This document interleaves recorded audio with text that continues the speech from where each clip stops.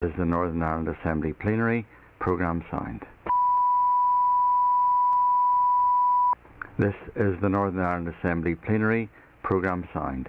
This is the Northern Ireland Assembly Plenary. Programme signed. This is the Northern Ireland Assembly Plenary. Programme signed. This is the Northern Ireland Assembly Plenary. Programme signed. This is the Northern Ireland Assembly Plenary. Programme signed. This is the Northern Ireland Assembly Plenary. Programme signed. This is the Northern Ireland Assembly Plenary. Programme signed. This is the Northern Ireland Assembly Plenary. Programme signed. This is the Northern Ireland Assembly Plenary. Programme signed. This is the Northern Ireland Assembly Plenary. Programme signed. This is the Northern Ireland Assembly Plenary. Programme signed. This is the Northern Ireland Assembly Plenary. Programme signed. This is the Northern Ireland Assembly Plenary. Programme signed. This is the Northern Ireland Assembly Plenary. Programme signed. This is the Northern Ireland Assembly Plenary. Programme signed. This is the Northern Ireland Assembly Plenary. Programme signed. This is the Northern Ireland Assembly Plenary. Programme signed. This is the Northern Ireland Assembly Plenary. Programme signed. This is the Northern Ireland Assembly Plenary. Programme signed. This is the Northern Ireland Assembly Plenary. Programme signed. This is the Northern Ireland Assembly Plenary.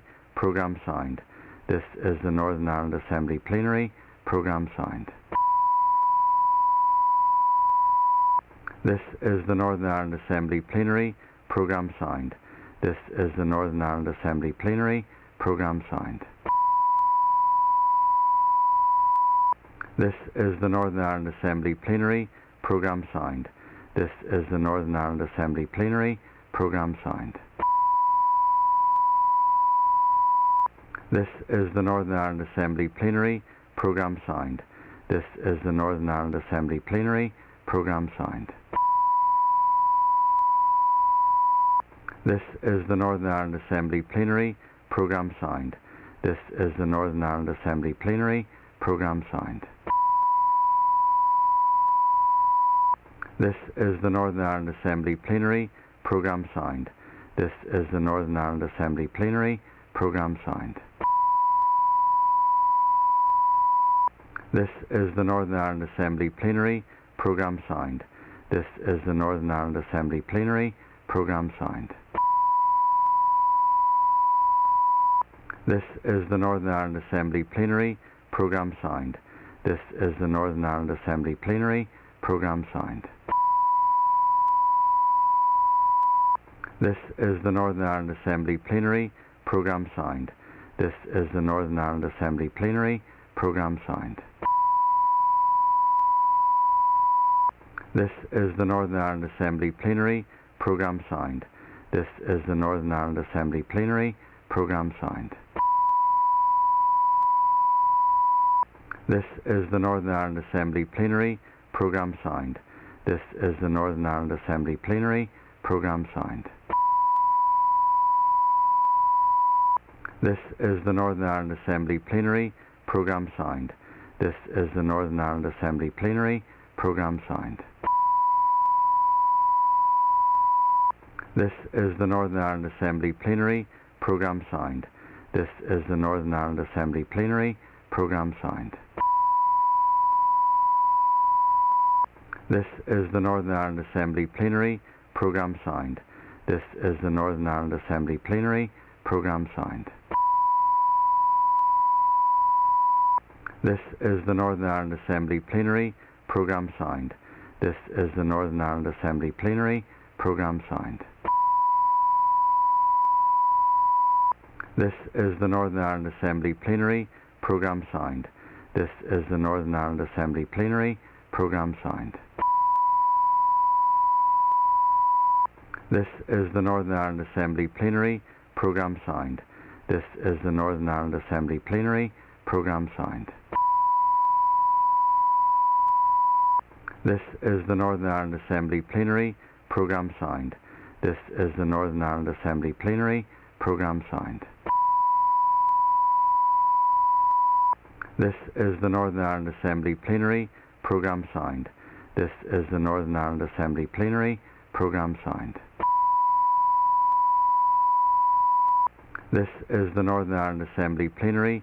Programme signed. This is the Northern Ireland Assembly Plenary. Programme signed. This is the Northern Ireland Assembly Plenary. Programme signed. This is the Northern Ireland Assembly Plenary. Programme signed. This is the Northern Ireland Assembly Plenary. Programme signed. This is the Northern Ireland Assembly Plenary. Programme signed. This is the Northern Ireland Assembly Plenary. Programme signed. This is the Northern Ireland Assembly Plenary. Programme signed. This is the Northern Ireland Assembly Plenary. Programme signed. This is the Northern Ireland Assembly Plenary. Programme signed. This is the Northern Ireland Assembly Plenary. Programme signed. This is the Northern Ireland Assembly Plenary. Programme signed. This is the Northern Ireland Assembly Plenary. Programme signed. This is the Northern Ireland Assembly Plenary. Programme signed. This is the Northern Ireland Assembly Plenary. Programme signed. This is the Northern Ireland Assembly Plenary. Programme signed. This is the Northern Ireland Assembly Plenary. Programme signed. This is the Northern Ireland Assembly Plenary. Programme signed. This is the Northern Ireland Assembly Plenary. Programme signed. This is the Northern Ireland Assembly Plenary. Programme signed. This is the Northern Ireland Assembly Plenary. Programme signed. This is the Northern Ireland Assembly Plenary. Programme signed. This is the Northern Ireland Assembly Plenary. Programme signed. This is the Northern Ireland Assembly Plenary. Programme signed. This is the Northern Ireland Assembly Plenary. Programme signed. This is the Northern Ireland Assembly Plenary. Programme signed. This is the Northern Ireland Assembly Plenary. Programme signed. This is the Northern Ireland Assembly Plenary. Programme signed.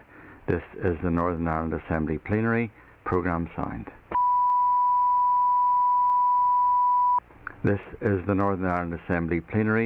Programme signed. This is the Northern Ireland Assembly Plenary. Programme signed. This is the Northern Ireland Assembly Plenary. Programme signed. This is the Northern Ireland Assembly Plenary. Programme signed. This is the Northern Ireland Assembly Plenary. Programme signed. This is the Northern Ireland Assembly Plenary. Programme signed. This is the Northern Ireland Assembly Plenary. Programme signed. This is the Northern Ireland Assembly Plenary. Programme signed. This is the Northern Ireland Assembly Plenary. Programme signed. This is the Northern Ireland Assembly Plenary. Programme signed. This is the Northern Ireland Assembly Plenary. Programme signed. This is the Northern Ireland Assembly Plenary. Programme signed. This is the Northern Ireland Assembly Plenary. Programme signed. This is the Northern Ireland Assembly Plenary. Programme signed. This is the Northern Ireland Assembly Plenary. Programme signed. This is the Northern Ireland Assembly Plenary. Programme signed. This is the Northern Ireland Assembly Plenary. Programme signed. This is the Northern Ireland Assembly Plenary. Programme signed. This is the Northern Ireland Assembly Plenary. Programme signed. This is the Northern Ireland Assembly Plenary. Programme signed. This is the Northern Ireland Assembly Plenary Programme signed. This is the Northern Ireland Assembly Plenary Programme signed. This is the Northern Ireland Assembly Plenary Programme signed. This is the Northern Ireland Assembly Plenary Programme signed. This is the Northern Ireland Assembly Plenary Programme signed. This is the Northern Ireland Assembly Plenary Programme signed. This is the Northern Ireland Assembly Plenary Programme signed. This is the Northern Ireland Assembly Plenary Programme signed. This is the Northern Ireland Assembly Plenary Programme signed. This is the Northern Ireland Assembly Plenary Programme signed. This is the Northern Ireland Assembly Plenary Programme signed. This is the Northern Ireland Assembly Plenary Programme signed. This is the Northern Ireland Assembly Plenary Programme signed. This is the Northern Ireland Assembly Plenary Programme signed. This is the Northern Ireland Assembly Plenary Programme signed. This is the Northern Ireland Assembly Plenary Programme signed. This is the Northern Ireland Assembly Plenary Programme signed. This is the Northern Ireland Assembly Plenary Programme signed. This is the Northern Ireland Assembly Plenary Programme signed. This is the Northern Ireland Assembly Plenary Programme signed. This is the Northern Ireland Assembly Plenary Programme signed. This is the Northern Ireland Assembly Plenary Programme signed. This is the Northern Ireland Assembly Plenary Programme signed. This is the Northern Ireland Assembly Plenary Programme signed. This is the Northern Ireland Assembly Plenary Programme signed. This is the Northern Ireland Assembly Plenary Programme signed. This is the Northern Ireland Assembly Plenary Programme signed. This is the Northern Ireland Assembly Plenary Programme signed. This is the Northern Ireland Assembly Plenary Programme signed. This is the Northern Ireland Assembly Plenary Programme signed. This is the Northern Ireland Assembly Plenary Programme signed. This is the Northern Ireland Assembly Plenary Programme signed. This is the Northern Ireland Assembly Plenary Programme signed. This is the Northern Ireland Assembly Plenary Programme signed. This is the Northern Ireland Assembly Plenary Programme signed. This is the Northern Ireland Assembly Plenary Programme signed. This is the Northern Ireland Assembly Plenary Programme signed. This is the Northern Ireland Assembly Plenary Programme signed. This is the Northern Ireland Assembly Plenary Programme signed. This is the Northern Ireland Assembly Plenary Programme signed. This is the Northern Ireland Assembly Plenary Programme signed.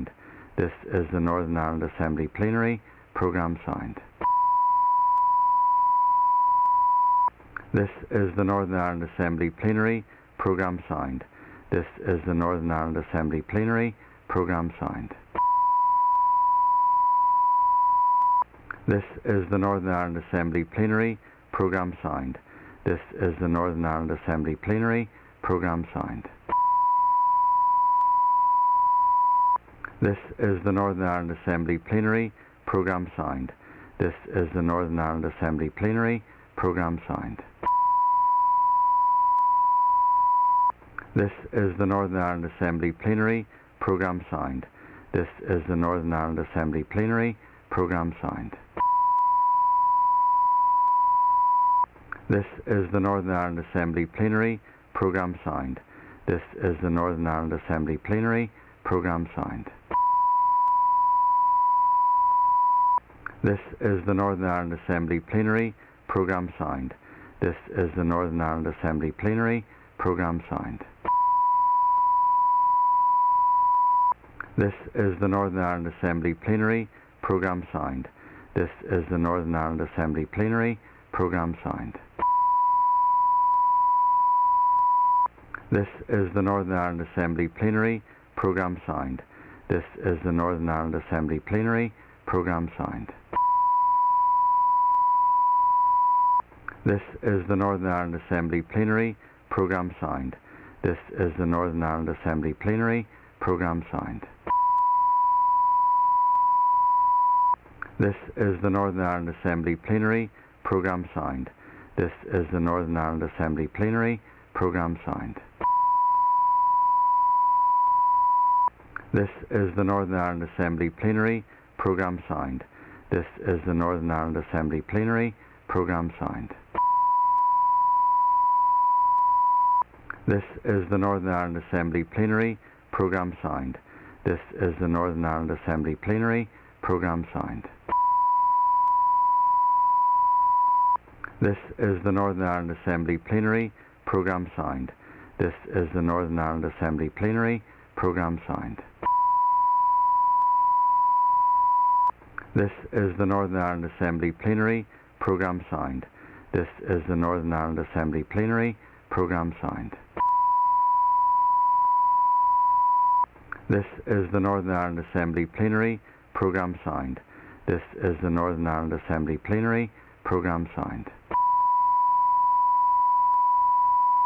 This is the Northern Ireland Assembly Plenary Programme Sound. This is the Northern Ireland Assembly Plenary Programme Sound.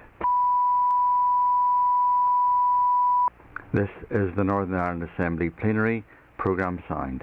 This is the Northern Ireland Assembly Plenary Programme Sound. This is the Northern Ireland Assembly Plenary Programme Sound. This is the Northern Ireland Assembly Plenary Programme Sound. This is the Northern Ireland Assembly Plenary Programme Sound. This is the Northern Ireland Assembly Plenary Programme Sound. This is the Northern Ireland Assembly Plenary Programme Sound. This is the Northern Ireland Assembly Plenary Programme Sound. This is the Northern Ireland Assembly Plenary Programme Sound. This is the Northern Ireland Assembly Plenary Programme Sound.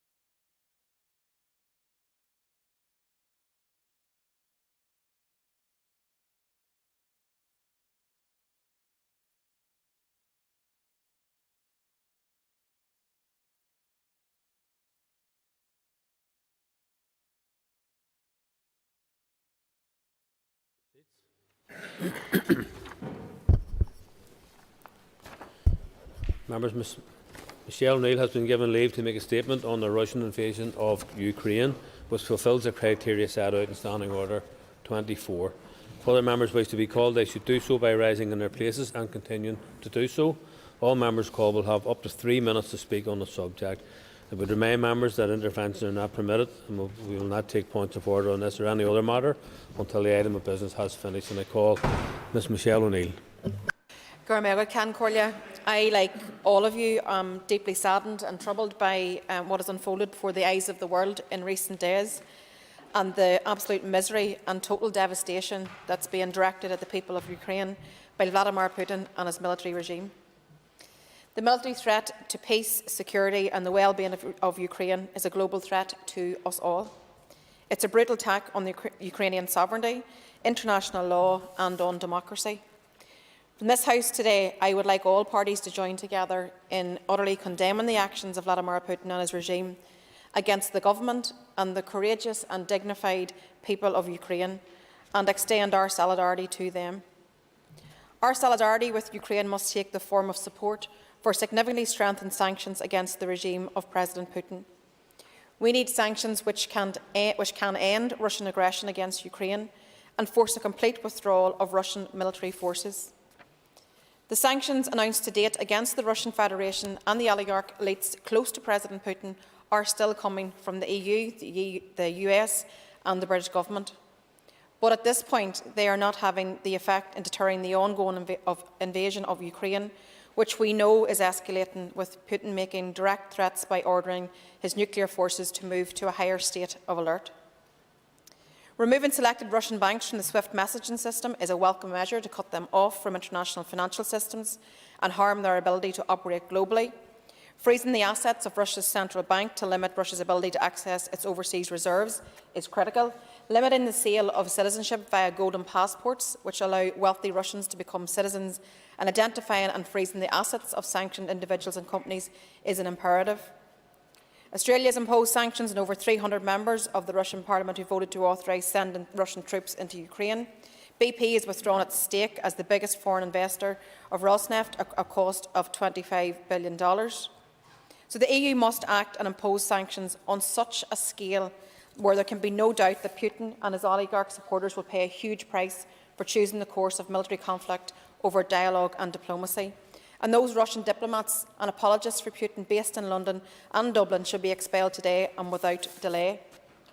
Turning to the people of Ukraine, we have all witnessed and been very saddened to see the harrowing scenes of families being divided, being forced to flee their land, being forced to flee their home, clutching in one hand a child in one arm and perhaps all of their belongings in another.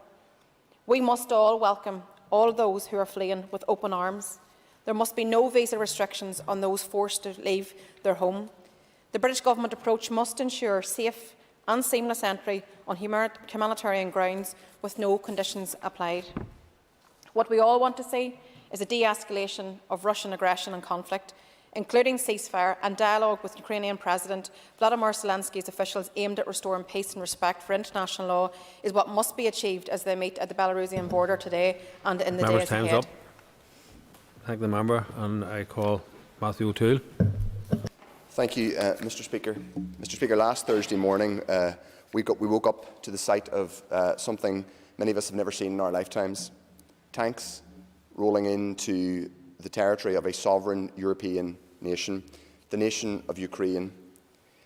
Innocent Ukrainians over the past 4 days have been cowering in underground stations and bunkers, cowering from the soldiers and the weapons of mass destruction sent by Vladimir Putin and his gangster regime. For far too long, Putin's regime has undermined democracy across the democratic world, and in doing so he has intimidated those nations on Russia's periphery. The actions by that gangster regime are totally unacceptable, but they're not just unacceptable at a geostrategic level, they're unacceptable because they are committing war crimes. They are in breach of international law. They are inflicting enormous and immense trauma on the innocent people of Ukraine. We have all, over the past few days, been watching the courage and resilience of not just the Ukrainian people, but their President, Volodymyr Zelensky. They have inspired the world. After a slow start, Western countries have stepped up the process of applying severe financial and economic sanctions to the Putin regime. I welcome, and my party welcomes, the measures that were taken yesterday by the European Union. They are overdue. What we also need to see is a ramping up of the humanitarian response to this crisis. The EU has completely waived its visa requirements for Ukrainians fleeing Putin's terror machine. The UK should do so now. It should have done so already. It's frankly immoral that Priti Patel and the Home Office have not done so, Mr. Speaker. It is worth briefly reflecting on what's happened over the past couple of decades, in which Putin and his regime have not just turned Russia into a bloody gangster regime, but they have used various means to insinuate control over democratic institutions here in the Western world. That includes things like their television station RT. I'm sorry to say some have decided to appear on that television programme, including members of parties represented in this chamber. I'm also sorry to say that some of the parties represented in this chamber failed in the European Parliament several months ago to vote for a motion of censure against Vladimir Putin. They should be asked to account for that. But what we should all be focusing on now is, yes, de-escalating this crisis, but ensuring that the people of Ukraine have the solidarity and support that they need to get this murderous gangster off their territory and to return Europe to a position of stability. As a proud European, I stand in solidarity today with my fellow Europeans in Ukraine as they deal with the murderous gangster regime of Vladimir Putin. Thank you. Nicole Andrew Muir. Thank you, Mr. Speaker. Today we consider an atrocity occurring not far away from here. In fact, the journey to Ukraine is a flight journey that would be shorter than what we would take sometimes for our own holiday. The murder, mayhem and human rights abuses being perpetrated are in fact very close to home. My thoughts today are with the people being murdered and living in fear of lives and liberties being lost from the advance of Russian troops, at the behest of a most evil man, a thug whose only place should be in front of the International Criminal Court. What is sadly unfolding is not altogether unsurprising, because it comes on the back of the previous invasion of Crimea and Georgia and widespread human rights abuses across Russia. The killing and the casting into prison of those who courageously dare to oppose, imprisoning dissenters, journalists and anti-corruption activists, persecuting both ethnic and religious minorities and LGBT people. My thoughts today are especially with my fellow LGBT brothers and sisters. Lenny Emson, the director of Kiev Pride, said, "We don't want to believe that Ukraine will be Russia. There's no space for human rights in that country. We don't want Ukraine to be the same. We're going to fight against it." And this also comes on the back of the interference in elections, from the Brexit referendum to the US presidential elections. And politicians in the UK and beyond, all too willing to accept funding from Russian oligarchs. All the warning signs were there, but the action has far too often been too little, too late. Last night, the EU agreed that all member countries will take in Ukrainian refugees for up to 3 years without asking them to first apply for asylum. Meanwhile, the UK government continues to fail to provide a similar response. A full and generous humanitarian response is needed. The Tory Minister for Safe and Legal Migration says it all, really.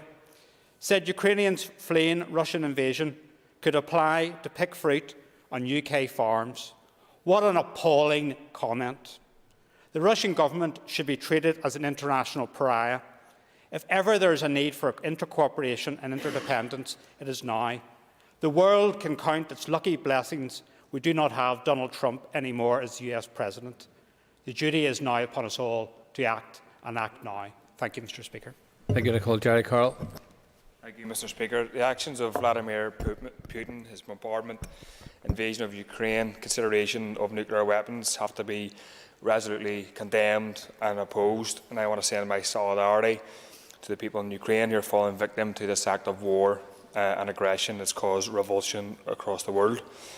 I also want to pay tribute to the bravery of anti-war protesters across the world who are taking a stand to say that no to war again, particularly the brave protesters in Russia who are facing jail time and brutal repression for taking a courageous stand against their own government's descent into war.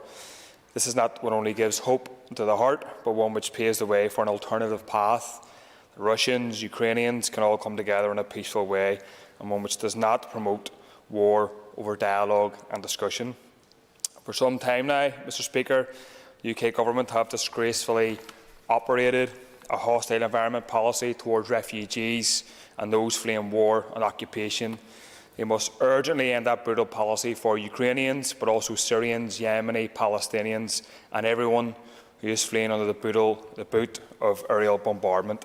The Tory government cannot be selective in who it lets in or who it views as worthy refugees. Everybody who needs to be here and wants to be here should be welcomed. But, Mr. Speaker, we shouldn't be one-sided in condemning militarism, occupation and aggression. We should be condemning it in whatever guise, wherever it is and wherever it appears. And in the region around Russia and Ukraine, Vladimir Putin isn't just the only nasty force engaged in militarism, civilian killings and occupation. What has been largely lacking in conversations about events in and around Ukraine, Eastern Europe generally, is the aggressive and expansionist role of NATO in Europe and elsewhere across the world. Far from being an innocent party that defends democracy, NATO is the armed wing of Western imperialism. Its expansion has been a key factor in heightening tensions now leading to an all-out war. NATO is a military alliance that is dominated by the US, and after the fall of the Berlin Wall, repeated promises were made to Russia that NATO would not expand eastwards. But the US is obviously terrified about its economic decline and role and wants to use its military prowess to gain extra leverage for its corporations. So we need to call it the aggressive role. You can't. Sorry, ma'am. So we need to call it the aggressive role of NATO and NATO members and those states willing to pour fuel onto the fire, which will no doubt increase casualties and cause untold devastation. We need to see de-escalation, demilitarisation and an end to the chest-beating drive to war. And there's obviously been discussion about sanctions in the last number of days. Member's time's up. So no to war, no to escalation. Thank you. Thank you. And I call Jonathan order, members, and I call Jonathan Buckley. Open your ears. Speaker, and it's clear that Mr. Putin has an ally in Mr. Carroll in this chamber. Can I say, in beginning, can I commend the bravery of the ordinary citizens of Ukraine in standing up to this tyranny? The light of democracy burns bright in their hearts, minds and soul. I can only begin to comprehend the huge pain and suffering inflicted upon many of them. Sadly, there are many people in Northern Ireland that can draw many similarities at being at the threat of terrorism on their own shores. Just over the weekend, Mr. Speaker, I spoke to my good Ukrainian friend, Oksana. She lives in Kiev with her husband and children, worried sick about what a day will bring in Ukraine. My heart and my total admiration are with the Ukrainian people, worried for their safety, but determined to fight for their homeland. I think of those particularly from our own shores doing Christianity and Christian missionary work and humanitarian work in Ukraine at this present time, determined to stay to help support the Ukrainian people. The West's response, albeit slow to begin with, has been heartening and should be of heart for us all, because the international world, with the exception of some, are united in their response in isolating Russia and calling it out for what it is. We must stand up to the Russian Federation. We must stand up to Vladimir Putin, because Putin has all the hallmarks of a 21st century Adolf Hitler. And I don't say that lightly, and time will bear out just how serious a situation this becomes. But unless the West wakes up and realises that if Putin is to be contained and curtailed, they must do so in a united way, and therefore I believe and support the work of NATO and support their desire to ensure that European countries can be in control of their own destiny rather than having their boot put on them by tyrants like Vladimir Putin and indeed his allies. Compare his actions with that of the Ukrainian President Zelensky. He has said, and I will close on this, asked about assistance from the West, war will knock on your doors. This is the sound of a new Iron Curtain, which has come down and is cutting Russia off from a civilized world. We cannot be complicit. The West must stand united and take on Russia with all its might, both economically and through other means. Thank you, Mr. Speaker. Thank you, Member called Robbie Butler. Thank you, Mr. Speaker. The one thing that we will be united on in this House is that we are all saddened, we're all worried and we're all concerned about the innocent people in Ukraine who are under immense danger at the moment and the hand of tyranny. I don't want to reflect too much on Mr. Putin to give him too much airspace and headspace, but what we are on the cusp of, we've just gone past the first century from the First World War, with the Second World War, obviously, and the reality and the pain and the ripples of that is still being felt throughout this world. And the fact that in 2022 that we see someone who is prepared to inflict pain, not only on Ukraine, but the threats that have come out over this past 48 hours with regard to his warnings towards the rest of the world, are forcing each and every one of us to sit up and recognise the danger that still exists.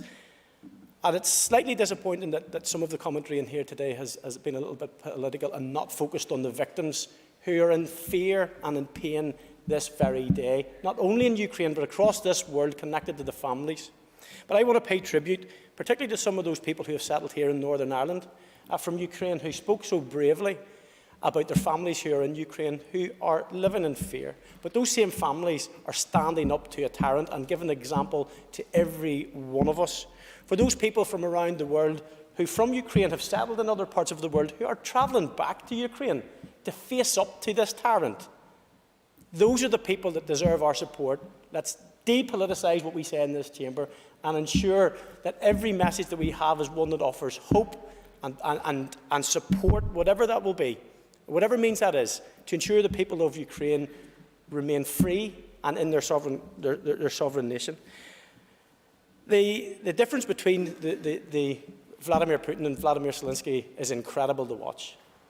One who goes to the front line and provides that leadership for his people and doesn't sit in his capital and directing other people to their slaughter. And that includes Russians and Russian soldiers too. There have been many thousands of Russian soldiers also killed in this senseless and needless battle.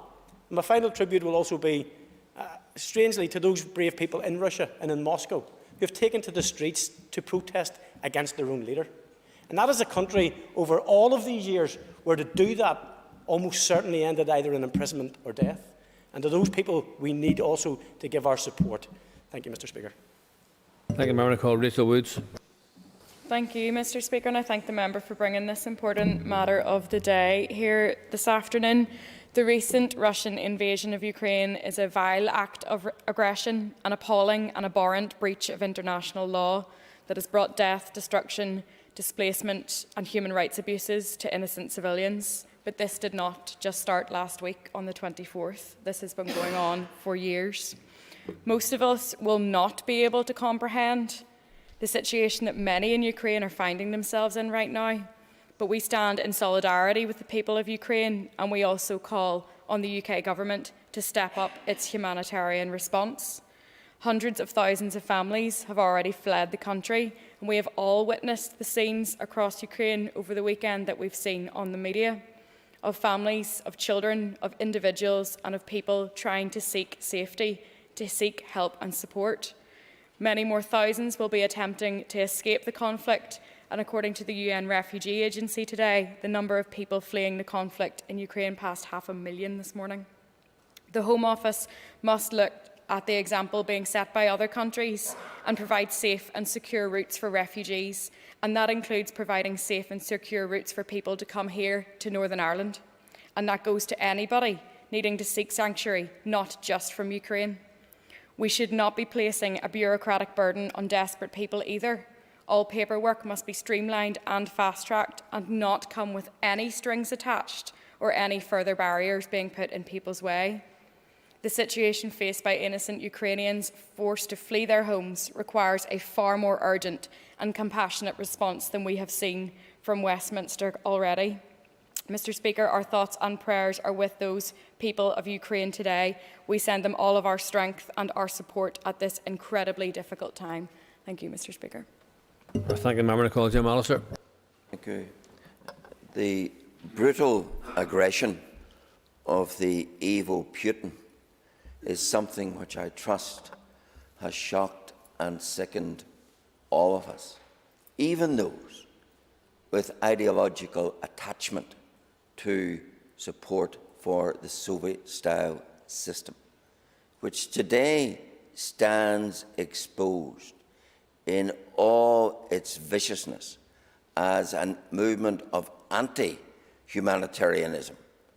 And I do deplore the fact that some would still seek to provide diversion and excuses by attacking NATO, who stand between us all and this evil form of conquering aggression. In standing with Ukraine, I am very proud of the fact that anti-tank weaponry made in Belfast is being supplied to help the Ukrainians in their brave stand. Anti-tank weaponry, which some in the past in this House have opposed the very manufacturing of, and yet today it is that which is helping to protect Ukraine, and that is something I greatly welcome. There has been some talk of the EU stand, but no one has yet mentioned the appalling fact that the Republic of Ireland is abstaining itself from the lethal support that the EU is prepared to give to Ukraine. In pursuit of its so-called neutrality, it is refusing to engage in the supply of vital lethal equipment to the people of Ukraine. Of course, we in Northern Ireland are well used to the impact of the Republic of Ireland's ambiguity when it comes to withstanding terrorism. They armed the IRA, they sustained the IRA, they provided them with bases for training, they denied extradition, they gave them all the succour and the support that those terrorists needed. Maybe therefore no surprise that today they refuse to join in the Europe-wide provision of lethal support to the people of Ukraine.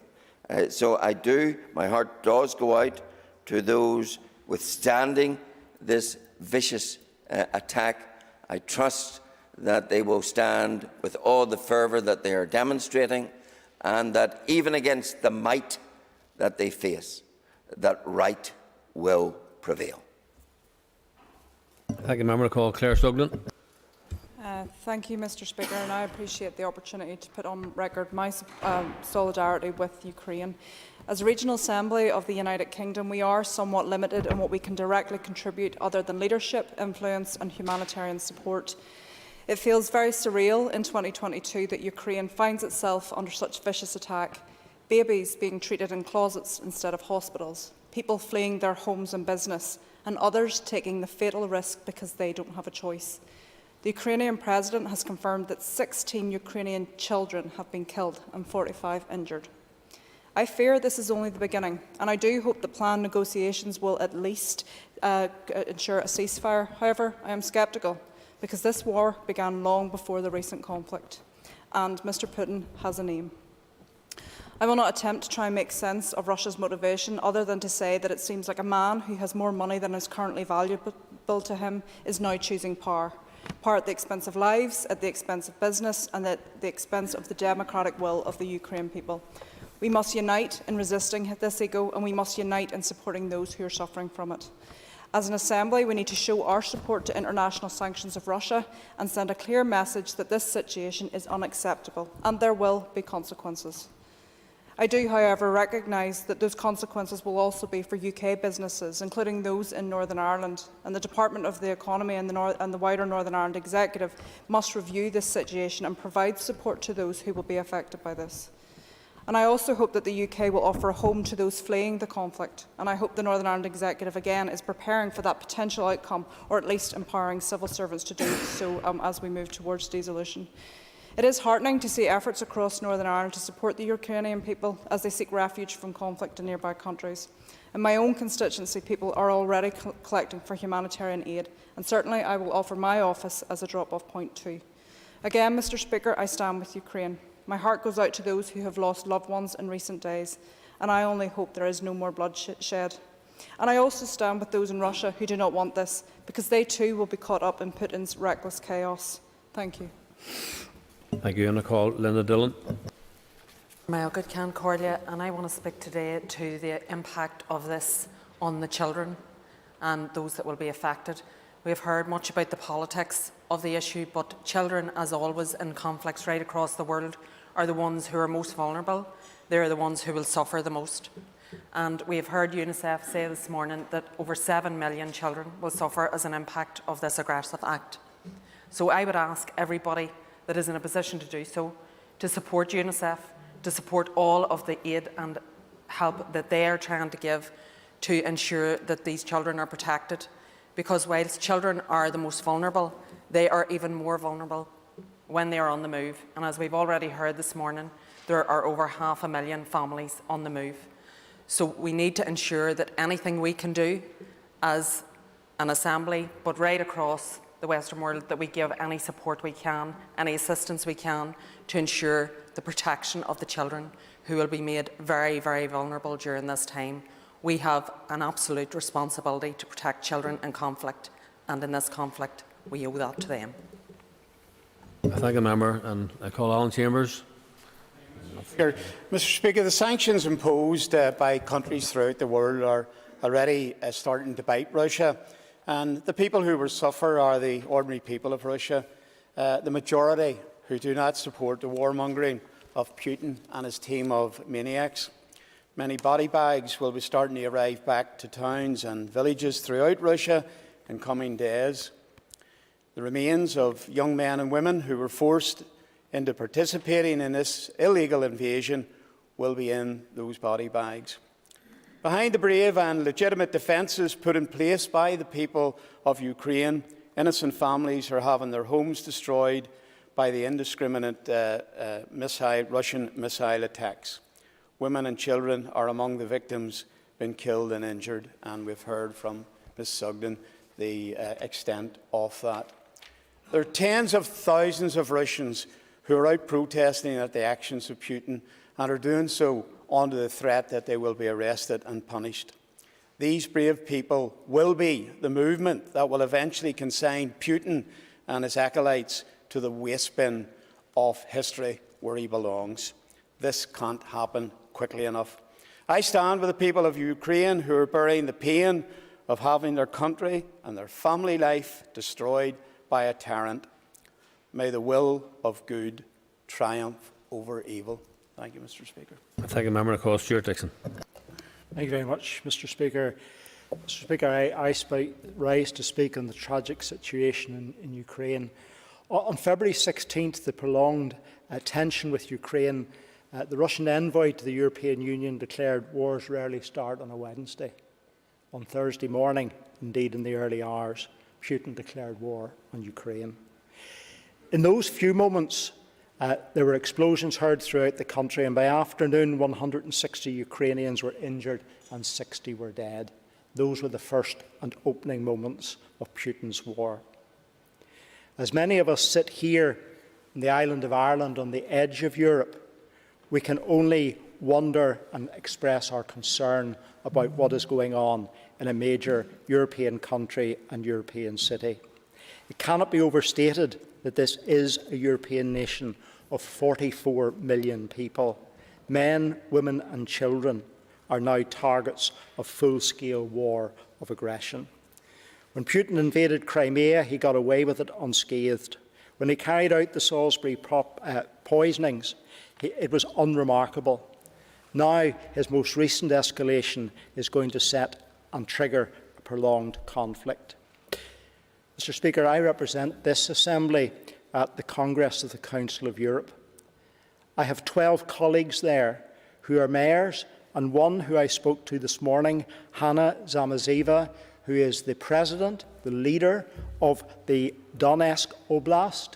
That means that she is president of an assembly that represents more people than we do in this Northern Ireland Assembly. When she was elected, she didn't believe that she was going to be given a machine gun to defend the people in her village. 12 hours ago, Russian troops and their tanks rolled into her village and crushed towns and murdered people. That, Mr. Speaker, is why we are here today, to stand up for democracy, to stand up for what is right, to stand up for elected representatives, and to stand up for democracy in Ukraine. Ukraine is a democratic state.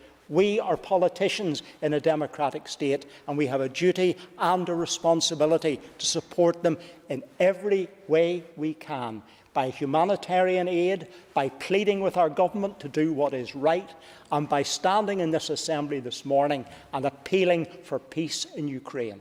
Thank you very much, Mr. Speaker. Thank the member, and that concludes the matter of the day. Members, moving on to the next item on the order paper, item number 2. It's a public petition. Andrew Muir has sought leave to present the public petition in accordance with Standing Order 22. The member will have up to 3 minutes to speak, and I call Andrew Muir. Thank you, Mr. Speaker. Today I am presenting a petition with 546 signatures calling upon the Minister for Infrastructure to withdraw the proposed abandonment order that has been issued for Green Road in Conleague within my constituency. This abandonment order risks the demolition of the historic Belfast and County Down railway bridge and must be opposed. Whilst the railway line was closed in 1950 and various features of the railway, such as the track bed, have been removed, many aspects of the old line between Newtownards and Dognadee remain in place, including numerous bridges, such as the one which is now threatened with demolition. I have been working with residents for a number of years now on how best we can preserve this old railway bridge. It has a strong connection to the area, with the nearby Stonebridge housing development named after the bridge. I can still remember driving over the bridge before the road was moved to bypass it. Engagement with Council, the Department for Communities and the Department for Infrastructure has revealed limited mechanisms to protect the bridge if an abandonment order is made, other than the Council's local development plan, which could be years away from being adopted. There is no current ability to list and protect the bridge, so the withdrawal of this abandonment order is our last hope for preventing the demolition of Stonebridge.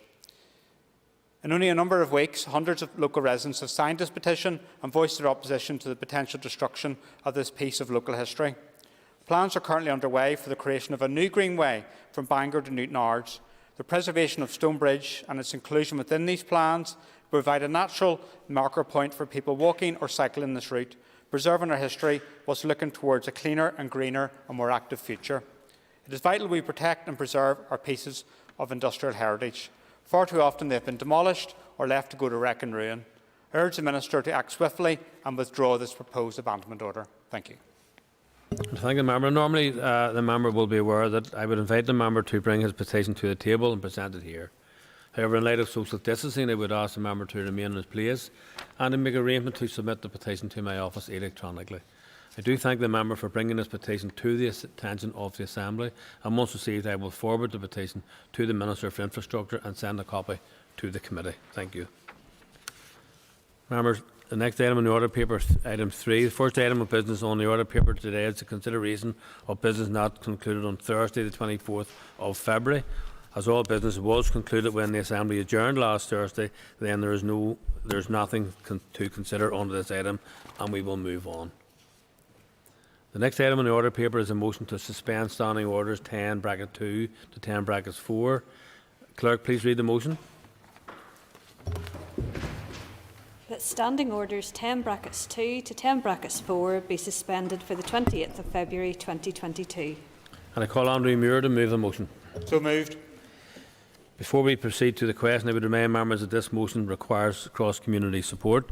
The question is that the motion standing on the order paper be agreed. All those in favour say aye. Contrary, no. The ayes have it, and as there are ayes from all sides of the House and no dissenting voices, I am satisfied that cross-community support has been demonstrated and the motion is agreed. We're ready then to move on to the next item, which is the Ministerial Statements. I have received notice from the Minister for the Economy that he wishes to make a statement. Before I call the Minister, I remind members here in the Chamber that in light of social distancing being observed by the parties, Speaker's rulings that members must be in the Chamber to hear a statement if they wish to ask a question has been relaxed. Members participating remotely must make sure that their name is on the speaking list if they wish to be called. Members present in the Chamber must also do this, but may do so by rising in their place, as well as notifying the Business Office or Speaker's table directly. I remind members to be concise in asking their questions. This is not an opportunity for debate per se, and long introductions should not be used.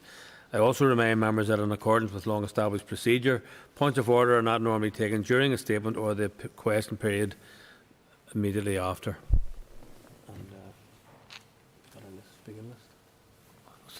I'd like to call the Minister.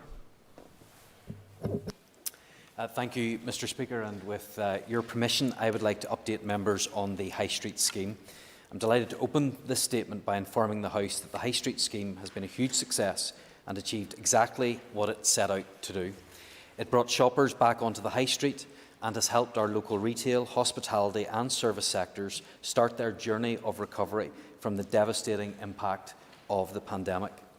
I know that this House, as well as local media and members of the public, all have a keen interest in the data that the Department will be publishing on the High Street scheme.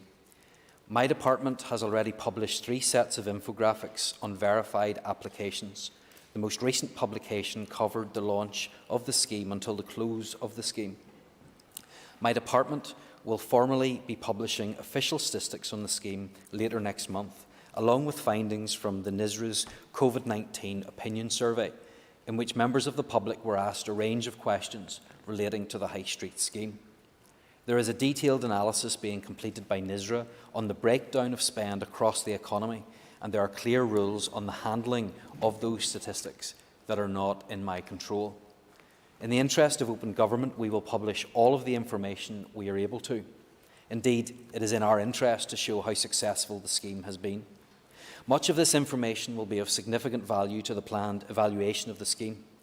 This evaluation will consider a full range of evaluation metrics, including the scheme's performance against its original objectives, as well as an assessment of its economic impact, including through the assessment of additionality, potential for economic multipliers, and attitudinal changes across society that it may have influenced.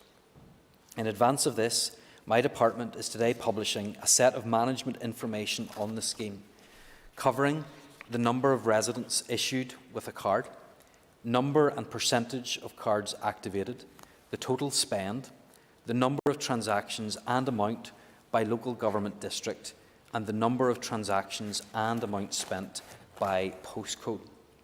Before doing so, I wanted to present to the House some of the key information of this early analysis. However, it is important to note that this information has not undergone the same rigorous quality assurance checks that will be undertaken prior to the publication of official statistics.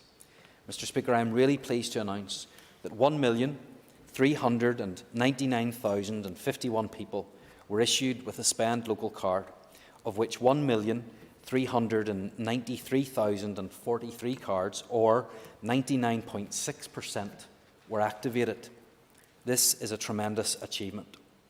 The scheme was designed to provide an economic boost to the local economy, and to this end £136.6 million has been injected into the local economy, leading to an improved level of consumer confidence and increased levels of public spending. This can be clearly seen from the fact that nearly 1.4 million customers visited our local shops, restaurants, bars, cafes, cinemas, hairdressers across all parts of Northern Ireland during the lifetime of the scheme, and over 3.7 million new transactions were made using the Spend local card. Of course, we know that many of those customers ended up spending much more than £100 on local goods and services, so the actual additional spend could be significantly higher than £136.6 million. Mr Deputy Speaker, this early analysis shows that the benefits of the scheme were enjoyed in all parts of Northern Ireland, in every one of our local constituencies and in every local government district. Over £27 million was spent in Belfast, over £12 million in Armagh, Banbridge and Craigavon, while over £10 million was spent in each of the following local council areas: Newry Morning Down, Derry City and Strabane, Antrim Newton Abbey, Lisburn and Castlereagh, and Ards and North Down. In Mid and East Antrim, the figure was over £9 million. In Causeway Coast and Glens and in Mid-Ulster, more than £8 million was spent, while the figure for Fermanagh and Omagh was just over £7.5 million. Mr Speaker, we will publish these figures on the Department's website today, along with a breakdown of spend and transaction by postcode, so members and the general public can see for themselves the direct boost the High Street scheme has brought to those retail, hospitality and service businesses closest to them. The scale of the task of delivering the High Street scheme was unprecedented and should not be underestimated. We implemented a process which manufactured, dispatched and delivered cards to close to 1.4 million people, each card unique to each applicant, including bespoke embossed cards for the visually impaired and blind. We worked tirelessly with local traders in the business community to ensure their understanding of the scheme, to incentivise sales and to encourage spending. And I believe members will agree that it was worth it. I am sure that members will have heard the same positive messages that I heard from businesses within their own constituencies. But that has also been confirmed by independent analysis. According to an Ulster Bank survey, retail sales in Northern Ireland rose in November 2021 for the first time in 4 months. The bank's chief economist, Richard Ramsey, said the High Street scheme undoubtedly contributed to the pickup in demand. Research in December 2021 also showed an increase in shoppers on Northern Ireland's high streets. The figures published by the Northern Ireland Retail Consortium showed a boost to the number of people going into shops or businesses in October, continuing in November following the introduction of the High Street scheme. In November, the number of shoppers in Northern Ireland reached their highest point so far compared to the pre-pandemic level. Aidan Connolly, Northern Ireland Retail Consortium Director, commented that the High Street card scheme is truly proving its value, with a phenomenal bounce back in footfall across Northern Ireland. This is hugely welcome news for retailers who have had the toughest 2 years on record. The people from which I was most pleased to hear were the business owners who needed the scheme to help them cope with the impact of the pandemic. On a personal level, these individuals, shopkeepers, barbers, newsagents, publicans, cafe owners, the list goes on, they brought it home to me why the scheme was so important. While the vast majority of verified applicants to the scheme received their Spend Local cards before the scheme closed, I am aware that a small proportion of the verified applicants, although less than 0.4%, did not receive a card, while some others encountered difficulties activating and using their card. I apologise to those applicants, but would like to make it clear there were a number of contributing factors, such as issues with postal service and errors in applications, such as incorrect addresses being entered, resulting in cards being sent to the wrong address. Mr. Speaker, I would like to offer my sincere thanks and appreciation to all of those members who worked and continue to work with my officials to help their constituents. I can assure you that my officials used maximum flexibility and worked until the very last second to ensure as many people as possible received a card to support local businesses. Recently, in recognition of the fact that some verified applicants did not receive a card, while others encountered difficulties activating and using their card, I announced that we would be making remedy payments to eligible applicants. The applicants eligible for a potential remedy payment will be verified applicants who did not receive a Spend Local card or who received their card after the scheme closed, verified applicants who had issues activating their cards or using their cards which were outside of their control and have a remaining balance of £10 or more, and eligible applicants who did not receive a Spend Local card as a result of service failure by the Department. It is anticipated that the total cost of delivering remedy payments will be in the region of £1 million to £1.5 million, and this will be met from the scheme's underspend.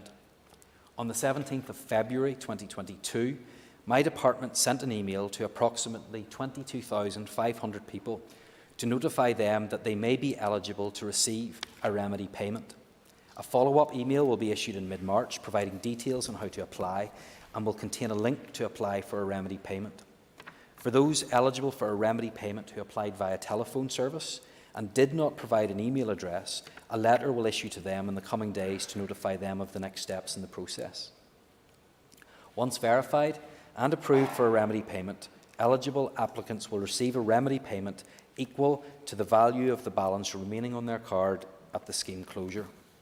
I would ask that everyone show patience while my officials finalise the setting up of an automated system to administer these remedy payments, and it's anticipated that they will be made in late March, early April. And I would encourage all eligible applicants to use their remedy payment to support local businesses in their area that have been impacted by the pandemic. However, I want to make clear that remedy payments do not mean that the scheme is being reopened. Remedy payments will not include individuals who did not submit an application or applicants who did not provide sufficient evidence of eligibility and were subsequently rejected, unless there is strong evidence presented to demonstrate that a service failure occurred. Mr Deputy Speaker, there is no doubt that the last 2 years have been tough for our local businesses, but I am confident about the future of local businesses in Northern Ireland. And I think that this pandemic has only highlighted the resilience and creativity of those right across Northern Ireland. So finally, I want to thank the tens of thousands of participating retailers, many of whom incentivised spend by offering additional savings, and the cardholders who activated their cards and went out into the high street and supported local businesses.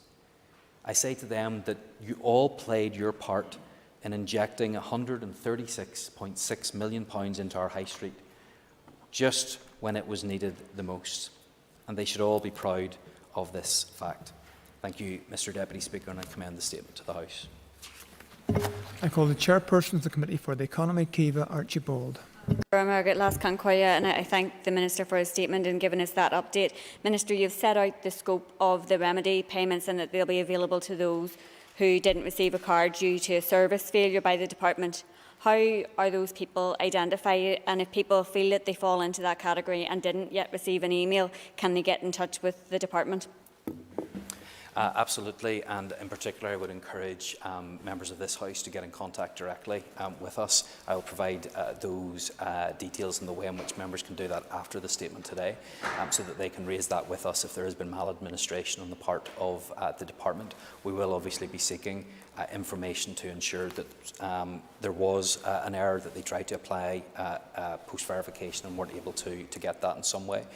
So we do stand ready to help those who, through no fault of their own, didn't get their card and weren't able to support local businesses as others have. I call Peter Weir. Thank you, Mr Deputy Speaker. I thank the Minister for his statement.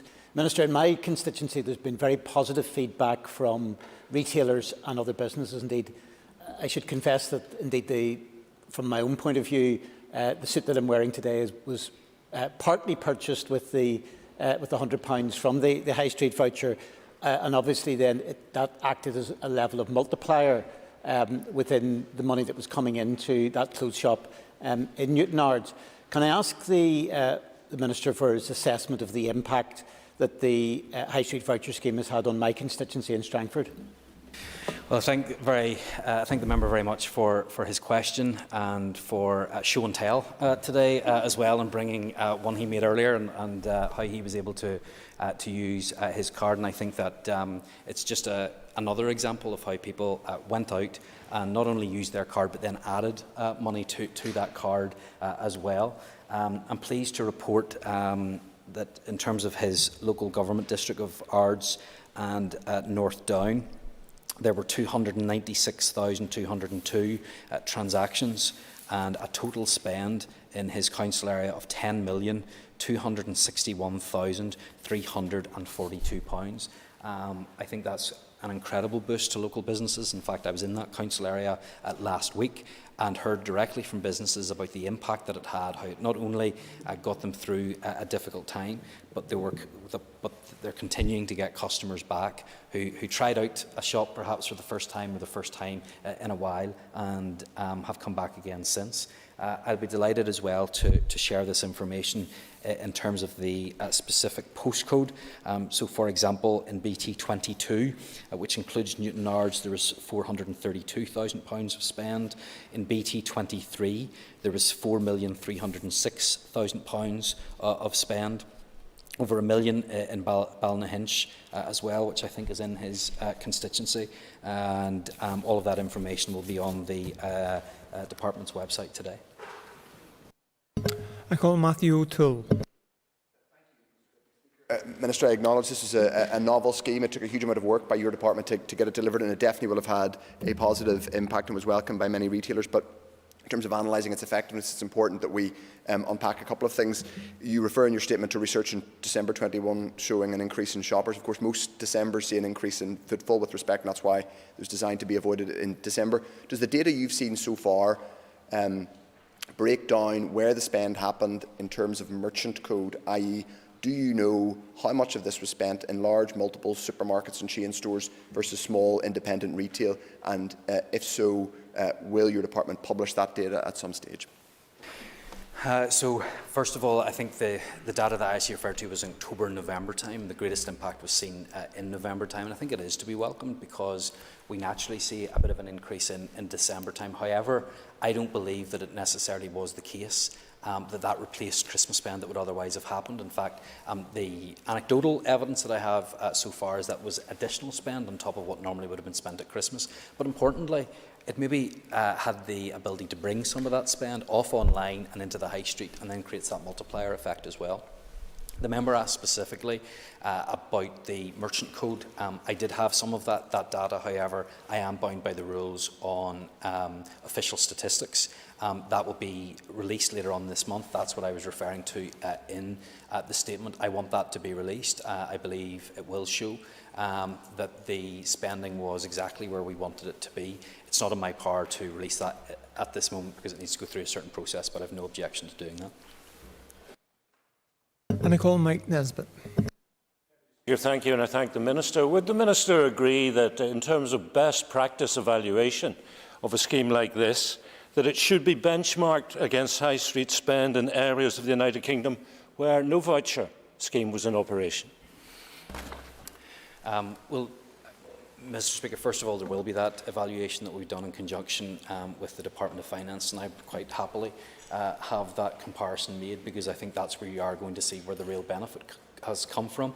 We've already seen that in terms of some of the analysis that was carried out in November time, that we were far ahead of other parts of the UK in terms of where they were vis-à-vis the pre-pandemic situation. And I have no doubt that that will show that the scheme was doing what it intended to do. So I think, although it's been independent evaluation, I don't think I'll have the control over it in that way, but certainly I would have no objection to making sure that that comparison is carried out. I call Stuart Dixon. Deputy Speaker, Minister, I suppose I should declare an interest in I received and spent the card, and it worked perfectly well for me. Unfortunately, there were others who it didn't work for. I particularly chose a high street trader who was adding 10% to the value of the card. But that wasn't 10% to give to me, that was 10% to give to charity. And there's a lot of disappointment around that there was no mechanism in which to do that. But very briefly, Minister, given the distress caused to, and I accept a small number of people who couldn't access their cards, can we now seek assurance that this is not a closed system, and that there will be an opportunity for people who believe that they should have received their card or their card should have worked, that will be dealt with and examined in detail to ensure that if they're entitled to the money, they will get the money? Mr. Speaker, on the first point that he made in relation to a facility to give this money to charity, clearly was the case that the scheme was designed to help those businesses, particularly on the high street, that had been so badly affected by the pandemic. However, I know that many people did use the card to support businesses, but then also to use whatever they bought to give to charity, and I think that's very commendable for those that did that. And he also mentions the additional money that was given as a discount in some cases, and I do want to place on record my thanks to all of those business organisations and others that did so much to incentivise use of the card, which helped to make sure that it was targeted in the places that it could be. I think it is an incredible success that we have managed to get out so many cards to so many people in such a short space of time with all of the challenges that we're facing. I recognise that for a small number of people it didn't work out as we had hoped that it would, but I am committed to making sure that those who didn't get their card or to those for a reason outside of their own control couldn't activate or spend their card, get the opportunity to get that money into their account so that they then can choose, I hope, to use it in the same way as the rest of us did.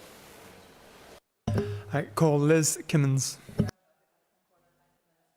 For his statement this morning. And Minister, as others will have been, I was contacted by lots of constituents who had difficulties applying through the online service the first time round, and you mentioned in your statement the remedy payments will be accessed through an online link. Thinking particularly around elderly people, because I know certainly that's one of the issues that has been brought to my attention. And given that, will there be a phone line reopened for those people who are entitled to remedy payments so that they can get updates on that and check when they will be receiving those payments? Yes, those who originally had contacted us by telephone and had problems will then be contacted as well through the same system. So if you didn't use the online facility before, you won't need to do that again, as I was outlined in my statement. I do just want to say, though, that we recognise that this was an issue. We tried our best to provide alternatives. I was as flexible as I could be in terms of allowing MLAs to help to apply and to verify as well on behalf of older people, I think, that come into, I'm sure, to all of our constituency offices. That being said, our analysis shows that 47.4% of all verified applications to the scheme were from those aged 50 and over, which corresponds exactly to the percentage of over 50s in the adult population. To break this down a bit more, around 25% of the adult population are aged 50 to 64, and 25% of those were verified. 22% of the adult population are aged 65 plus, and 21.9% of verified applicants were in this bracket. So I think, same as the rest of the population, the vast majority who applied were verified, got their card and spent their card. But where there is issues, as I've done throughout this scheme, I want to do as much as I can to make sure those people get their remedy if necessary. I call Keith Buchanan. Minister, you're fair in your statement that you've injected £136.6 million into the economy. If this scheme had not been delivered, what would our High Street be like today? Well, Mr Deputy Speaker, I think that the High Street would be struggling a lot more than it currently is because of what we have been able to inject into the local economy.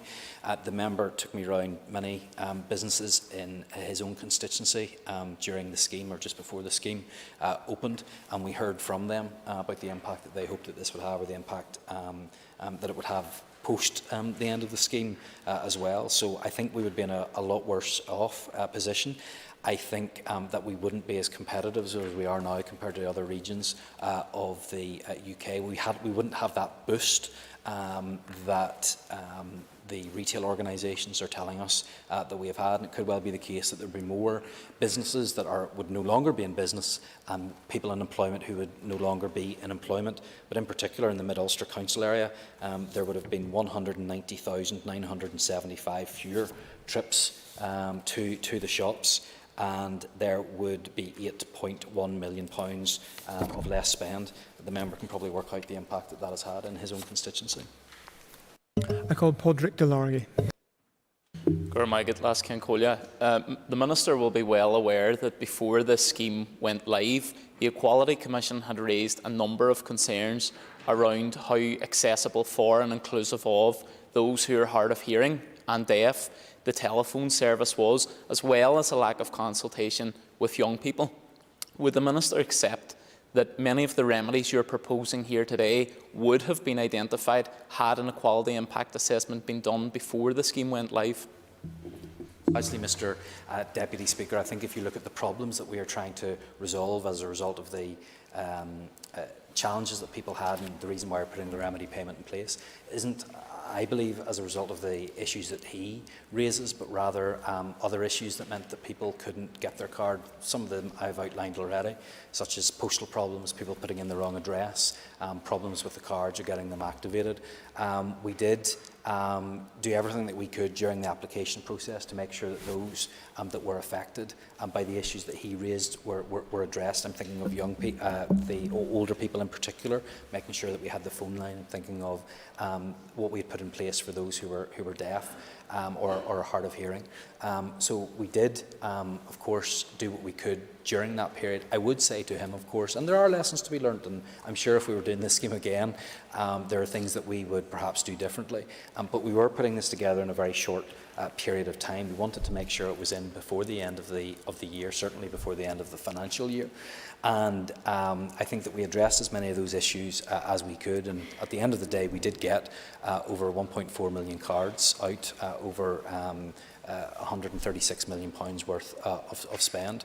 But where there are issues, where there are problems, I of course take those on board, and we'll look forward to the results of the independent evaluation that will be carried out. I call Stephen Dunn. Deputy Speaker, and I welcome the statement today, and I certainly know the very positive impact that the scheme has had across my own constituency of North Down. One of the key aims of the scheme was to change the longer-term shopping behaviour and encourage people back into our shops. Can I ask the Minister, are you confident that it has achieved that aim? Yes, I believe it has, because and this is anecdotal evidence so far, including from a visit to the member's constituency last week, where I was in Donaghadee with Mr Dunn, and speaking to shop owners there. They were telling us not only of the short-term boost that it had given, but they are getting returning customers. Again, it's an opportunity for businesses to connect, or in some cases reconnect with customers, and to show what they have on offer. So clearly there will need to be an evaluation done around all of that, but what I'm hearing so far is that it has brought people back on to the high street. For perhaps a long time, online shopping was, and of course will continue to be, very, very popular. However, I think what the High Street scheme did was give shop owners the opportunity to show the customer service that they can provide, show the quality of the product that they have, the competitive prices that they're able to offer as well. And so I think that the benefits of that will last much longer than just October, November and December 2021. I call Daniel McCrossan. Thank the Minister for the statement. Also, Minister, can I commend the team at the Department for their quick responses to a number of the queries that have been raised by my office. They've been most helpful in the circumstances where they could be, and it is appreciated very much. Minister, I'm looking at the figures. There is £12 million spent in ABC, and then various figures in between, down to £7.5 million in my own constituency between Omagh and Fermanagh. Why is the figure there so low, Minister, in terms of the level of spend? Is it the case that people didn't spend it at all, or was it spent elsewhere? And if that's the case, what is the level of unspent funds in that area? Well, first of all, can I also add to the record my thanks to my departmental officials. It was a huge task that was in front of them. It was done in a very short period of time, and I don't think it's something they will probably want to do again anytime soon. But it was a unique scheme for unique times, and it had the impact that we all wanted it to have.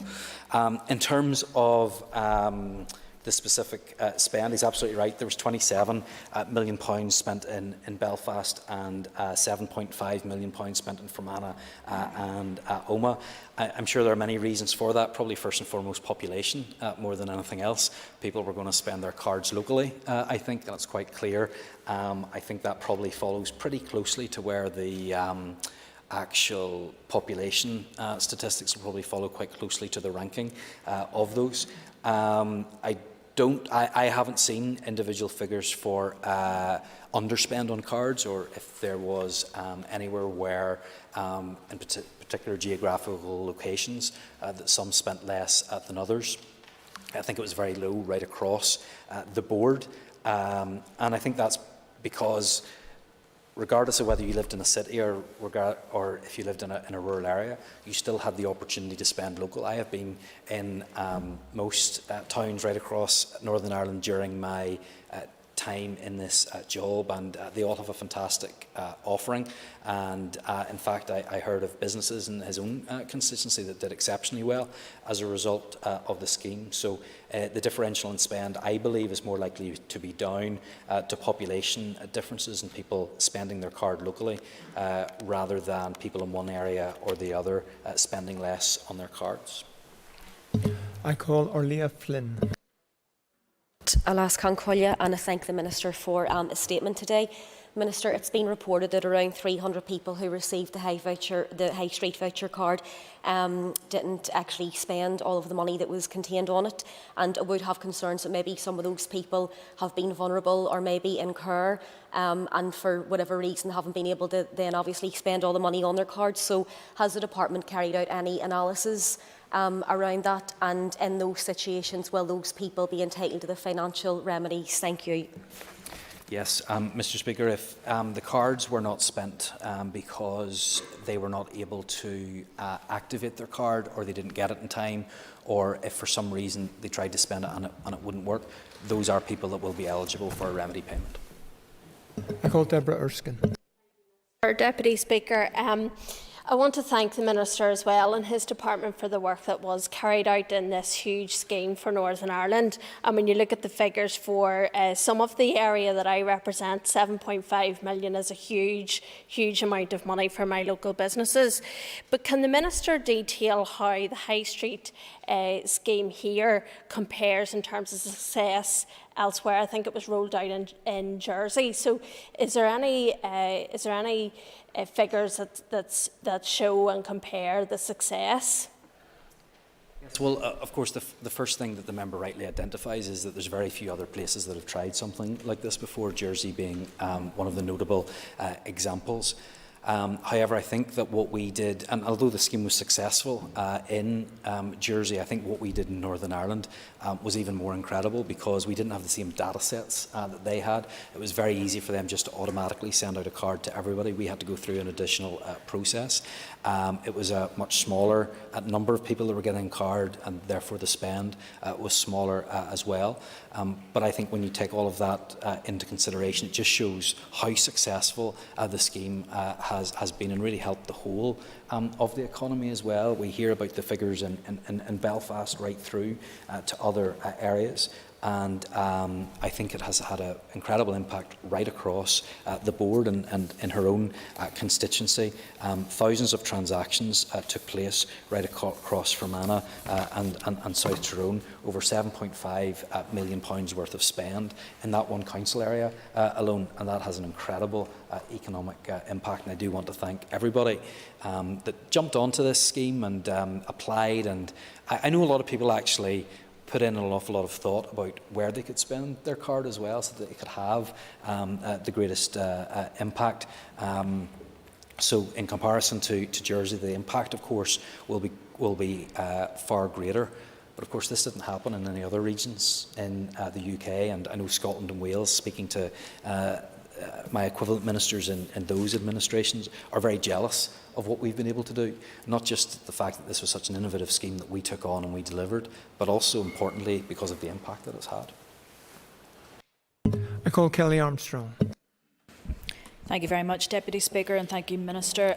Minister, you've said there that many people thought clearly about how they were going to spend their cards. In my constituency of Strangford, there were many who spent their cards on electricity and home heating like gas and oil. In the granularity of the detail that you're going to provide about where the spend was made, will there be an inclusion of that spend on electricity, home heating, oil and gas? Yes, Mr Speaker, I expect that to be part of the statistics that will be released through NISRA. I call Pam Cameron. I'm going to thank the Minister for his statement to the House, and I want to commend the Minister and indeed his officials for a highly successful scheme in bolstering our local economy. Can the Minister outline the total spend in the Southampton constituency, and is he able to provide a breakdown of monthly spend in that breakdown? So, Mr Deputy Speaker, I do have the data here for council areas so far, and I think Antrim and Newtonabbey largely matches up to the South Antrim constituency. Obviously, parts of Newtonabbey are in East Antrim and North Belfast as well, but across the Antrim and Newtonabbey constituency, there was a total spend of £10,374,516. The postcode data that I will release today will also show the spend in South Antrim, and so for example, I know PT39 is partly in her constituency, £1 million there, £2.3 million in Antrim, more in Newtonabbey as well, BT36, BT37, 4 million and 3 million. So she can get that breakdown from the postcode data that is released, but I think the £10 million across Antrim and Newtonabbey gives her a good estimation to begin with. In terms that she raised about the spend broken down per month, I can confirm to her in the House that in October time there was a total spend of £24,634,255. In November time, a total spend of £81,200,000. In December time, a spend of £31,752, and in January there was a spend of £76,535. That was obviously for the few people that were able to spend their card at that stage because they hadn't received it. So the vast majority of spend in October and November time. I call Pat Cackney.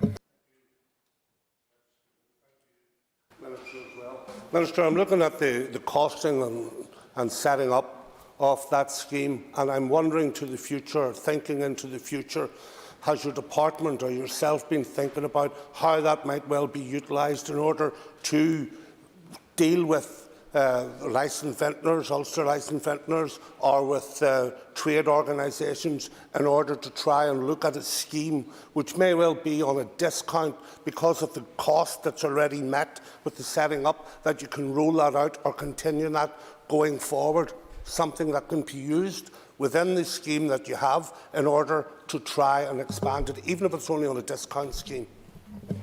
So I think the member is referring to the underspend, if there is underspend in this scheme. I believe that once we close the scheme and pay for those remedy payments, that there's not going to be much of a budget left to do anything further that he is asking for. This was a unique scheme. It was for one period in time. But of course I continue to engage with business organisations, with lobby groups. We did something that was new and innovative here, and I'm more than happy to look at how we can continue to work together to drive people back into our high streets, into hospitality as well. Something I'm concerned about is that over the course of the pandemic there were many comments that were made by organisations, by politicians and by others that were a dampener on consumer confidence, and I do take seriously the job that we have to increase that consumer confidence today. I call Rosemary Barton. Thank you, Minister, for your answers so far to the questions.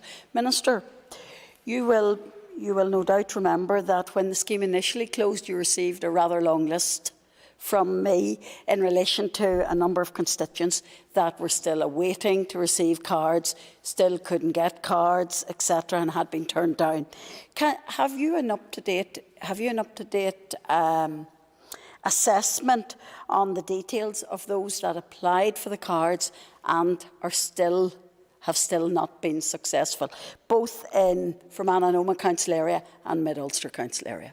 So, Mr. Speaker, the first thing that we did was send out an email to all of those who we understood had problems with their cards. So, for example, those who didn't activate their cards, those who perhaps activated their cards but had a big spend left on them, those were identified as people who weren't able to properly utilise the card in the way in which we wanted. Those are the individuals that have been emailed. However, there will be others who perhaps we haven't picked up on yet, who are eligible for a remedy payment because of perhaps maladministration on the department. Those are the ones that we will continue to pick up. Those are the ones that we would ask members to get in contact with us about, and I will be sending out information to members very shortly about how we can make sure that we get everybody that's entitled to a remedy payment to get one. I call Rachel Woods. Speaker, and thank the Minister for coming to the Assembly today, and to his departmental officials who have had to administer and deal with this scheme. Within the statement, the Minister outlined a number of ways in which people can get the remedy payment, one being service failure by the Department, which is slightly ambiguous. So could the Minister explain what the criteria that is being used to determine what service failure is, and how is that assessed? Well, Mr. Speaker, first of all, it will be for those that were verified. That is the first and key part. You do need to have been verified, because we give a lot of opportunity for those people who had applied to get in touch and to give us those details, and there was a cut-off point for that. This remedy payment is for those who, through no fault of their own after that period in time, weren't able to get their card or to spend their card. So I'm not aware of every single situation that could fall in to that, so we are keeping it broad. But if you've been verified and through no fault of your own you didn't get your card, I want to make sure that we can do everything that we can to do that. And again, that information will be sent out in the letter, which I hope to send to members soon. I call Jim Allister. I wrote to the Minister the names of approximately 20 constituents who had neither received the card nor an email about the remedy scheme. Now, writing to the Minister is fine, I don't object to it, but is there not a less cumbersome mechanism available to MLA's offices, such as there was when the scheme was in full flow, so that there can be more direct, speedy contact to try and sort out these issues? His constituents weren't picked up in that category and that the email wasn't sent to them. But in the email that I send out, I hope that will be a direct way to get straight to the people in my department that are dealing with this issue, so that they can check their records directly to see the information that they have on file for the member to provide additional information if he wants to as well. Look, my goal in all of this is to make sure that everybody that was eligible and everybody that was verified actually gets the remedy payment. It's in my interest to make sure that they get it as well, and I'll certainly do everything I can to assist the member in that. I call Claire Sugden. Thank you, Deputy Speaker, and thank you, Minister. As a business stimulus scheme, well done. I received a lot of good feedback from local businesses within my own constituency. However, as access, the Minister knows that I have had issues in terms of the access to the scheme, particularly for older people. And I know you have referred to 50 plus, but Minister, we're getting a wee bit young. I'd be quite keen to see figures for maybe 60, 65 plus to really see where the potential access issues were. I also note within his statement that the council areas with at least spend were typically rural and would tend to have an older population. So does the Minister see any correlation that those unable to access the scheme were from these areas and were perhaps older? No, I think there's probably a correlation in terms of population and spend, and we will of course be able to work that out. We'll be able to see the per capita spend. I apologise to anybody in the House who was offended by the fact that I quoted the over 50 age bracket. Apologies to Mr Clark and others behind me who may have been frustrated with that. But I did go on to say that 22.3% of the adult population are aged 65 plus, and that 21.9% of verified applicants were within this bracket.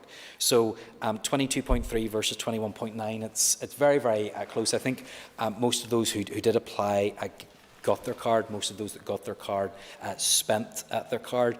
I haven't seen anything yet in the data that I have received that there has been any disparity in age group. Perhaps even older people are a little bit more cautious when they're filling out forms and got addresses correct and got date of birth correct, whereas we had a few problems with other age groups that maybe didn't get that information correct, which led to some of the problems that we were facing. So I think we have to look at this not just as the top line figures, but rather I think it's population and where people are actually at and where they spent their card as well. And that concludes questions to the Minister on his statement. I ask members to take their ease for a few minutes.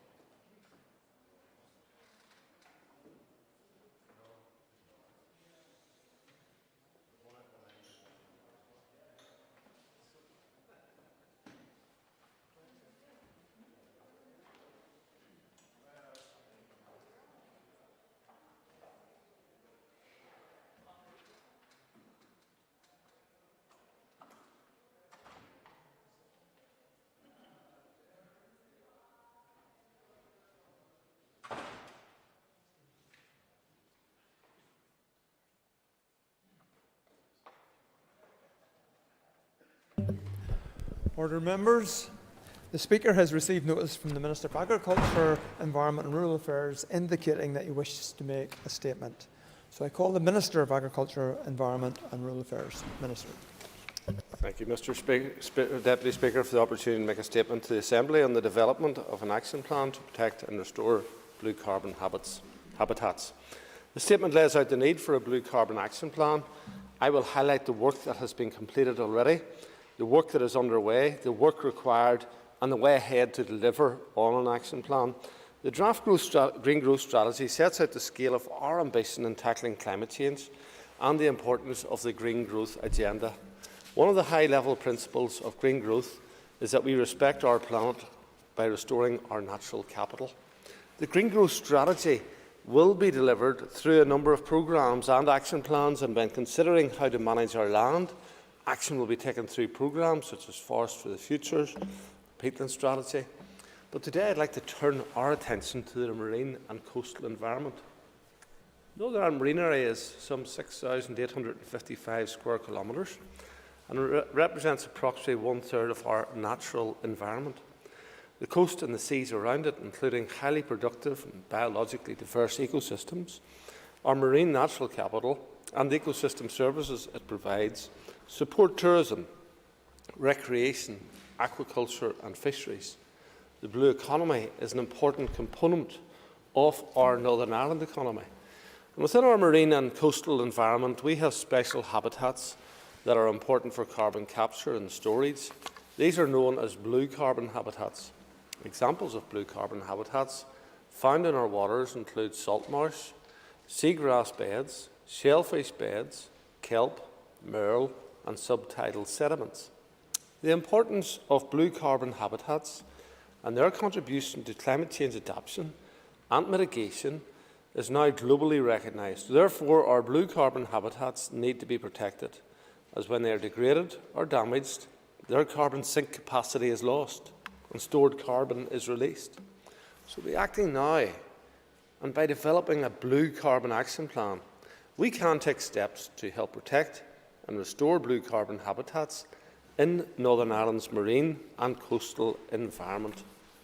As well as providing essential benefits for climate change adaptation and mitigation, blue carbon habitats also provide other high-value ecosystem services, such as providing protection against coastal erosion and flooding, providing habitats to support wider biodiversity, providing nursery grounds for commercially important fish species, and for societal well-being benefits.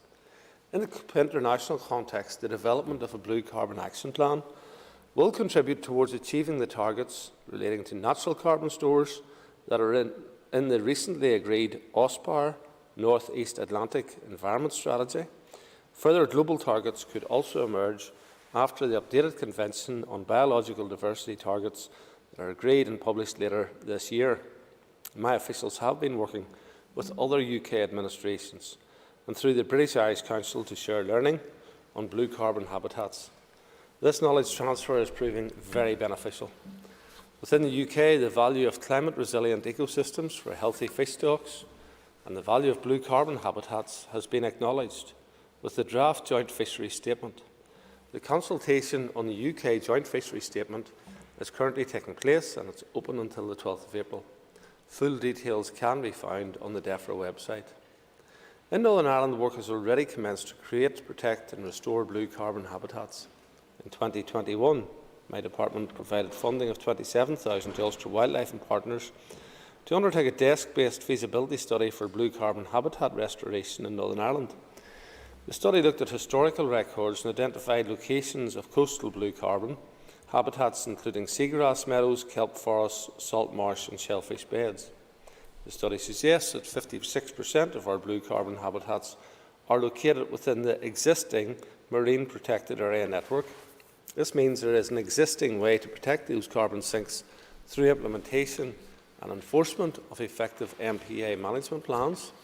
Indeed, the legislation that is being introduced to manage fishing activities in the inshore marine protected area network will help to provide protection for important blue carbon habitats, such as seagrass beds in the Waterfoot Marine Conservation Zone and Skerries and Causeway Special Area of Conservation, and Merle Habitat in the Red Bay, and the Maidens Special Area of Conservation.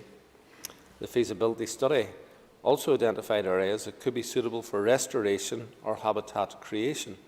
Blue carbon habitats sequester more carbon per unit than forests, and some examples of blue carbon values from the report are: the estimated current Northern Ireland extent of salt marsh is 31.1 square kilometres, and for seagrass it is 17.2 kilometres squared. The estimated carbon sequestration rate for Northern Ireland salt marsh is 8,273 tonnes of carbon per year. It is 3,571 tonnes of carbon for Zostera Marina seagrass. Ulster Wildlife and their partners are continuing to refine the initial feasibility study and will soon be making recommendations for restoration at specific local sites, including the potential for a native oyster restoration project in Strangford Lough. Steps have already been taken to create and restore blue carbon habitats. A native oyster nursery is being established in Bangor Marina by Ulster Wildlife, and Newry and Mourne Down District Council is trying the use of eco-moorings in Strangford Lough to provide protection to seagrass beds from yacht moorings. I recently had the opportunity to visit Castlespie and see the work of the Wildlife and Wetlands Trust that has resulted in the creation of new salt marsh habitat. This site has been carefully and patiently managed for the past 12 years, and the outcome is not only enhanced carbon storage but also wider nature and societal benefits, such as providing coastal defence, foraging and breeding grounds for wintering birds, and an important tourist facility that overlooks Strangford Lough. These projects are laying the foundation for longer-term sequestration. The carbon sequestration capacity of salt marsh is age-dependent, with created or restored marshes taking approximately 100 years to achieve the rates of carbon accumulation measured in natural marshes. I also acknowledge that coastal vegetated habitats, including salt marsh and seagrass, with sedimentary conditions that favour organic carbon storage, may enhance the release of other potent greenhouse gases, such as methane and nitrous oxides. Therefore, more research on the status of Northern Irish habitats is essential as the priority work develops. My department has identified this as a research need and is seeking to commission a research project later this year. Within my department, there are no specific blue carbon monitoring programmes. However, a number of existing monitoring programmes that are being implemented to meet the requirements of the Water Framework and Habitats regulations, such as carbon and nitrogen sediment monitoring, salt marsh monitoring, and MPA condition monitoring surveys, have helped to provide useful evidence on Northern Ireland's blue carbon habitats. My department has already taken important steps to address the evidence gaps and have initiated a number of relevant projects. Further projects are in the preparation stage. Over £400,000 has been invested in a 3D coastal survey of the whole of Northern Ireland coastline. This encompasses topographic lidar of land within 200 metres of the coast and intertidal area, and bathymetric lidar of the coastal subtidal area. The baseline survey will be used to map the extent of blue carbon habitats, such as salt marsh, intertidal seagrass, and shellfish beds. The data will be beneficial for identifying the most suitable locations for future investment to create or restore blue carbon habitats. A number of studies are being undertaken by Agri-Food and Biosciences Institute. One of these studies will help identify the impact of future climate change scenarios on the coastal habitats of Northern Ireland. Another is undertaking research to quantify the stocks and flows of blue carbon in Northern Ireland, including offshore sediment, and will provide evidence and a better understanding of their role as a carbon sink. This is a rapidly developing policy area, and it is important that we collaborate effectively with other countries. You may already be aware of the creation of a new UK Blue Carbon Evidence Partnership. This partnership was announced at COP26.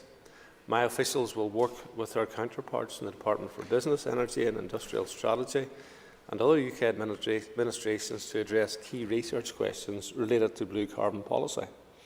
Currently, blue carbon habitats are not included in UK greenhouse gas emissions inventory. Under the Intergovernmental Panel on Climate Change, Wetland supplement, the only UK coastal wetland habitats suitable for inclusion are tidal marshes and seagrass meadows. Work is being undertaken to account for these habitats, but evidence gaps are currently hindering their inclusion in UK land use change and forestry inventory calculations. It will be important for the UK Blue Carbon Evidence Partnership to work together to address these issues and to enhance the evidence base surrounding the other diverse blue carbon habitats found across the UK, and particularly those beyond the IPCC wetland supplement. There are significant challenges ahead in responding to climate change and ensuring sustainable use of the marine environment. Development of innovative solutions to these challenges and unlocking opportunities will only be possible through collaboration and partnership.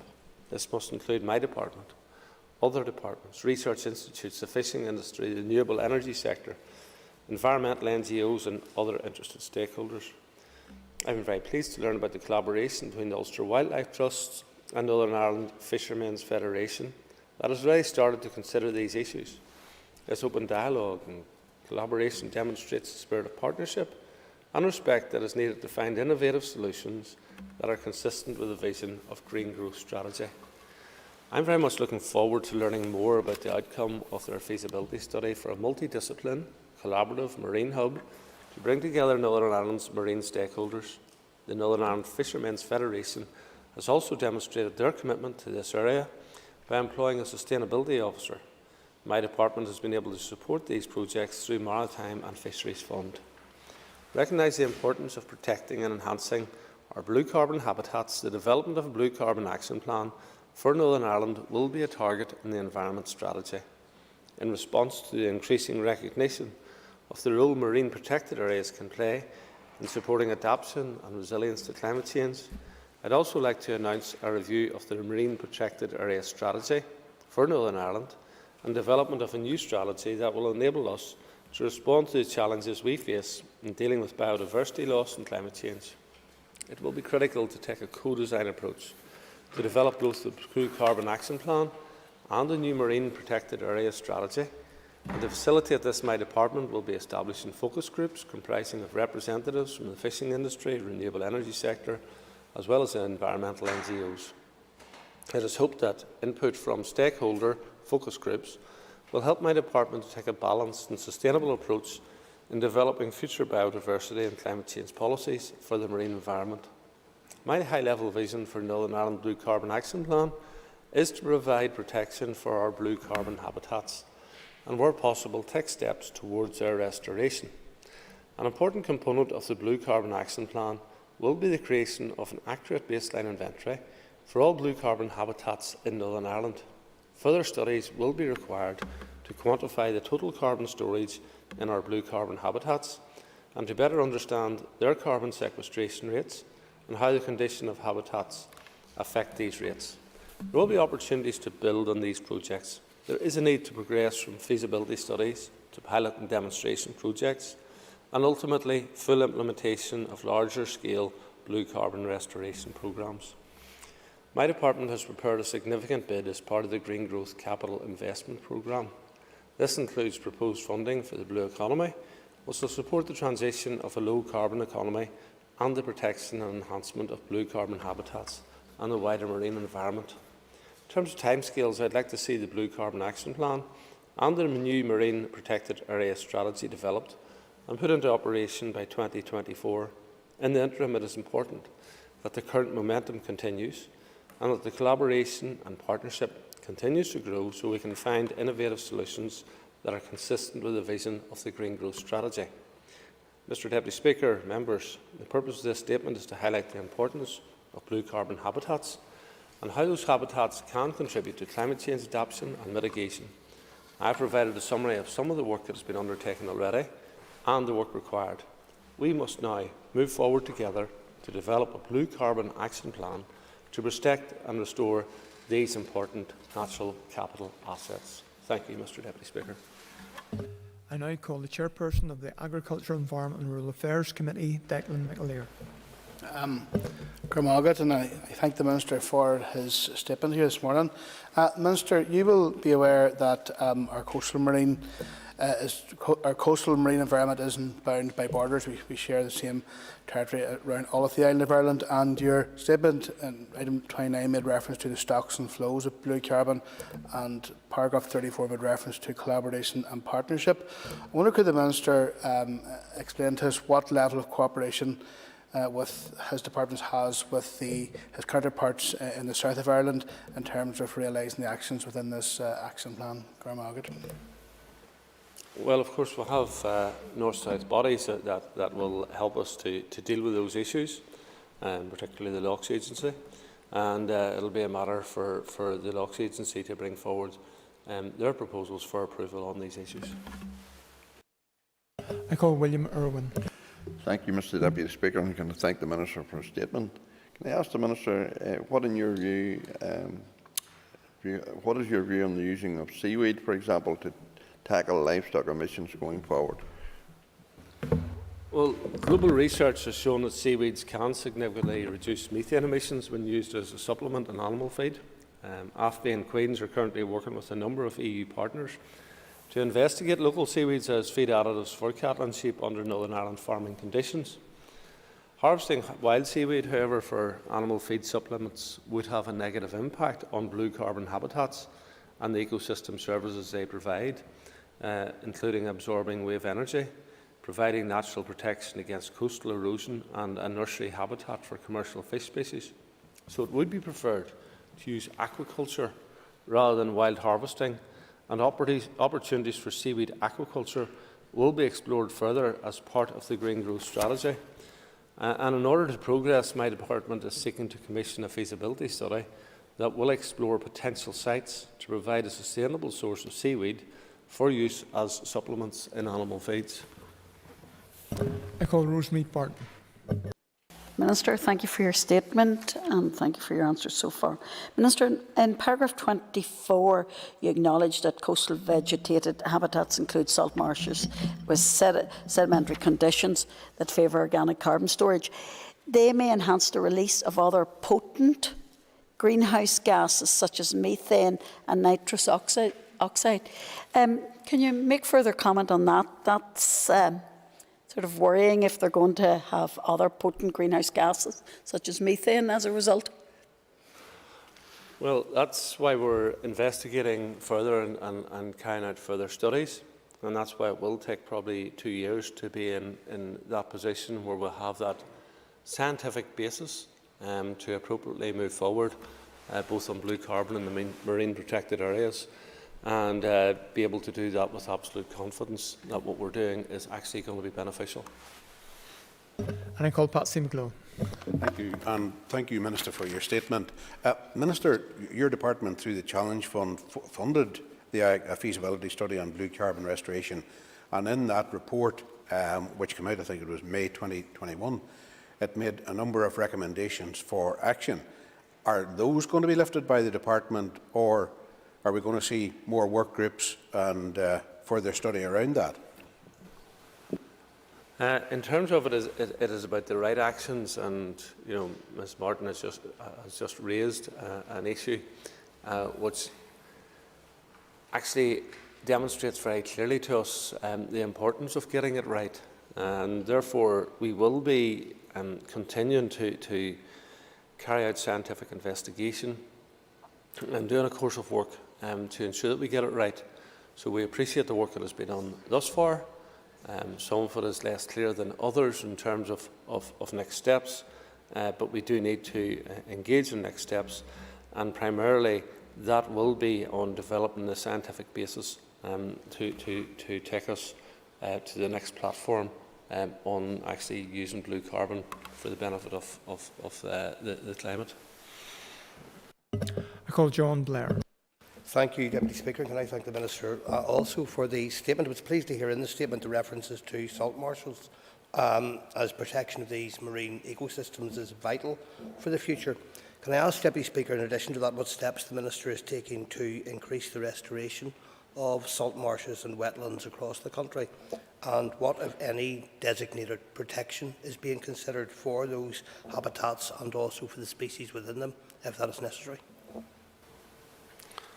Well, Salt marshes are very important for us, and certainly we would like to see more salt marshes. Now that is a significant capacity issue, and we have developed additional salt marshes in Strangford Lough, and that's a course of work that I think that we will continue to engage in to see where it's appropriate and beneficial to develop those salt marshes. But certainly they are a key store of carbon that has been identified, and the opportunities that exist I think are important for us to consider going forward. I call Philip McGuigan. I thank the Minister for the statement and the details, but Minister, an important action plan like this, stakeholder engagement and consultation is vital, and I say that as a member of the ERA Committee, where I don't think there's been any engagement so far on the development of this action plan. So can I ask the Minister what stakeholders have been spoken to in identifying priorities, and if continued engagement will take place, including engagement with the fishing sector on the details of the action plan moving forward? Well, I have a statement for the House today, and of course my officials will be happy to meet with the committee and discuss this issue. Hopefully you've got time in your programme to allow for that in the few weeks that remain. But certainly in terms of consulting with people, we have been working with environmental NGOs in particular, and will continue to do that. And going forward, we'll be working with environmental NGOs, the representatives of the fishing organisations, and the representatives of the renewable energy industry, because all of those people will be key to delivering going forward. I call Harry Harvey. Thank you, Deputy Speaker, and can I thank the Minister for bringing this statement to the House today. Minister, I welcome this approach. However, would you agree with me that there is still a lot of unknowns? It reinforces the need for clear research to mitigate any unintended consequences of any policy changes. Minister, would you agree that we need to invest much more pilot projects with robust scientific monitoring going forward? Thank you.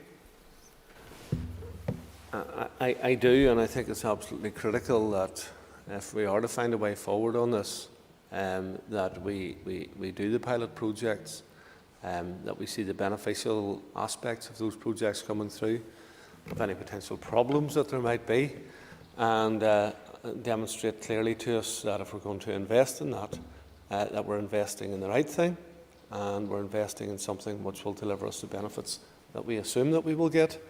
But we need to be very clear that we move beyond assumptions and do something which is based upon qualitative research and science. I call Emma Sheeran. And thank you, Minister, for your answers thus far. You cite a study stating that 56% of our blue carbon habitats are located within the existing marine protected network. How effective has that network been in protecting these already? Well, there already is considerably stricter conditions operating in those marine protected areas than in areas which are not protected.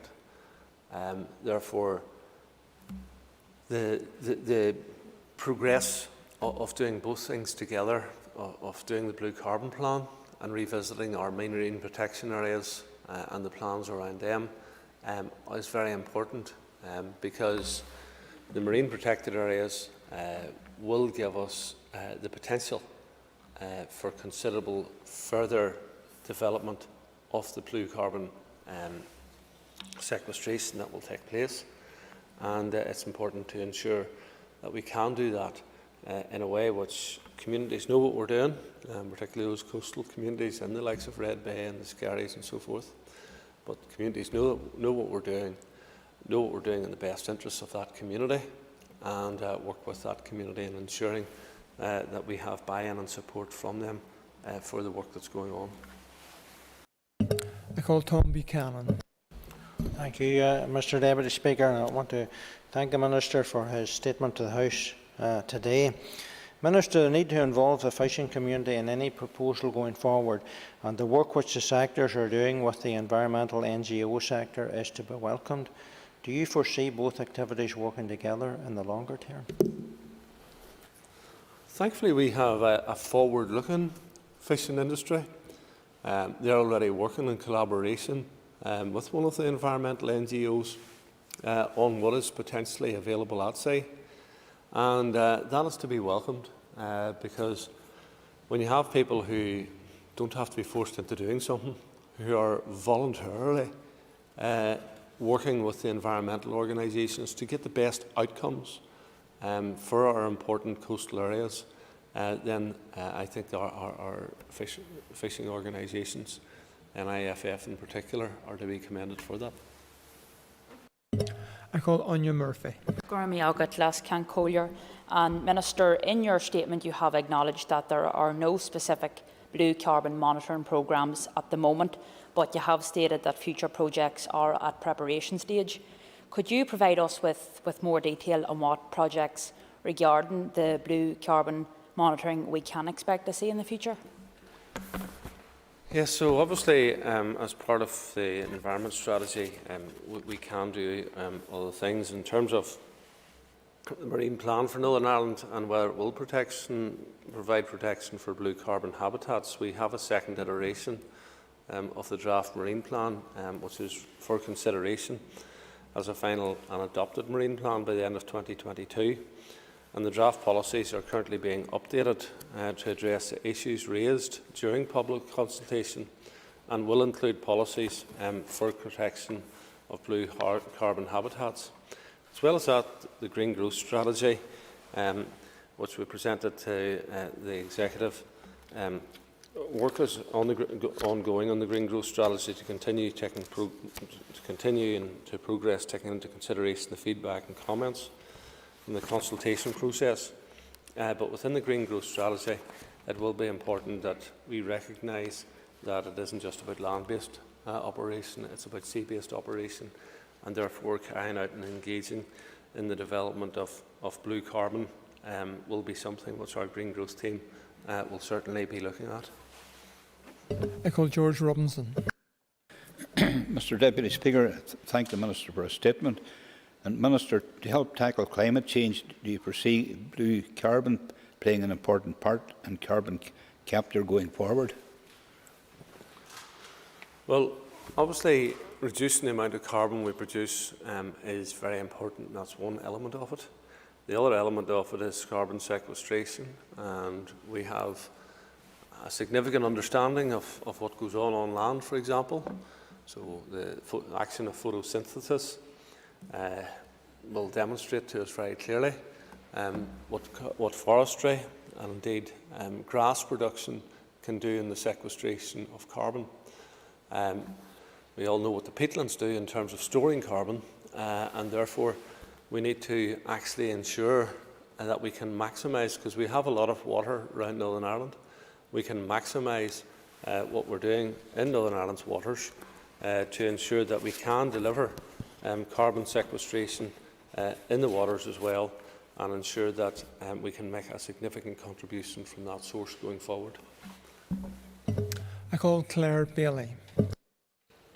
Thank you, Deputy Speaker, and I thank the Minister as well for this statement today, but also do want to point out that there is widespread lack of faith that the actual delivery of these actions will be carried out in a timely manner. But, Minister, following on from the previous question, some blue carbon habitats are protected by current legislation based on their contributions to our biodiversity. However, there are opportunities for blue carbon habitats and storage to be protected given their role in climate change mitigation and adaptation. So will blue carbon habitats be afforded legal protection based on their carbon sequestration and storage processes? Well, of course, the MPA has legally protected, and therefore the areas within that would already have that legal protection. Going beyond that, that's a course of work that needs to be done to identify the best way forward. If that includes legal protection, then that's certainly something that we're very open to look at. But I really would prefer the member, and it's entirely up to herself, but not just to be so cynical about everything that we do from the department. It is a department that actually cares about the environment, and it's a department that wants to make the right steps to ensure that we can manage that difficult circumstance of protecting our environment, but also allowing people to live and enjoy it and to actually earn a living in that environment. And all of these things are very important going forward, that we match all of those things. But protecting the environment is obviously a top priority for this department. And that concludes questions to the Minister on his statement. The next item in the order paper is question time. I therefore propose by leave of the Assembly to suspend the sitting until 2 p.m. The sitting is by leave suspended. Thanks. Very nice.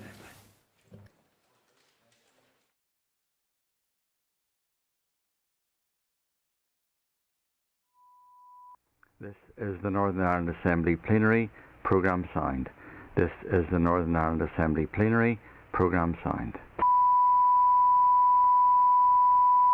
This is the Northern Ireland Assembly Plenary. Programme signed. This is the Northern Ireland Assembly Plenary. Programme signed. This is the Northern Ireland Assembly Plenary. Programme signed. This is the Northern Ireland Assembly Plenary. Programme signed. This is the Northern Ireland Assembly Plenary. Programme signed. This is the Northern Ireland Assembly Plenary. Programme signed. This is the Northern Ireland Assembly Plenary. Programme signed. This is the Northern Ireland Assembly Plenary. Programme signed. This is the Northern Ireland Assembly Plenary. Programme signed. This is the Northern Ireland Assembly Plenary. Programme signed. This is the Northern Ireland Assembly Plenary. Programme signed. This is the Northern Ireland Assembly Plenary. Programme signed. This is the Northern Ireland Assembly Plenary. Programme signed. This is the Northern Ireland Assembly Plenary. Programme signed. This is the Northern Ireland Assembly Plenary. Programme signed. This is the Northern Ireland Assembly Plenary. Programme signed. This is the Northern Ireland Assembly Plenary. Programme signed. This is the Northern Ireland Assembly Plenary. Programme signed. This is the Northern Ireland Assembly Plenary. Programme signed. This is the Northern Ireland Assembly Plenary. Programme signed. This is the Northern Ireland Assembly Plenary. Programme signed. This is the Northern Ireland Assembly Plenary. Programme signed. This is the Northern Ireland Assembly Plenary. Programme signed. This is the Northern Ireland Assembly Plenary. Programme signed. This is the Northern Ireland Assembly Plenary. Programme signed. This is the Northern Ireland Assembly Plenary. Programme signed. This is the Northern Ireland Assembly Plenary. Programme signed.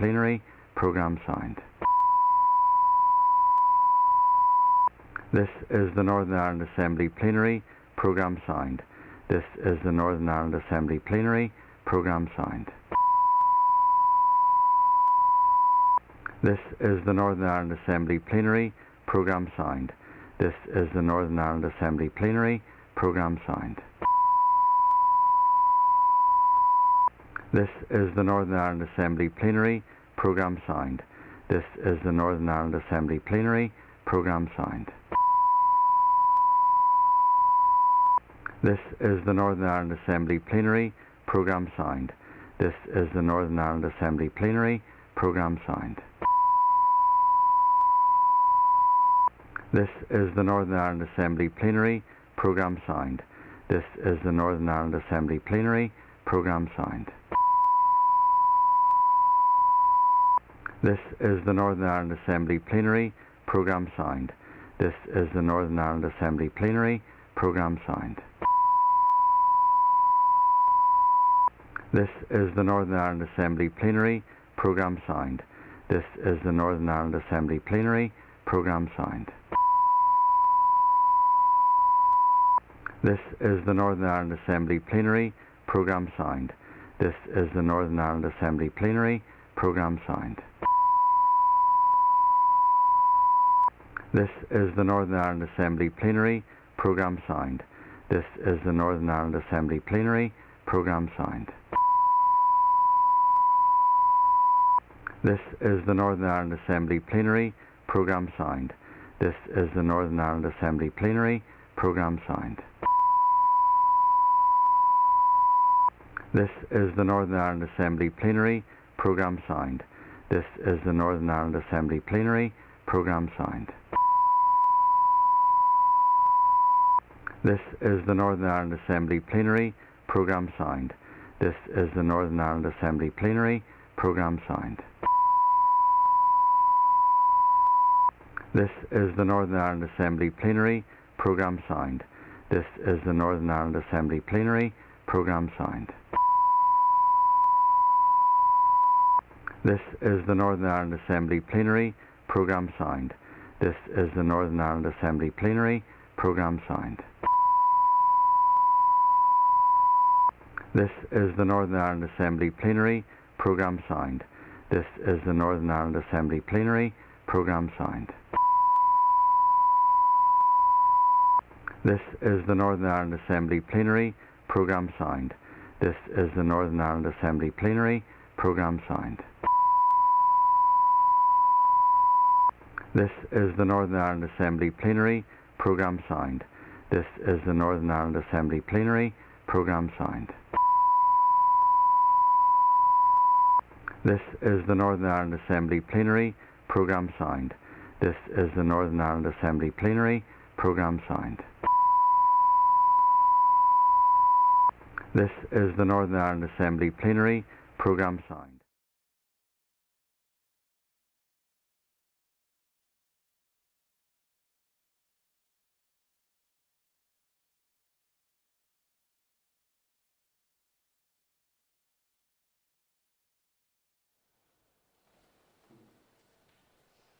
Members, it's time for questions to the Minister of Infrastructure. Questions 6 and 7 have been withdrawn, so I call Claire Sugden to ask the first question. Ms Sugden. Thank you, Deputy Speaker. Question number 1. Ag is niscéirim ar infrastructure, and I call the Minister for Infrastructure, Nicola Mann. I fully recognise how important planning is in protecting our environment, in shaping local communities and of course in supporting and developing our economy, now more than ever as we move into recovery from the pandemic. I am also very aware of the need for significant improvement in the performance of our two-tier planning system, particularly when it comes to statutory consultees. My department has been working on a number of fronts to improve the system, including the establishment of a cross-departmental planning forum to take forward recommendations from a report into the role of statutory consultees in the planning process. A key focus of the work of the planning forum is to improve the response times to meet the 21-day statutory consultation target, particularly in relation to major planning applications.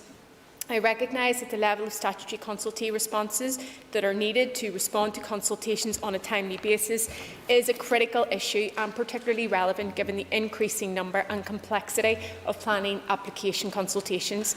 I recently raised the resourcing issue around planning consultations with the Finance Minister, and my Permanent Secretary has written to other relevant Permanent Secretaries seeking their assistance to ensure adequate funding is available for their consultation response teams. I have also specifically asked to be briefed on a monthly basis by those planning statutory consultees within my own department so that issues impacting on their performance can be addressed appropriately and in a timely manner. A number of measures have been taken to ensure that this important work is placed on a sustainable and improved footing, including an inescapable resource bid in the 2022-25 budget exercise to meet the funding requirement for the additional staff needed within the department. The Department has also undertaken a review of the implementation of the Planning Act 2011, which has identified 16 areas where we could further improve performance of the system for all stakeholders, including the Department for Infrastructure, councils, statutory consultees, developers and the wider public. And work on this will continue to be progressed in the coming months. I call Claire Sugden for a supplementary. Thank you, Deputy Speaker, and thank the Minister for her response. The Minister and I met recently just to discuss this issue, and during that meeting I expressed my frustration on behalf of not only local applicants but also significant investors to Northern Ireland who are telling me that they're taking their multi-million-pound investments elsewhere. I appreciate the Minister has talked about this being a cross-departmental piece of work, which I entirely agree with. Could she give us more detail on what this will entail and how we can genuinely put forward aims and objectives so that we can fix this issue once and for all? I thank the member for her question, and as I've said, the issue of statutory consultee response times is an important one, and one where we need to see improvement. In terms of the cross-departmental planning forum that my department has established, it's focused on improving the efficiency and effectiveness of the planning system by agreeing, prioritising and implementing recommendations and actions which emerged from the report into the role of statutory consultees in the planning process. A work programme involving 30 key actions has been developed, and in total 19 actions have been completed, with the remainder expected to be completed in 2022. And I want to assure the member that I recognise the importance of this issue. I have a firm focus on it, and that's why I'm requesting monthly updates to make sure that we continue to make progress in this really important area. Call Jonathan Buckley. For answers thus far. Minister, you'll realise that there's chronic concern in the industry regarding the performance of planning, particularly when local governments, I think it's to date, not one local development plan has been completed by local councils, in fact maybe even get to stage 1. 4 regionally significant applications in the system. I asked the Chief Planner at committee 2 weeks ago how many had been submitted, regionally significant applications submitted in the last 12 months. He was unable to answer. Perhaps the Minister could. Thank you, Mr Deputy Speaker. Unfortunately, I don't have that information to hand, but I am happy to provide the member with it in writing following this question time. The Minister will be familiar with the proposals by the Dairy Minister to change the rules in relation to single farm payment, making the claims from 3 hectares up to 10 hectares. This will impact on small farmers and those people who wish to reside in the countryside in the future. So could I ask the Minister, what assessment has she done in relation to this here to ensure that we have sustainable farms in the countryside going forward? Maybe the Minister can answer if she so wishes, but it would be better addressed maybe to another Minister, given that that's a proposal stage just yet. Thank you, Mr Deputy Speaker. It is an important issue, and I want to assure the member that while it doesn't fall to my portfolio, it is led by the Environment and Agriculture Minister. My officials are engaging with their colleagues in DAERA because we recognise the importance of the issue, and that engagement will be ongoing, and I'm happy to keep the member updated on that. I call Alan Chambers. Deputy Speaker, would the Minister accept that many of the delays in the planning system are caused by departments under her responsibility, like Rivers, Roads and Northern Ireland Water on many occasions? And has she any detailed plans to improve this situation, especially when we see the impact on private sector investment as currently been witnessed in Bangor? Thank you. Thank the member for his question, and it is an important issue. We have been trying to increase capacity within Roads and Rivers by the reallocation of staff. As I said, I've also been requesting monthly updates to ensure that we're continuing to make progress among the statutory consultees that fall within my department, Roads and Rivers. I also submitted an inescapable bid to the Finance Minister in terms of the 3-year multi-year budget. I identified this as inescapable because we do need to increase capacity within the statutory consultees, not just, I have to say, within my own department, but I'm also mindful of the Northern Ireland Environment Agency as well, and that's why my Permanent Secretary has also been engaging with her counterparts to ensure that we can get sufficient resources, because we absolutely do need to address that. In saying that, though, we are seeing record high numbers of applications coming forward that are very complex as well. But of course, there is a need to continue to improve, given the importance of this to our economy and environment. Call Andrew Muir. Deputy Speaker, on the issue of planning, last year your department put a hold on Ards and North Down Borough Council, given approval for the Queen's Parade development in Bangor. 13 months later, we're still waiting. When will you, as Minister, intervene and give the green light for this to go ahead and lift the holding direction that's been imposed on Ards and North Down Borough Council? The member and I have met to discuss this issue, and he will be aware of the work that's been ongoing between my department and the Council and other key stakeholders in this to try to make progress. In terms of the holding direction, it was issued by my department in February last year, and it is currently in place. The assessment of the notification is currently being finalised, and it is my intention to respond to the Council as soon as possible with a decision as to whether or not the application should be referred to my department for determination. I can assure you that I am mindful of the importance of reaching a decision on this matter and to avoid any unnecessary delays. Thank you,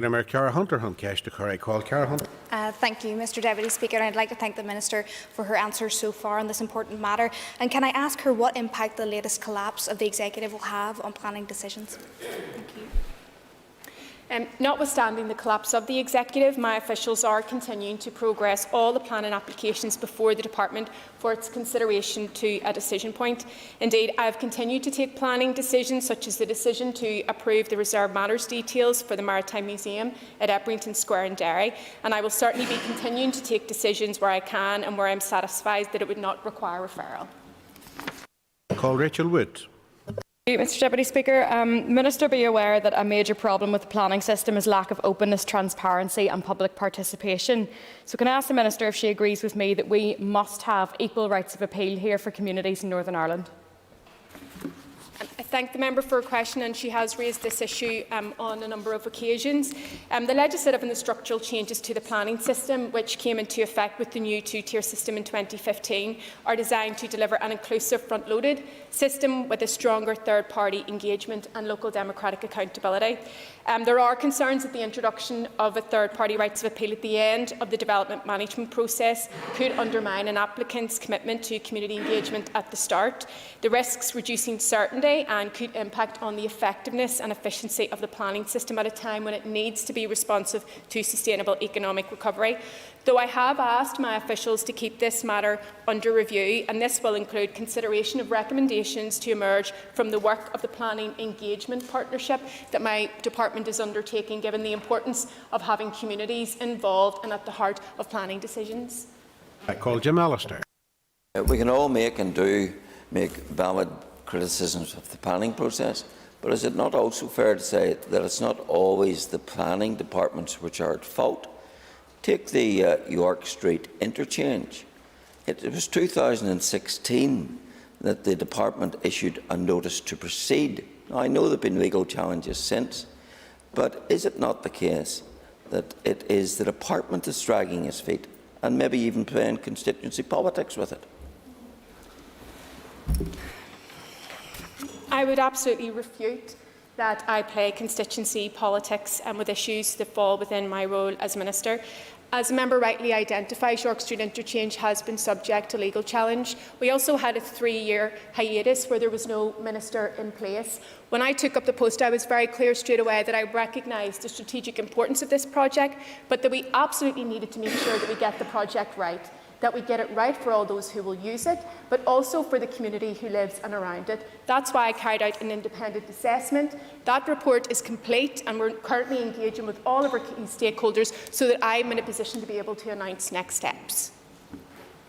Iramir Dolores Kelly on case to Curry. Called Dolores Kelly. Thank you, Deputy Speaker. Question 2, Minister. I was pleased to see my proposal for the establishment of an infrastructure commission here included as a key action in the Executive's COVID-19 recovery plan.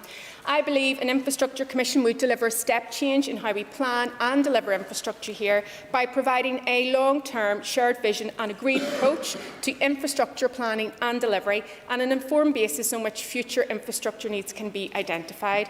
A cross-departmental group led by TEO has been established to progress this matter and has had several meetings to date. I continue to offer my support and that of my officials to this group and hope that rapid progress can be made to deliver on this key commitment, given it is, I believe, the game changer our economy, our environment and community needs. Case Brescia, Dolores Kelly. Supplementary question.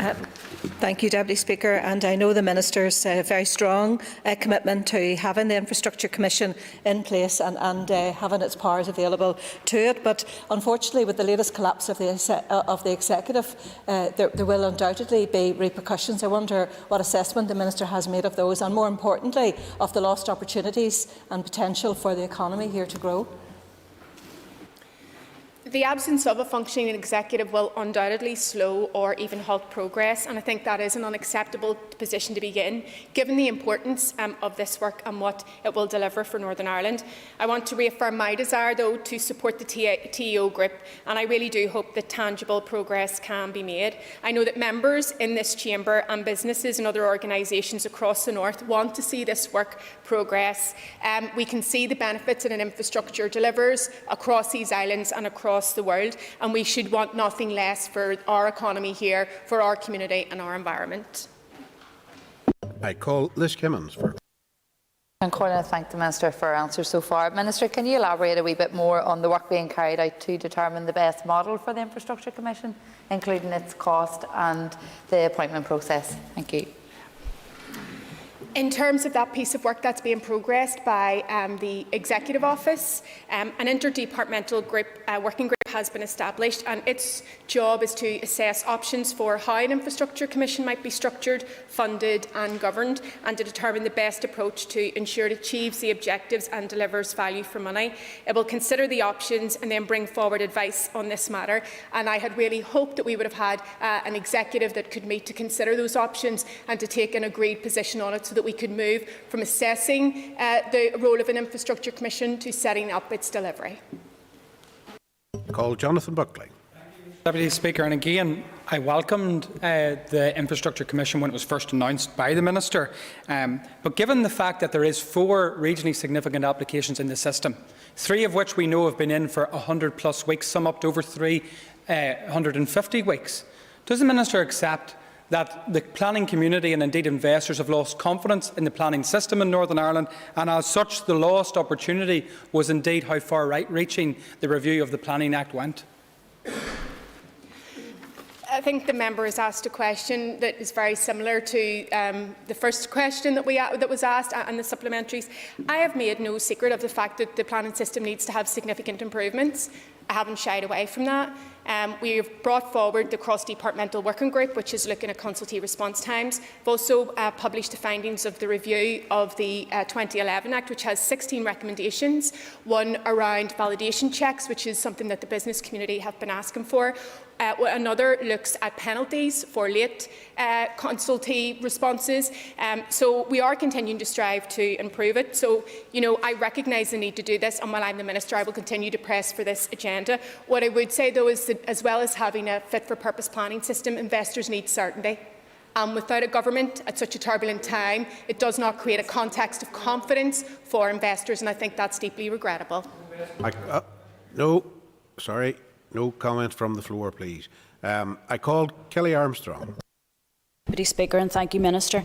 Minister, with no executive now able to meet, and as if the rumours are true, won't be meeting for some time after the election, is the Minister considering setting up an infrastructure advisory panel as an interim option to try and achieve some of the objectives that would have been delivered by an infrastructure commission?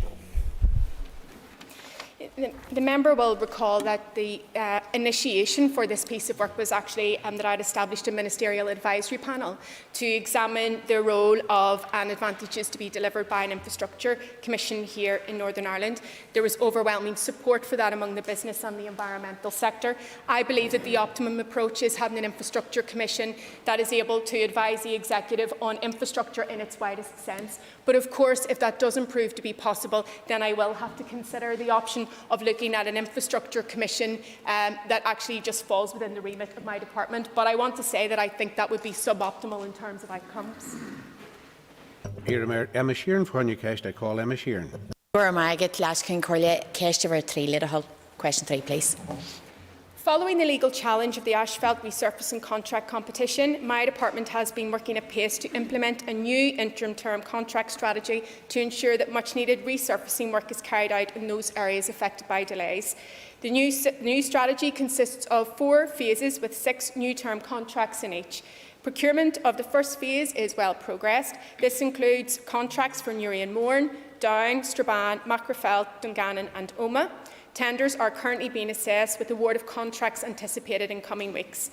Work on the second phase, which includes contracts for Cookstown, Derry, North Belfast, Ballymena, Armagh and Larne and Carrickfergus, is currently underway, with contracts expected to be awarded in May. The third and fourth phases are scheduled to begin procurement this summer. I can also advise that a £1.3 million contract to resurface part of the Skeow Road in Derry has recently been awarded, and the award of contract to resurface part of the A29 dual carriageway Cookstown is expected shortly. One-off resurfacing contracts for the Coleraine Ring Road and Castle Dawson area are out to tender, and a number of others are in the pipeline for implementation over the coming months. Supplementary question for Emma Sheeran. And I thank the Minister for her answers. Minister, our rural roads are in a shocking state, and the weather that we've had over the past number of weeks has really shown that up, particularly in my own area in South Derry in Mid-Ulster. And it's one of the issues that's constantly raised with me, the state of our roads, as well as the safety concerns that are emanating from the fact that so many of our rural urban areas don't have street lighting on the pavement, something that I've raised with you before.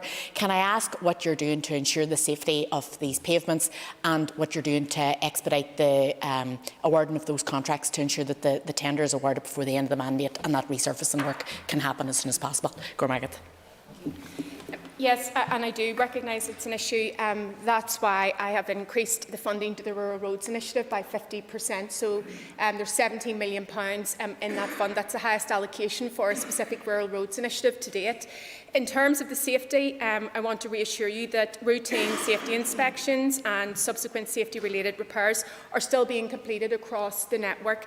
They are not impacted on by the legal challenge. And I do want to reassure you that officials have been working at pace to develop interim procurement strategies so that we can get the resurfacing works on the ground at the earliest opportunity. I call Keith Buchanan. I can thank the Minister so far for answers. Minister, I would like to place on record the work that the section engineer Neil Bratton does in Mid-Ulster. A very, very wise head and very broad shoulders, and he takes a lot of the politics and the nonsense out of the whole department, which is good. Has your department and has contractors availability to deliver on the works between now and obviously the end of the financial year, the current rural roads work and going further? Is there contractors out there with availability to deliver on it?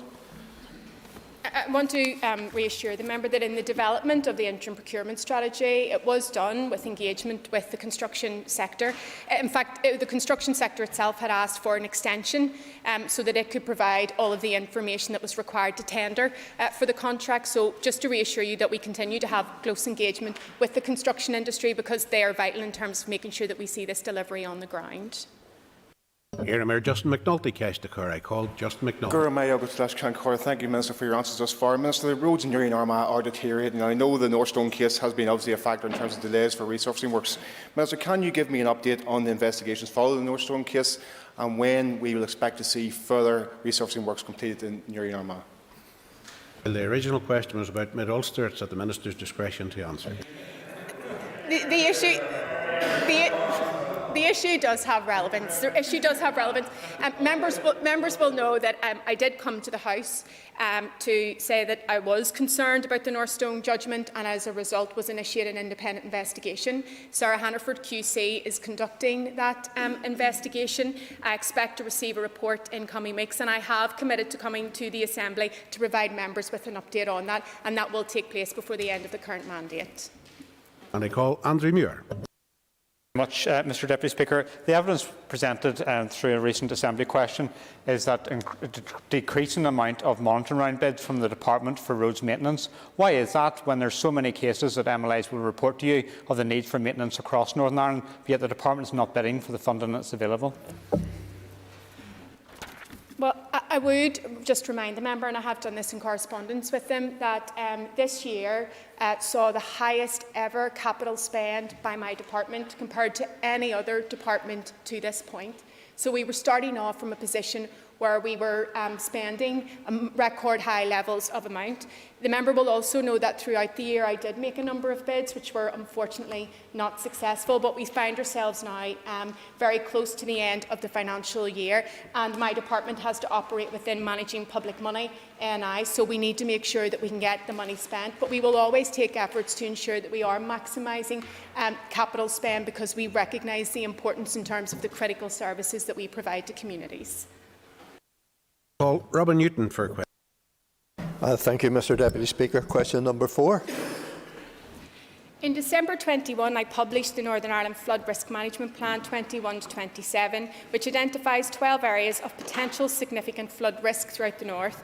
Belfast is the largest of these areas, both in terms of geographical extent and the potential value of economic damage that could be caused by flooding.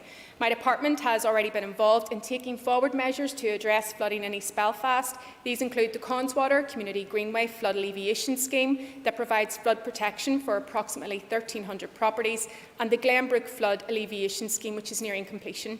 In addition, specific areas of flood risk in the East Belfast area have also been identified in my department's Living with Water in Belfast plan, which I published in November 21. As part of this, my department, along with Northern Ireland Water, is progressing a suite of modelling studies to fully understand flood risk in East Belfast. This includes models that will identify current and future sewage and wastewater capacity issues. These sewer models will also be integrated with models for the Conswater, Knock and Loop rivers to provide an improved understanding of the flood risk between all drainage systems and support the development of solutions that can address flood risk from multiple sources. Supplementary for Mr Newton. Mr Deputy Speaker, and I thank the Minister for that detailed question. Minister, there are many of my constituents who are facing challenges from the insurance industry when they go to renew their house insurance. You have noted the geography of East Belfast, and indeed that East Belfast, perhaps more than any other part of Belfast, is subject to 5 areas of flooding.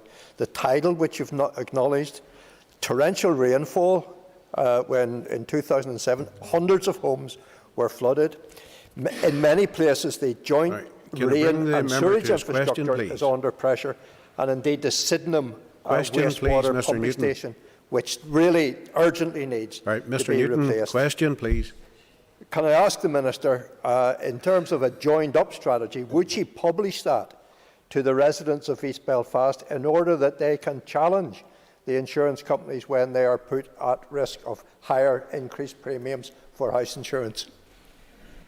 I'm happy for the member to write with me to set out the details, and I'm certainly happy to see what we can do in terms of supporting residents, being mindful that insurance for homes falls outside the responsibility of my department. There is a flood scheme that I'm sure the member is aware of, that his constituents can avail of. But I want to assure him that, as I had outlined in the previous response, work is ongoing. I accept that there has been delays in terms of the construction of the Sydenham wastewater pumping station, but it is part of the PC21 business plan, and assuming that the budget is available, current timelines indicate the construction for that, and I know it's an important project. The member has been advocating for it for some time, that it is planned to start in spring 24 with final completion scheduled for 26-27. I call Chris Little.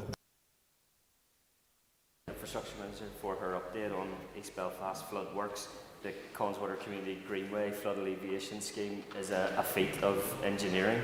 I am particularly interested if there is any further update with regards to the movement of the Sydenham pumping station to the new site at King George V playing fields, and indeed that the budget is in place for the completion of the works. I have been advised by Northern Ireland Water that, as I had said to Mr Newton, that the design of the Sydenham wastewater pumping station had been delayed due to the need to complete the ongoing catchment modelling. The issues in this area of East Belfast cannot simply be resolved by building bigger pipes and a bigger pumping station. We need to manage the flow of water in this area more sustainably and more naturally by trying to stop clean water getting into the sewage network. And this is why we have to take forward the work on the Living with Water programme to develop blue-green solutions alongside hard engineered infrastructure. As I had confirmed, the project is included in Northern Ireland Water's Living with Water programme budget requirement and is part of the PC21 business plan, and a current cost estimate of £28 million. Assuming that the budget is available, as it said, the timeline is that construction could start in spring 24 with final completion scheduled for 26-27. Gemma Dolan for your cast. I call Gemma Dolan. Minister, I've listened with interest to the work that is going into flood alleviation in parts of Belfast. The community in Bow in my own constituency of Fermanagh and South Tyrone are at their wits' end dealing with the damage, dangerous and seemingly endless flooding issues that are blighting the area. Will you now commit to visiting Bow, to meet with residents and to listen to their concerns in order to better understand their difficulties and start putting solutions in place? Likewise, Minister, it may be slightly outside your area, but it's at your discretion to answer. Yeah, look, it's an important issue. It's an important issue affecting residents, and so it's right that I address it. The member will know that the flooding in the Bow area of County Fermanagh usually occurs when water levels in the Sillies River rise after prolonged and heavy rainfall. And my officials have in the past considered a flood alleviation scheme for this area, which would involve the diversion of the river and improve the gradient in this flat and slow-flowing river. Unfortunately, the economic and environmental costs of these proposals far outweigh any benefits in terms of flood alleviation that would be gained.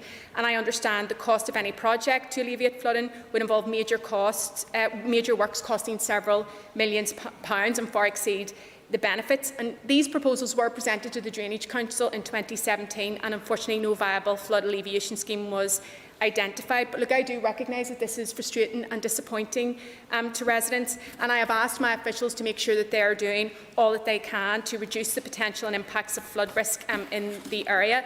And so officials are going to consider what further support can be provided to support the local community, and I'm happy for the member to be kept updated. And just to remind members that the questions tend to be directed and focused at this case East Belfast, but it is up to the Minister's discretion whether in this case she answers it. OK, thank you. And I guess Nish Iram Sir Matthew O'Toole. I call Matthew O'Toole. Thank you, Deputy Speaker. Minister, clearly the issue of tidal flood alleviation is hugely important given climate change will mean rising sea levels. Could you just underline the importance and significance of the Belfast tidal flood alleviation scheme? Yes, the Belfast Tidal Flood Alleviation Scheme is a £17 million project to protect 1,500 homes and businesses in the area from the devastation of flooding. It is a critical piece of infrastructure, and I fully understand the concerns that have been expressed locally about the removal of trees.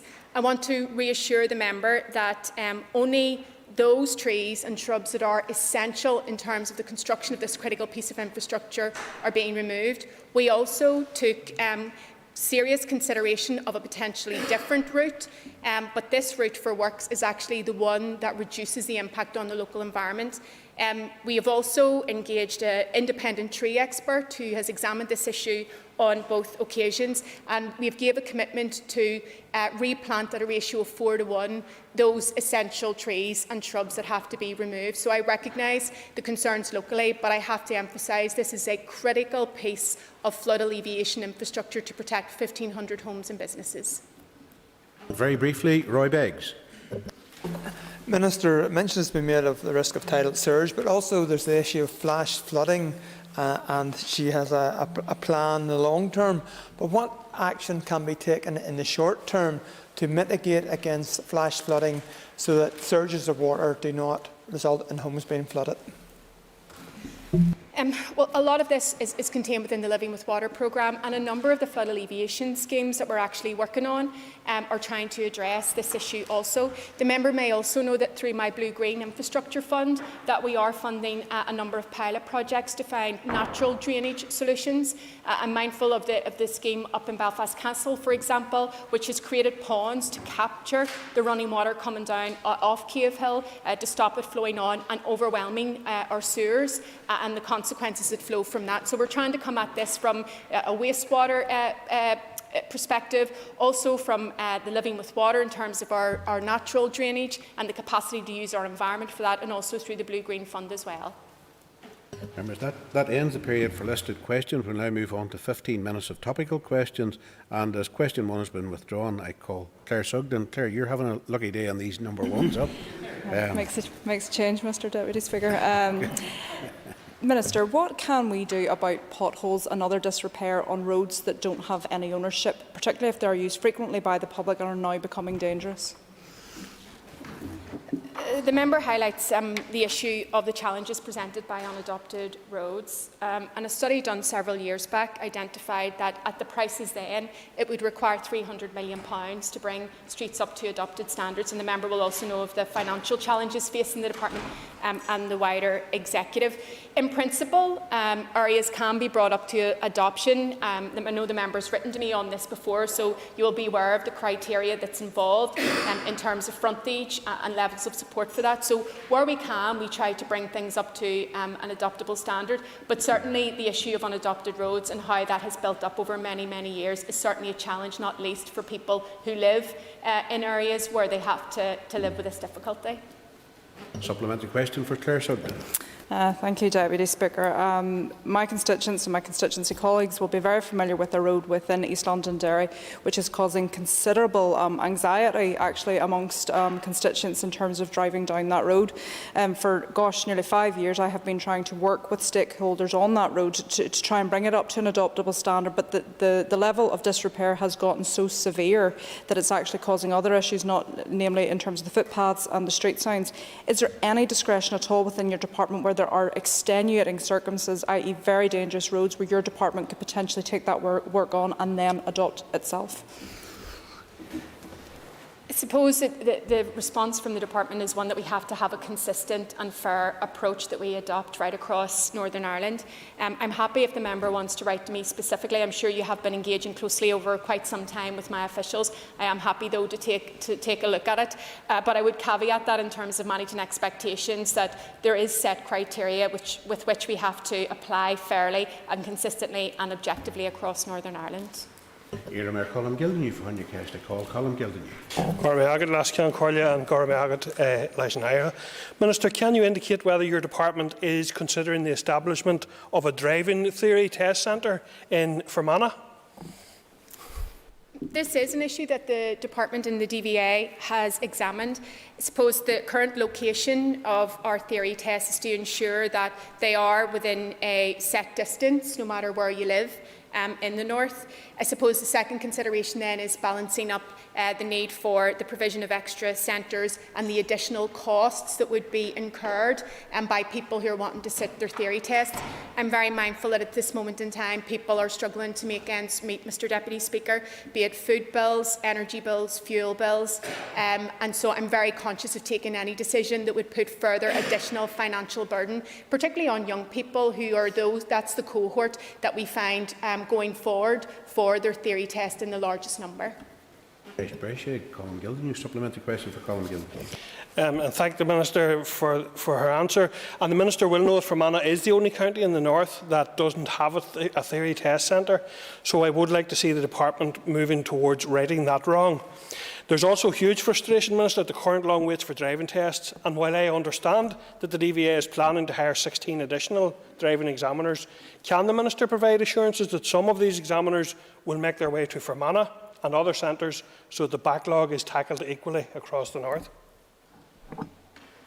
To address the first issue around driving tests, in just over 9 months since driving tests resumed from April 21 to the 31st of January 2022, the DVA conducted 52,805 driving tests. This is more than 91% of the total number of tests conducted in 2018-19, the last full year when driving tests were not affected by COVID-19 restrictions. And we've been able to achieve that record high level of driving tests because of the additional resources and capacity that we are putting in place. I've forgotten the member's second question, if he wants to quickly remind me. The 16 DVA new examiners, will those be allocated out in a fair way? Yeah, so the additional examiners that are being recruited will be allocated based on need and demand for the service, so just to reassure the member of that. Call Robin Newton. Sorry. Sorry, Mr Deputy Speaker, you've caught me unawares. I wasn't even aware that I had a second question down. My apologies. My apologies to them. My apologies. Nice. Embarrassing. You're all right, Robin. You're okay. Nice to hear him, Sir Justin McNulty for you cast. I call Justin McNulty. The Minister made a very positive announcement recently on 2-year MOTs. This would be warmly welcomed, especially by people and families who are struggling with spiralling costs of living. Minister, can you give us an update? The member will be aware that we have published the report on the call for evidence for a move to 2-year testing for certain categories of vehicles. There was a significant majority support among the public for a move to biennial testing, and so I have asked my officials to engage with all of the key stakeholders and to explore the steps that are needed to make progress on this matter. It would require change in primary legislation, so that would be something that could be taken forward in the next mandate. Case Brescia, Justin McNulty. Supplementary question for Justin McNulty. Minister, this is really positive. And today, Minister, you made another very positive announcement in relation to freezing fares hikes on public transport, and people will be delighted with that in terms of the spiralling cost of living, the impact on them. Minister, does the fall of the executive prevent other parties from putting people first the way you have? And why aren't other parties and their ministers stepping up to the plate and putting people first, not party first, as they've done historically for the last 15 years?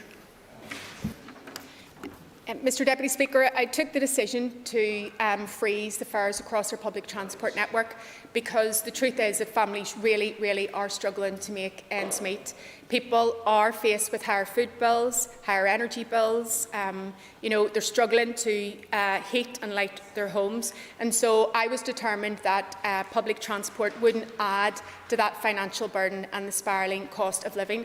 I hope that this decision goes some way to trying to ease pressures on families, because I think there's a responsibility on all of us to do what we can in that area. I'm also hopeful that it will also have an additional benefit of attracting more people onto public transport, because I'm mindful of the increase in petrol and diesel. So more people choosing to use public transport is not only good in terms of improving our air quality, it is good for our environment, but it will also be good for people's pockets. Call Trevor Clark. Thank you very much, Mr. Speaker. We've heard from your colleague about helping the people, well, I have to say you have a disregard for people if you're actually going to do the MOTs every 2 years. However, if you want to help people, Minister, have you any plans to review actually the taxi licences? Yes, so the member will know that the Taxi Act was agreed and introduced by this Assembly. Since becoming Minister, I've received a number of requests from people within the wedding car industry, from the funeral industry, also individual drivers, taxi drivers and taxi operators. I'm also clear that there should be a comprehensive review of the Taxi Act to give consideration to all of those requests for changes. With less than 80 days remaining in this mandate, it's not possible to take forward that comprehensive piece of work, as it will involve extensive public consultation and may require primary changes in legislation. And so I've been clear that it needs to be a piece of work that's taken forward in the new mandate. I think that it's long overdue. Supplementary question for Trevor Clark. I appreciate, Minister, your acknowledgement in terms of it being overdue. However, it has been long called for. So why is it taking your department so long to actually get to the stage and actually pushing it into the next mandate, as opposed to bringing it forward in this mandate, where we see funeral drivers requiring a taxi licence, or where we see wedding car drivers to require a taxi licence? These same people already have driving licences, and there's no reason that it should take as long as it has. Mr Deputy Speaker, I met with representatives of the industry and I gave very careful consideration to their requests for change and sought legal advice on it as well. And as I said, I've also received multiple requests for changes to the Taxi Act. I think that the best way of dealing with that, the most comprehensive way of dealing with that, is having a thorough and robust review of the Taxi Act itself. And so that's why I've said that whoever the Minister may be, either myself or any other member in this House, I think it's an important piece of work that should be taken forward in the new mandate. Keith Archibald on Keshtakar. I call Keith Archibald for a question. I thank the Minister for responses so far. Can I ask the Minister for an update on the road safety strategy to 2030, please? Yes, my officials have been working very hard on this. They issued a consultation exercise on that.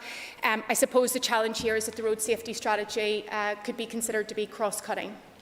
That would mean that in the absence of an executive being able to meet and agree, we could be looking at a delay on this really important piece of work. I don't think that serves anybody's interests, but I do want to assure the member that I will continue to take action to improve road safety, be it the 20 miles per hour outside schools, the mobile phone use while driving penalties that have been introduced as well, and the changes around drink driving.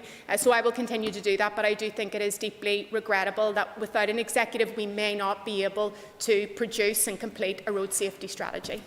Ceis breise ag Ciamh Archibald, supplementary question for Ciamh Archibald. And I thank the Minister for her response, and I would obviously share that concern. It's obviously important in any new strategy that we have robust targets, and I note in the draft strategy for 2030 the target to reduce those killed in collisions had actually decreased from 60% to 50% compared to the strategy to 2020. So I just wanted to get the Minister's view on that and whether she's considering strengthening that target following the consultation. We're giving very careful consideration to all of the responses to that consultation exercise, and the member is right. That target was highlighted within the consultation response, and there was a variance of views provided on that, so we're giving careful consideration to it. I do want to assure the member, though, that I want to make sure that we have ambitious targets within the strategy that we can work to deliver on, so our careful consideration of that is ongoing. Agus tá looking you phone you cast gasto Carolyn Cullen. I call Carolyn. Lodge Can Collier. Minister, could you provide a brief update on what's happening with the York Street interchange, please? I thank the member for her question.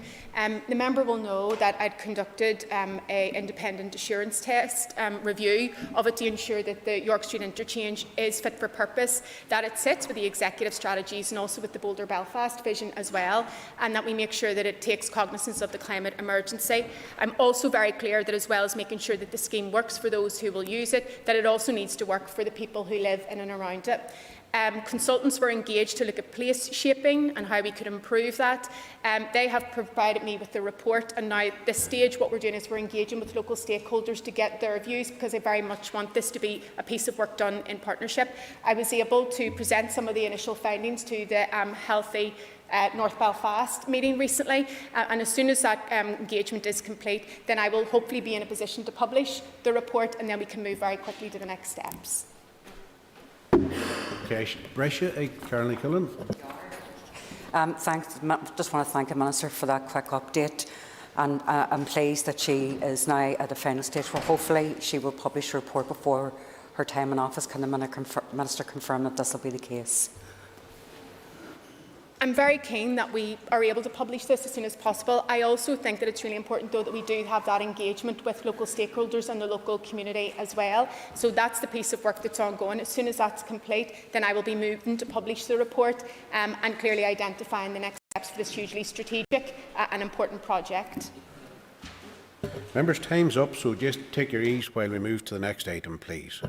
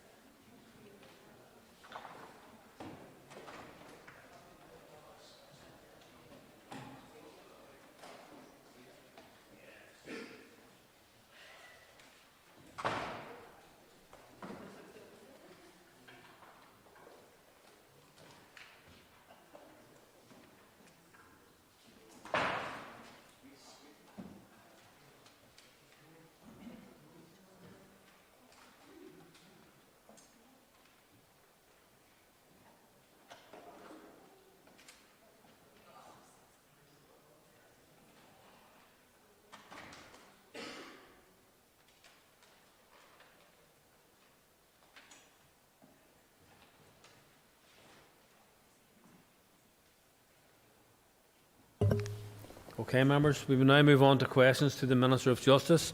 Questions 6 and 8 have been withdrawn, and I call Pat Sheehan. Pat Sheehan. John Corla Cash to hand. Question 1, please. Minister. With your permission, Mr. Speaker, I'll answer questions 1 and 3 together. There are a number of strands of work currently being taken forward on a collaborative basis across departments to address antisocial behaviour and its impact on individuals and communities.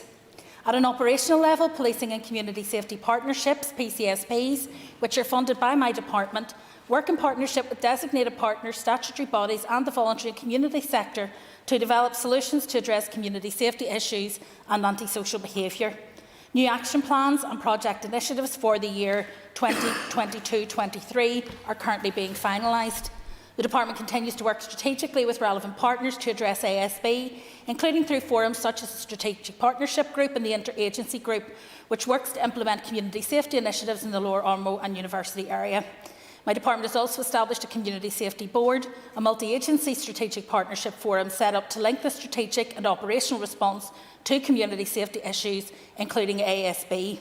During 2021, the Community Safety Board stood up a number of community safety response groups to facilitate a coordinated and targeted multi-agency response to local community safety concerns, including antisocial behaviour. Complementing the ongoing collaborative work across departments to address ASB, my department is leading on a multi-agency review of ASB legislation via the ASB Legislation Review Delivery Group.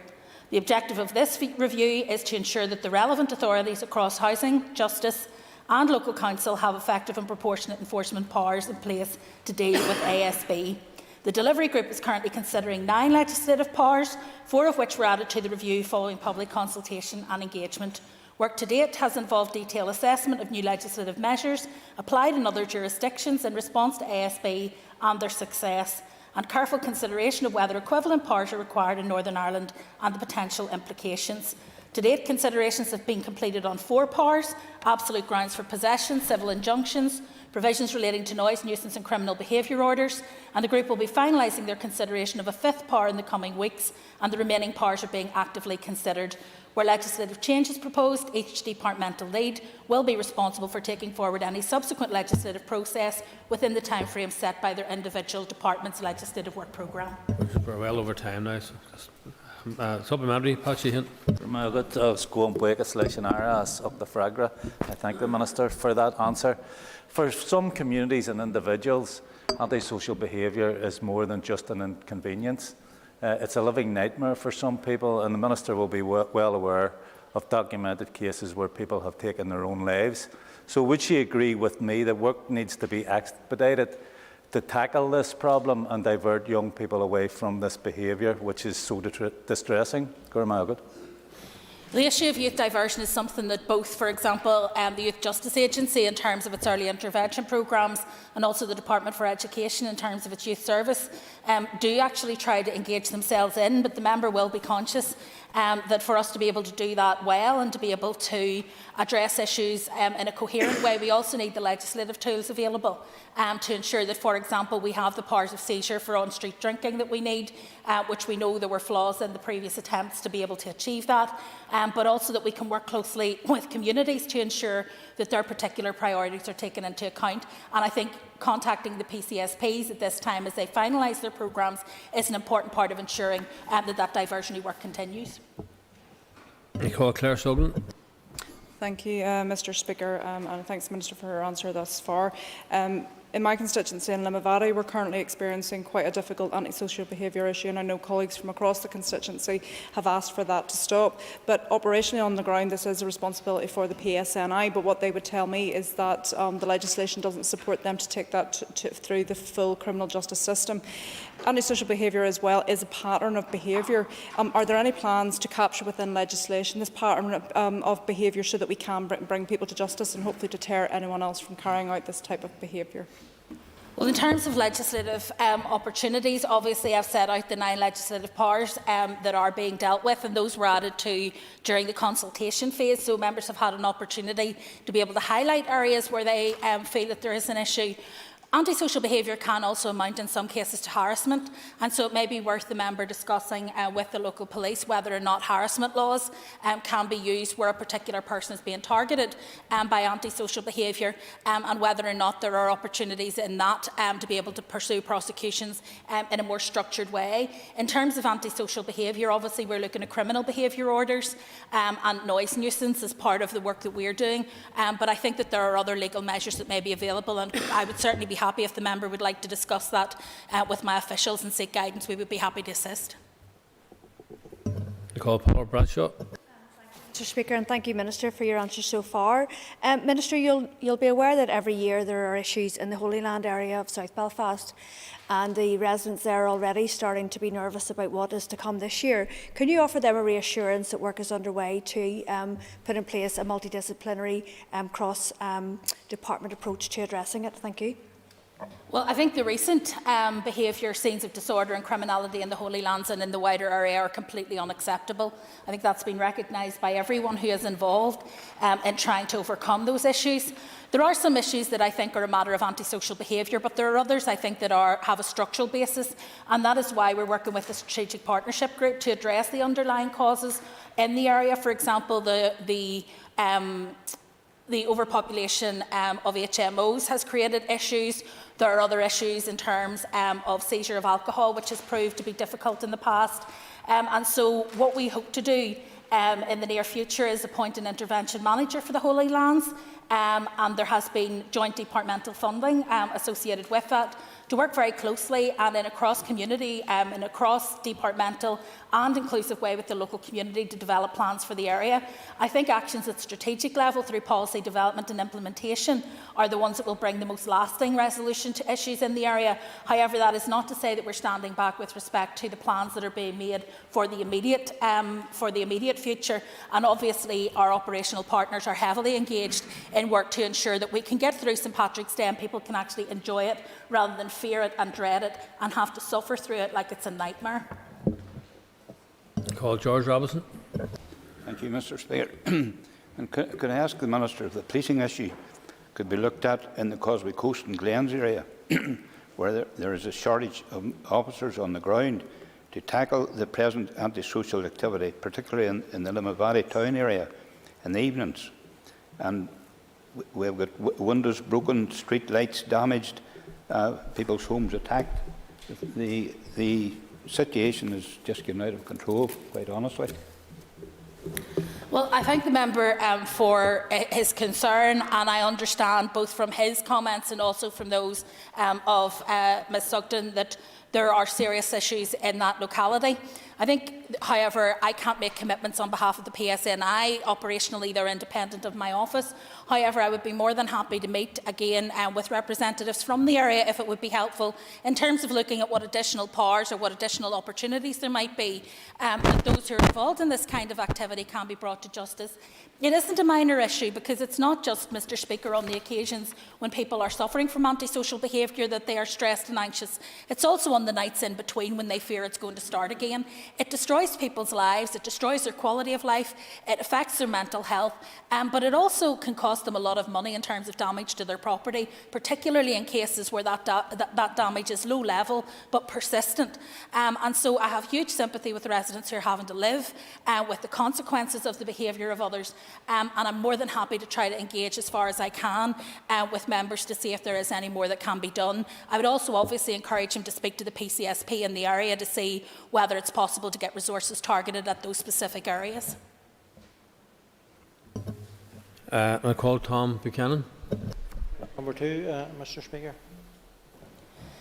I have regular meetings with the Chief Constable and we discuss a range of policing issues, including the impact that budgetary pressures will have on police officer numbers. I last met with the Chief Constable on the 17th of February and we discussed the draft 2022-25 budget. I have been clear from the outset that I cannot support the draft budget given the significant damage it will cause the justice sector. The draft budget provides specific allocation for PSNI staffing, which will not enable the retention of current numbers, let alone meet the new decade new approach commitments. In my letter to executive colleagues on the 20th of January, I had advised the Chief Constable has decided on a precautionary basis to defer the March 2022 recruitment intake. This decision is based on the assessment made of the impact of the draft budget for the PSNI. The recruitment of police officers is ultimately an operational matter for the Chief Constable, who is accountable to the Northern Ireland Policing Board, and I am committed to respecting his operational independence and the role of the Policing Board. I understand from my meeting with the Chief Constable that he is having ongoing discussions with the Board around the detail of how PSNI propose to address the budget impacts. In the meantime, I await further clarification on the draft budget 2022-25 from the Finance Minister. Supplementary, Tom Buchanan. Thank you, Mr. Speaker. I note the Minister's concern with regards to the draft budget. Can the Minister inform this House as to what discussions she's had with the Finance Minister, as he does have a responsibility on the NDNA to provide adequate funding for the increase of officers that is required, and how positive those talks have been? Well, as the member will know, the Executive has not yet agreed the draft budget. It was simply agreed that we could consult upon it. Consultation document was then issued on the 13th of December 2021. I have discussed the draft budget in the weeks running up to that point, as we brought forward our departmental concerns around this, and I have continued to engage constructively with the Finance Minister since. There is a problem, I think, with the budget in terms of the amount of money available, and I understand that there are competing pressures. No department will get everything that it wants.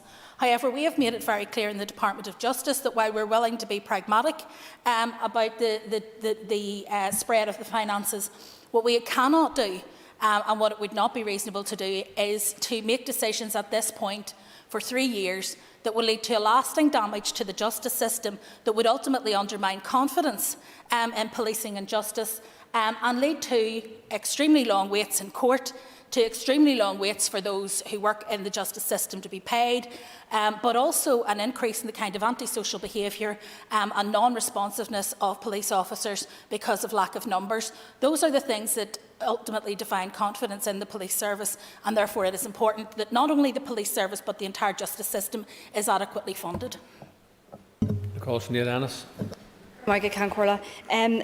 Minister, the Finance Minister has confirmed that an additional £300 million on top of the published draft budget would be made available to departments next year if the Executive was functioning. So can the Minister confirm whether she would bid for additional funding for the PSNI in the event of the DUP resuming its executive responsibilities? I would indeed be making a bid, but I have to also caution the member that that would only be for next year. It wouldn't be baseline funding. And of course, when it comes to employment of staff and other things, it has to be baselined in order for it to be meaningful. So whilst it may provide us with some comfort in the immediate term in terms of next year, it wouldn't deal with the overarching problem that we have in terms of the 3-year funding, but we would indeed be hoping to bid for that. And it is, I have to say, Mr Speaker, it is important that we're able to get some kind of certainty around the budget, because whatever our departmental complaints about the current draft budget, the worst possible outcome is for people not to know what the budget will be. We know that's already having an impact on many of our third sector partners who are having to put staff on protective notice. We're going to lose talented people who are carrying out essential work on behalf of the department as a result of them having no certainty in terms of their employment. Cara Hunter. Mr Speaker, I'd like to thank the Minister for her answers so far. And we know that budgetary issues can have huge negative knock-on effects. So my question refers to what will this mean for areas like Causeway Coast and Glens who already struggle with officer availability, and have you spoken with any officers within that area who already feel overstretched? Thank you. Well, I haven't spoken to officers in that area now for about a year. I think that was the last time when I called in and actually visited police stations up in the northwest, and I met with those in the general area. And I know the good work that they were doing in terms of engaging with communities and trying to work to build confidence, but also to ensure that people were reporting incidents so that the police can get a proper pattern of behaviour that they can respond to. I can't predict, standing here today, what decisions the Chief Constable and his officers might make in terms of how they would adapt to the draft budget as it currently stands, but it's clear that there would be fewer police officers on the ground. The Chief Constable has spoken about the reduction in numbers, and he's talking in hundreds, not intends. So I think we need to be realistic about the impact that that would have on frontline services. And whilst the police have done a lot over recent years to try to put more people on the streets rather than in back offices, that takes time and it takes investment. So I think we need to be realistic about the impact it would have on service. Paul Kelly-Armstrong. Mr Speaker, Minister, could I just get clarification from yourselves? Comments made by the Finance Minister last week, he stated that the Department of Justice baseline would actually increase under the proposed draft budget. Could you clarify this, please? Yes, I can. During question time with the Minister of Finance on Tuesday, 22nd of February, he quoted the Department of Justice baseline as increasing by 2.9, 3.9 and 3.3% across the budget period, which in monetary terms is 31.2 million, 42.3 million and 35.6 million. However, in my opinion, this is misleading as it includes security funding of 31.2 million, which is an ongoing commitment from the UK Government to assist with reserve policing costs linked to the prevalent level of security threats. It is not part of the Department of Justice baseline. In addition, the funding for domestic and sexual abuse strategy has been included in full in the Department of Finance calculations, when in reality it will be shared across a number of departments. Removing those two elements means a baseline decrease in the first year of 0.1%, an increase of 0.7% and 0.1% in years 2 and 3 respectively. In monetary terms, minus 1 million, plus 8 million and plus 0.8 million. This reflects the findings of the Fiscal Council report and demonstrates that the draft allocation from my department is not an increase to the Department of Justice baseline in the quantum as described in the member's response to the question, and is actually a decrease in baseline from 2022-23. Draft budget includes 14.8 million per annum to PSNI for police staffing, but this allocation can only be used for that specific purpose, which is insufficient to maintain police officer numbers at approximately 7,100. Also, further progress towards achieving the NDNA commitment of 7,500 officers would not be possible unless further funding is made available. In fact, with an allocation of only 14.8 million, this would reverse the uplift in headcount underway in 2021-22. The Department could not achieve 2% cuts without impacting the PSNI budget, as the PSNI budget is around 67% of the total Department budget, excluding security funding. Call Eileen Riley. Question number 4. Last year, I committed to a review of the existing vagrancy legislation and its usage. While I made no commitment on the timeframe for its completion, I had hoped it could be progressed in the current political mandate. As members know, it had been my intention to bring about change to the current vagrancy provision through an amendment to the then Justice Miscellaneous Provisions Bill. However, given the limitations of the rescoped Justice Sexual Offences and Trafficking Victims Bill and the substantial engagement of my department's policy and legislative resources in the delivery of what has been a very challenging legislative programme, this has not been possible. With the valuable assistance of the Justice Committee and the Assembly, I have progressed 5 significant pieces of legislation through the Assembly in this mandate. 4 are completed, and the Justice Sexual Offences and Trafficking Victims Bill will soon reach final consideration stage. With the legislative programme nearing completion, resources can now be focused on the review. I'm very aware that begging and rough sleeping are often linked to underlying issues such as homelessness, addiction and poor mental health, and have always maintained that poverty and destitution should never be criminalised. I appreciate that there can be associated behaviours that are unacceptable, and it is important that the review establishes how vagrancy powers are being used. However, in the majority of cases, our response should be to provide support and to seek to address the issues that have driven people to a point where they feel there is no alternative to begging and rough sleeping. These are complex societal issues, issues which are cross-cutting and require a coordinated response across Northern Ireland departments. Repeal of vagrancy legislation alone will not suffice. It will be important to ensure that any proposed legislative changes are crafted so they do not have any inadvertent adverse impacts on the most vulnerable in our society. Proposals for legislative change will have to be taken forward in the next mandate, though this, of course, will be subject to ministerial priorities in that new mandate. Aisling Riley. Minister, as you said, you've repeatedly stated your intentions to complete the review of the Vagrancy Acts by the end of the mandate, and he says that it may now be into the next mandate. And you also agree that no one should be criminalised for being homeless. So we really should be supporting these people and not punishing them. So, although you think it's going to be in the next mandate, when do you expect that may be? Well, it is fair to say that we are now able to allocate resources to the review, and we'll be able to look at the circumstances and impact of the use of the legislation. There are wider societal issues, and it will be important for there to be an executive that can actually work on those. So homelessness requires the engagement of the Department for Communities, getting people into employment with alternatives to begging in terms of being able to support themselves, either on benefits or work, will require the engagement of the Department for the Economy and the Department for Communities. And indeed, in terms of many of those who are begging because they have potentially either come here seeking refuge or because they have been trafficked, it's important that we also use the legislation that we have in that regard to protect them. It is important, however, that we find a good response in terms of how we deal with these issues. And so it has been a priority for me, and I have met recently with Crisis to discuss the progress that's being made in England and Wales in terms of the vagrancy laws. It is impossible for us simply to piggyback on the decision that's been made there, because we have two separate pieces of law, one of which is the Ireland Act, which we would need to repeal in order to do this properly. So we need to do the work. It is hard to estimate when that will happen, but it won't be obviously necessarily me who takes it forward. I can simply say that it is a priority for me, and it is currently a priority for the department. Keith Archibald. Question 5, please. The Nationality and Borders Bill is currently at report stage in the House of Lords. The UK Government considers the bill to be the cornerstone of their new plan for immigration. The bill does not change Northern Ireland legislation on modern slavery.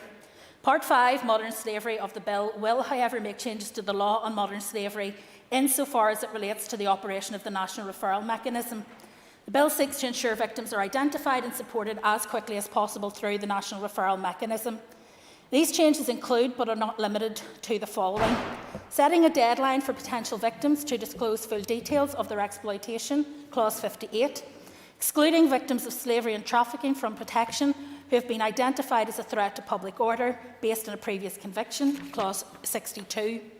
These clauses raise concern, as is often the case, that victims of modern slavery and human trafficking may take a considerable time to be able to be open about their experiences because of fear for their safety or lack of trust in enforcing authorities, even if their traffickers are behind bars. Initially, officials from my department have engaged with and sought clarification from the Home Office on clauses within the Nationality and Borders Bill that could impact on potential victims going through the NRM. It is now my intention to write to the Home Office as Justice Minister, setting out clearly where I have concerns about the proposed changes to the NRM, which, as the member will appreciate, will apply across the UK. I'm also aware that concerns have been expressed by a number of stakeholders in relation to clauses of the bill, including clause 58 and clause 62. I will also be seeking reassurance that concerns expressed by those stakeholders will be considered and addressed. Supplementary, Keith Archibald. And I thank the Minister for her response, and she's referred to some stakeholders already, but the Human Rights Commission and the Equality Commission have called for the North to be removed from the modern slavery and human trafficking provisions of the bill, as it would potentially breach Article 2 of the Protocol, which obviously obliges no diminution of rights as a result of Brexit. Does the Minister believe these provisions would roll back on rights and equality, and would this breach Article 2 of the Protocol? We haven't assessed whether or not it would breach Article 2 of the Protocol. However, we do recognise that immigration and asylum are not matters that are deferred to the Assembly. They are reserved matters, and as such we have no power to accept ourselves from them or to change them. We have, however, as you know, in the last reading of the Sexual Offences and Trafficking Victims Bill here in this House, extended the support that will be available to those who are victims of human trafficking. And as a department, we will always take a compassionate view of those who find themselves in those circumstances, irrespective of the view that may be taken elsewhere.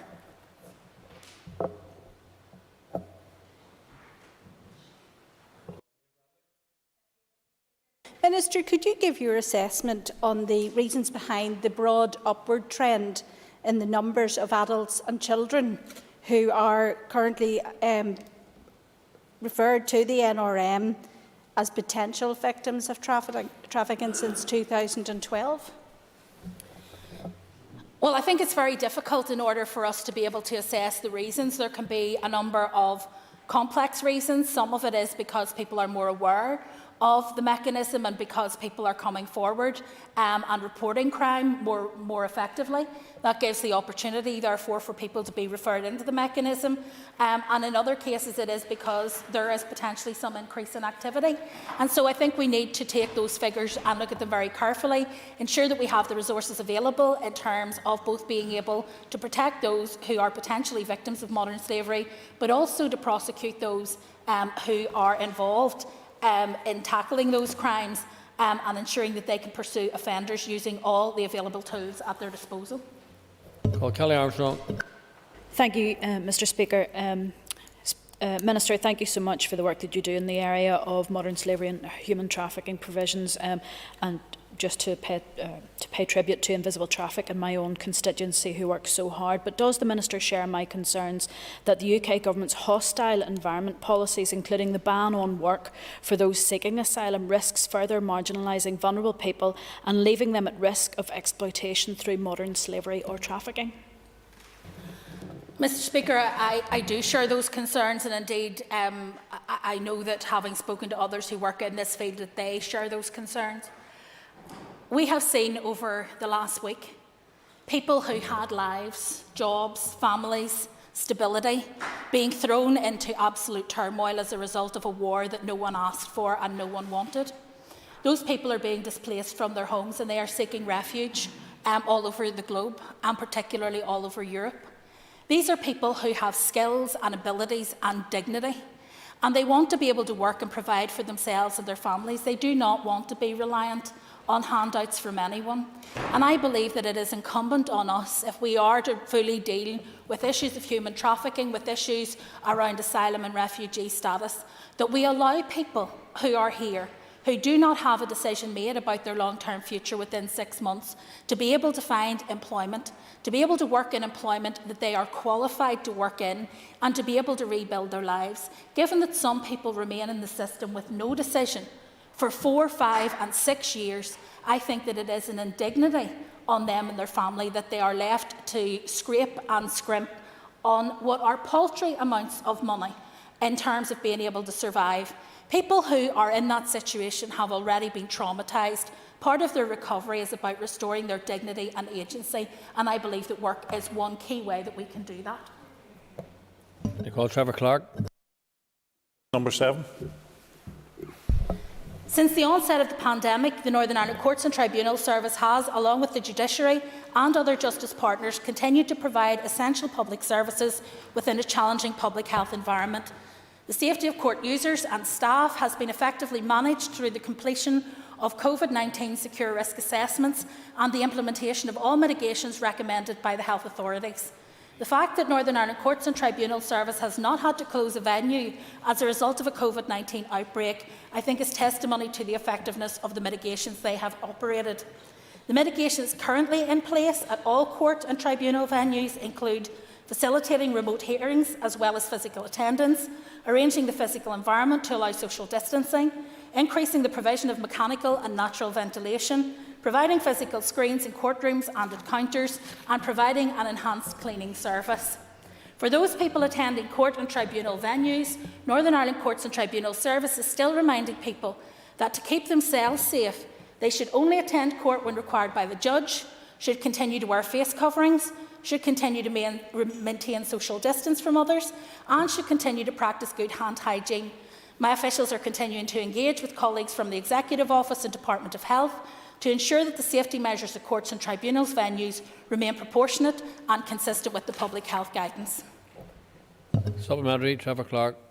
Much, Mr Speaker, and can I thank the Minister for the answer and appreciate at the same time the difficulties that the Court Service and many others had given the pandemic. But can I ask the Minister, has any representative bodies made representation to you about getting the Court Service back to a normal process? And indeed, has anyone raised the suitability or otherwise about how some of the work has been done over video, where sometimes it could suggest that people don't get a fair representation? Well, no one has raised the issue that people are not getting a fair representation, because ultimately the judiciary have the power to require in-person hearings if they believe that that is in the interest of justice. So that is not a complaint that I have heard. I am aware that people are eager to get back to normal, and I respect that. But our courts are an unusual set of circumstances. Unlike hospitality, we can't make a choice whether or not we go to court. We're compelled to go there. And so we have particular responsibilities when we compel people to attend a venue to make sure that that venue is safe.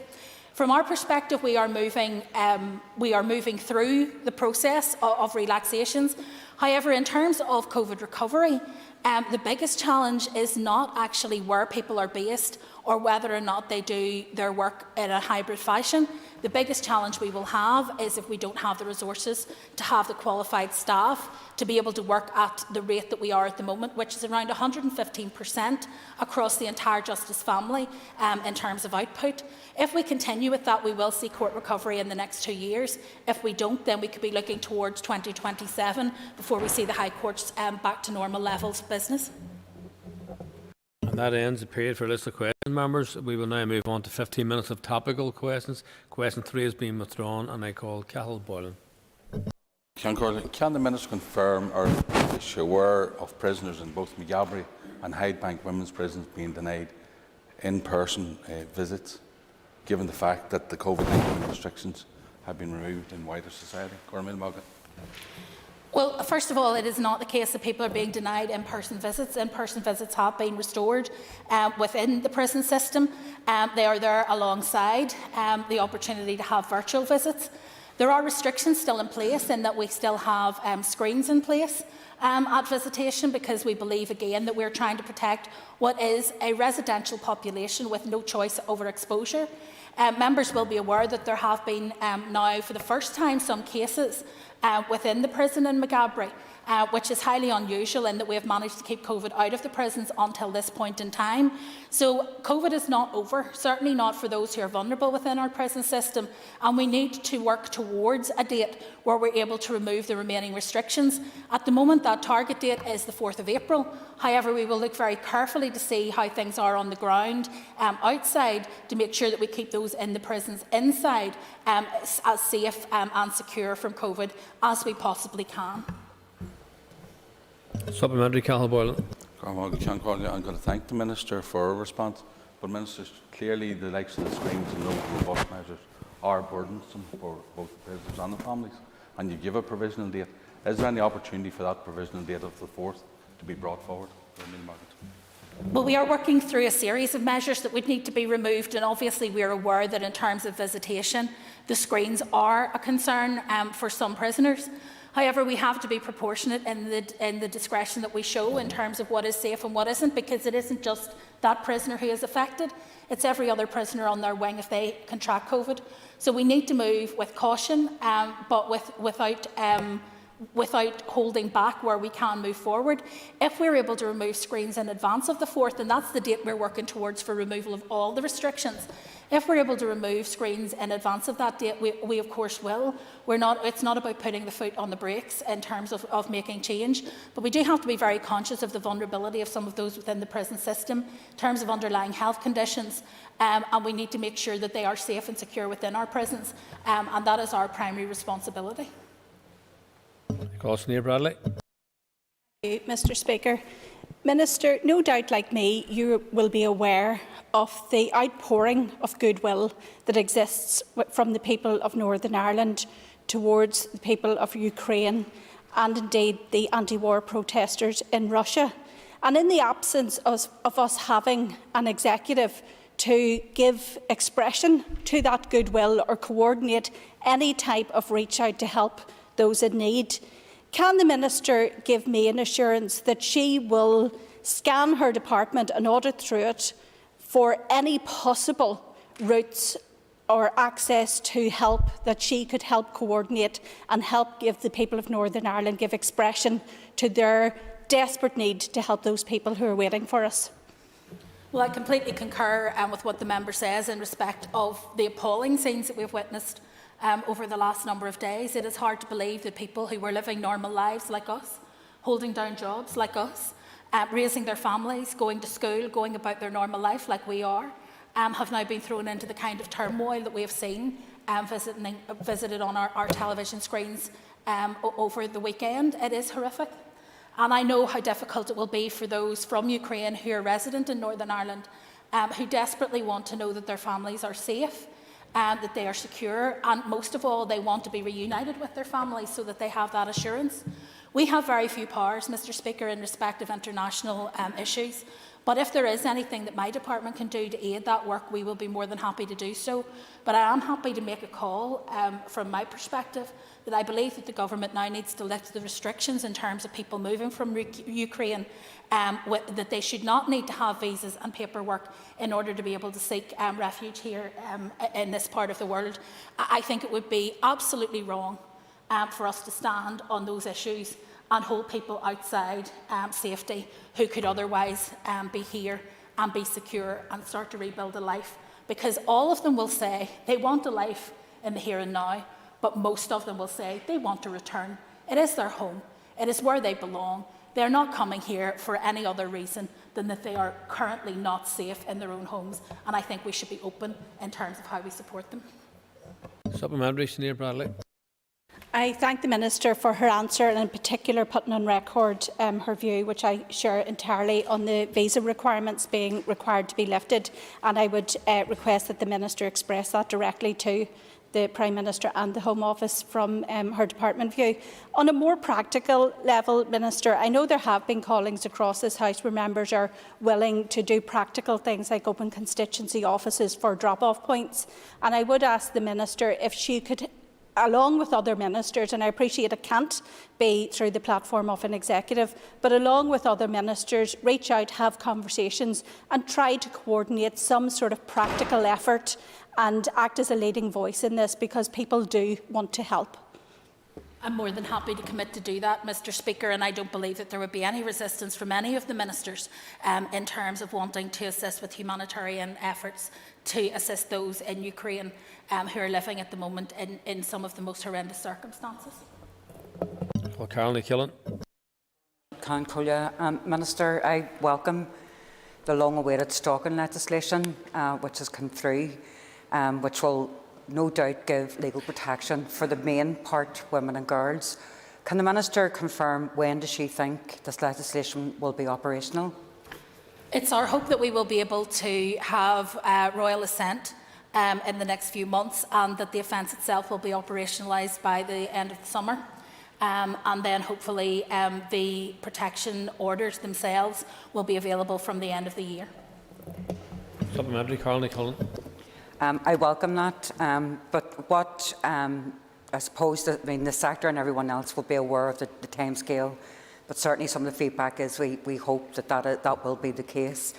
Minister, could you also give us an update on what support, additional support, your department can provide to people, again mainly women, who have been affected by stalking, which itself is violence and harassment? Well, there are a number of things that we already do in terms of supporting people through the justice system, whether that is through victim support and the funding that we give to victim support, or whether it is some of the other work that we've been doing in terms of raising awareness. And there will, of course, be a media campaign to run alongside the new stalking legislation. We're also rolling out training for all of our partners in the justice system to make them aware of the new offence and how it operates, which I think is also very important. Undoubtedly, those who have been subjected to stalking will want to see this legislation in place as soon as possible. We certainly want to see it operationalised at the earliest possible opportunity, but it is important that we have that training complete and that we do the awareness raising so that when it is brought into operation and people report stalking behaviours, that they are picked up on by the police and that they are picked up on by prosecutors and indeed by the judiciary, so that people are fully aware of the legislation that is there and the tools that they have available to stop this really insidious behaviour. Call Justin McNulty. Minister, over the weekend, a family from Madden offered me their home and transport to families who may have been displaced from Ukraine. And your counterpart in the Republic, Minister McEntee, the Minister for Justice, has led from the front in terms of facilitating and welcoming refugees from Ukraine. And Minister, I know your stock answers usually devolved matter or operational matter. What are you doing as Minister for Justice to facilitate and welcome people from Ukraine to help in this scenario? Well, I'm glad the member recognises that the role of the Minister of Justice in Ireland is a completely different one to the one that I hold. Unfortunately, the equivalent role would be the Minister for the Home Office, the Secretary of State for the Home Office. And I have to say that what they are doing in terms of their welcome, I think, is rather half-hearted and slightly depressing. I wish that they would go further. I wish that they would remove the requirements for visas. I wish that they would be more open about welcoming people to the UK. And I believe that they should do so, but also I believe that they should use the powers that they have in terms of account forfeiture, in terms of unexplained wealth orders, and in terms of the other powers that they have to start to deal with some of the oligarchs, because let's be clear, this is a war as much visited on the Russian people as it is on the people of Ukraine. This is not something that the Russian people are desirous of. This is something that is being fought from the Kremlin with the backing of finance from oligarchs. And the sooner the UK government can show a clean slate when it comes to being funded by such individuals, when it comes to having relationships with such individuals, I think the more secure people will feel actually seeking refuge in the UK. Just McNulty, supplementary. Minister, fully agree, and if you make representations on your behalf as Minister of Justice, I think that would be positive. And can you, as Minister, call a shadow executive to make representations of this place together, stating your opposition in relation to visa relaxations, to make this place more welcoming for refugees? I think it's very difficult to do so when there is no executive, but I think there is something that perhaps the Party Leaders Forum would be able to take forward, and I'm certainly happy to raise that with my counterparts, both those who are in Westminster and those who are here, and perhaps it would be a good opportunity for us to do that when we meet next in a couple of weeks' time. Okay, the next four members are not in their place, and I move swiftly then to Nicola Brogan. Can the Minister give me an update on her department's development of a hate crime bill, please? Yes, in terms of the hate crime bill, we are currently out to consultation, the first phase of consultation with respect to hate crime. Obviously, the work that Judge Marina did set out a pathway in terms of how we could develop new approaches to hate crime, but there are some quite complex questions, legal questions, that need to be answered for us to be able to do that. So the first phase of consultation is currently with the public, and we're hoping that that will come back very, very shortly. That should then give us a steer on some of those complex areas, like how we deal with sectarianism, how we deal with misogyny, whether we deal with gender as an aggravating factor, or whether we specify misogyny as part of that bill. So there are a number of key questions. When we get that back, we will then be able to develop legislative proposals around those call for view questions that we have out at the moment, and we will go back to public consultation hopefully later in this year.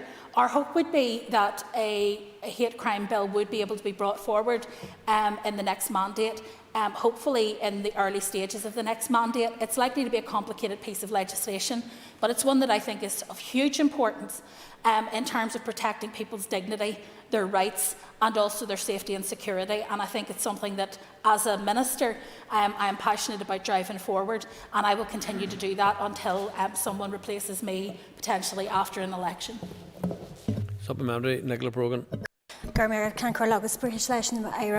you to the Minister for her answer. Just one point you touched upon there, Minister, was Judge Marion's recommendations. One was to create a legal definition of sectarianism and developing a hate crime bill. Can you tell me if your department has been informed by the FICT report?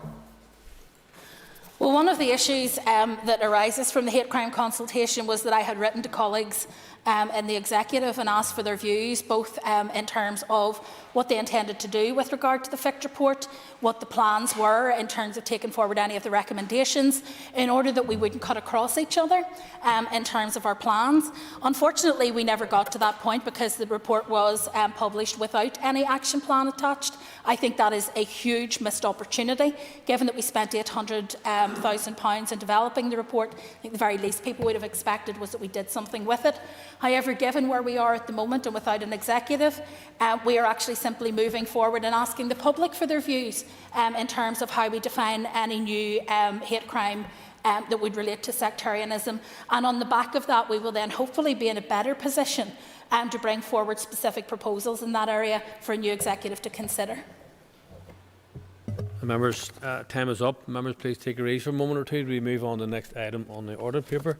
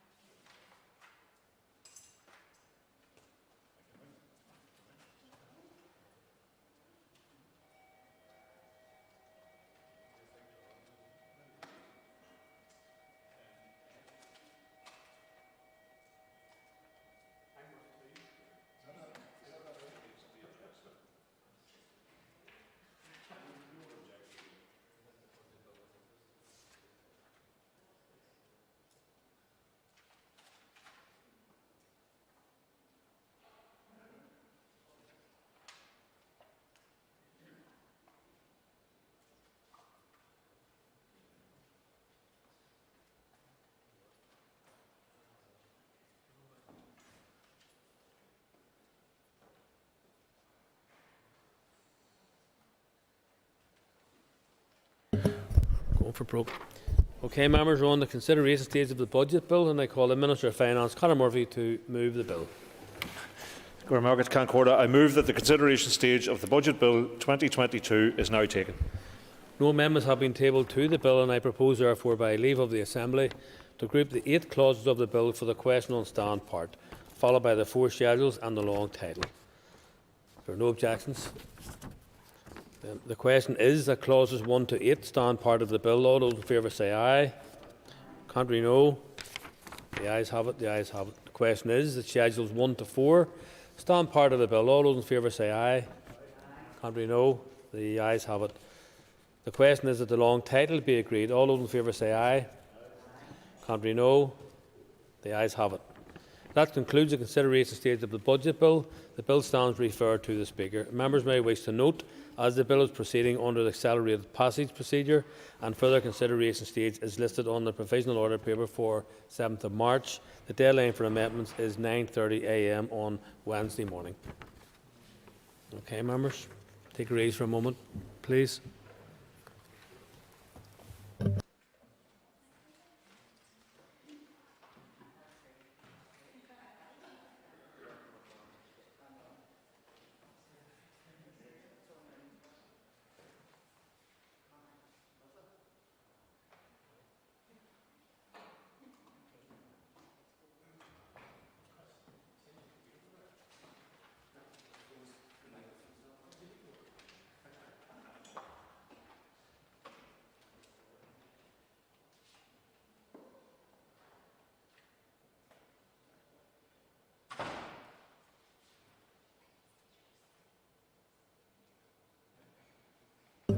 Okay, members. Next item of business is final stage of the School Age Bill, and I call the Minister of Education to move final stage. I so move, Mr. Speaker. The final stage of the School Age Bill has been moved. The Business Committee has agreed that there should be no time limit on this debate, and I call the Minister of Education to open the debate. Minister. Thank you, Mr. Speaker, and I'm delighted and privileged to bring the School Age Bill before the Assembly today for its final stage. The bill will make important and enduring changes to the lives of many children in Northern Ireland. No longer will there be a one-size-fits-all approach to starting school. Rather, parents will decide the right approach for their child. All young for year children and all children born prematurely who would have been young for year if born at term will have the option of deferral.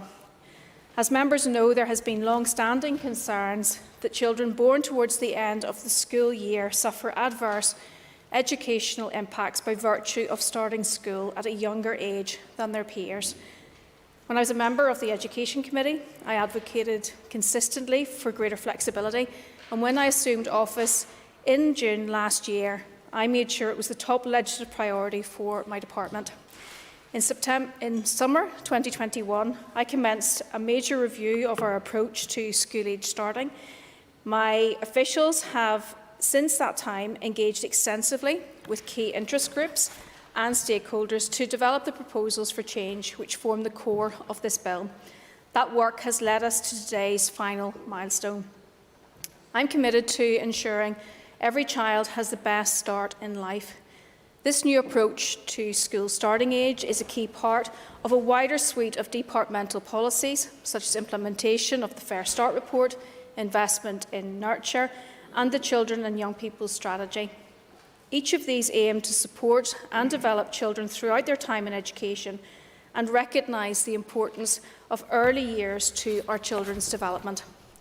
My aim is to ensure all children have access to high-quality education suitable to their individual needs. Greater flexibility in school starting age is an important element of this approach. If I may set out briefly to set out the changes implemented by the bill itself. Firstly, my bill provides flexibility so that children born between the 1st of April and the 1st of July will be able to commence primary education in September following their 4th birthday, or alternatively to defer entry to primary school until September following their 5th birthday. The parent of every young for year child in Northern Ireland will have the automatic right of deferral of both preschool and primary school for their child, one of the most wide-ranging and progressive approaches internationally. and one that is firmly based on the evidence around attainment for young for-year children. The bill will also provide flexibility to premature children who would have been young for year if born at term. No longer will any child in Northern Ireland be required to start school a year earlier due to their premature birth.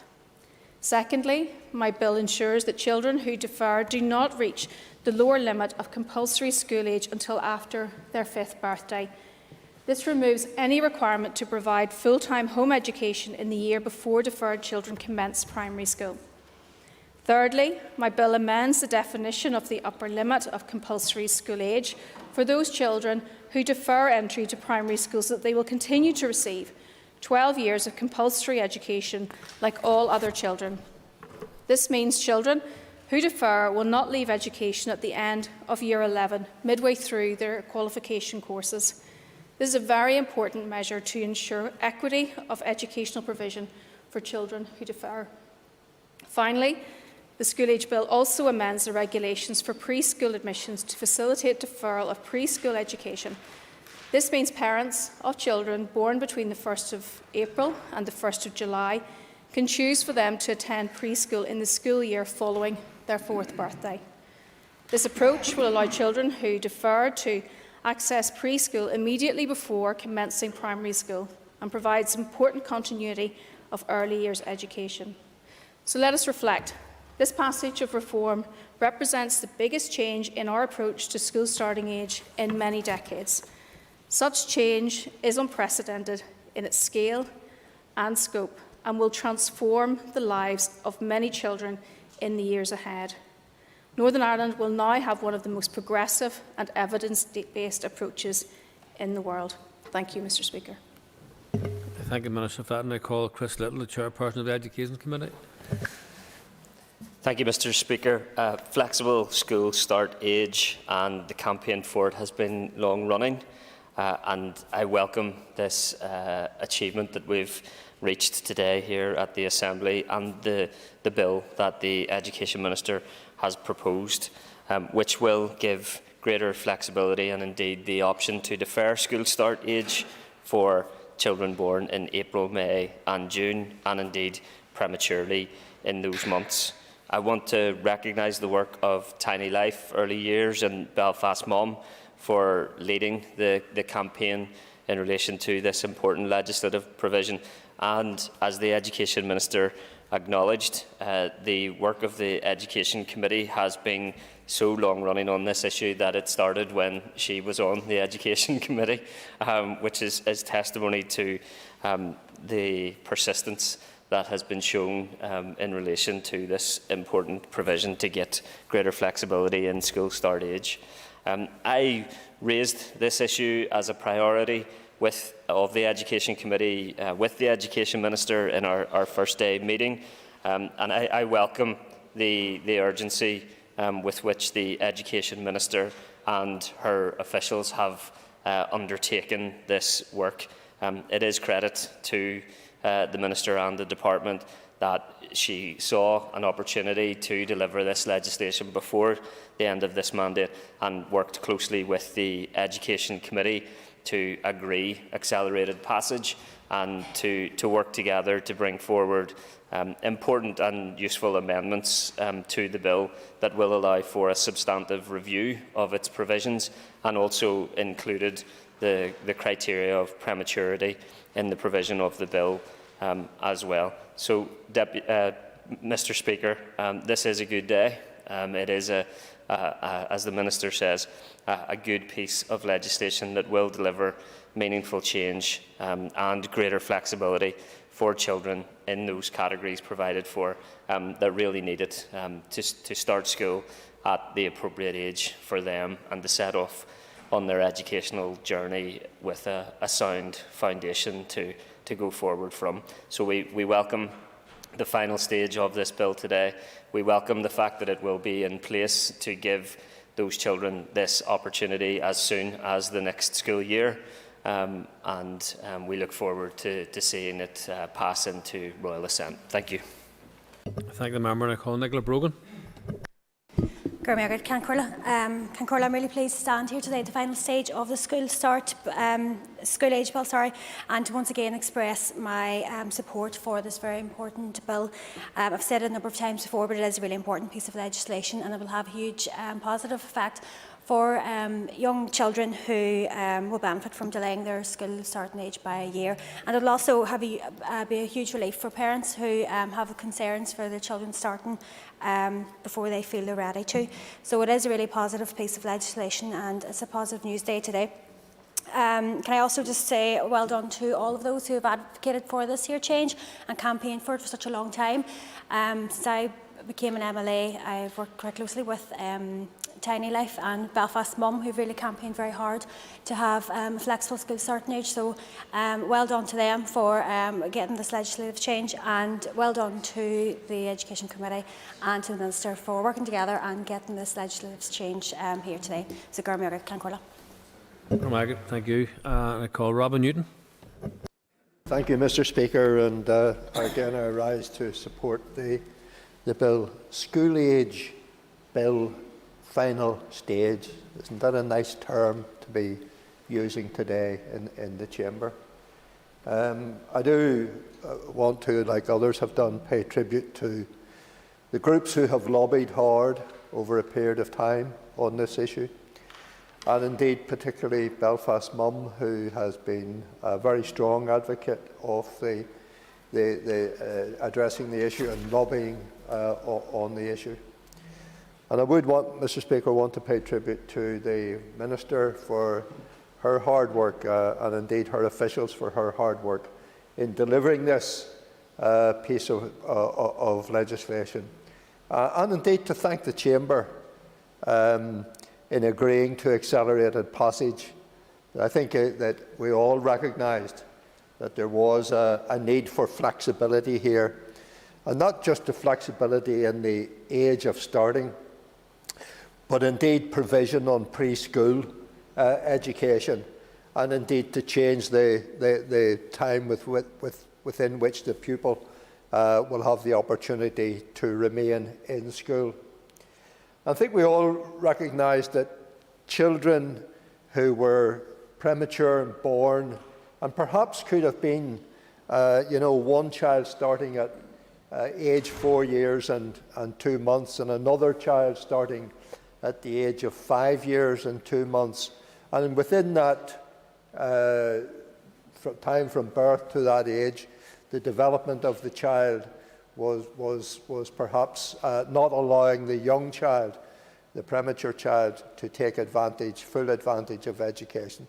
So the Minister has addressed that and is providing the preschool education. I think, Mr. Speaker, everything that we have wanted to say about this bill has been said in the earlier stages of the development of the bill. So we have reached the stage where, final stage, the bill is going to pass into legislation soon. And it is, as others have said, a good piece of work by the Minister and her team in the department, and much credit to those who have been involved in developing it. Thank you, Mr. Speaker. Thank you, Member, and I call Daniel McCrossan. Thank you, Mr. Speaker, and I thank the Minister for her work to date in bringing this forward. Mr. Speaker, as SDLP Education spokesperson, I welcome this bill and the fact that we now have reached the final stage of this process. I think it's very important, and it will have significant benefits in terms of legislation, but particularly in practical terms for parents, families, and indeed all those affected from a very young age. As articulated in earlier stages of this bill, this legislation undoes a great injustice that has been facing many young of the year and prematurely born children in the North. The parents of those children will now have an opportunity to defer the school starting age of their children, which will have considerable benefits and alleviate a lot of stress and anxiety. There has been widespread support for the legislation, and this is highlighted in responses to the Department's consultation, with 93% of consultees agreeing that there is a need for change around flexibility in school starting age. The bill has also got widespread support across this chamber. Indeed, we're united on this issue, which is extremely positive for all involved. I do, however, reiterate the concerns are raised in the second stage of the bill, and we need to ensure that those parents impacted are given the necessary support and information to allow them to take an informed decision on applying for deferral for their children. And I will continue engaging with the Minister on the work around that going forward. Mr Speaker, to conclude my remarks, the SDLP are happy to support the bill at final stage. It is a massive step in the right direction. I want to formally thank all the campaigners and various groups and parents who have lobbied for change, because this is indeed a very positive piece of legislation, and I commend it to the House. I thank the member, and I call Robbie Butler. Thank you, Mr Speaker. At the start of the passage of this, we all stood up and said, under normal circumstances, accelerated legislation isn't something we like to do, but in instances like this, the proof is in the pudding, and was right and proper to do it, Minister. And thank you, since you took over the portfolio, the amount of effort and work that you've put into this particular piece, because it will make a difference to the lives of those young people and parents. And it has been a pleasure to work and speak on this over a period of time. And my own daughter, who's now 23, she was premature. She was 5 weeks premature. So thinking back all those years ago, some of the difficulties maybe that she had at the start may not have necessitated the need for a deferred school age, but the comfort that that can give parents and those children that actually, some of those that will need it. And it was actually very useful, Mr Speaker, that during the stages of this bill that the Minister didn't indeed bring that amendment, which came at some work to her department, I do know, but it's incredibly appreciated. And as has already been said, those people like Alison McNulty and Belfast Mum, Tiny Life, who have been working with ourselves and indeed yourself, Minister, for many years, can now breathe a sigh of relief. And today will be the day that they actually see it go into print. And it's a very simple bill. It's 3 pages, 4 clauses, including the long title. And sometimes legislation, the brevity is better. And to be able to be understood by those that need to read it. But on the point that the member from Tyrone, South Tyrone has just shared there with South Tyrone, is it? West Tyrone? West Tyrone. From Anna, South Tyrone? West Tyrone do. I don't even know where Strabane is, to be honest. The geography class comes next, so anyway. When this does receive royal assent, maybe one question is how quickly can the department get the information online for parents so that they can avail of whatever process is necessary to avail of the provision within the bill? Thank you, Mr Speaker. I thank the member, and I call Diane Dodds. Thank you, Mr Speaker. Again, I want to place on record our thanks to the Minister for introducing this legislation. As our previous speaker has said, in size it is a relatively small bill, but it will have a big impact for children and families in Northern Ireland. I also want to put on record my thanks and acknowledgement for the cooperation of all parties on the Education Committee in ensuring that this bill has had a smooth passage through the legislative process. But most of all, we want to acknowledge the work and effort of parents and indeed organisations who have worked hard to make sure that this issue was kept at the foremost of the political agenda. This is a good day, and it is a good day for young children and their parents in Northern Ireland, ensuring that we give them the best possible start at a time that is right for them. It's a good day for politics. We have listened and addressed the concerns that have been raised with us. Northern Ireland is unusual in that, until today, we had no flexibility for those young children who were due to start school. This bill will bring welcome changes and will make sure that we have the most progressive, evidence-based policy of the other nations of the United Kingdom. The bill rightly puts parents at the heart of the decisions around the time when their children should start school. It acknowledges that those children who are born in April, May and June may need a little extra time before they start school, and therefore allows the deferral of school start until the year following their 5th birthday. It allows for premature children whose natural birth dates should have been within the April to June period to avail of the flexibility.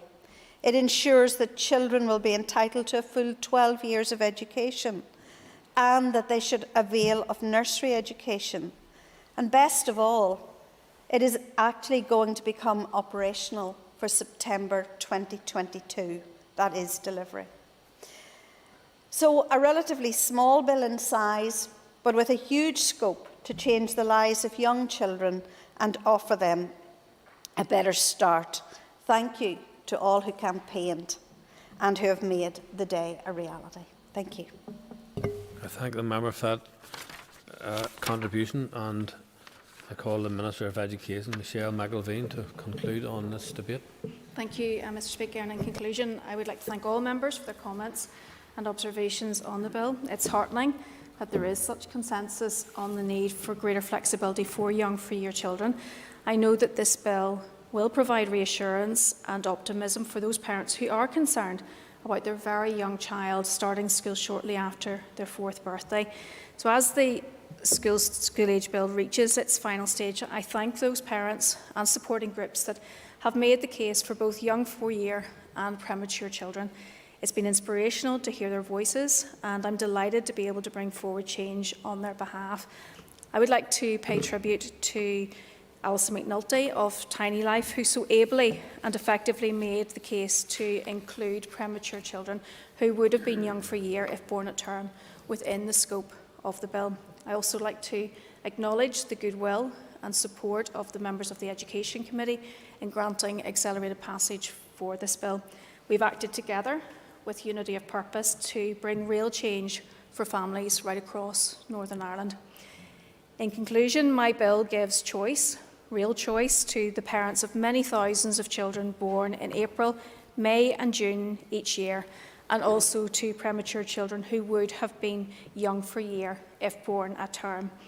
The first years of life lay the foundation for future development, and this bill will ensure that the very youngest members of our society are supported to fulfil their potential.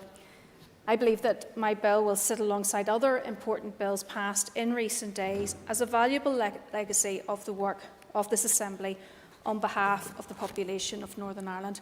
And to answer Mr Butler's question, my officials will work closely with the Education Authority over the next number of weeks to ensure the option of deferral is available for September 2022, and that information and support is made available.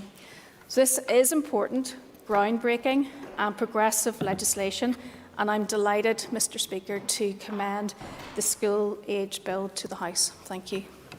I thank the Minister for that and all the members for their contributions so far. The question is that the school age bill do now pass final stage. All those in favour say aye. Contrary no. The ayes have it. The ayes have it. Thanks to all the members. Please take your ease for a moment or two to be moved on to the next item on the order paper.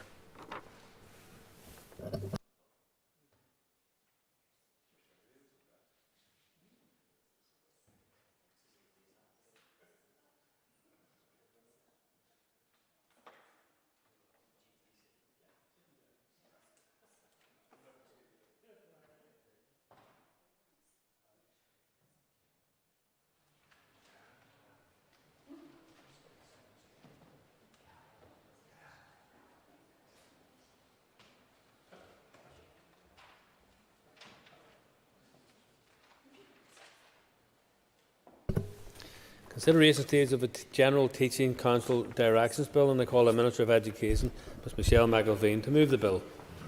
Moved. No amendments have been tabled to the bill, and I propose, therefore, by leave of the Assembly, to group the two clauses of the bill for the question on stand part, followed by the question to agree the long title. The question is the clauses 1 and 2. Stand part of the bill. All those in favour say aye. Contrary no. The ayes have it. The ayes have it. The question is that the long title be agreed. All those in favour say aye. Contrary no. The ayes have it. The ayes have it. And that concludes the consideration stage of the General Teaching Council Directions Bill. The bill stands referred to the Speaker. Thanks to all the members.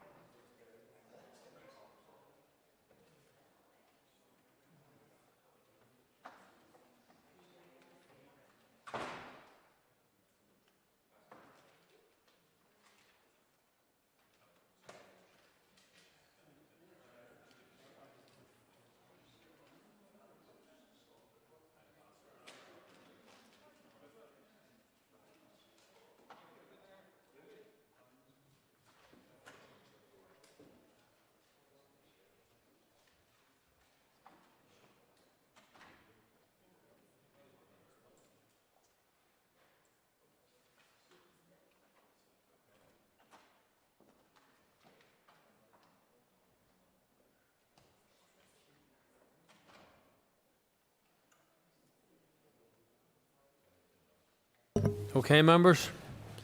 We'll resume the sitting. Members, further consideration stage of the Betting, Gaming, Lotteries and Amusements Amendment Bill. I call the Minister for Communities, Ms Derry Hargey, to move the bill. I beg to move. Members will have a copy of the marshalled list of amendments detailing the order for consideration. The amendments have been grouped for debate in the provisional grouping of amendments selected list. There is a single group of amendments which contains 2 amendments dealing with gaming machines and code of practice. We would remind members intending to speak that during the debate on the single group of amendments, they should address all of the amendments in the group on which they wish to comment. Once the debate on the group is completed, further amendments in the group will be moved formally as we go through the bill, and the question on each will be put without further debate. And if that's clear, we shall proceed. We now come to a single group of amendments for debate. The Amendment 1, with Amendment 1, it will be convenient to also debate Amendment 2. And I call the Minister for Communities to move Amendment 1 and to address the other amendment in the group. Minister Derry Hargey. Thank you. I beg to move amendments number 1 and 2. I'd like to make it clear from the outset that my amendments do nothing more than firstly rearrange part of the Article 108 of the Bill's parent legislation, the Betting, Gaming, Lotteries and Amusements Order 1985, and secondly rectify the wording of one of the amendments that was passed at the Assembly's consideration stage. Amendment 1 adds a new provision to Clause 7 of the Bill. This new provision rearranges parts of the Article 108 of the 1985 order that deal with the regulation of gaming machine stakes and prizes limits on certain premises. Amendment 1 will in future allow the Department to prescribe either the same or different stakes and prize limits for gaming machines according to the premises on which they are located, whether that is a betting shop, bingo, club, pub or amusement arcade. Amendment 1 does not in any way affect Clause 7, 1 and 2 of the Bill as it presently stands. As agreed at consideration stage, it will continue to be an offence to invite, cause or permit a person under the age of 18 to play anything other than a lower limit gaming machine. The mode of prosecution and punishment for this offence also remain as previously agreed at consideration stage. Amendment 1 will also not extend the types of premises that may, at the moment, obtain a gaming machine certificate. It does not alter either any of the stakes and prize limits for gaming machines that currently apply under the 1985 order. Before explaining Amendment 2, I'd like to extend my thanks to Paula Bradley, who had originally moved an amendment at consideration stage, which relates to Amendment 2. And I'm grateful to Paula for being open to the possibility of her amendment being revisited by my department. Amendment 2 represents nothing further than an attempt to strengthen the wording of the provision passed at consideration stage. The amendment inserts a reworked provision within every article of the 85 order that deals with procedures for revoking or renewing gambling licences, certificates and permits under Article 2.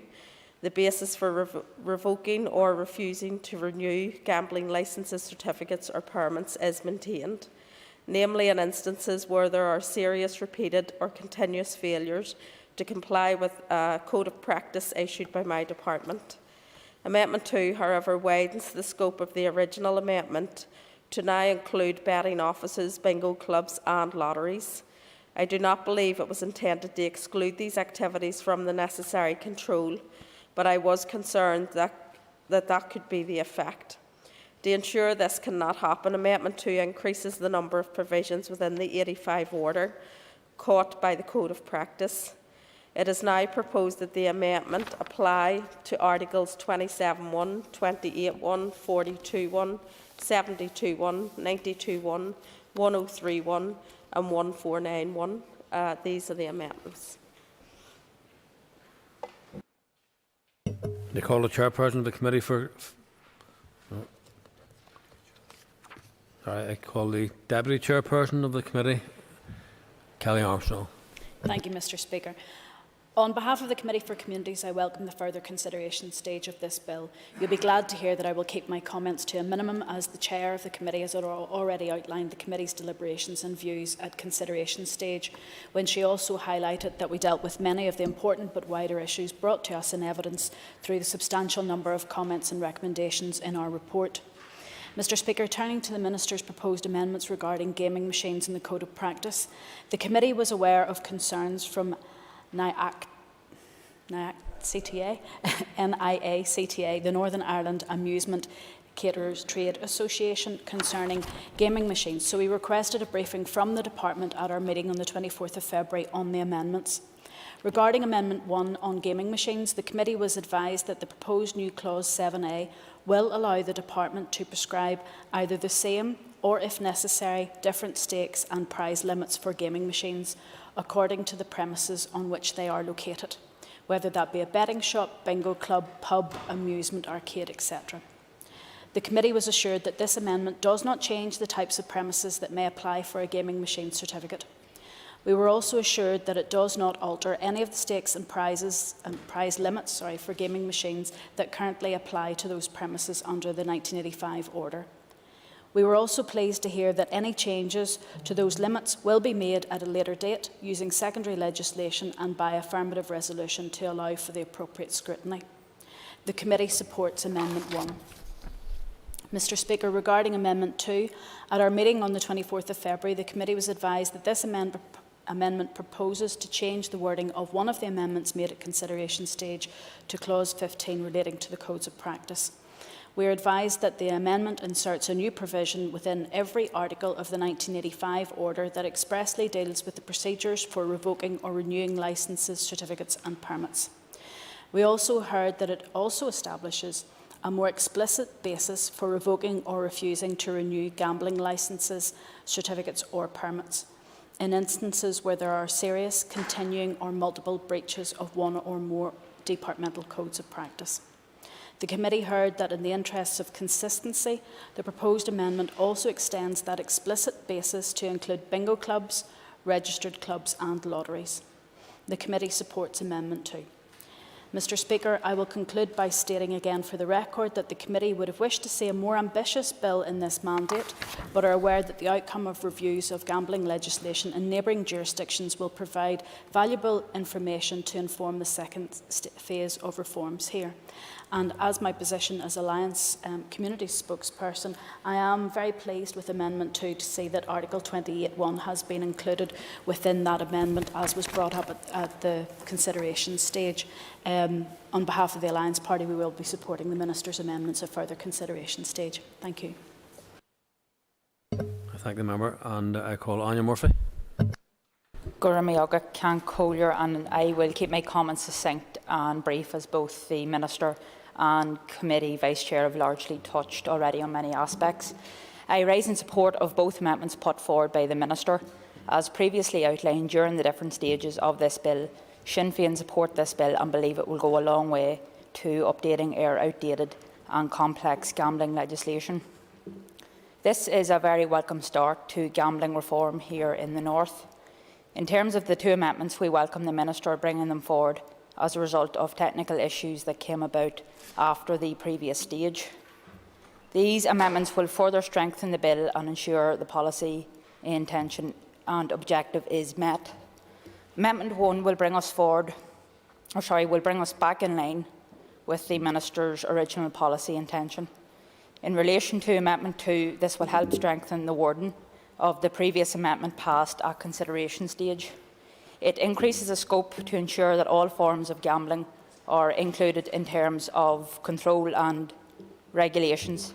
This amendment, in turn, will further strengthen the proposed code of practice. To finish, again, we welcome these amendments and support them, and look forward to seeing this legislation introduced as soon as possible. Guramaila Mayoga. Call Paul Frew. Speaker, and I rise at the stage for a consideration stage to speak on the Minister's amendments. And again, can I thank her once again and her department for listening to the committee, working with the committee through a lot of this detail. Some of it was quite detailed in scrutinising it.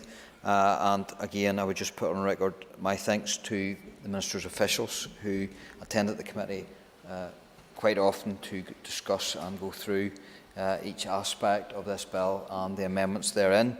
Amendment 1, Mr. Speaker, is around the gaming machines in the differing premises, and I guess that's required in order to tidy up the legislation contained within and the amendments made at a previous stage. I think we all share concerns, Mr. Speaker, around gaming machines. It is a form of gambling that's in your face.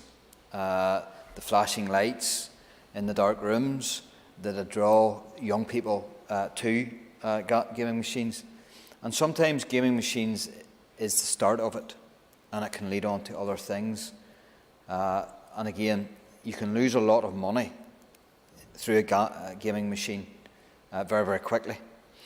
So I am alarmed at some of the tariffs, if you like, and some of the winnings you can get, which entice young people towards them. And I think that is something that there has to be more awareness around. So I do worry about that, and I look forward to seeing in a new place, in a new time, further legislation in this regard, which to me is a bigger, wider piece that is really the prize here, Mr. Speaker. Amendment 2 is around the codes of practice and the revoking of licences, which is a wish of my party and, of course, the committee with regards to having a code of practice with teeth that cannot be ignored and should be looked upon. And I think it's right that there be real consequences for both bookmakers and, of course, then bingo halls, registered clubs and lotteries. And I thank the Minister for that amendment to tidy that up. There should be real consequences for anyone who doesn't treat people in the safest way possible in the business that they're conducted in. And I believe there is a duty of care for everyone, no matter what business you're in, no matter how you take money off people, whether it's by selling wares or by providing entertainment through gambling. You should have a duty of care, and it's very, very important that those codes of practices are adhered to. I also think, Mr. Speaker, it's very important that those codes of practice are agreed by everyone in the industry, including bookmakers. I really do think that it's important that they have a say in the codes of practice that they will have to administer and adhere to. So I think there has to be more work done on the code of practice to ensure that it is fit for purpose and robust and doesn't penalise anyone unfairly, whether it be the business or whether it be ineffective in trying to safeguard people who have an addictive quality and attraction to gambling.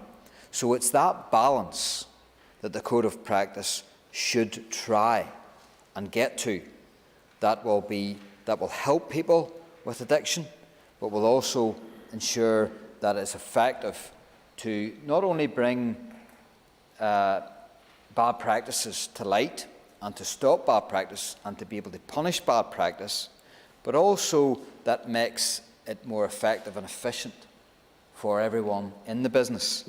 That is something that's really, really important to me. And unless we get that, if we don't get that balance right with regards to the code of practice, it can have an adverse effect. If it has an adverse effect, it could drive things underground, which then means that there's no protection for those people who would have addictive qualities and be attracted to gambling.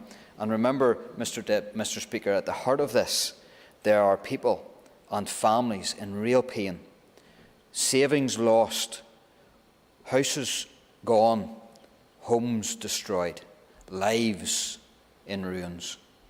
And we should also always be mindful of that when it comes to the Betting, Gaming, Lotteries and Amusement Amendment Bill and any further legislation that comes in the new place, in the new time, in the future. Thank you very much.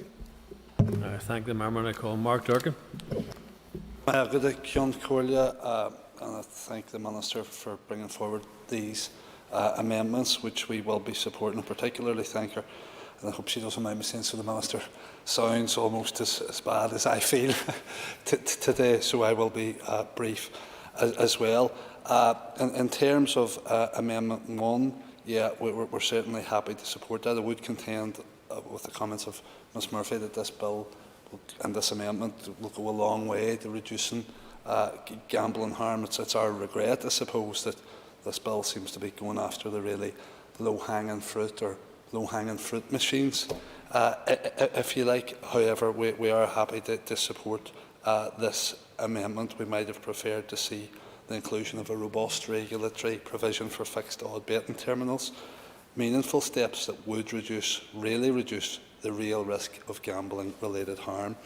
I had indicated in the early stages of this bill the need to improve upon Clause 15 of Cion Corlia, and we did support amendments during consideration stage to strengthen the provisions made around the Code of Practice, and are content therefore to support Amendment 2, which provides a bit more clarity in terms of revocation of licences.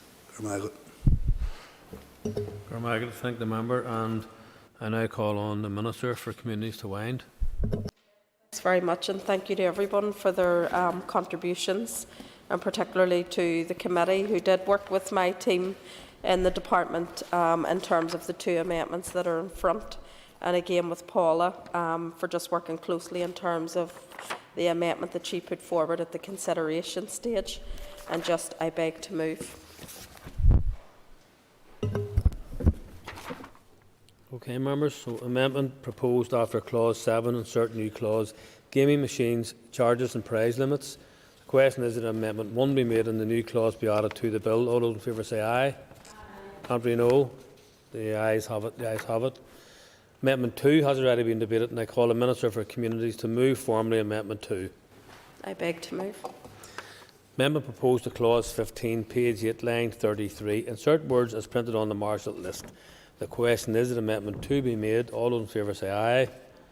Contrary, no. The ayes have it. That concludes the further consideration stage of the Betting and Gaming, Lotteries and Amusements Amendment Bill, and the bill stands referred to the Speaker. Members, please take your ease for a moment.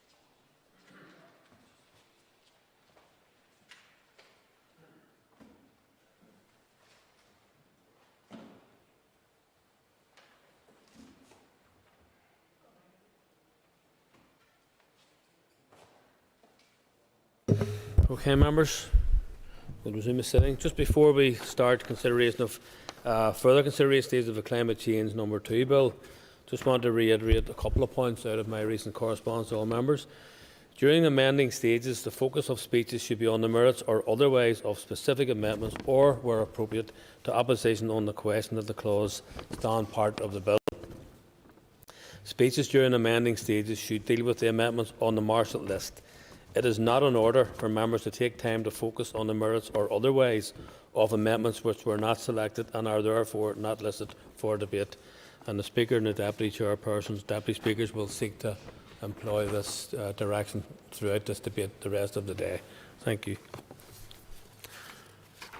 Further consideration stage of the Climate Change No. 2 Bill, and I call the Minister of Agriculture, Environment and Rural Affairs, Mr Eben Poots, to move the bill. Moved.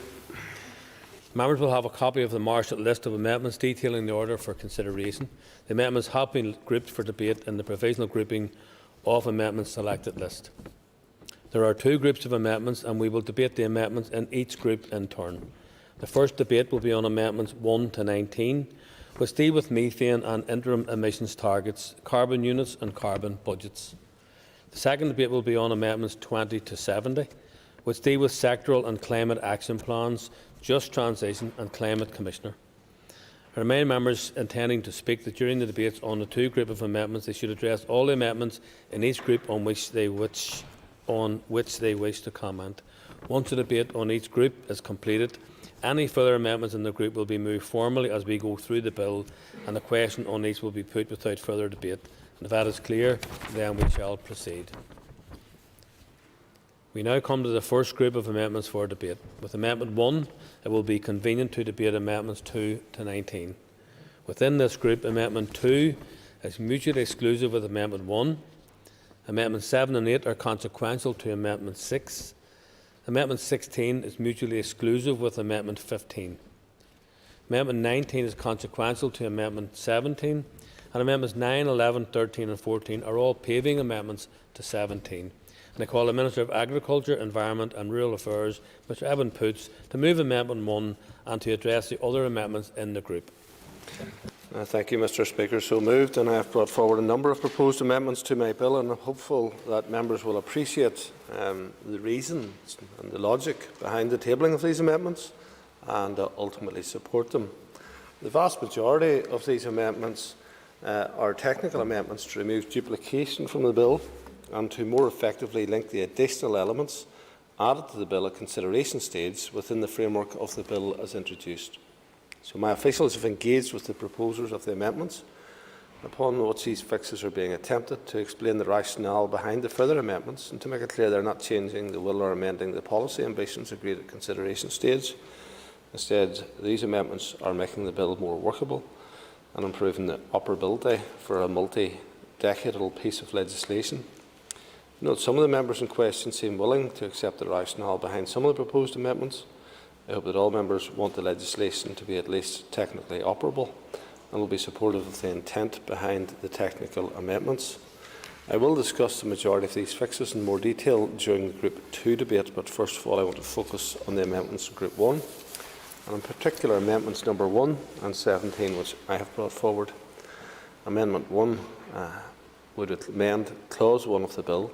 Clause 1 of the bill sets out the emissions reduction target for 2050. Because the amendments made at consideration stage, the overall target in Clause 1 is for net zero emissions by 2050. Those present here today are well aware of my view on this target, not just my view, but that of the CCC, of the IPCC, as I have consistently highlighted that there is no evidence to support such a target, and the impacts and costs of trying to achieve such a target will be colossal. Unfortunately, it is clear that some people don't want to face those facts. I think that the consequence of the potential impact of those proposals are even more clear to us now than we debated this at consideration stage. No one anticipated war in Europe in this century. No one anticipated that the second largest producer of fossil fuels in the world of oil and gas would invade one of the largest food providers in the world. And we are living in a circumstance where the things that we use every day, the light that we switch on in the morning, the kettle that we boil, the toast that we put in the toaster, are all impacted by what's happening many thousands of miles away, but we are all impacted by it. And the potential and the significance of it are absolutely huge, and they are ground-changing for the rest of the world in the impact that could be had. Ukraine has enough food to feed 600 million people. If this becomes a protracted war where harvests aren't planted, the implications will be felt this year on the rest of the world in terms of the supply of food, including all of your breads, your chicken, your dairy products, all of those things. Russia is one of the largest suppliers of nitrogen fertilizer, as well as oil and gas. And the inevitable sanctions that will be imposed upon them, and the only sanctions that will make any real difference to Russia, I believe, the sanctions which include their oil and gas. But whenever that filters through, that's going to apply further pressure to us. Therefore, decisions that we make in this country must be in the best interests of the people that we represent. And one of them should be that we sustain our ability to produce food for the people that live in these islands. During the debate at consideration stage, a number of the members who supported the 2050 net zero target also indicated that they support the agriculture sector and care about farming, and that aiming for such a target does not mean that there will be cuts to the herd. Ms Bailey indicated that the Green Party is pro-farmers and wants to see farmers and farming communities survive and thrive well into the future. Mr McGuigan, speaking for Sinn Féin, at least I assume he was, indicated that it is important that we take into account the economic capabilities of our agriculture sector, and that we do not want to invite policies that allow for carbon leakage or displace people from rural communities. He further highlighted developments and plans in the south of Ireland and indicated that cuts to the herd are not being called for there in the context of their carbon neutrality target. And Sinn Féin will not allow beef and sheep farmers in less favoured areas to go out of business. Indeed, Mr McGuigan said that they will not tolerate food production in Ireland being reduced only to be replaced with unsustainable imports from the other side of the globe. And they will protect the interests of the family farmers and communities that depend upon them. So the opportunity for Mr McGuigan and the Sinn Féin members will be to put their vote where their words were in the previous debate, and that will come this evening at some stage. Mr O'Toole indicated that he cares about farming and that the amazing contributions that farmers make, and he does not see any contradiction between our having maximum and real ambition for dealing with climate change and celebrating and protecting farming in rural communities. In the context of these comments, I look forward to the support of the members of the parties who I've referred to for Amendment number 1. Because Amendment number 1 ensures that in the context of aiming for net zero emissions by 2050, the level of reductions in methane emissions is not required to be more than 46% lower than the baseline. The potential level of reductions in methane emissions is consistent, and this is important, with the advice from the IPCC and with the CCC's balanced pathway recommendations around methane and the ambition that we should have in terms of reducing emissions of it. But importantly, it will prevent a situation where, in the context of aiming for overall net zero, disproportionate reductions in methane emissions are pursued. I note that the IPCC has today published a global report on climate-related adaptation, impacts and vulnerability, and does make stark reading. But of course, it won't take time to read it in depth and analyse its findings in more detail. However, the report again highlights the serious risks we face from global climate change, the impacts of it, and the need to do much more and to do it urgently in terms of adaptation and reducing our global emissions. But the report also highlights, in line with the Paris Agreement, the importance of food security and the threats to food security from climate change. However, another threat to food security, and a very real one in Northern Ireland, is the pursuit of policies which would decimate our food production capacity. And then, number one, will help to prevent this from happening. The amendment protects and preserves the overall net zero target, which was the will of the House, while ensuring that the level of methane productions required is consistent with the advice and guidance of the experts. In so doing, it will help to provide some degree of protection for our agricultural sector, while also not limiting overall climate ambition. The protection of the agricultural sector was clearly stated as the will of many members of this House, so now is the time to vote for an amendment which will help to do just that and show that it is indeed your genuine will. The amendment does not limit the ambition of farmers, as some might claim, but rather it shows that you're all committed to protecting rural communities and the important role of agriculture in our economy and in those rural communities, whilst at the same time pursuing the ambition of net zero for Northern Ireland.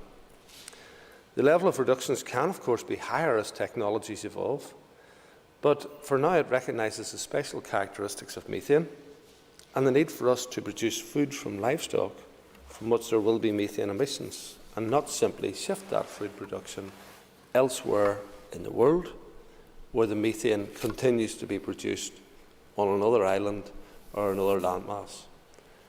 I think we can all agree that that would be a better outcome. I note that Mr McGuigan, Mr McAleer and Dr Archibald have brought forward amendment number 2 in the group, which essentially requires that we aim for, in terms of the level of biogenic methane reductions, makes a fair and proportionate contribution towards achieving the long-term temperature goals under a Paris Agreement. I would have considered this as complementary to my amendment number 1. I would have been willing to support on that basis. Unfortunately, I understand that the Speaker has ruled amendment numbers 1 and number 2 are mutually exclusive, which I understand, to each other, and consequently that will cause a problem. I believe that my amendment is a better amendment for a number of reasons. There are no targets for biogenic methane in sections 1 to 4 of the bill, nor will there necessarily be any expressed in those terms in carbon budgets. So if we want to effectively incorporate something useful around methane in the bill at this stage, then we should support my amendment. It deals with specifics in terms of the amount of reductions and baselines, and is therefore more legally robust and easier to measure in terms of deliverability. Therefore, I hope that those members who supported the net zero target and expressed their support for the agricultural sector at the same time will see this as a positive additional element to the bill and support it. I have also proposed Amendment 17, which aims to remove agricultural emissions from the targets in the bill as an alternative for members. This amendment would mean that agricultural emissions from specific agricultural sources do not count as emissions of gas for the purposes of the target in the bill. The sources in question are the primary sources of agricultural emissions in Northern Ireland, namely emissions from enteric fermentation and other emissions from livestock, emissions from agricultural soils, emissions from agricultural waste and manure management, and emissions from agricultural machinery. Amendment 17 would also provide a power for my department to make regulations at a future point to specify circumstances in which and the extent to which emissions of greenhouse gases from agricultural sources are to count as Northern Ireland emissions of that gas for the purposes of the targets in the bill. Amendment 17 would protect the agricultural sector from the negative consequences of a net zero target and allow us to decide on a longer-term basis which emissions from agriculture should count towards the targets in the bill. Amendment number 6, 7, 8, 10 and 12 are consequential to amendment number 1, and amendments number 9, 11, 13, 14 and 19 are consequential to amendment number 17, and these are all minor technical amendments to update references. So I will not go into detail of them, as the key decision to make is around numbers 1 and 17. Turning to the other amendments in this group. Amendments 3 and 4 attempt to replace the current 2030 and 2040 targets with the words "in line with the overall target for the year 2050" and are linked to Clause 2, which was agreed at consideration stage. However, I have brought forward Amendment 5, to add in a new clause 5A, which will achieve what Amendments 3 and 4 and indeed clause 2 are trying to do in a better way.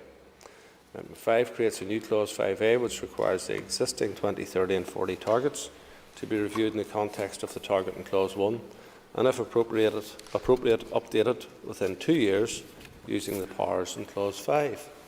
So my amendment actually links to the power in the bill to amend the targets for 2030 and 2040, and would retain the current targets for 2030 and 2040 until the relevant analysis has been undertaken as to whether these should be changed and what they should be changed to. Given that various provisions in the bill refer to the targets in clause 3 and 4, it is better to retain an actual target in these clauses than suggested wording in Amendments 3 and 4. Therefore, I urge you to support Amendment 5 rather than Amendments 3 and 4. Amendment 15 and 16 both relate to clause 8.3d of the bill. Amendment 16 would change the wording in this provision to the use of emissions removal technology, but Amendment 15, which I tabled, would change the wording to the use of carbon capture and storage technology. These are fairly minor amendments, attempting to do the same thing, but I believe that my suggested wording is the more commonly used, and therefore I would urge you to support Amendment 15. Amendment 18 would replace clause 10.3, which was inserted at consideration stage. As I highlighted during the debate at consideration stage, the provision is defective in that it supposes that regulations under clause 10.1 will specify reductions in the net emissions account, whereas the regulations only set the framework for calculating that account.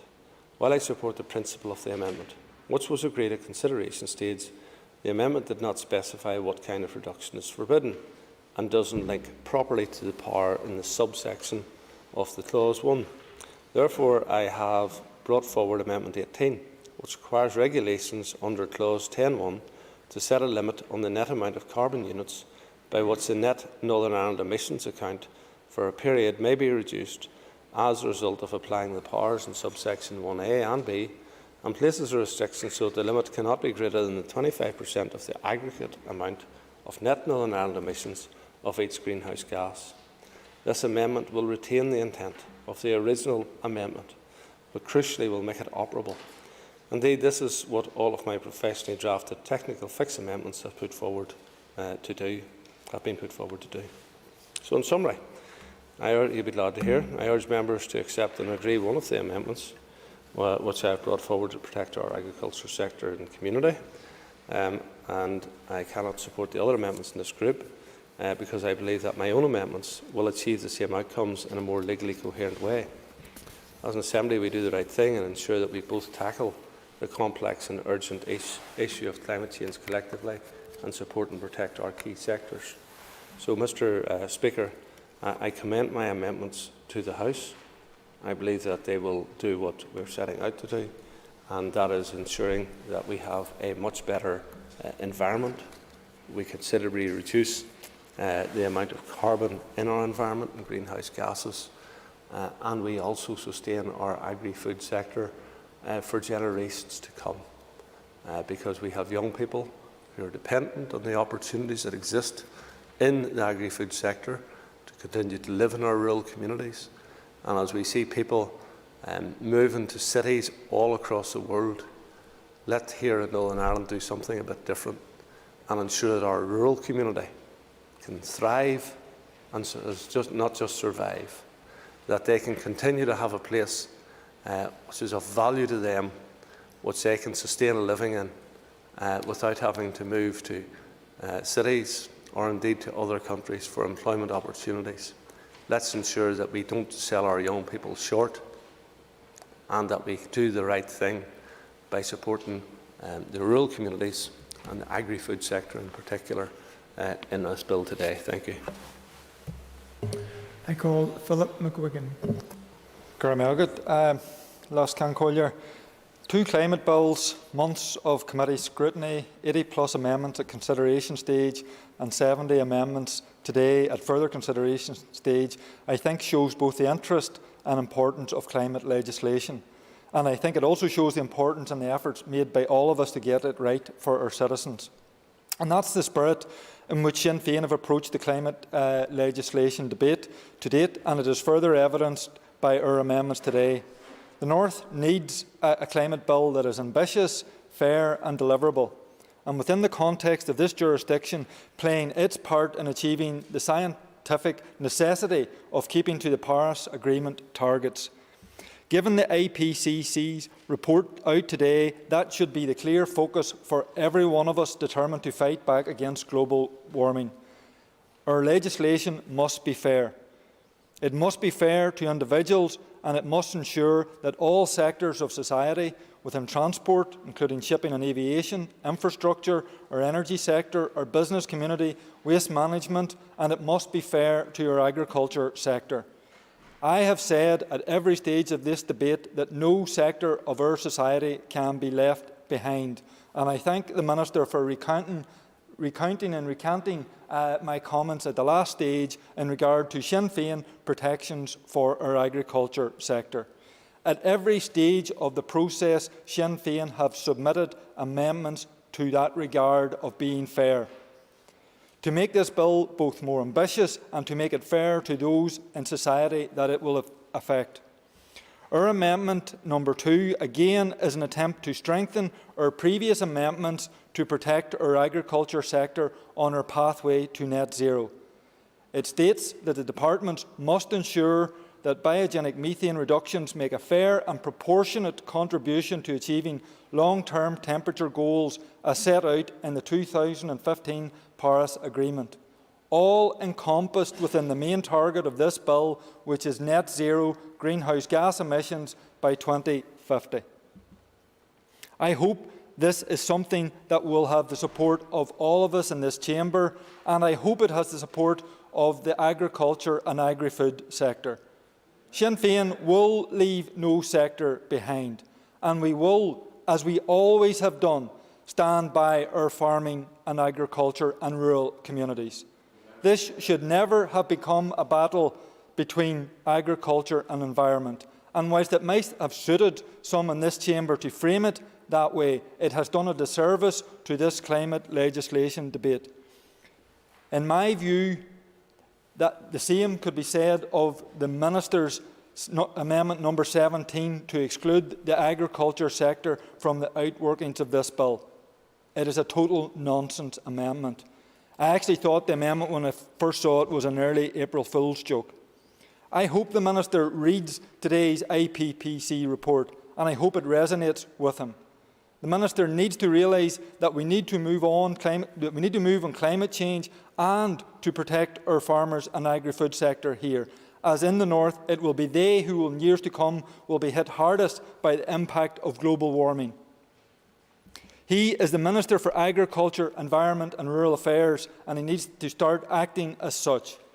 We can have ambitious climate legislation that protects our environment and protects our agriculture sector. Both are dependent on the other.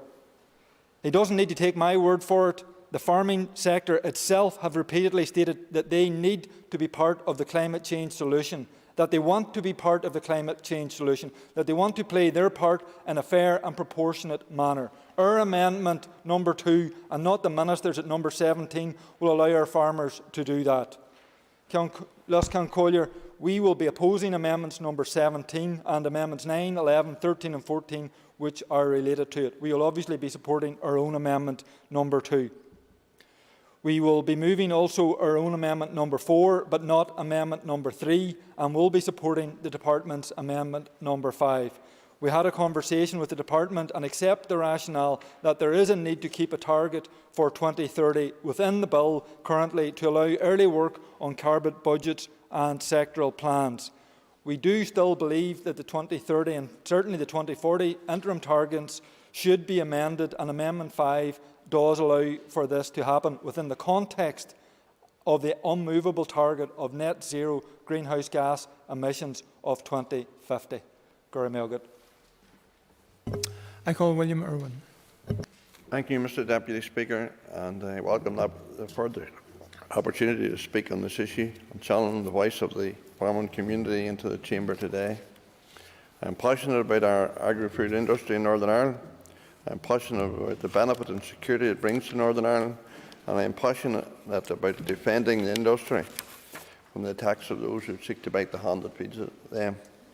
Farmers are very much used to the various smells of agri-food production generates, and so too am I aware of those smells, and with my keen sense of smell I can certainly detect a whiff of a U-turn in the party opposite, in Sinn Féin, who have obviously started in recent days to listen to the voice of the farming community in Northern Ireland. That change of plan is very notable. The recent and very obvious change of policy by Sinn Féin is certainly not before time. What is most alarming is that fact that so much time has been lost in this House debating and explaining the damage the net zero targets would bring, be it through the Sinn Féin supported Clare Bailey bill or the Sinn Féin supported net zero by 2050 amendments. The disregard for the farming community in the pursuit of these mindless policies has been alarming and ultimately hugely unsettling for our farming community across the province. I've spoken with many farmers who are genuinely deeply concerned by the actions of certain parties in this chamber, and they do not feel that they have been listened to. I assure those farmers who have contacted me that I am listening, and my votes in this House will be to their betterment and the climate change betterment. I will not vote to damage our agri-food industry, as others have so easily and so casually done. The Climate Change No. 2 bill before the House is by no means an easy path to follow. However, prior to the damaging amendments that the other parties in the House voted for, the path has been made, in my view, almost impossible to implement. It has been made so costly to our Northern Ireland economy that to follow such folly to a conclusion would see our agri-food industry decimated and our food supply security so badly exposed. Everyone in Northern Ireland would feel the effects. I will. Could I thank the member for giving way, Mr. McGuigan, who was engaged in a monologue as opposed to a debate. I wasn't that keen on taking interventions, it was clear today. But would the member agree with me that wasn't this party set a division between the farming community and what was being proposed in the legislation? That if members across the way think that farmers are stupid and that they're all about doom and gloom and nothing else, then they don't understand the farming community. That the farmers understood the legislation, they understood the impact of the legislation, they understood the impact of what generations of work that had been done before them and for the generations that come after them would be destroyed as a consequence of the proposals that were voted through on the previous day. So, does the member agree with me that the only way of saving this is by putting through the amendments that I have proposed to ensure that the rural community do have something genuine and that some people are putting their votes where their mouths are when it comes to standing up for the rural and farming generations? Can I thank the member and the minister? I certainly would agree with him. I think farmers are acutely aware of the dire situation that is before them if some people got their way. The issue of food supply and indeed food prices have been brought into stark focus with the current worrying and ongoing situation in the Ukraine. My thoughts are with the Ukrainian people at this horrible time. Ukraine has long been given the name as the breadbasket of Europe, owing to its output of grain and the reliance on this product by nations across Europe. Agri-food security and supply is an important and vital element for any country. We should not in Northern Ireland seek to limit our ability to meet domestic consumer need. The Group 1 amendments, many of which have been tabled by the Minister, are vital, and I urge the House to support them in full. Amendment 1 is critical to our agri-food industry to ensure that the path taken by Northern Ireland is consistent with the aims of the Intergovernmental Panel on Climate Change and the Climate Change Committee recommendations. The UK Climate Change Committee is a body worth listening to, and I have in committee continually referred to their expert advice contained within their submissions. It is vital we follow scientific and expert advice in order to best allow Northern Ireland to move forward in reducing methane outputs. The amendments proposed by the Minister is critical in ensuring that whilst moving forward we do not enforce what would be unbalanced reductions in methane that would ultimately decimate our agri-food sector and leave us extremely vulnerable to supply and security of supply issues. Whilst many parties claim to stand up for the countryside and represent large rural constituencies, it is high time we witness this support in action. For it is a matter in this House when making what needs to be responsible legislation working both for our agri-food industries, survival and also for the benefit of the climate. We also need to take a long, hard look at those countries which we so heavily rely on for cheap imported goods and who have woeful records on climate change and indeed are contributing so heavily to current global emissions outputs. I say that Northern Ireland is not the problem here, and far from it, contributing just 0.04% to global emission outputs, we must be reasonable and calculated in our efforts on this issue. The second group of amendments from the Minister are technical and reasonable insofar as making the bill before the House function more easily and represent technical repairs to the original bill and reduce duplication.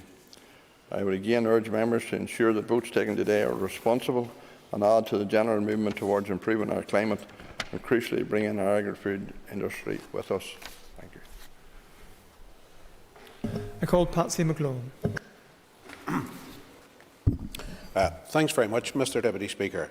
And rather than we're maybe hearing elements of Groundhog Day, and as one like Mr McGuigan spoke about earlier there, who has sat through a lot of evidence, probably days of evidence on the climate change issue, it's important that we come here today from a perspective of seeking for solutions and trying to work things through, because there are a lot of people who are looking at the Assembly today, not alone about their livelihoods, not alone about the economy, but about society as a whole. And farmers too have children, and farmers do have an interest in climate change and mitigating the worst aspects of climate change. And I haven't met a single farmer yet who doesn't realise that he or she too has a commitment to doing that and has a desire to do that and to play their part. Mr Speaker, as I stated during the debate on the first group of amendments, it's time to get serious about addressing that climate emergency. The SDLP does and has supported the setting of ambitious targets for reducing our greenhouse gas emissions, but bringing everyone with us is essential to achieving those targets. Ensuring a just transition is the key to doing that, and we will vote on the amendments before us to ensure that the correct mechanism for a just transition is placed, albeit that's in the second group. There is also a case for streamlining the amended bill to prevent duplication of actions and plans, and our voting will reflect that also. Every department and public body will need to assess policies and proposals on the basis of their impact on emission targets and on their effect in communities across the North in order to enable that just transition.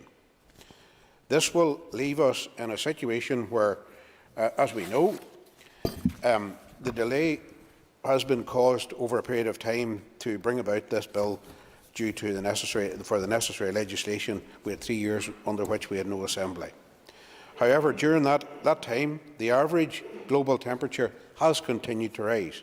Taken together, the past 7 years were the hottest 7 years on record. The trend is clear and inescapable. Throughout this time, the SDLP has been clear and committed in our ambitions. Today, excluding emissions of I'll go through the various amendments. First of all, Amendment number 1, it is our intention to support here today. We have listened very carefully to the various sectors and the outside world, and we realise that there has to be a method and a way forward for us to achieve our aims, our objectives, to prevent global warming, yet at the same time acknowledge the very real aspects of life here in Northern Ireland.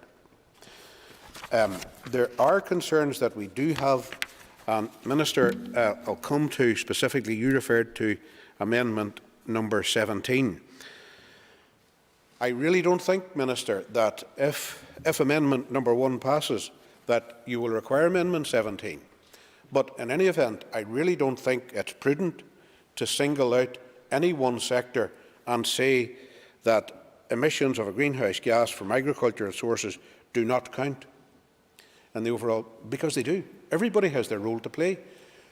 as I've said earlier, farmers have stated that they want to have their role to play. And I haven't heard a single farmer saying they want to be exempted from that duty, from that responsibility for themselves, their family and their neighbours.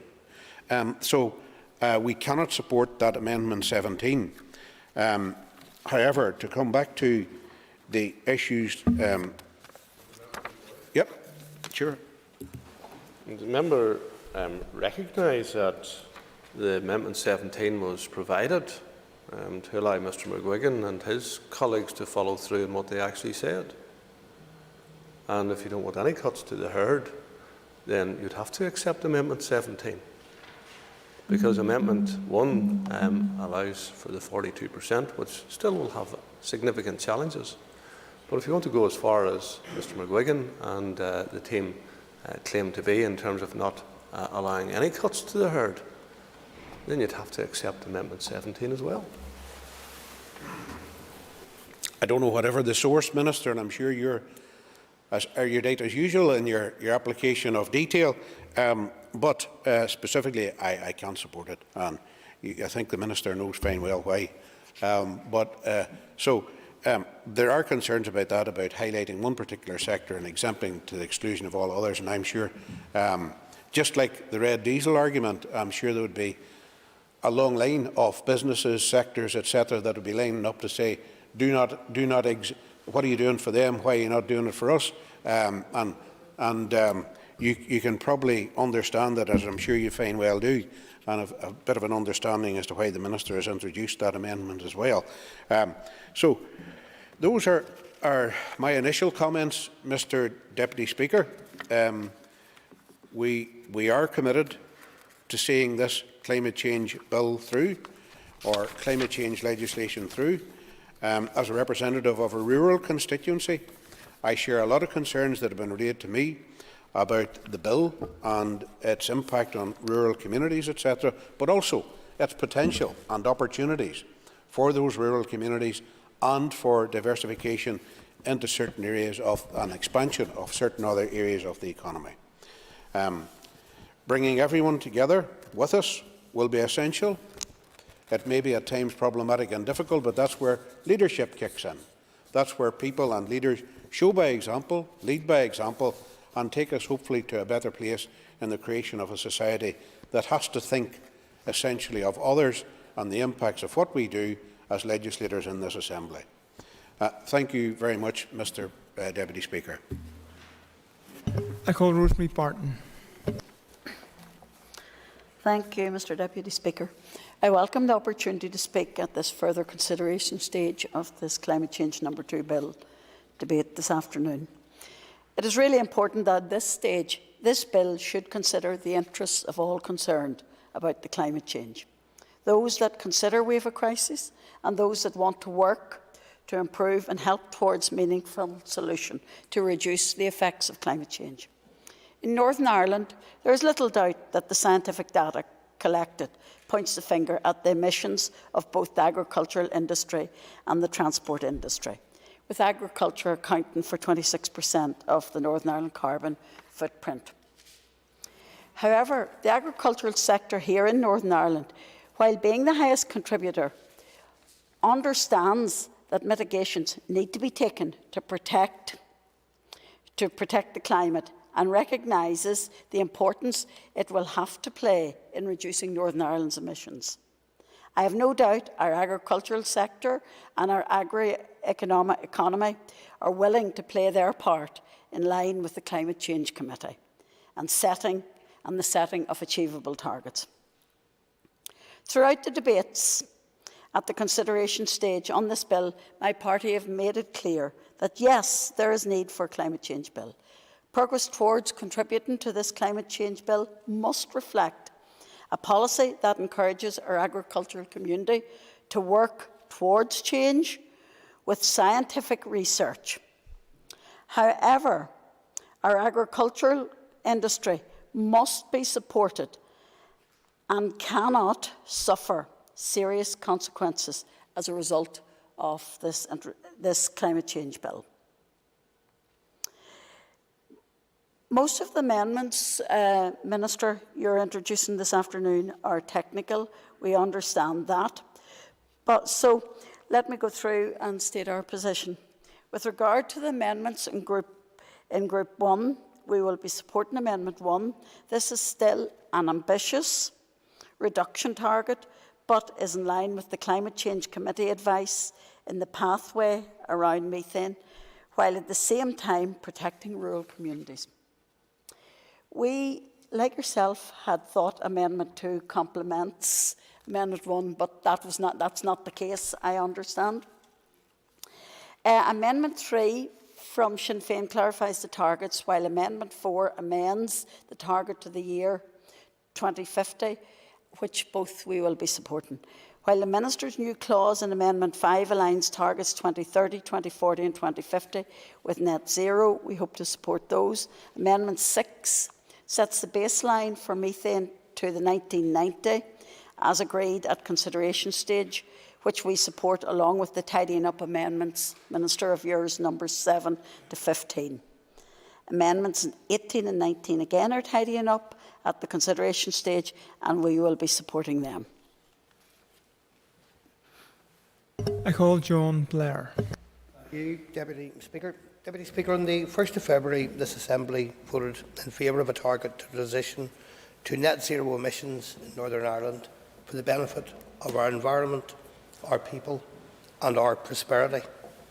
The net zero by 2050 target encompassed all greenhouse gases and gave no special regard to any gas. I am therefore baffled, Mr Deputy Speaker, as to why two parties have tabled amendments to decouple methane from this House, from these greenhouse gases, contrary to the will of the House, contrary also, it would seem, to the advice of the UK Climate Change Committee, so often quoted in these debates, which has not recommended decoupling of any gases towards achieving greenhouse gas net zero targets. If we take this approach, Deputy Speaker, to give methane special regard to the other greenhouse gases, we not only separate ourselves from the approach taken in neighbouring jurisdictions, but we also take a unique and untested approach which could jeopardise our future. I will give way this once, but I want to make progress.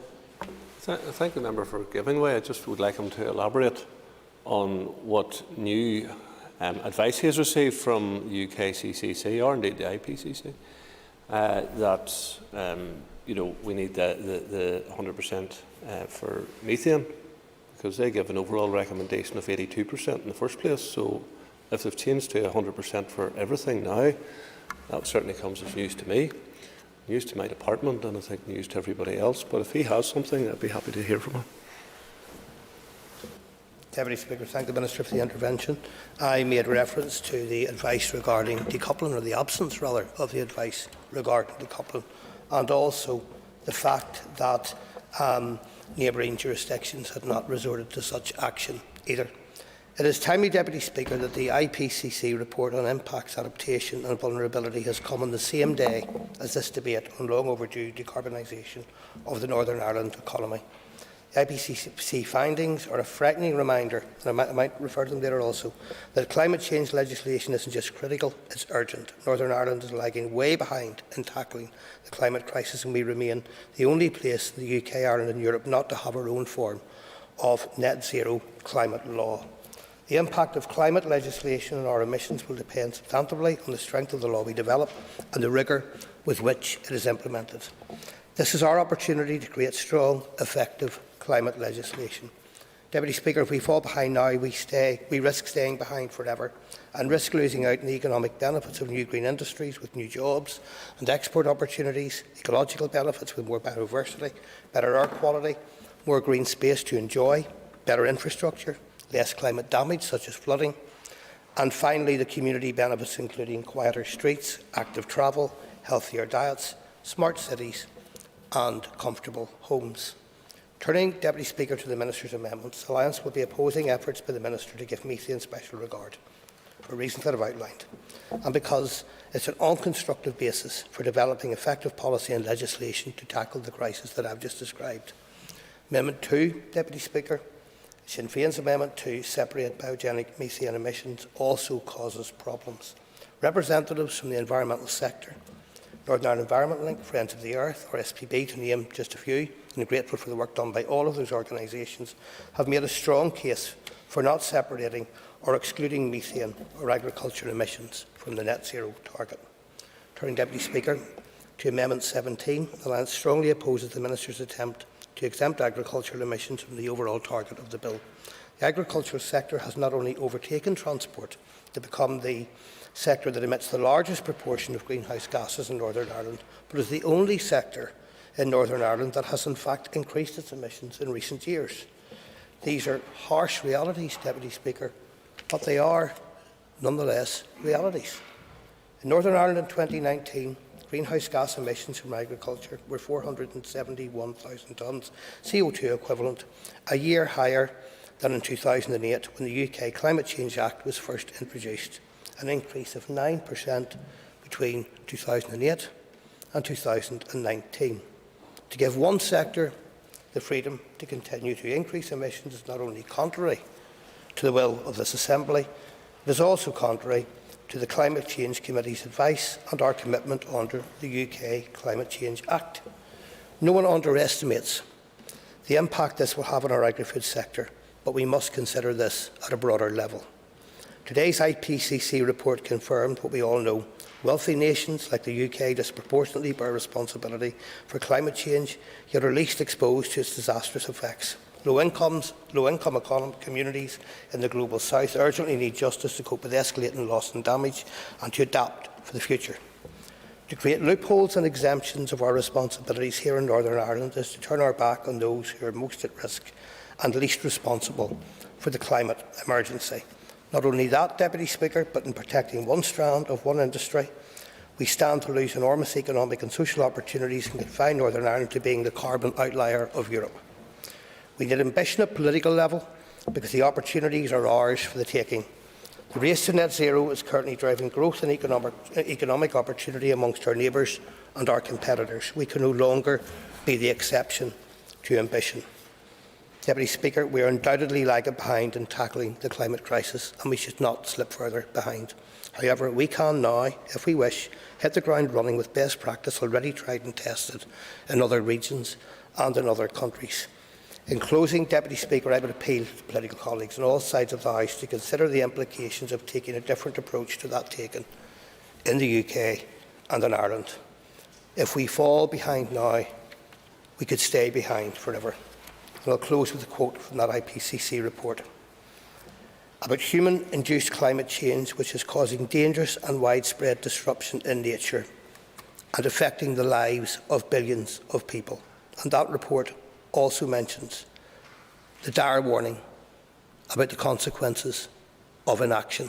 Thank you, Deputy Speaker. I call Declan McAleer.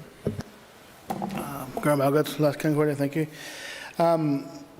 There has been obviously a huge focus on this debate, and we've been working on it certainly since last May, whenever they came to the committee, both the pieces of legislation, and we've listened intensively to all of the sectors, including the farming sectors, throughout the course of that there, and we've also listened out on the doors with the farmers and in the sheds and at different places as well. And they do have certainly have very valid concerns.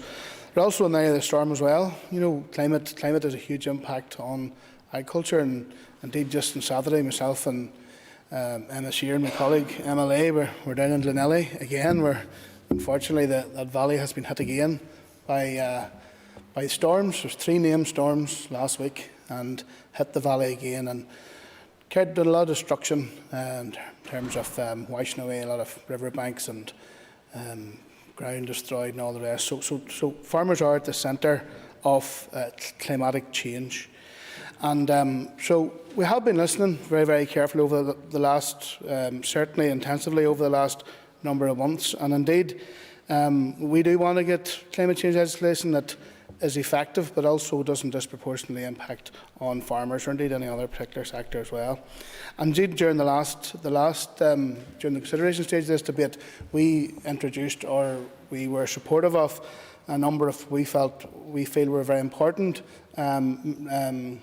amendments which we believe would strengthen the legislation to help mitigate against the impact on the farming community.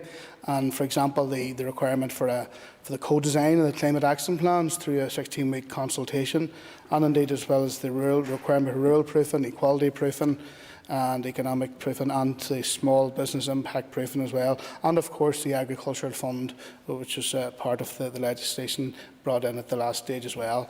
And indeed in the last stage as well, we also brought in an amendment to require the department to consider the special economic and social role of farming when working up the climate action plans, and indeed we also introduced an amendment on methane in the consideration stage as well.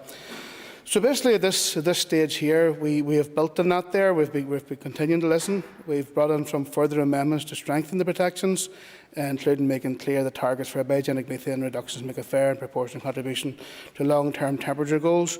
Again, that's on the basis of listening. And, for example, we listened carefully, and I was at the conference, we listened carefully, for example, to Professor Miles Allen of Oxford University, worldwide expert in this matter here as well. But we're also listening as well some good developments. And the Minister spoke earlier today about some of the developments, for example, in terms of food additives around seaweed. And I noticed even last week there as well, the EU signed off on additives for feed, which can potentially reduce methane emissions by up to 35%. So there is some really good stuff happening, and I get 6 weekly reports from the department through our committee there of the great work that's going on by AFBI and Chagask and the universities north and south as well in terms of the mitigation work that's going on, and that's all very good and very, very hopeful as well.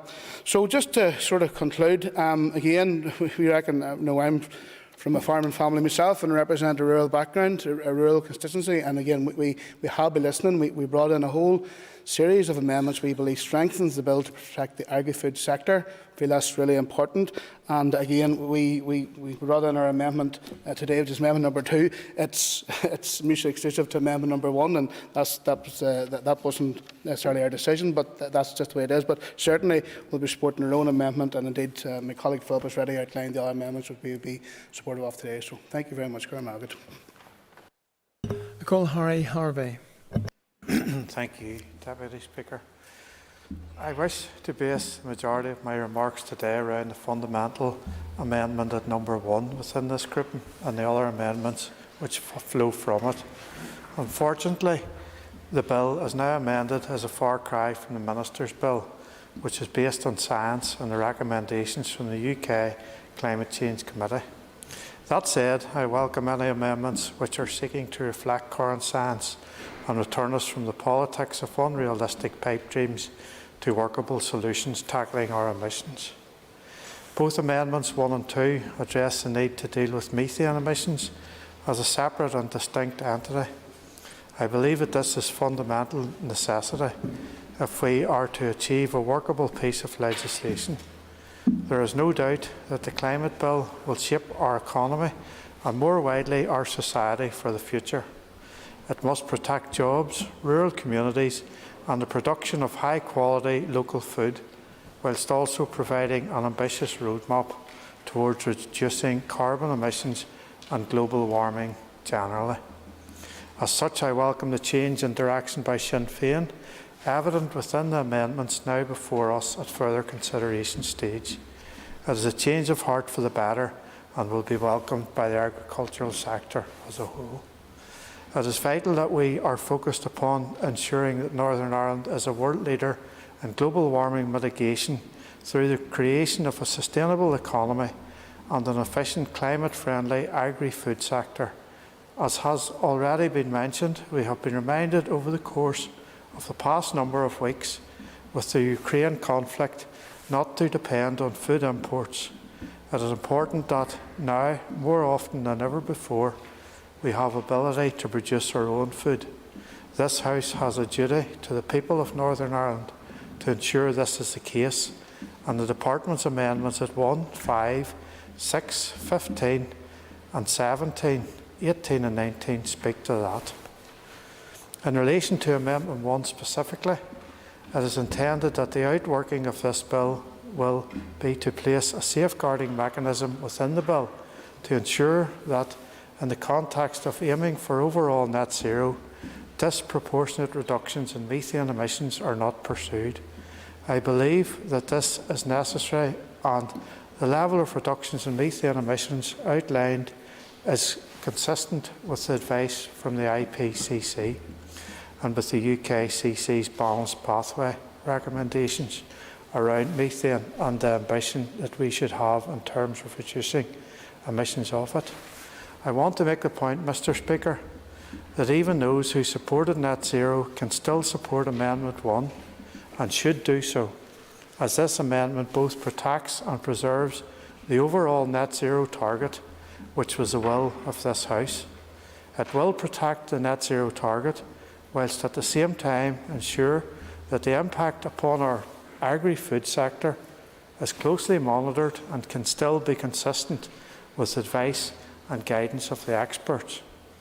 While many in this House may want to vilify our agri-food sector, I think we all need to support the sector and recognise that farmers are part of the solution than the problem, as many in this House would have us believe.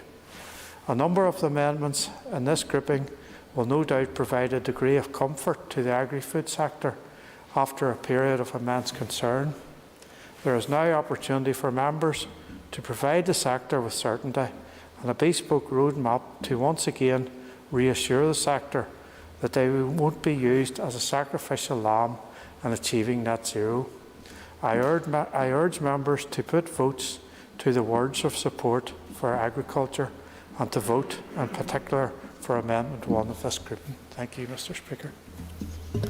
I call Kiva Archibald. Margaret Lascan-Collier, and I'm pleased to have the opportunity to contribute again to this debate at further consideration stage. I'm delighted we're at a point where we are bringing this important piece of legislation to conclusion. The bill, as amended at consideration stage, provides climate legislation which is ambitious and achievable, and also provides for a fair and just transition to net zero. The context of this debate is the IPCC's latest report, which has highlighted the irreversible nature of the impacts of climate change and the need for us to take necessary and urgent action. Sinn Féin's amendments at consideration stage were about standing up for our communities, for workers and families, and standing up for rural communities and for our family farms. As Philip has said, there is huge interest in this bill and in the need to tackle climate breakdown. And I've listened to many of those, and including many young people who are demanding climate action. I've listened to those who have expressed concerns. I've listened to the concerns of our rural and agricultural community who have expressed genuine concern. They want to play their part, but are concerned how it will impact on them. And I would, of course, say to those communities to look at our track record, including that of Sinn Féin agriculture ministers, where our priority has been about delivering for family farms and rural communities, including protecting them against the disastrous impact of Brexit and the threat of climate change. The amendments being made at this stage are largely technical and tidy-up amendments.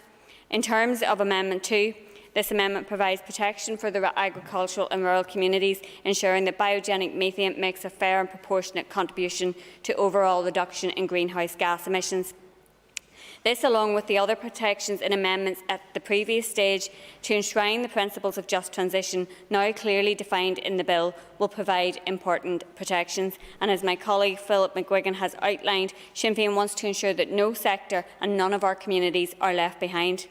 The amendments will ensure that those who are in industries which have the biggest changes to make and those who can least afford it, lower income workers and families, small businesses, those who would be stuck on fossil fuel dependency, and members have already referred to the invasion of Ukraine and the impact that that is having on prices, that those people will be taken into account, and any plans that are being developed must provide for a fair transition.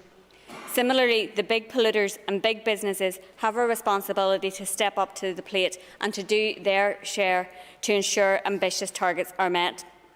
Our Amendments 3 and 4 were tidy-up amendments also to ensure that Clause 2 and Clauses 3 and 4 of the bill aligned. Mr McGuigan has already outlined our position in keeping a target for 2030, but allowing for further work to be done on ensuring 2040 targets align with net zero by 2050. So we will be moving Amendment 3 but not Amendment 4.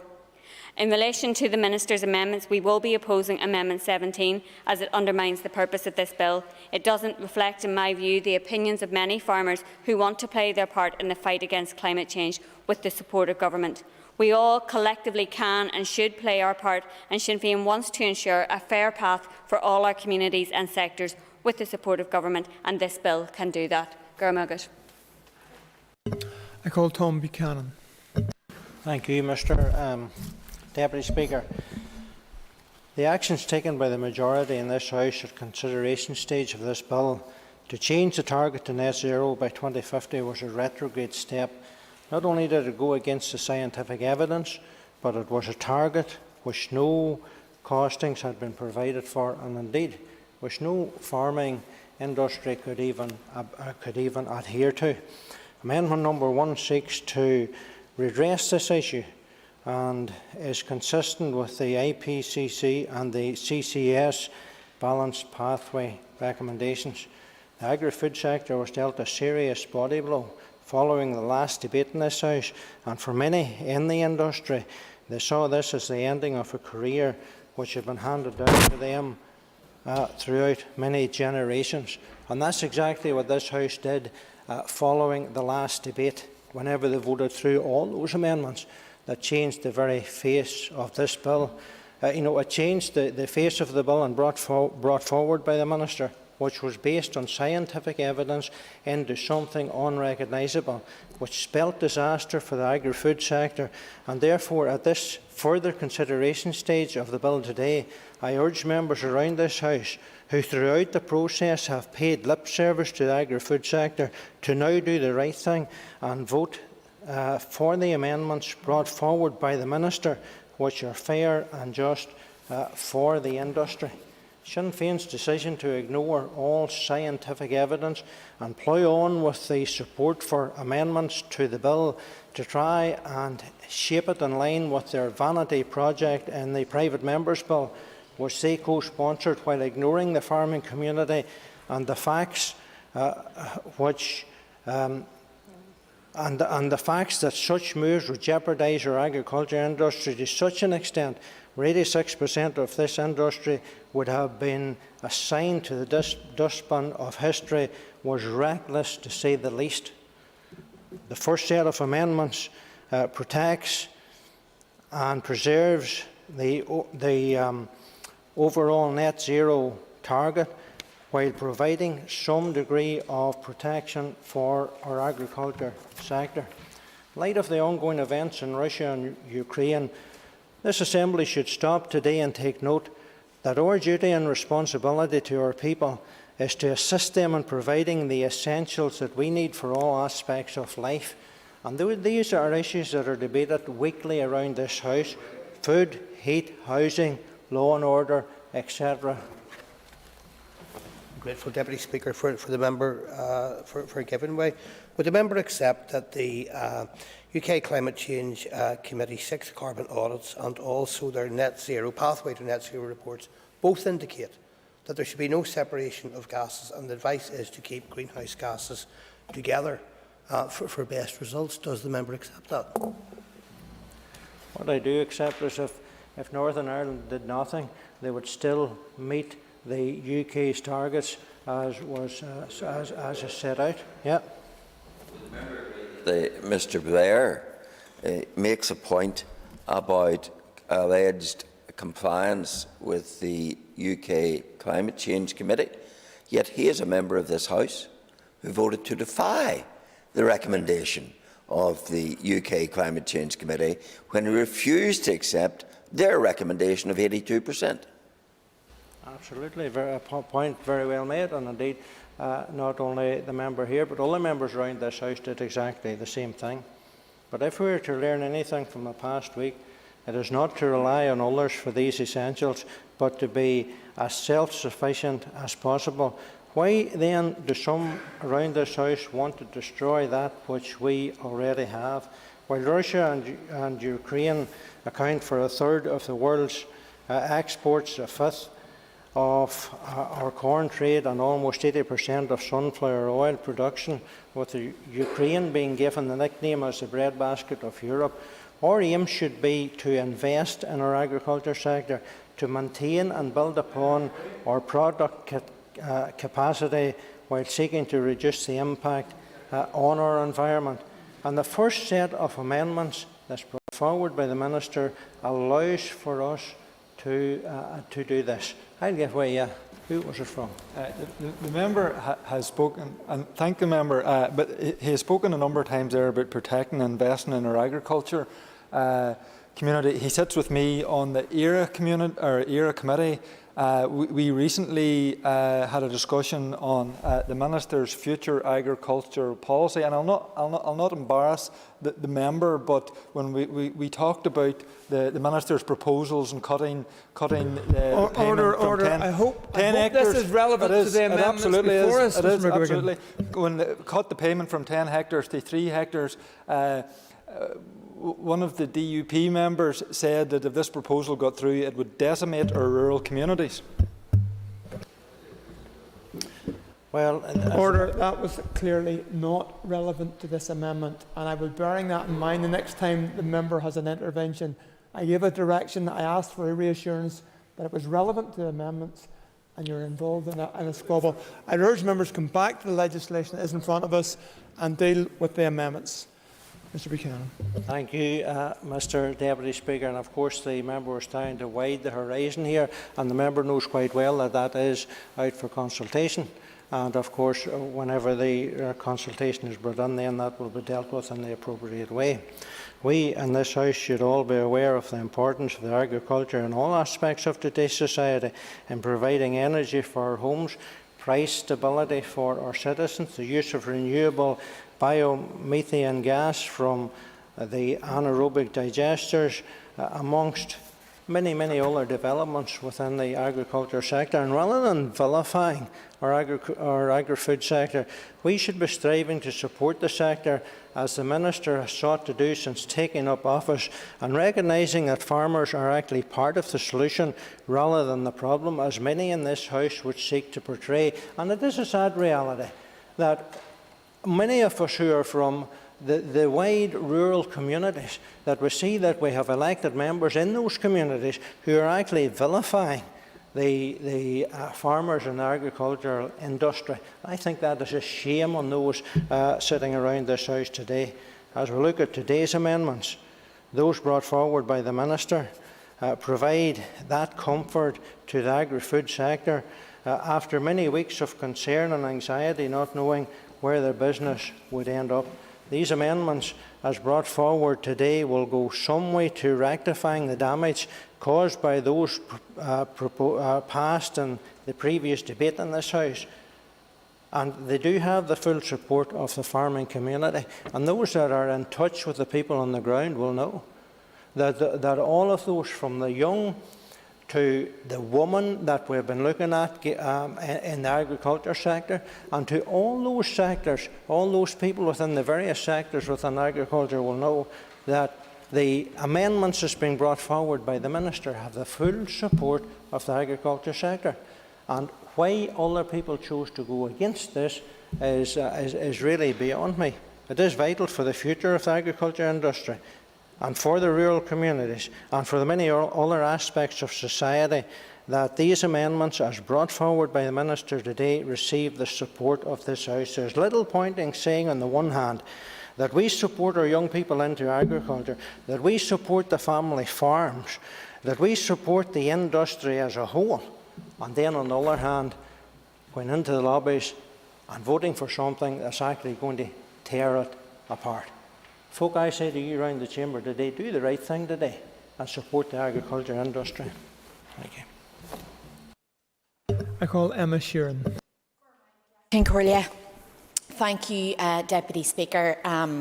I'm speaking in support of the amendments that have been tabled in the names of my colleagues, Keith Archibald, Declan McAleer and Philip McGuigan. I suppose it would be remiss at the very outset, given the comments from the member who spoke just before me, making reference to the fact that there's no point in supporting the industry and speaking about supporting the industry and then voting for something that would decimate the industry, and remind him that himself and his party supported Brexit, which is obviously the biggest threat to agriculture in the north of this country since we joined the EU, and put money into the pockets of our farmers. Order. I was allowing a passing comment. Let's not have a debate about EU and Brexit.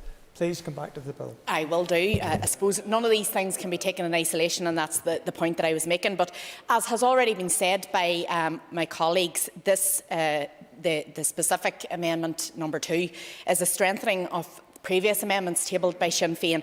And throughout this process, we have spoken with and listened to all affected sectors, and that includes our agricultural community, and taken their concerns on board. And the amendment number 2 is a response to that, because Sinn Féin have a strong history of supporting agriculture, specifically our small farmers, the daughter of one I am. It's Sinn Féin that delivered for our hill farmers, Sinn Féin that made sheep farming in the Sperrins a viable livelihood, and Sinn Féin that attempted to level the playing field with the transition to a flat rate, which was then subsequently cancelled by the DUP. And we have listened to the evidence throughout this process and made amendments that will mean that the demands on all sectors are fair and just and proportionate, and that the industries that have to change in order to meet climate targets are asked things that are proportionate and fair and just, and that farmers don't have to do more than anyone else, that food production is still an option for small farmers in the north of Ireland, still an option for rural families, and that young farmers can plan for a future. We want to see families in rural communities such as South Derry and Mid-Ulster, where I am a representative, able to invest in their business, able to invest in their farm, safe in the knowledge that they will be supported by government in spite of the wishes of those who have dragged us out of the EU, against the wishes of the majority of the people in the north. You cannot give with one hand whilst taking away with the other, and Sinn Féin have been consistent in our support for rural communities and for our farming families. Gormagat. I call Claire Bailey. Thank you, Deputy Speaker. And since the introduction of Bill 1 and a net zero ambition, it's become really clear to me that tasking the very ministry with the responsibility for our biggest emitting industry to bring forward a climate bill was never going to work. And I think that we need to be really honest and speak to climate change as being the real challenge, rather than targets being a significant challenge for some, because all sectors and all people need protected, not just some. Now, the title of this grouped debate is Methane and Interim Emissions Targets, Carbon Units and Carbon Budgets, and that's what I'll speak to. And throughout the debates on climate legislation in this chamber, the advice of the UK Government's Climate Change Committee has often been quoted, and rightly so, and we must follow the science as evidence and the expertise behind it. And the CCC have said that we should have a target of at least 82%, but have the political choice to go for net zero if we wanted. The CCC's Chief Executive, Chris Stark, said, and I've quoted many times, "There is no technical barrier to Northern Ireland reaching net zero emissions."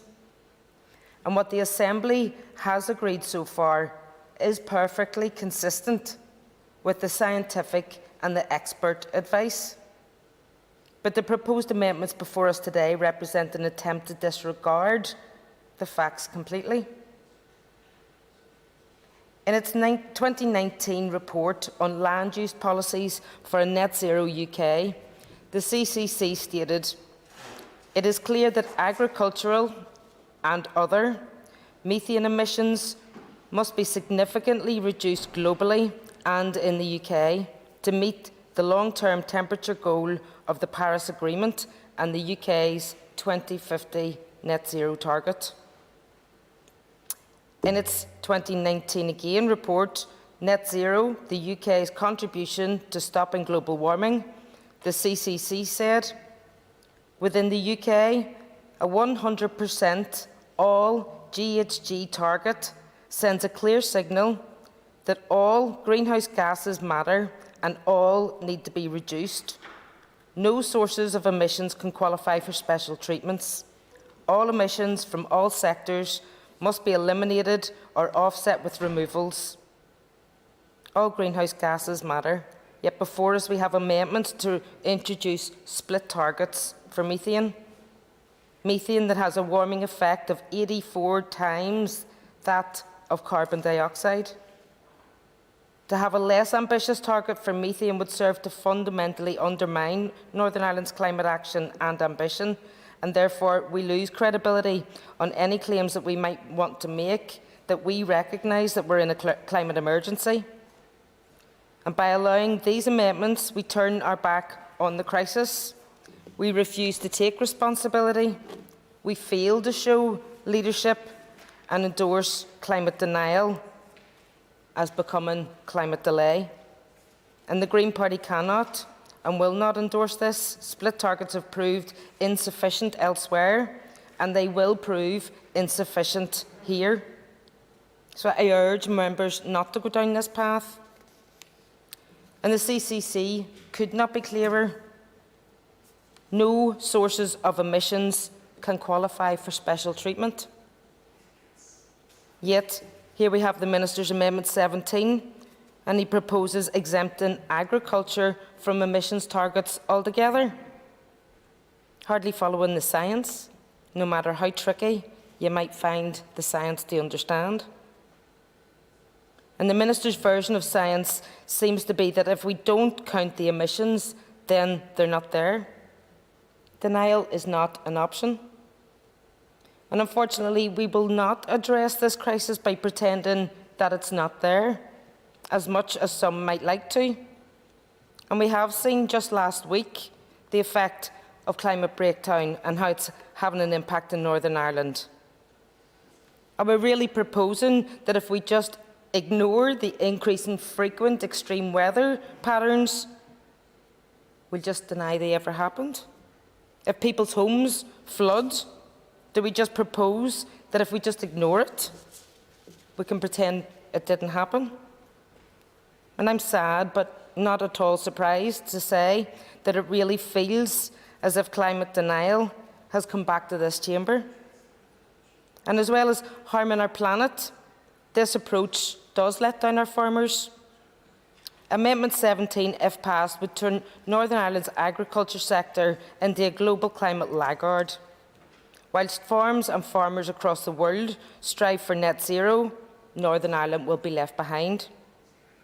And as consumers and international investors begin to look at the climate impact on their financial decisions, Northern Ireland agriculture will increasingly be locked out of opportunities associated with being a global climate player.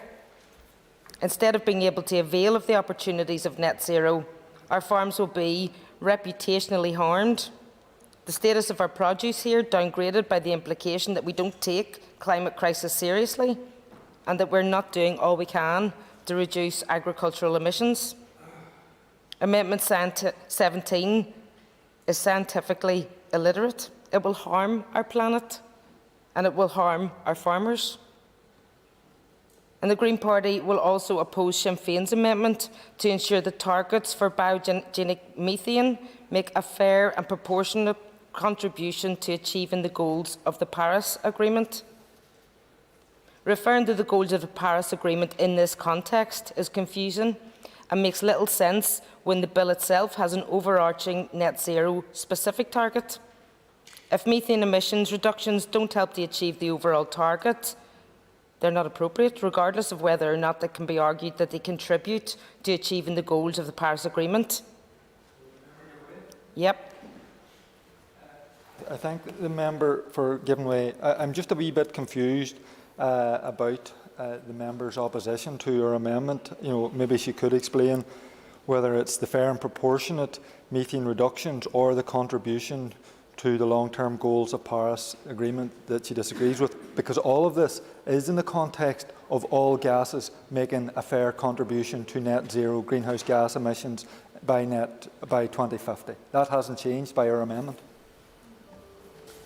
Thank the member for that, and it's in the context of not paving the way for split targets, as I've already addressed. And I think that all parties who have supported and voted for net zero really need to think about that one. And the IPCC have said just a few short hours ago, when they released their report at 11 a.m. this morning, that it was their bleakest report to date. And they told us last year that humanity was facing code red.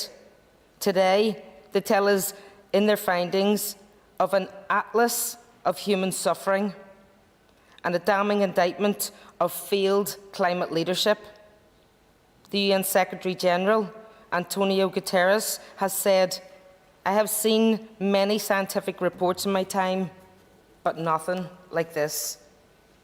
Headlines around the world today are telling us that the bleakest warning yet on the impacts of climate change or climate breakdown. The report says human actions are causing dangerous disruption and a window to secure livable futures is closing. Headlines are telling us of half of the world is highly vulnerable to the crisis. Impacts of global warming are now simply irreversible, according to the UN's latest assessment. Climate change causing widespread and irreversible impacts. The report by the IPCC says that up to 3.6 billion people are highly vulnerable to climate change, largely from extreme heat, heavy rainfall, drought and fire. Well, I can assure members here that those 3.6 billion people are highly unlikely to be living in the Western or developed nations. They will be the very people and populations who have not caused this crisis, yet face the worst possible consequences. And we owe them a future, not split targets. Today, the IPCC chair warned us that half measures are no longer an option. We have a moral duty to future generations and to our planet to reject half measures proposed today. We must not pass amendments which weaken legislation.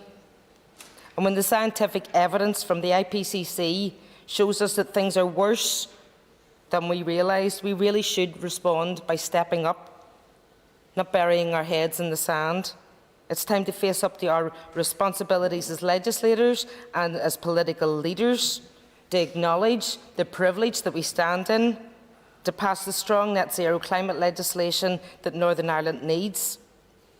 And in this group of amendments, there are a few that we can support today, and we'll be supporting Amendment 3, Amendment 4, Amendment 15, 16 and 18. Thank you, Speaker. I call Jim Allister. Speaker, each of the succeeding stages of this bill has seen the triumph of ideology over reality. One would have hoped that today, given the geopolitical matters which are unfolding before us and the economic and food consequences of what's happening in Ukraine, that there might just have been a chance of reality overcoming ideology. But it doesn't look like that. When we consider what is happening in this world, and when we consider the fact that food production is likely to be highly prejudiced by what is happening in Ukraine, then this, of all times, is the last time when any legislator in this country should be dialling down food production. And yet that is the inevitable consequence of this ideologically driven climate change legislation in Bill 1 and the better version in Bill 2. And though today we will hear and have heard many protestations for the gullible, that those who are the pursuers of such ideology are in fact on the side of the farmers, I think decreasingly that is not conning anyone. And when you come to an amendment like 17, which will be the litmus test of whether members of this House are on the side of farming or against farming, we will see this evening from these speeches that despite all the pious platitudes, when it comes down to it, SDLP, Alliance, Sinn Féin and the Greens are going to vote against protecting the farming community. That's the reality of where they're headed. Yes, I'll give way. Again, I'm confused about the member's support for Amendment 17 and being on the side of agriculture, given, as I said earlier, that agriculture haven't said that they don't want to play their part in this. They've actually said the opposite, that they need to play their part because they are the ones that will suffer if climate change isn't tackled. So, I mean, our opposition to Amendment 17 has got absolutely nothing other than our support for our agriculture sector. If Mr McGuigan had come to the meeting in Lochgiel that he ran away from in respect of his farmers, he would have heard a very different message and then come to this House and pretend that farmers are supportive of this bill. Farmers are petrified by much of the devastation which will flow from this bill, and rightly so, because this bill will see, and particularly the bill that he co-sponsored, will see a drastic reduction in livestock numbers and therefore in the number of farms, particularly hill farms and less favoured area farms, directly as a consequence of the ideology that the member pursues and that Sinn Féin is pursuing in this House. They will be those who are the masters of reducing our agricultural industry, despite all the pious words, because their actions speak louder than their words. And that is what we are seeing playing out before our very eyes in this debate. I do support Amendment 1. It still is a very difficult and ambitious target. No one should be under any illusion about that. It will still impose a price, a heavy price, on agriculture, but faced with an uninhibited destruction of our agricultural section, Amendment 1 is better than that. So Amendment 1 is something that anyone making the best choices will make a choice to support. Amendment 2, well, I just marvel at the meaninglessness of its language. A fair and proportionate contribution. According to whose standards? Who decides that? By what measure is that made? Those are just meaningless words to mean whatever you want them to mean. So I do trust that Amendment 1, since apparently Amendment 2 is incompatible with it, is the one that will hold sway. But it really does need the sustaining backup of Amendment 17. And I make it very clear to farmers across Northern Ireland that those who tonight vote against Amendment 17 are those who are in the business of putting many of them out of business. I now call Ed and puts the Minister of Agriculture, Environment and Rural Affairs to wind up this debate on the Group 1 amendments. Thank you, Mr Deputy Speaker, and I'm grateful for the members' contributions to the debate thus far. They have been valuable and informative, and I ask members to support Amendment number 1 and 17 today, which covers potential levels of methane reductions in Amendment number 1 in the context of the net zero emission targets. And I remind members that methane level set within is not a supplementary target, but a clarification on a fair contribution towards NI net zero. Some members have said that this amendment will undermine our ability to reduce overall emissions and will limit our ability to reduce our contribution to global warming. That simply is not true. My amendment does not limit the Assembly's climate ambition. I note that also on Farmgate this morning, the Green Party indicated that the Climate Change Committee had said no sources of emission can qualify for special treatment, and all emissions from all sectors must be eliminated or offset with removals. So I would like to be clear that my amendment number 1 does not apply a special treatment to methane. To make such a statement is wrong. Demonstrates those members' lack of understanding of climate science, the Paris Agreement and the advice of experts, including the IPCC. Deep emission reductions will still have to be made in the agricultural sector, and net zero will still need to be achieved by Northern Ireland, the UK as a whole, under this amended bill. So to achieve net zero, other net emission reductions of other greenhouse gases will need to go beyond net zero. And therefore this means having more removals, including engineered removals, than emissions of those particular gases. I would highlight that in every scenario, other than a complete closure of the entire agriculture sector, we were always going to need to go beyond net zero in many of the other sectors.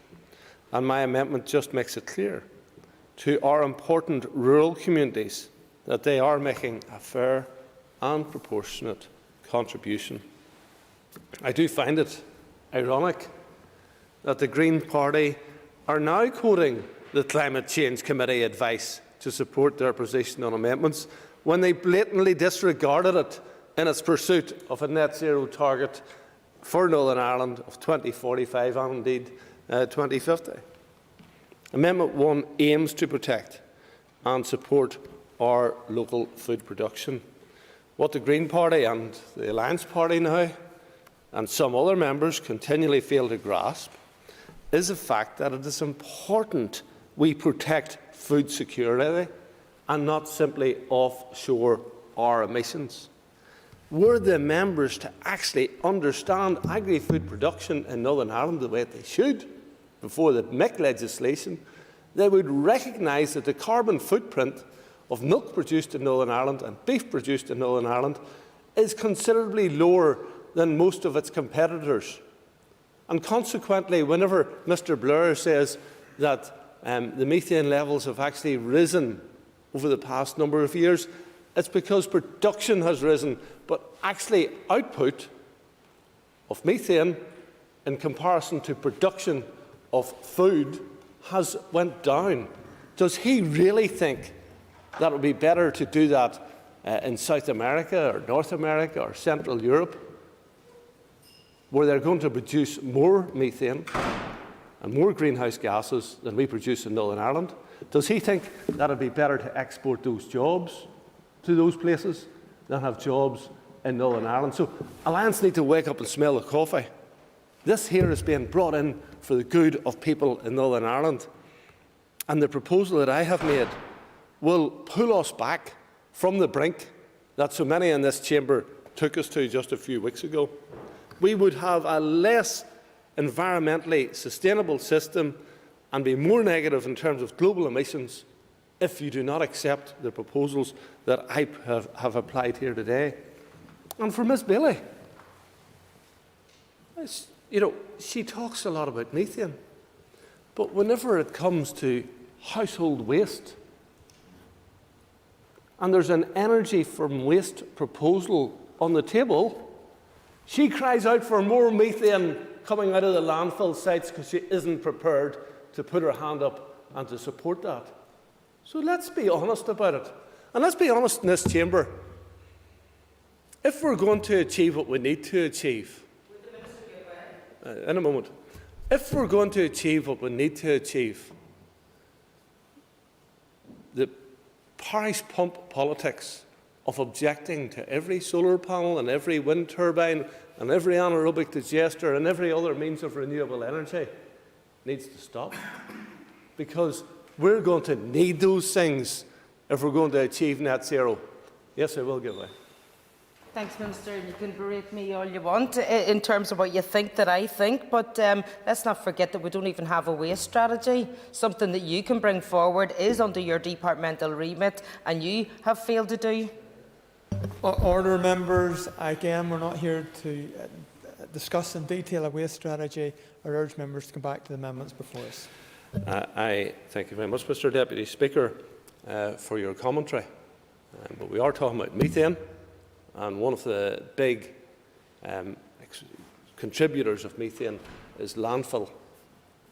And people are resisting taking difficult decisions in other places, which consequence of is that we produce more methane, but they can ignore the fact their contribution to them. In terms of Sinn Féin, Mr McAleer talked about Glenelly Valley. Well, under his proposals, that he voted for the last time, he needn't worry about farmers in the Glenelly Valley, because they won't exist. The farmers in the Glens of Antrim and up in those higher regions in Dunloy and Lochgiel, they won't exist. The farmers in Fermanagh pretty much won't exist under the proposals that Sinn Féin supported. And Mr McGuigan can shake his head. But that is the facts. Whenever we sit down with the CCC and say, what do we need to do to deliver this? That's the message that's coming back. So you won't take CCC advice? Then take it and back me today. Amendment number 1. It won't resolve all of the problems. Mr Alister's right. But we will live in a changing farm environment where there will be considerable investment in anaerobic digestion. There will be some shift to vertical farming and horticulture as a consequence of that, because the heat from anaerobic digestion will make us competitive in the whole areas there. So there is the opportunity to invest and still deliver significant agricultural output. But it's not without pain, and I recognise that. I also recognise that there's around 13,000 farmers who potentially will lose their farms as a consequence of what was passed at consideration stage. And in addition to that, tens of thousands of people who work in the agri-food sector. And again, Sinn Féin said that they were the great friends of those Eastern European people, indeed Portuguese people, who came here to work in the food sector. But they're prepared to do away with their jobs. So perhaps you'll give a leaflet outside the factories this time saying Sinn Féin wants legislation passed that would deny you the opportunity of working here in Northern Ireland, the place that you've made your home, and tell that to those Polish people and Lithuanians and Hungarians and Portuguese and all those fine people who go into our factories and do a day's work to earn a living, and people who we should all respect. Well, Amendment number 1 would prevent such unintended and negative impacts on the agri-food sector, and most importantly on food security and offshoring of emissions and the resultant negative global emissions impact for such offshoring of food production.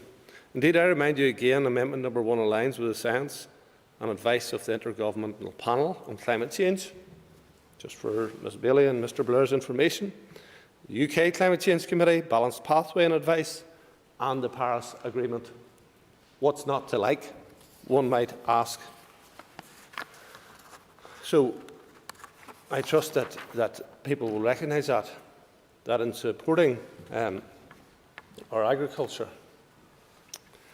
that in supporting our agriculture and farming community, that we remain true to our word. And we demonstrate that the position of supporting it will be by voting accordingly. And therefore, when members look at what is available to them in Amendment 17, that was contrived precisely because of the wording of Sinn Féin in this House. If they don't want any reductions in herd numbers, then they have to support Amendment 17. So, you said it. I have produced an amendment to enable you to put your vote to the words. So I do expect you to support what you said. I do anticipate that you can engage in something which will ensure that you can stand over what you said in this chamber. Yes. I remember the Minister for taking an intervention, and I will say that during the course of all of the deliberations we've had with the farming community, they have always been very clear to us that they want to be part of the solution. And they are the custodians, they are the guardians of the countryside, they want to be part of the solution. And I really don't believe number 17 enables that there. And just want to touch back, the member mentioned earlier on about the future of hill farming and a reference to Glenelly Valley. And I just want to make a couple of very important points. If the Minister continues to defy the will of this House not to reintroduce the ANC hill farm payment, if it continues to push Brexit, if it continues to push its future agricultural Order, policy, order, Would the member take a seat? Would the member take a seat? Now, I've made it clear that we're not here to rerun a wide range of other issues. I've given a degree of latitude to members. I don't jump up and intervene in every time, but it's clear somebody wants another debate started here. Mr McAleer, if you have something to finish on the amendments, you had the floor. I will allow you the floor back again, but we're not here to have an alternative debate on the amendments. Yes, just on item 17, or on the amendment 17, I want to just restate that again, that any time we've met the sector, any time the evidence has been gathered in the committee, the farmers have all made it very, very clear they want to be part of the solution. And I really do not believe that this here enables farmers to be part of the solution. Thank you. Take interventions from Mr McAleer, but you didn't wish to give way to others, Mr McGuigan, so you didn't want to debate. So I'm happy, if that's how you wanted it, not to engage, not because I'm afraid of anything you have to say, by the way, but Mr McAleer can certainly, I'm happy to take his points. But there's a price to be paid sometimes for ignoring everybody else when they want to give interventions. But on Amendment 17, Mr McAleer, I would say this. And by the way, whenever you go down all these other divergent routes, it's a demonstration that you can't argue on the case that's before you today. And I know that you tried those divergent routes when you went to the Glenavon Hotel, and that didn't go down too well either. But that was before Ms Gildernew. That was before Ms Gildernew insulted the entire audience by telling them that all they could ever do was talk about doom and gloom and castigate the farming community, who put our bread and butter onto the tables, to be quite frank. But Amendment 17 does not preclude anybody in the primary agricultural sector from engaging in reduction of carbon and reduction of greenhouse gases, or indeed methane. What it doesn't do is enforce it and put something upon them. But it does not preclude in any way the many farmers who want to and will engage in this to ensure that they do reduce their carbon footprint, and they do so much. So indeed I had discussions today with the Department for the Economy. And very prevalent in that discussion was the issue around biomethane and our ability to capture more biomethane, and for a green growth strategy that would invest in supporting further capture of biomethane. And how that biomethane at 80% could be mixed with 20% hydrogen and be used in people's boilers that they have in their homes today without amendment or change required.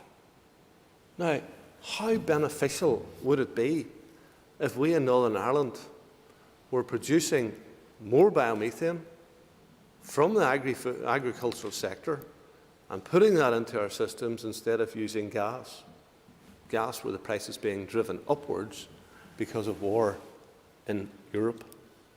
So the logical place is to actually support agri-food in doing what it can do in terms of providing that food security, not just for here, but for these islands. And that's important because we get lots of things back, particularly from Great Britain. So it's important that we make our contribution, but that we also can provide a massive amount of energy, which will eventually take us to 100% renewable energy produced in this country, and not relying on what happens in other places.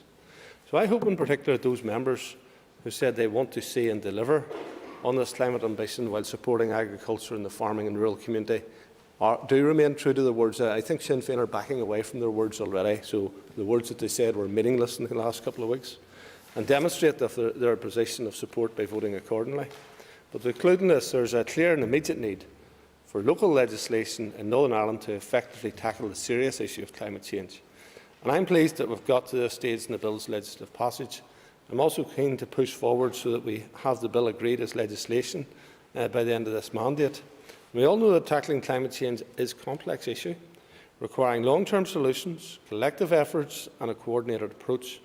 And we have a duty as an Assembly to ensure that the legislation that we put in place can have a deeply impact on such a deeply impactful issue is in a form that is both coherent and effective, and therefore my amendments in this group are agreed and voted through today, indeed in the Group 2 debate later. Then this will go some way to deliver this.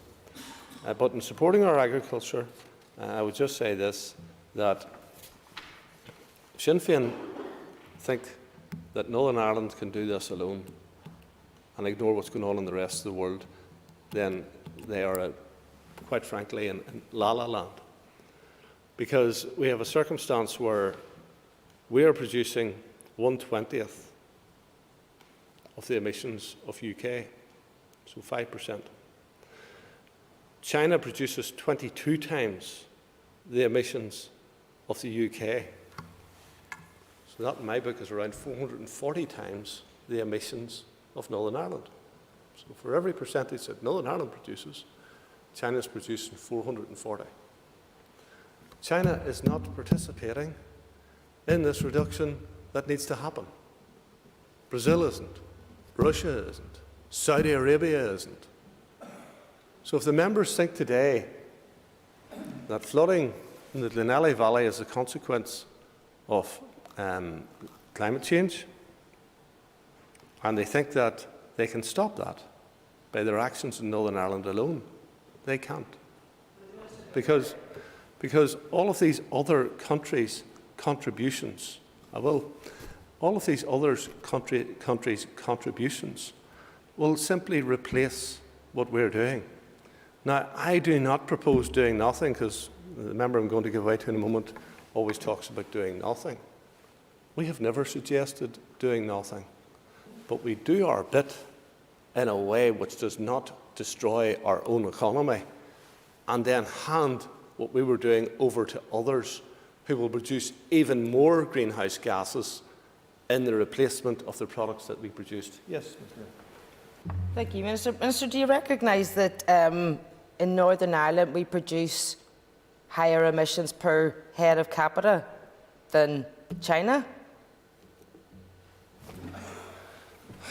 Ms Bailey seems to misunderstand the situation and the circumstance where we have coal-fired power stations being built today in China, where their emissions continue to rise, where we have a war in Russia, where Russia has done a 30-year deal to sell gas to China, and we buy our products off China.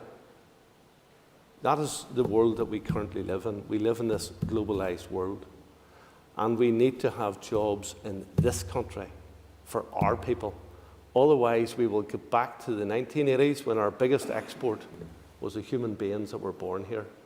I'm proud that our agri-food industry, which has been recognised in the Senate chamber for its contribution whenever this building opened, is still here and is still providing over 100,000 jobs here in Northern Ireland, whilst the other two industries, the linen industry and the shipbuilding industry, have disappeared.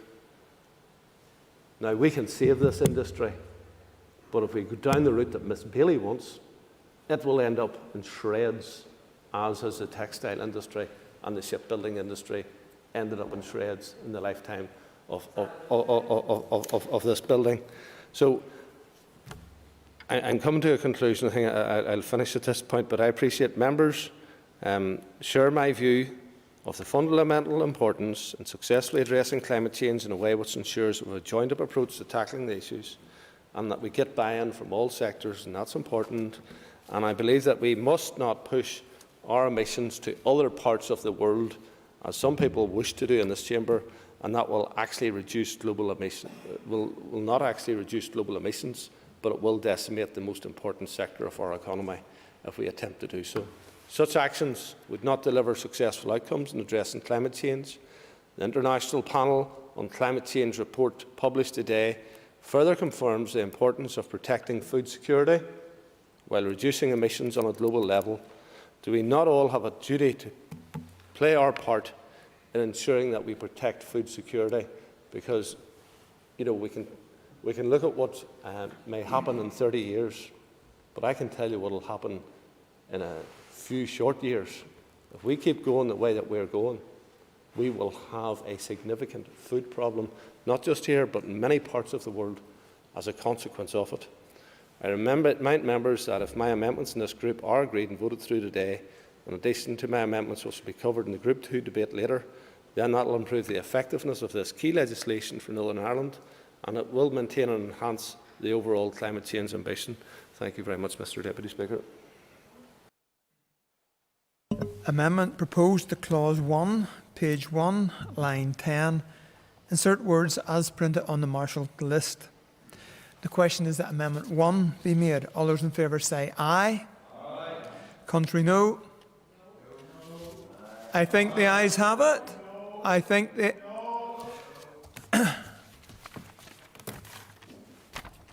Clear the lobbies. The question will be put in 3 minutes, and I would remind you that we should continue to uphold social distancing and that members who have proxy voting arrangements in place should not come into the chamber.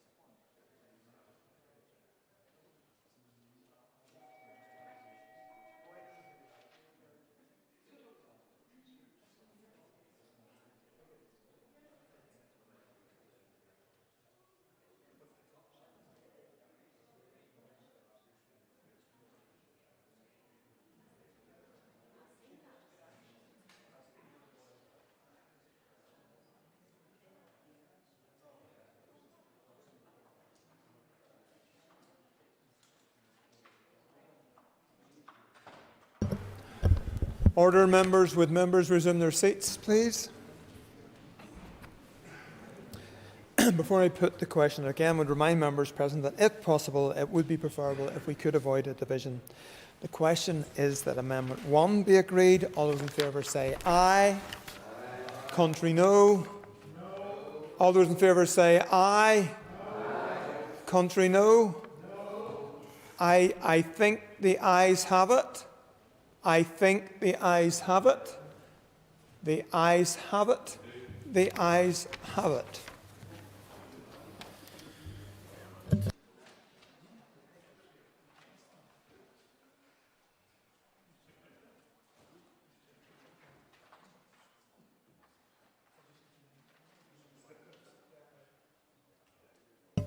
I will not call Amendment 2 as it is mutually exclusive with Amendment 1, which has been made. Amendment 3 has already been debated, and I call Philip McGuigan to move formally Amendment 3. A member proposed Clause 3, page 2, line 3, leave out and insert words as printed on the marshalled list. The question is that Amendment 3 be made. All those in favour say aye. Contrary, no. All those in favour say aye. Contrary, no. Do we have tellers?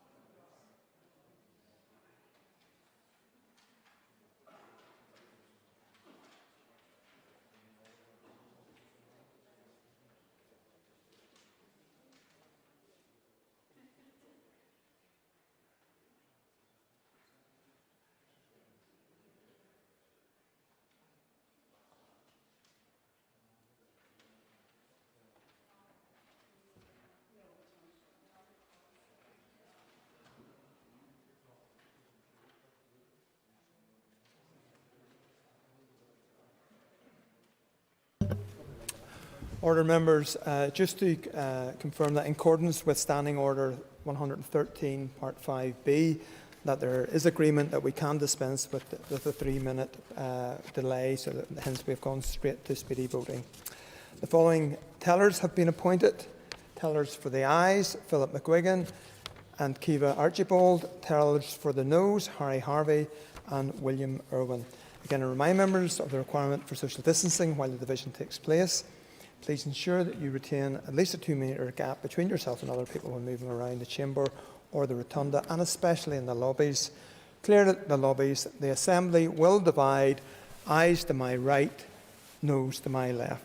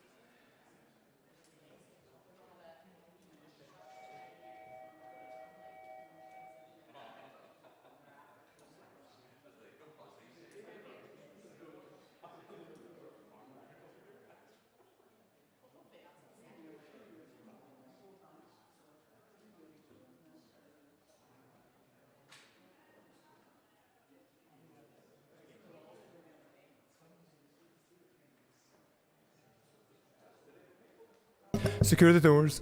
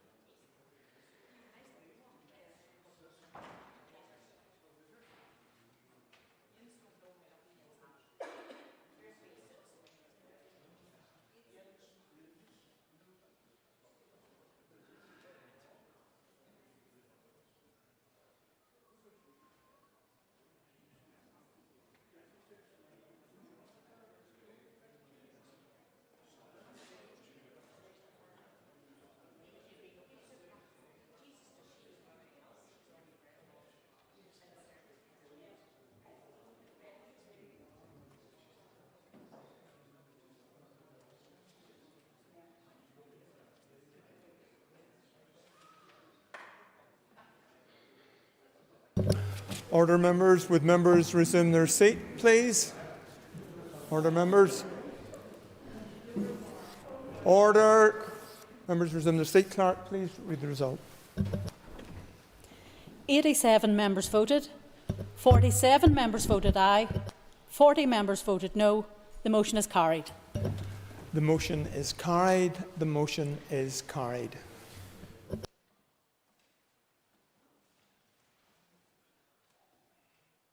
Amendment 4 has already been debated, and I call Philip McGuigan to move formally. I hope you don't mind me taking us back to vote on Amendment 1. I was a little surprised that the vote was taken on an oral vote and without a division, despite the fact that, as far as I recall, that there was clear opposition to that. But I do respect your judgment in this. However, I'm puzzled as to how to record my opposition to the amendment. As was previously advised, this could be done in Hansard. Can you, Deputy Speaker, advise how we do this? That is not a point of order. There have been numerous votes, particularly over the past number of weeks, and members ought to be aware, if they want to have a vote, they should raise their voices whenever, particularly it gets to the stage, if a Speaker or Deputy Speaker indicates that he thinks whether it's the ayes or no have it. Now, I raised that on 2 occasions, and at the table we heard nothing coming back. And because we had nothing coming back, that was an indication to myself that there was no wish to force a vote, that there was an acceptance of what I had estimated the Chamber was. So just for, in case there is a lack of clarity on the issue for some perhaps newer members, if you want to have a vote, you raise your voice and you don't accept an estimation made on the verbal assessment of what has been raised in the Chamber. Not a point of order. We will move on. Okay.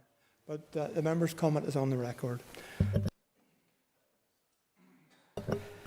Amendment 4 has already been debated, and I call Philip McGuigan to move formally Amendment 4. Not moved. Amendment 4 not moved. Amendment 5 has already been debated. I call the Minister of Agriculture, Environment and Rural Affairs to move formally Amendment 5. Moved.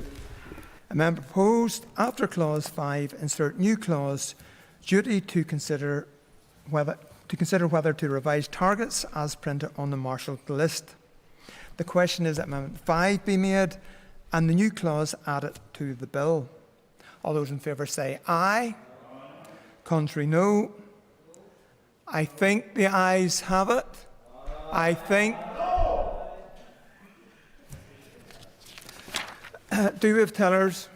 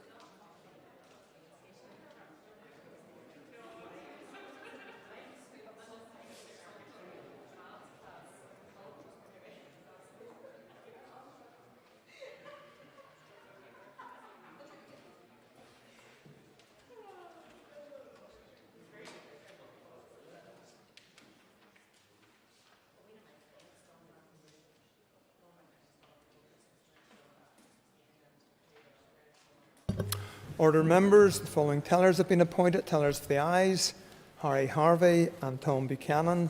Tellers for the noes, Andrew Muir and Stuart Dixon. Again, I remind members to maintain social distancing and particularly trying to achieve a 2-metre gap, especially in the lobbies. Clear the lobbies. The Assembly will divide. Ayes to my right, noes to my left.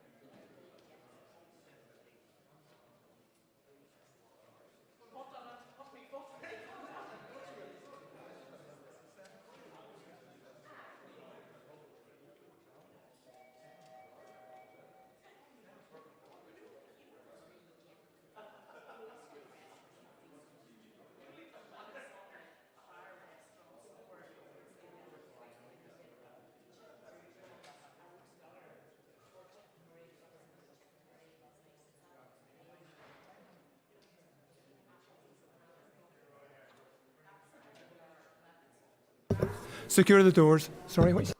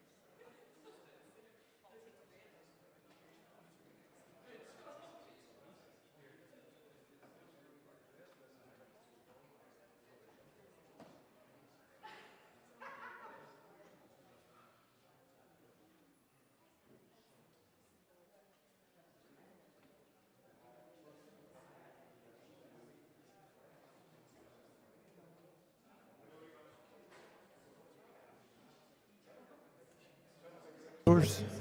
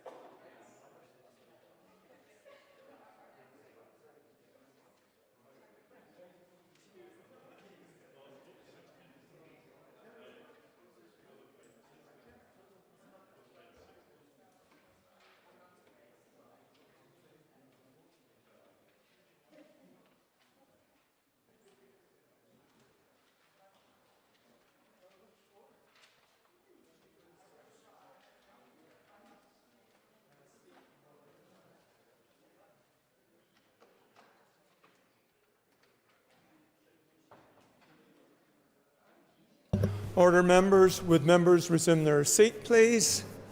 Order. Order. A few conversations still going, members. Clerk, please read the result. 87 members voted. 76 members voted aye.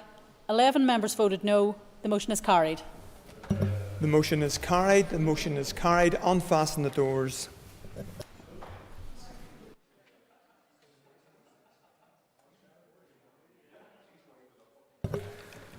Amendment 6 has already been debated, and I call the Minister for Agriculture, Environment and Rural Affairs to move formally Amendment 6. Moved. Amendment proposed to clause 6, page 2, line 35. Insert words as printed on the marshalled list. The question is Amendment 6 be made. All those in favour say aye. Contrary, no. All those in favour say aye. Contrary, no. Do we have tellers?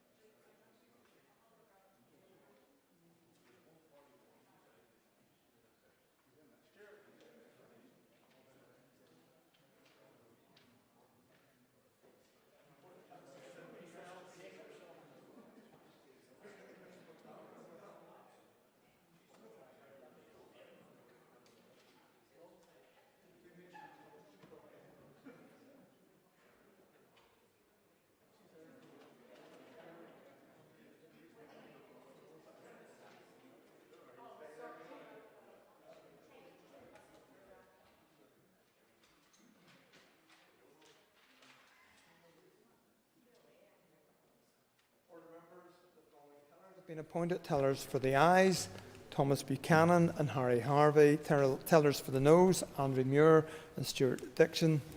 Again, remind members to maintain social distancing, especially in the lobbies. clear the lobbies. The Assembly will divide. Ayes to my right, noes to my left.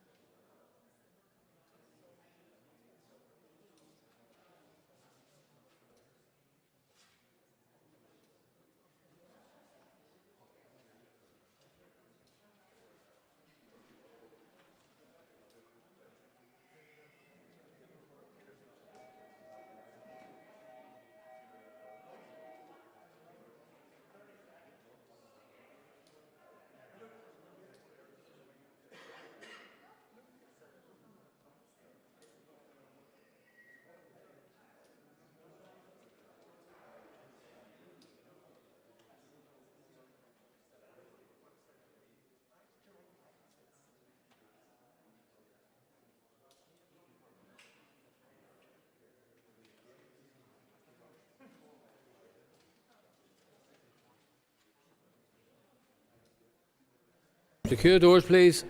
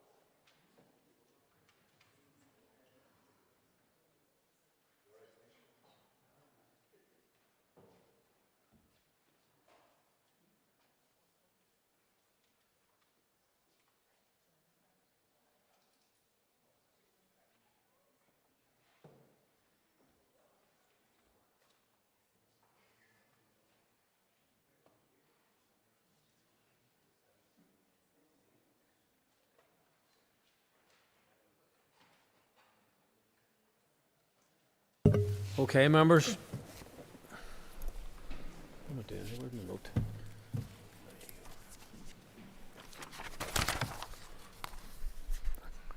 Clerk, please read the result. 87 members voted, 76 members voted aye, 11 members voted no. The motion is carried. Motion is carried, members. Motion is carried on. Fasten the doors, please. Okay, just before I go on to the next vote, just to remind people that we're going to take a break at 7:30, and then we'll monitor the time in the next hour or two afterwards to see what time we will break this evening. Quite clearly, to rate the business at the minute, we're going to be here all night, and we can't be here all night. My worry is that we'll be here all day tomorrow if we continue with the divisions in the way which we are, and that's entirely a matter for the members to so choose. I'm just making the point that we have offered the ability for the chairperson, the speaker, deputy speaker, to make it clear to people if there's clearly a minority of people opposing a measure, that we can record that, which might avoid a division, which might save a lot of time. That's entirely in the gift of the members if they how they choose to vote. Point of order. Just outlined the procedure there. Can you outline practically how that would occur then? You would record your opposition within Hansard? Well, we would basically say that, the Speaker or the Chairperson, Deputy Speaker or whoever would be saying, I note that Party X has opposed the question. That party's opposition is now on the record. However, I think the ayes have it. So it's on the record that Party X, A, B, C or D has actually recorded their vote. Well, they've expressed a vote against. And we've had a number of votes here where we've had 11 votes in opposition. And that's fine, that's everybody's entitled to their vote. It's just how we process the actual voting mechanisms to save some time to conclude the business. That's all this is about. Thank the Speaker for providing that clarification. I would like to record on the record our discontent with the way the vote on Amendment number 1 was handled. The Deputy Speaker and the Chair wouldn't seek to challenge his authority, but there was clear dissent within the Chamber, and that was not handled correctly as far as I can recall, and I will write to you separately in relation to that, because if we're going to go... I only heard a peripheral kind of part of the conversation that I think it was John Blair raised it on a point of order. So I only really heard an element of the response around that. So in fairness, I can't argue one way or the other about how it happened or what happened or it was right or wrong. But all I'm saying is from here on, and so I mean, if you want, I can look at that and examine that. But what I'm saying is I'm trying to offer people that if it's quite clear there's a significant majority for a measure and obviously a clear minority against, and that's everybody's entitlement, I want to stress that, but at the same token we can record that without necessarily going for a division, and that's what I'm offering to members, and by that formula of words. Okay, so we'll road test that and see what happens. All right, okay, so Amendment 7. So Amendment 7 has already been debated, and I call the Minister of Agriculture, Environment and Rural Affairs to move formally Amendment 7. Moved. Amendment proposed at Clause 6, page 3, line 2. Insert words as printed on the marshal list. The question is that Amendment 7 be made. All those in favour say aye. Aye. Contrary, no. The ayes have it. The ayes have it. Amendment 8 has already been debated, and I call the Minister of Agriculture, Environment and Rural Affairs to move formally Amendment 8. Moved. Amendment proposed to Clause 6, page 3, line 3. Insert words as printed on the marshal list. The question is that Amendment 8 be made. All those in favour say aye. Aye. Contrary, no. The ayes have it. The ayes have it. Amendment 9 has already been debated and is a paving amendment to Amendment 17. And I call the Minister of Agriculture, Environment and Rural Affairs to move formally Amendment 9. Moved. Amendment proposed to Clause 7, page 3, line 10. Insert words as printed on the marshal list. The question is that Amendment 9 be made. All those in favour say aye. Aye. Contrary, no. Do the ayes have it? Can we take a acknowledgement of a party having voted against?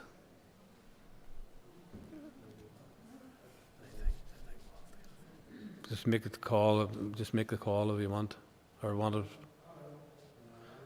Okay, do we have tellers?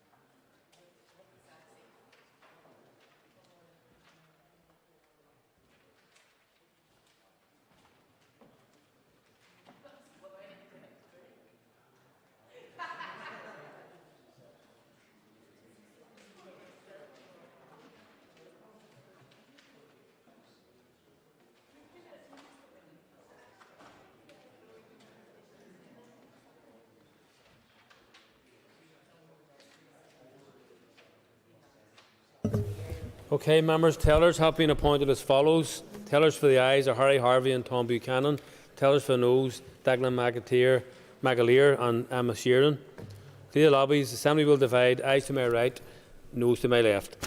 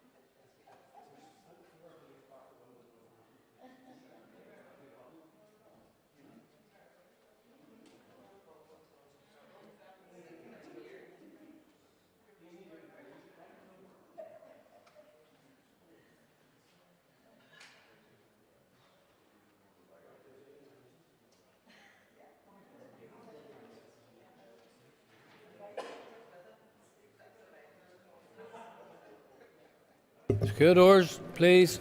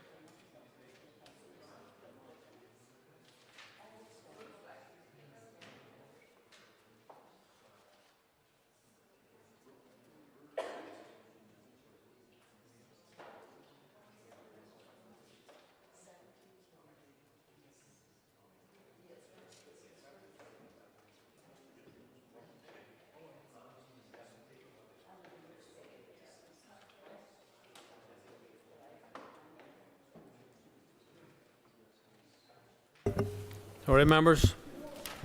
Okay, members. Clerk, please read the result. 86 members voted, 49 members voted aye, 37 members voted no. The motion is carried. Motion is carried on. Fasten the doors, please. Motion is carried. Amendment 10 has already been debated, and I call the Minister of Agriculture, Environment and Rural Affairs to move formally Amendment 10. Moved. Amendment proposed to Clause 7, page 3, line 18, leave out and insert words as printed on the marshal list. The question is that Amendment 10 be made. All those in favour say aye. Aye. Contrary, no. The ayes have it. The ayes have it. Amendment 11.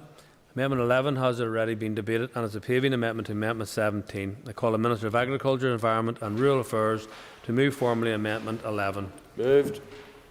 Amendment proposed to Clause 7, page 3, line 22. Insert words as printed on the marshal list. Question is that Amendment 11 be made. All those in favour say aye. Aye. Contrary, no. Do we have tellers?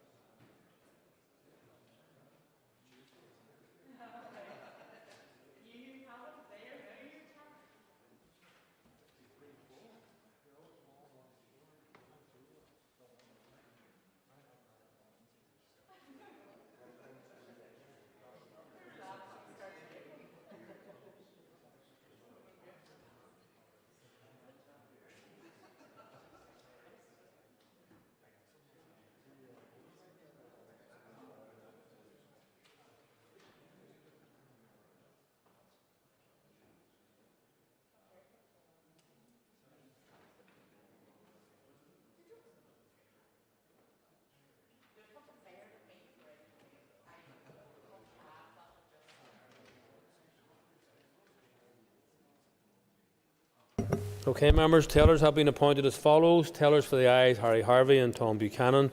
Tellers for noes, Philip McGuigan and Emma Sheeran. Clear lobbies. Tammy will divide. Ayes to my right, noes to my left.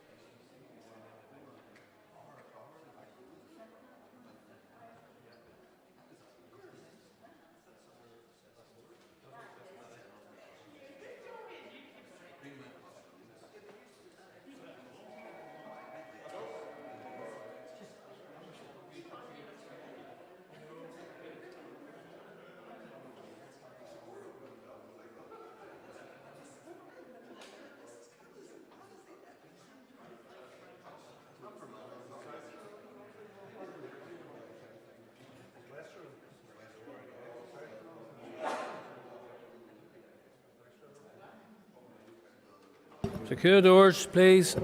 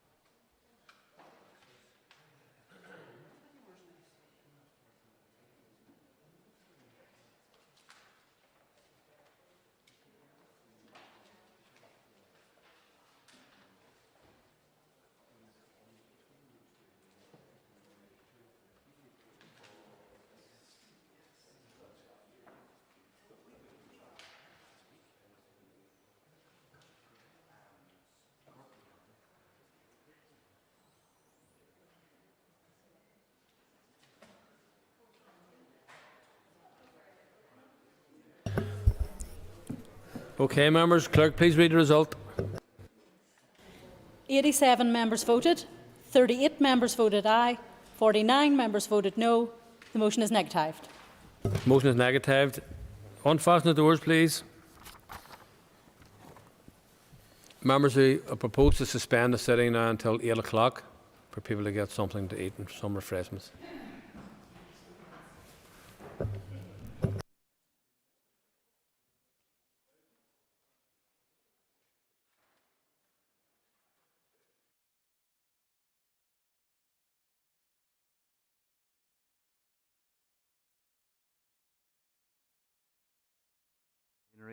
Programme signed. This is the Northern Ireland Assembly Plenary. Programme signed. This is the Northern Ireland Assembly Plenary. Programme signed. This is the Northern Ireland Assembly Plenary. Programme signed. This is the Northern Ireland Assembly Plenary. Programme signed. This is the Northern Ireland Assembly Plenary. Programme signed. This is the Northern Ireland Assembly Plenary. Programme signed. This is the Northern Ireland Assembly Plenary. Programme signed. This is the Northern Ireland Assembly Plenary. Programme signed. This is the Northern Ireland Assembly Plenary. Programme signed. This is the Northern Ireland Assembly Plenary. Programme signed. This is the Northern Ireland Assembly Plenary. Programme signed. This is the Northern Ireland Assembly Plenary. Programme signed. This is the Northern Ireland Assembly Plenary. Programme signed. This is the Northern Ireland Assembly Plenary. Programme signed.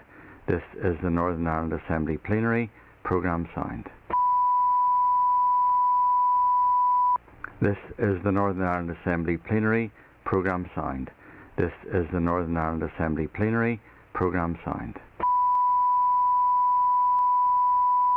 This is the Northern Ireland Assembly Plenary. Programme signed. This is the Northern Ireland Assembly Plenary. Programme signed. This is the Northern Ireland Assembly Plenary. Programme signed. This is the Northern Ireland Assembly Plenary. Programme signed. This is the Northern Ireland Assembly Plenary. Programme signed. This is the Northern Ireland Assembly Plenary. Programme signed. This is the Northern Ireland Assembly Plenary. Programme signed. This is the Northern Ireland Assembly Plenary. Programme signed. This is the Northern Ireland Assembly Plenary. Programme signed. This is the Northern Ireland Assembly Plenary. Programme signed. This is the Northern Ireland Assembly Plenary. Programme signed. This is the Northern Ireland Assembly Plenary. Programme signed. This is the Northern Ireland Assembly Plenary. Programme signed. This is the Northern Ireland Assembly Plenary. Programme signed.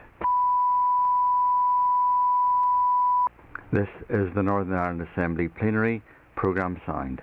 This is the Northern Ireland Assembly Plenary. Programme signed. This is the Northern Ireland Assembly Plenary. Programme signed. This is the Northern Ireland Assembly Plenary. Programme signed. This is the Northern Ireland Assembly Plenary. Programme signed. This is the Northern Ireland Assembly Plenary.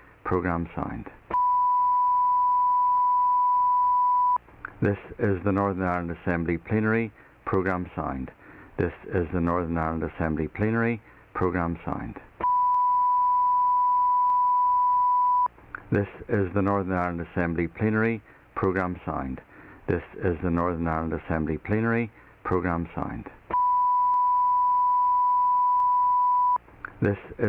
Ireland Assembly Plenary. Programme signed. This is the Northern Ireland Assembly Plenary. Programme signed. This is the Northern Ireland Assembly Plenary. Programme signed. This is the Northern Ireland Assembly Plenary. Programme signed. This is the Northern Ireland Assembly Plenary. Programme signed. This is the Northern Ireland Assembly Plenary. Programme signed. This is the Northern Ireland Assembly Plenary. Programme signed. This is the Northern Ireland Assembly Plenary. Programme signed. This is the Northern Ireland Assembly Plenary. Programme signed. This is the Northern Ireland Assembly Plenary. Programme signed. This is the Northern Ireland Assembly Plenary. Programme signed. This is the Northern Ireland Assembly Plenary. Programme signed. This is the Northern Ireland Assembly Plenary. Programme signed. This is the Northern Ireland Assembly Plenary. Programme signed. This is the Northern Ireland Assembly Plenary. Programme signed. This is the Northern Ireland Assembly Plenary. Programme signed. This is the Northern Ireland Assembly Plenary. Programme signed. This is the Northern Ireland Assembly Plenary. Programme signed. This is the Northern Ireland Assembly Plenary. Programme signed. This is the Northern Ireland Assembly Plenary. Programme signed. This is the Northern Ireland Assembly Plenary. Programme signed. This is the Northern Ireland Assembly Plenary. Programme signed. This is the Northern Ireland Assembly Plenary. Programme signed. This is the Northern Ireland Assembly Plenary. Programme signed. This is the Northern Ireland Assembly Plenary. Programme signed. This is the Northern Ireland Assembly Plenary. Programme signed. This is the Northern Ireland Assembly Plenary. Programme signed. This is the Northern Ireland Assembly Plenary. Programme signed. This is the Northern Ireland Assembly Plenary. Programme signed. This is the Northern Ireland Assembly Plenary. Programme signed. This is the Northern Ireland Assembly Plenary. Programme signed. This is the Northern Ireland Assembly Plenary. Programme signed. This is the Northern Ireland Assembly Plenary. Programme signed. This is the Northern Ireland Assembly Plenary. Programme signed. This is the Northern Ireland Assembly Plenary. Programme signed. This is the Northern Ireland Assembly Plenary. Programme signed. This is the Northern Ireland Assembly Plenary. Programme signed. This is the Northern Ireland Assembly Plenary. Programme signed. This is the Northern Ireland Assembly Plenary. Programme signed. This is the Northern Ireland Assembly Plenary. Programme signed. This is the Northern Ireland Assembly Plenary. Programme signed. This is the Northern Ireland Assembly Plenary. Programme signed. This is the Northern Ireland Assembly Plenary. Programme signed. This is the Northern Ireland Assembly Plenary. Programme signed. This is the Northern Ireland Assembly Plenary. Programme signed. This is the Northern Ireland Assembly Plenary. Programme signed. This is the Northern Ireland Assembly Plenary. Programme signed. This is the Northern Ireland Assembly Plenary. Programme signed. This is the Northern Ireland Assembly Plenary. Programme signed. This is the Northern Ireland Assembly Plenary. Programme signed. This is the Northern Ireland Assembly Plenary.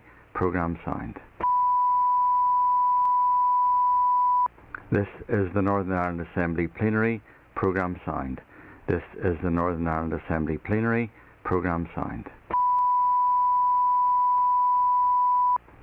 is the Northern Ireland Assembly Plenary. Programme signed. This is the Northern Ireland Assembly Plenary. Programme signed. This is the Northern Ireland Assembly Plenary. Programme signed. This is the Northern Ireland Assembly Plenary. Programme signed. This is the Northern Ireland Assembly Plenary. Programme signed. This is the Northern Ireland Assembly Plenary. Programme signed. This is the Northern Ireland Assembly Plenary. Programme signed. This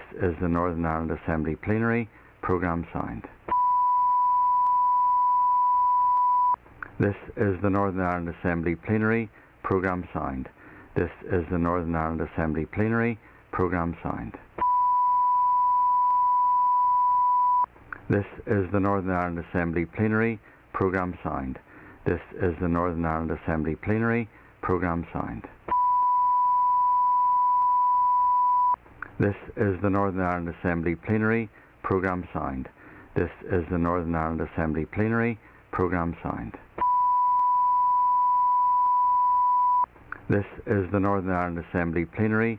Programme signed. This is the Northern Ireland Assembly Plenary. Programme signed. This is the Northern Ireland Assembly Plenary. Programme signed. This is the Northern Ireland Assembly Plenary. Programme signed.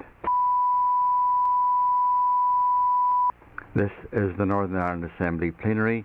Programme signed. This is the Northern Ireland Assembly Plenary. Programme signed. This is the Northern Ireland Assembly Plenary. Programme signed. This is the Northern Ireland Assembly Plenary. Programme signed. This is the Northern Ireland Assembly Plenary. Programme signed. This is the Northern Ireland Assembly Plenary. Programme signed. This is the Northern Ireland Assembly Plenary. Programme signed. This is the Northern Ireland Assembly Plenary. Programme signed. This is the Northern Ireland Assembly Plenary. Programme signed. This is the Northern Ireland Assembly Plenary. Programme signed. This is the Northern Ireland Assembly Plenary. Programme signed. This is the Northern Ireland Assembly Plenary. Programme signed. This is the Northern Ireland Assembly Plenary. Programme signed. This is the Northern Ireland Assembly Plenary. Programme signed. This is the Northern Ireland Assembly Plenary. Programme signed. This is the Northern Ireland Assembly Plenary. Programme signed. This is the Northern Ireland Assembly Plenary. Programme signed. This is the Northern Ireland Assembly Plenary. Programme signed. This is the Northern Ireland Assembly Plenary. Programme signed. This is the Northern Ireland Assembly Plenary. Programme signed. This is the Northern Ireland Assembly Plenary. Programme signed. This is the Northern Ireland Assembly Plenary. Programme signed. This is the Northern Ireland Assembly Plenary. Programme signed. This is the Northern Ireland Assembly Plenary. Programme signed. This is the Northern Ireland Assembly Plenary. Programme signed. This is the Northern Ireland Assembly Plenary. Programme signed. This is the Northern Ireland Assembly Plenary. Programme signed. This is the Northern Ireland Assembly Plenary. Programme signed. This is the Northern Ireland Assembly Plenary. Programme signed. This is the Northern Ireland Assembly Plenary. Programme signed. This is the Northern Ireland Assembly Plenary. Programme signed. This is the Northern Ireland Assembly Plenary. Programme signed. This is the Northern Ireland Assembly Plenary. Programme signed. This is the Northern Ireland Assembly Plenary. Programme signed. This is the Northern Ireland Assembly Plenary. Programme signed. This is the Northern Ireland Assembly Plenary. Programme signed. This is the Northern Ireland Assembly Plenary. Programme signed.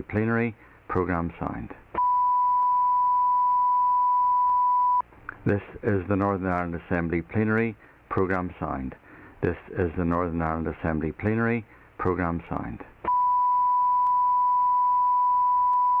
This is the Northern Ireland Assembly Plenary. Programme signed. This is the Northern Ireland Assembly Plenary. Programme signed. This is the Northern Ireland Assembly Plenary. Programme signed. This is the Northern Ireland Assembly Plenary. Programme signed. This is the Northern Ireland Assembly Plenary. Programme signed. This is the Northern Ireland Assembly Plenary. Programme signed. This is the Northern Ireland Assembly Plenary. Programme signed. This is the Northern Ireland Assembly Plenary. Programme signed. This is the Northern Ireland Assembly Plenary. Programme signed. This is the Northern Ireland Assembly Plenary. Programme signed.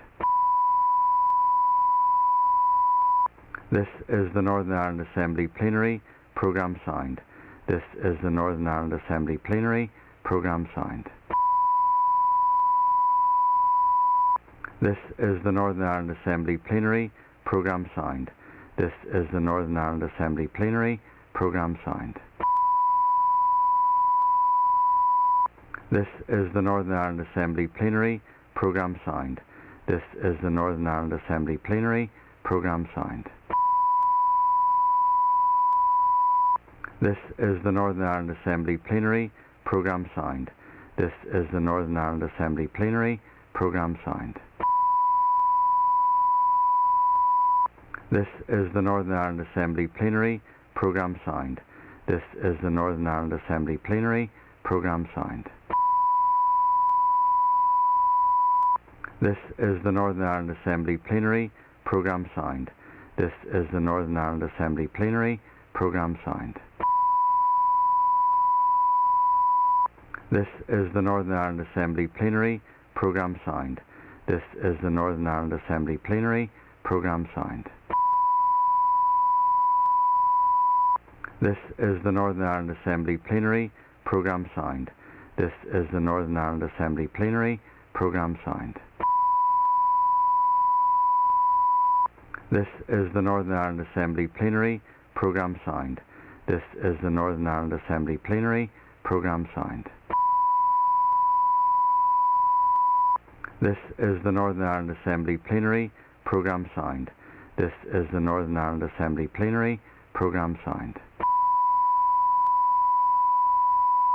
This is the Northern Ireland Assembly Plenary Programme signed. This is the Northern Ireland Assembly Plenary Programme signed. This is the Northern Ireland Assembly Plenary Programme signed. This is the Northern Ireland Assembly Plenary Programme signed. This is the Northern Ireland Assembly Plenary Programme signed. This is the Northern Ireland Assembly Plenary Programme signed. This is the Northern Ireland Assembly Plenary Programme signed. This is the Northern Ireland Assembly Plenary Programme signed. This is the Northern Ireland Assembly Plenary Programme signed. This is the Northern Ireland Assembly Plenary Programme signed. This is the Northern Ireland Assembly Plenary Programme signed. This is the Northern Ireland Assembly Plenary Programme signed. This is the Northern Ireland Assembly Plenary Programme signed. This is the Northern Ireland Assembly Plenary Programme signed. This is the Northern Ireland Assembly Plenary Programme signed. This is the Northern Ireland Assembly Plenary Programme signed. This is the Northern Ireland Assembly Plenary Programme signed. This is the Northern Ireland Assembly Plenary Programme signed. This is the Northern Ireland Assembly Plenary Programme signed. This is the Northern Ireland Assembly Plenary Programme signed. This is the Northern Ireland Assembly Plenary Programme signed. This is the Northern Ireland Assembly Plenary Programme signed. This is the Northern Ireland Assembly Plenary Programme signed. This is the Northern Ireland Assembly Plenary Programme signed. This is the Northern Ireland Assembly Plenary Programme signed. This is the Northern Ireland Assembly Plenary Programme signed. This is the Northern Ireland Assembly Plenary Programme signed. This is the Northern Ireland Assembly Plenary Programme signed. This is the Northern Ireland Assembly Plenary Programme signed. This is the Northern Ireland Assembly Plenary Programme signed. This is the Northern Ireland Assembly Plenary Programme signed. This is the Northern Ireland Assembly Plenary Programme signed. This is the Northern Ireland Assembly Plenary Programme signed. This is the Northern Ireland Assembly Plenary Programme signed. This is the Northern Ireland Assembly Plenary Programme signed. This is the Northern Ireland Assembly Plenary Programme signed. This is the Northern Ireland Assembly Plenary Programme signed. This is the Northern Ireland Assembly Plenary Programme signed. This is the Northern Ireland Assembly Plenary Programme signed. This is the Northern Ireland Assembly Plenary Programme signed. This is the Northern Ireland Assembly Plenary Programme signed. This is the Northern Ireland Assembly Plenary Programme Signed. This is the Northern Ireland Assembly Plenary Programme Signed. This is the Northern Ireland Assembly Plenary Programme Signed. This is the Northern Ireland Assembly Plenary Programme Signed. This is the Northern Ireland Assembly Plenary Programme Signed. This is the Northern Ireland Assembly Plenary Programme Signed. This is the Northern Ireland Assembly Plenary Programme Signed. This is the Northern Ireland Assembly Plenary Programme Signed. This is the Northern Ireland Assembly Plenary Programme Signed. This is the Northern Ireland Assembly Plenary Programme Signed. This is the Northern Ireland Assembly Plenary Programme Signed. This is the Northern Ireland Assembly Plenary Programme Signed. This is the Northern Ireland Assembly Plenary Programme Signed. This is the Northern Ireland Assembly Plenary Programme Signed. This is the Northern Ireland Assembly Plenary Programme Signed. This is the Northern Ireland Assembly Plenary Programme Signed. This is the Northern Ireland Assembly Plenary Programme Signed. This is the Northern Ireland Assembly Plenary Programme Signed. This is the Northern Ireland Assembly Plenary Programme Signed. This is the Northern Ireland Assembly Plenary Programme Signed. This is the Northern Ireland Assembly Plenary Programme Signed. This is the Northern Ireland Assembly Plenary Programme Signed. This is the Northern Ireland Assembly Plenary Programme Signed. This is the Northern Ireland Assembly Plenary Programme Signed. This is the Northern Ireland Assembly Plenary Programme Signed. This is the Northern Ireland Assembly Plenary Programme Signed. This is the Northern Ireland Assembly Plenary Programme Signed. This is the Northern Ireland Assembly Plenary Programme Signed. This is the Northern Ireland Assembly Plenary Programme Signed. This is the Northern Ireland Assembly Plenary Programme Signed. This is the Northern Ireland Assembly Plenary Programme Signed. This is the Northern Ireland Assembly Plenary Programme Signed. This is the Northern Ireland Assembly Plenary Programme Signed. This is the Northern Ireland Assembly Plenary Programme Signed. This is the Northern Ireland Assembly Plenary Programme Signed. This is the Northern Ireland Assembly Plenary Programme Signed. This is the Northern Ireland Assembly Plenary Programme Signed. This is the Northern Ireland Assembly Plenary Programme Signed. This is the Northern Ireland Assembly Plenary Programme Signed. This is the Northern Ireland Assembly Plenary Programme Signed. This is the Northern Ireland Assembly Plenary Programme Signed. This is the Northern Ireland Assembly Plenary Programme Signed. This is the Northern Ireland Assembly Plenary Programme Signed. This is the Northern Ireland Assembly Plenary Programme Signed. This is the Northern Ireland Assembly Plenary Programme Signed. This is the Northern Ireland Assembly Plenary Programme Signed. This is the Northern Ireland Assembly Plenary Programme Signed. This is the Northern Ireland Assembly Plenary Programme Signed. This is the Northern Ireland Assembly Plenary Programme Signed. This is the Northern Ireland Assembly Plenary Programme Signed. This is the Northern Ireland Assembly Plenary Programme Signed. This is the Northern Ireland Assembly Plenary Programme Signed. This is the Northern Ireland Assembly Plenary Programme Signed. This is the Northern Ireland Assembly Plenary Programme Signed.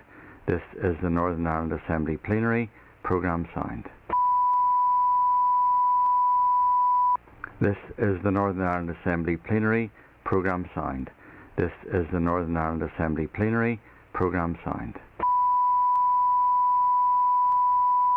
This is the Northern Ireland Assembly Plenary. Programme signed. This is the Northern Ireland Assembly Plenary. Programme signed. This is the Northern Ireland Assembly Plenary. Programme signed. This is the Northern Ireland Assembly Plenary. Programme signed. This is the Northern Ireland Assembly Plenary. Programme signed. This is the Northern Ireland Assembly Plenary. Programme signed. This is the Northern Ireland Assembly Plenary. Programme signed. This is the Northern Ireland Assembly Plenary. Programme signed. This is the Northern Ireland Assembly Plenary. Programme signed. This is the Northern Ireland Assembly Plenary. Programme signed. This is the Northern Ireland Assembly Plenary. Programme signed. This is the Northern Ireland Assembly Plenary. Programme signed. This is the Northern Ireland Assembly Plenary. Programme signed. This is the Northern Ireland Assembly Plenary. Programme signed. This is the Northern Ireland Assembly Plenary. Programme signed. This is the Northern Ireland Assembly Plenary. Programme signed. This is the Northern Ireland Assembly Plenary. Programme signed. This is the Northern Ireland Assembly Plenary. Programme signed. This is the Northern Ireland Assembly Plenary. Programme signed. This is the Northern Ireland Assembly Plenary. Programme signed. This is the Northern Ireland Assembly Plenary. Programme signed. This is the Northern Ireland Assembly Plenary. Programme signed. This is the Northern Ireland Assembly Plenary. Programme signed. This is the Northern Ireland Assembly Plenary. Programme signed. This is the Northern Ireland Assembly Plenary. Programme signed. This is the Northern Ireland Assembly Plenary. Programme signed. This is the Northern Ireland Assembly Plenary. Programme signed. This is the Northern Ireland Assembly Plenary. Programme signed. This is the Northern Ireland Assembly Plenary. Programme signed. This is the Northern Ireland Assembly Plenary. Programme signed. This is the Northern Ireland Assembly Plenary. Programme signed. This is the Northern Ireland Assembly Plenary. Programme signed. This is the Northern Ireland Assembly Plenary. Programme signed. This is the Northern Ireland Assembly Plenary. Programme signed. This is the Northern Ireland Assembly Plenary. Programme signed. This is the Northern Ireland Assembly Plenary. Programme signed. This is the Northern Ireland Assembly Plenary. Programme signed. This is the Northern Ireland Assembly Plenary. Programme signed. This is the Northern Ireland Assembly Plenary. Programme signed. This is the Northern Ireland Assembly Plenary. Programme signed. This is the Northern Ireland Assembly Plenary. Programme signed. This is the Northern Ireland Assembly Plenary. Programme signed. This is the Northern Ireland Assembly Plenary.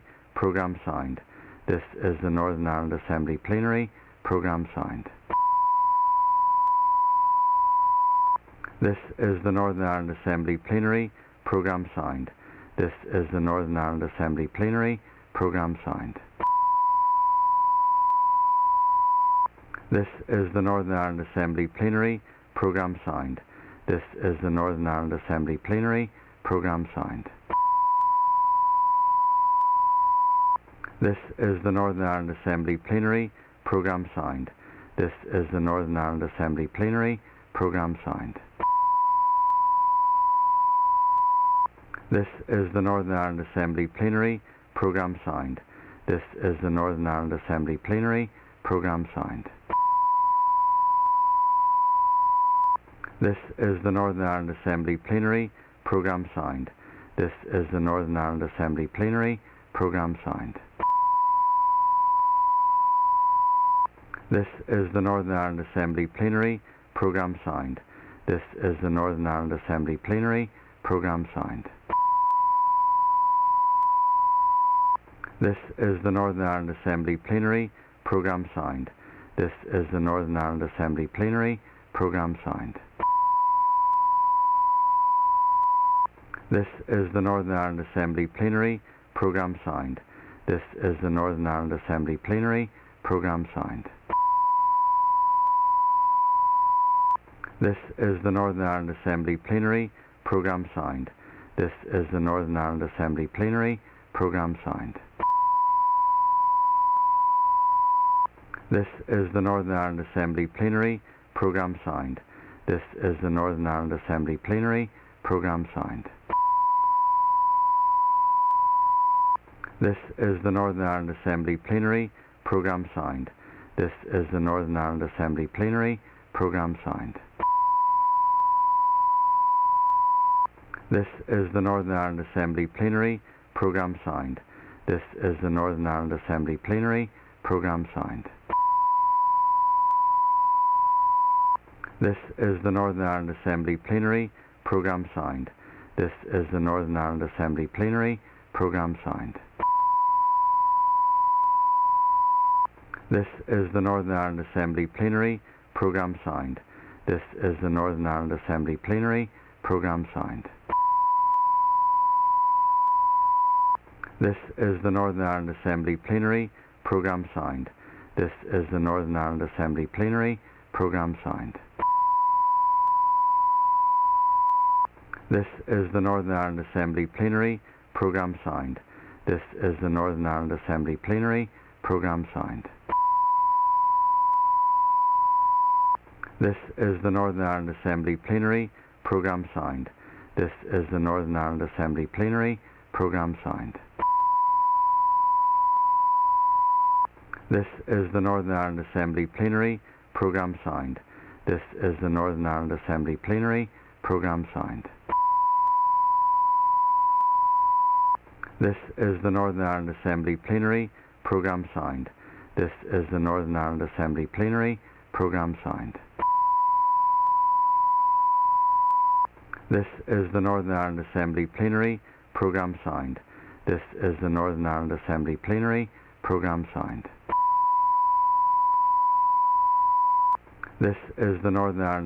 Plenary Programme signed. This is the Northern Ireland Assembly Plenary Programme signed. This is the Northern Ireland Assembly Plenary Programme signed. This is the Northern Ireland Assembly Plenary Programme signed.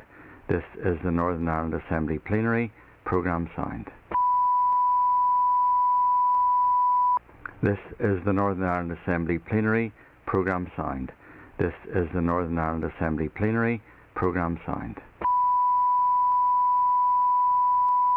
This is the Northern Ireland Assembly Plenary Programme signed. This is the Northern Ireland Assembly Plenary Programme signed.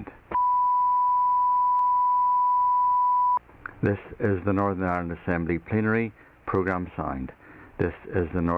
Assembly Plenary Programme signed. This is the Northern Ireland Assembly Plenary Programme signed. This is the Northern Ireland Assembly Plenary Programme signed. This is the Northern Ireland Assembly Plenary Programme signed. This is the Northern Ireland Assembly Plenary Programme signed. This is the Northern Ireland Assembly Plenary Programme signed. This is the Northern Ireland Assembly Plenary Programme signed. This is the Northern Ireland Assembly Plenary Programme signed. This is the Northern Ireland Assembly Plenary Programme signed. This is the Northern Ireland Assembly Plenary Programme signed. This is the Northern Ireland Assembly Plenary Programme signed. This is the Northern Ireland Assembly Plenary Programme signed. This is the Northern Ireland Assembly Plenary Programme signed. This is the Northern Ireland Assembly Plenary. Programme signed.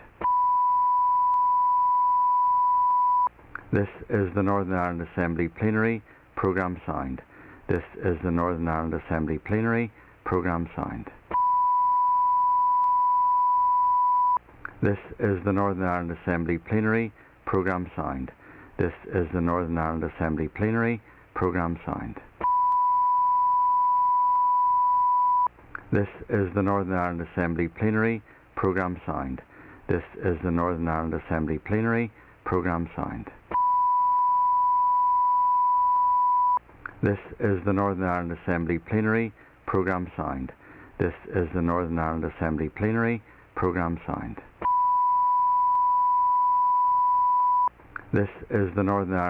Plenary. Programme signed.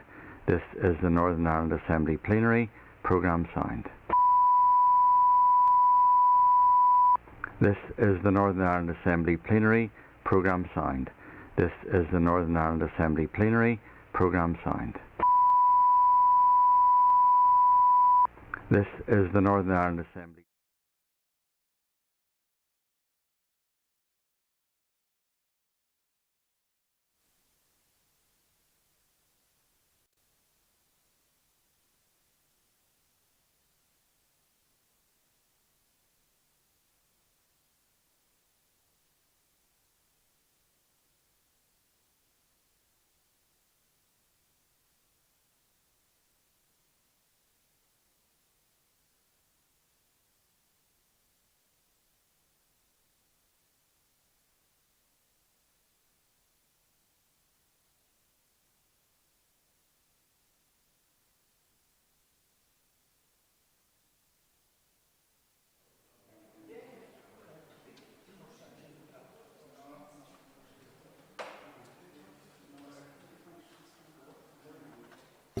Okay, members. Order, members in the chamber, please.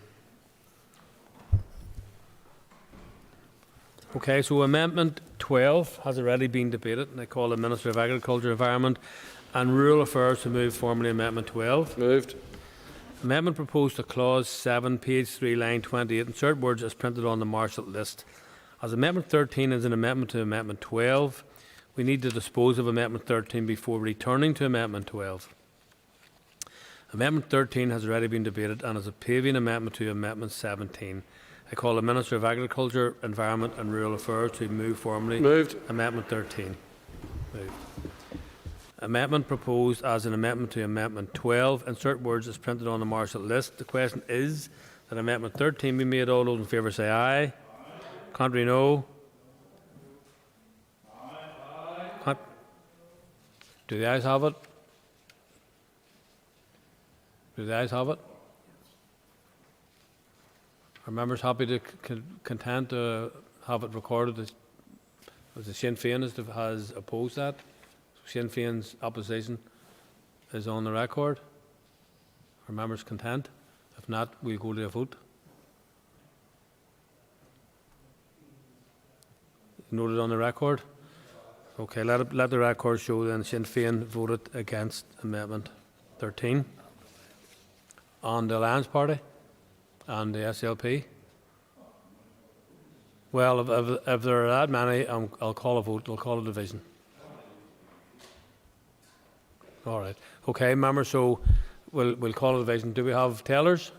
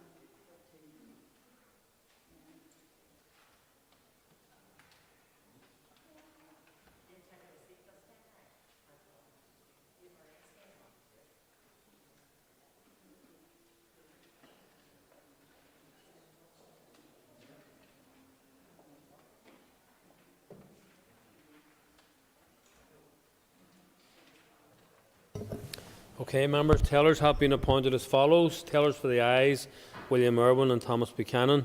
Tellers for the noes are Declan McAleer and Emma Sheeran. Clear lobbies. Assembly will divide. Ayes to my right, noes to my left.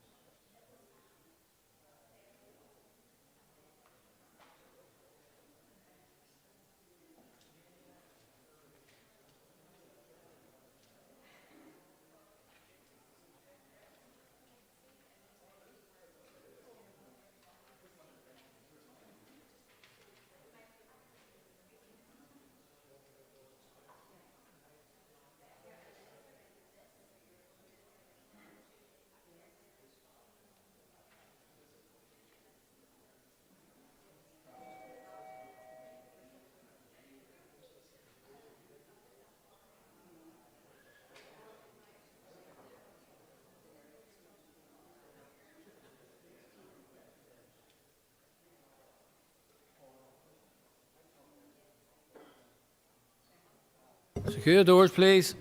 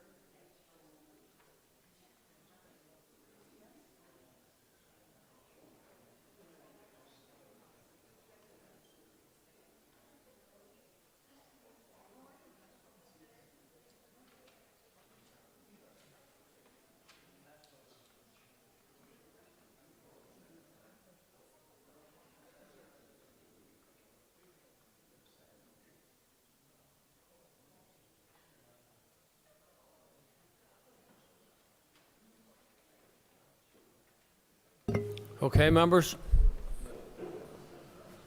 Okay, members.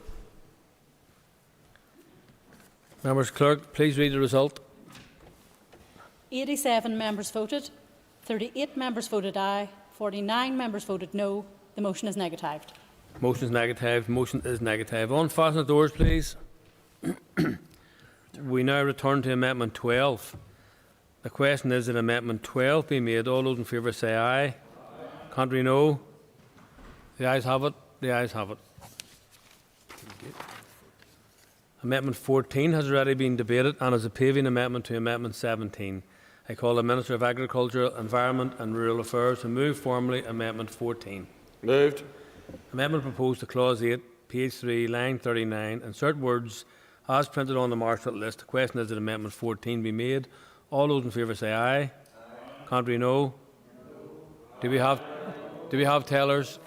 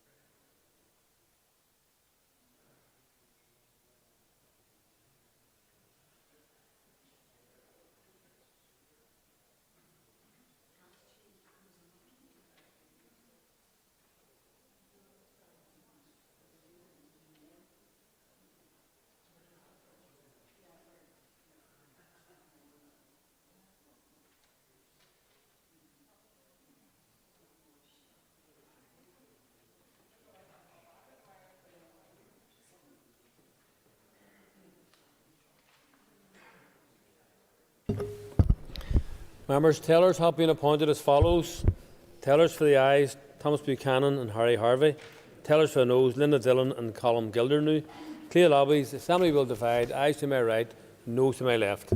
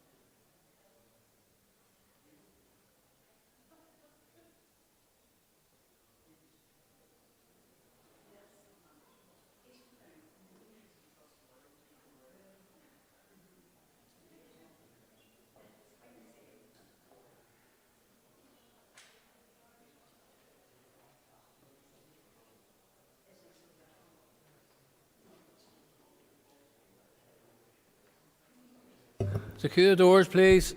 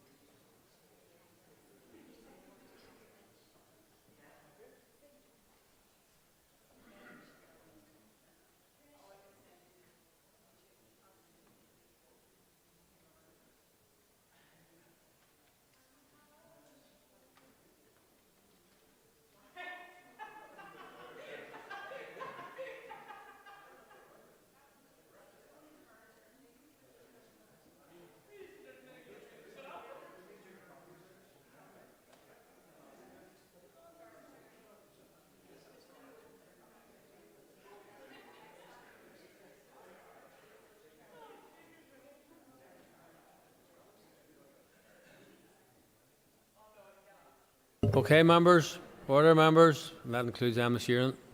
Okay. Okay, members. Okay. Clerk, please read the result. 87 members voted. 38 members voted aye. 49 members voted no. The motion is negatived. Motion is negatived. On, fasten the doors, please. Amendment 15 has already been debated, and I call the Minister of Agriculture, Environment and Rural Affairs to move formally Amendment 15. Moved. Amendment proposed to Clause 8, page 4, line 6, leave out and insert words as printed on the marshal list. The question is that Amendment 15 be made. All those in favour say aye. Aye. Contrary, no. All those in favour say aye. Aye. Contrary, no. The ayes have it. Do the ayes have it? The ayes have it. G. I will not call Amendment 16 as it is mutually exclusive with Amendment 15, which has been made. Amendment 17 has already been debated, and I call the Minister of Agriculture, Environment and Rural Affairs to move formally Amendment 17. Moved.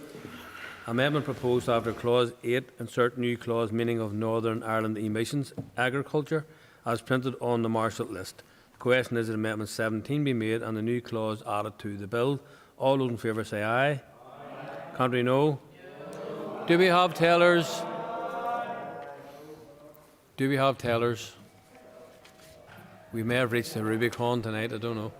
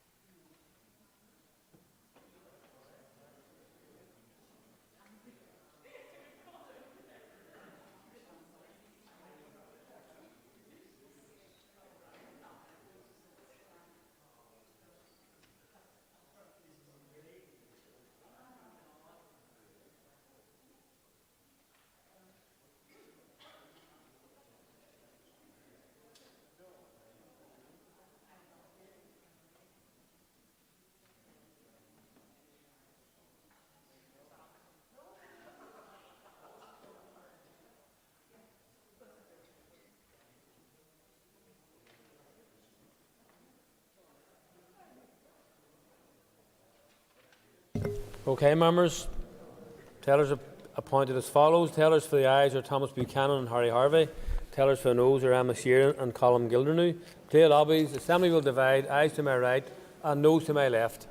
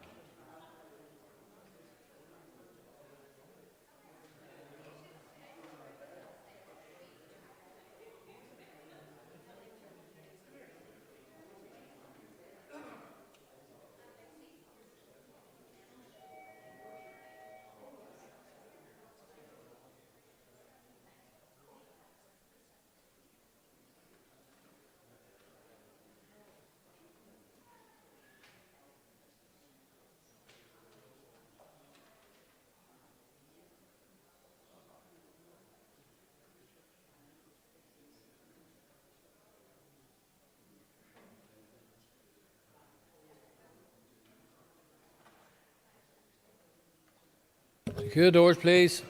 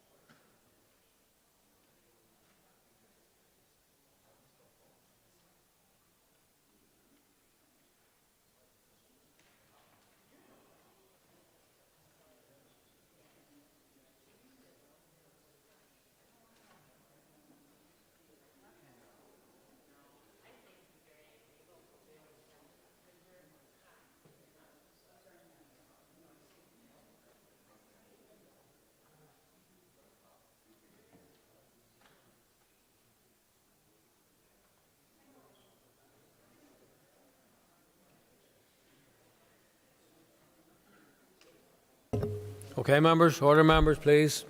Clerk, please read the result. 87 members voted.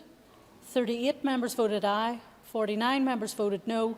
The motion is negatived. Motion is negatived. Unfasten the doors, please. Motion is negatived. Amendment 18. Order, members.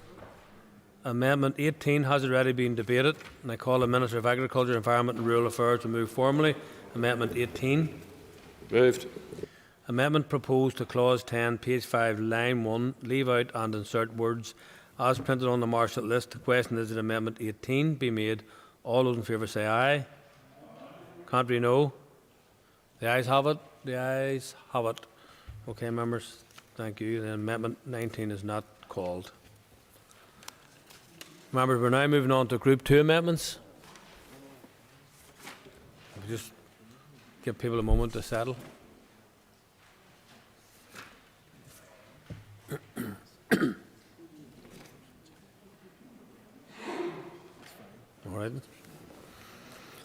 Okay, now members, we now come to the second group of amendments for debate. With Amendment 20, it will be convenient to debate Amendments 21 to 70. Within this group, Amendment 24 is mutually exclusive with Amendment 23.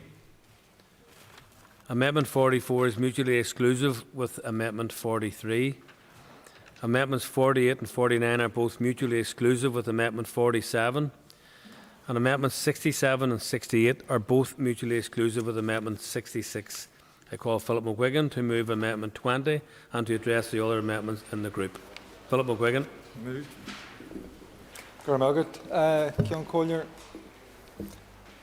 While setting targets, as we've been discussing, is a vital part of this bill, how we achieve them is equally important.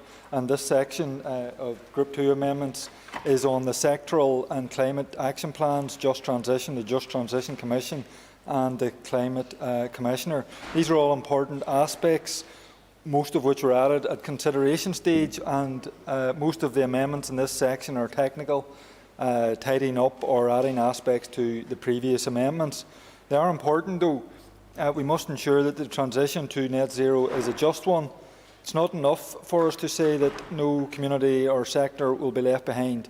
We want them, that must become a reality, and we want them to embrace these changes and furthermore to guide us in how we here can achieve them in a fair and sustainable manner. So we want an ambitious, fair and sustainable climate change bill, and we believe our amendments in this section will help us achieve that. To that end, Cian Collier, we are proposing Amendment 20, 22 and 52, which will ensure that the various aspects of the bill are fair and proportionate and subject to financial, social, economic and rural impact assessments. Amendment 21 is similar to the amendment we made earlier, Amendment 2, re the need to take account of biogenic methane when developing the agriculture sectoral plan. The Department's amendments from 27 to 35 are technical, changing the word target to budget, and we'll obviously be supporting those as well. We must be mindful that in seeking to make a positive contribution to climate change locally, we do not inadvertently make a negative one globally, which is why we will also be supporting Amendments 36 and 62 from the Minister, which tidy up the definition of carbon leakage added at the last stage.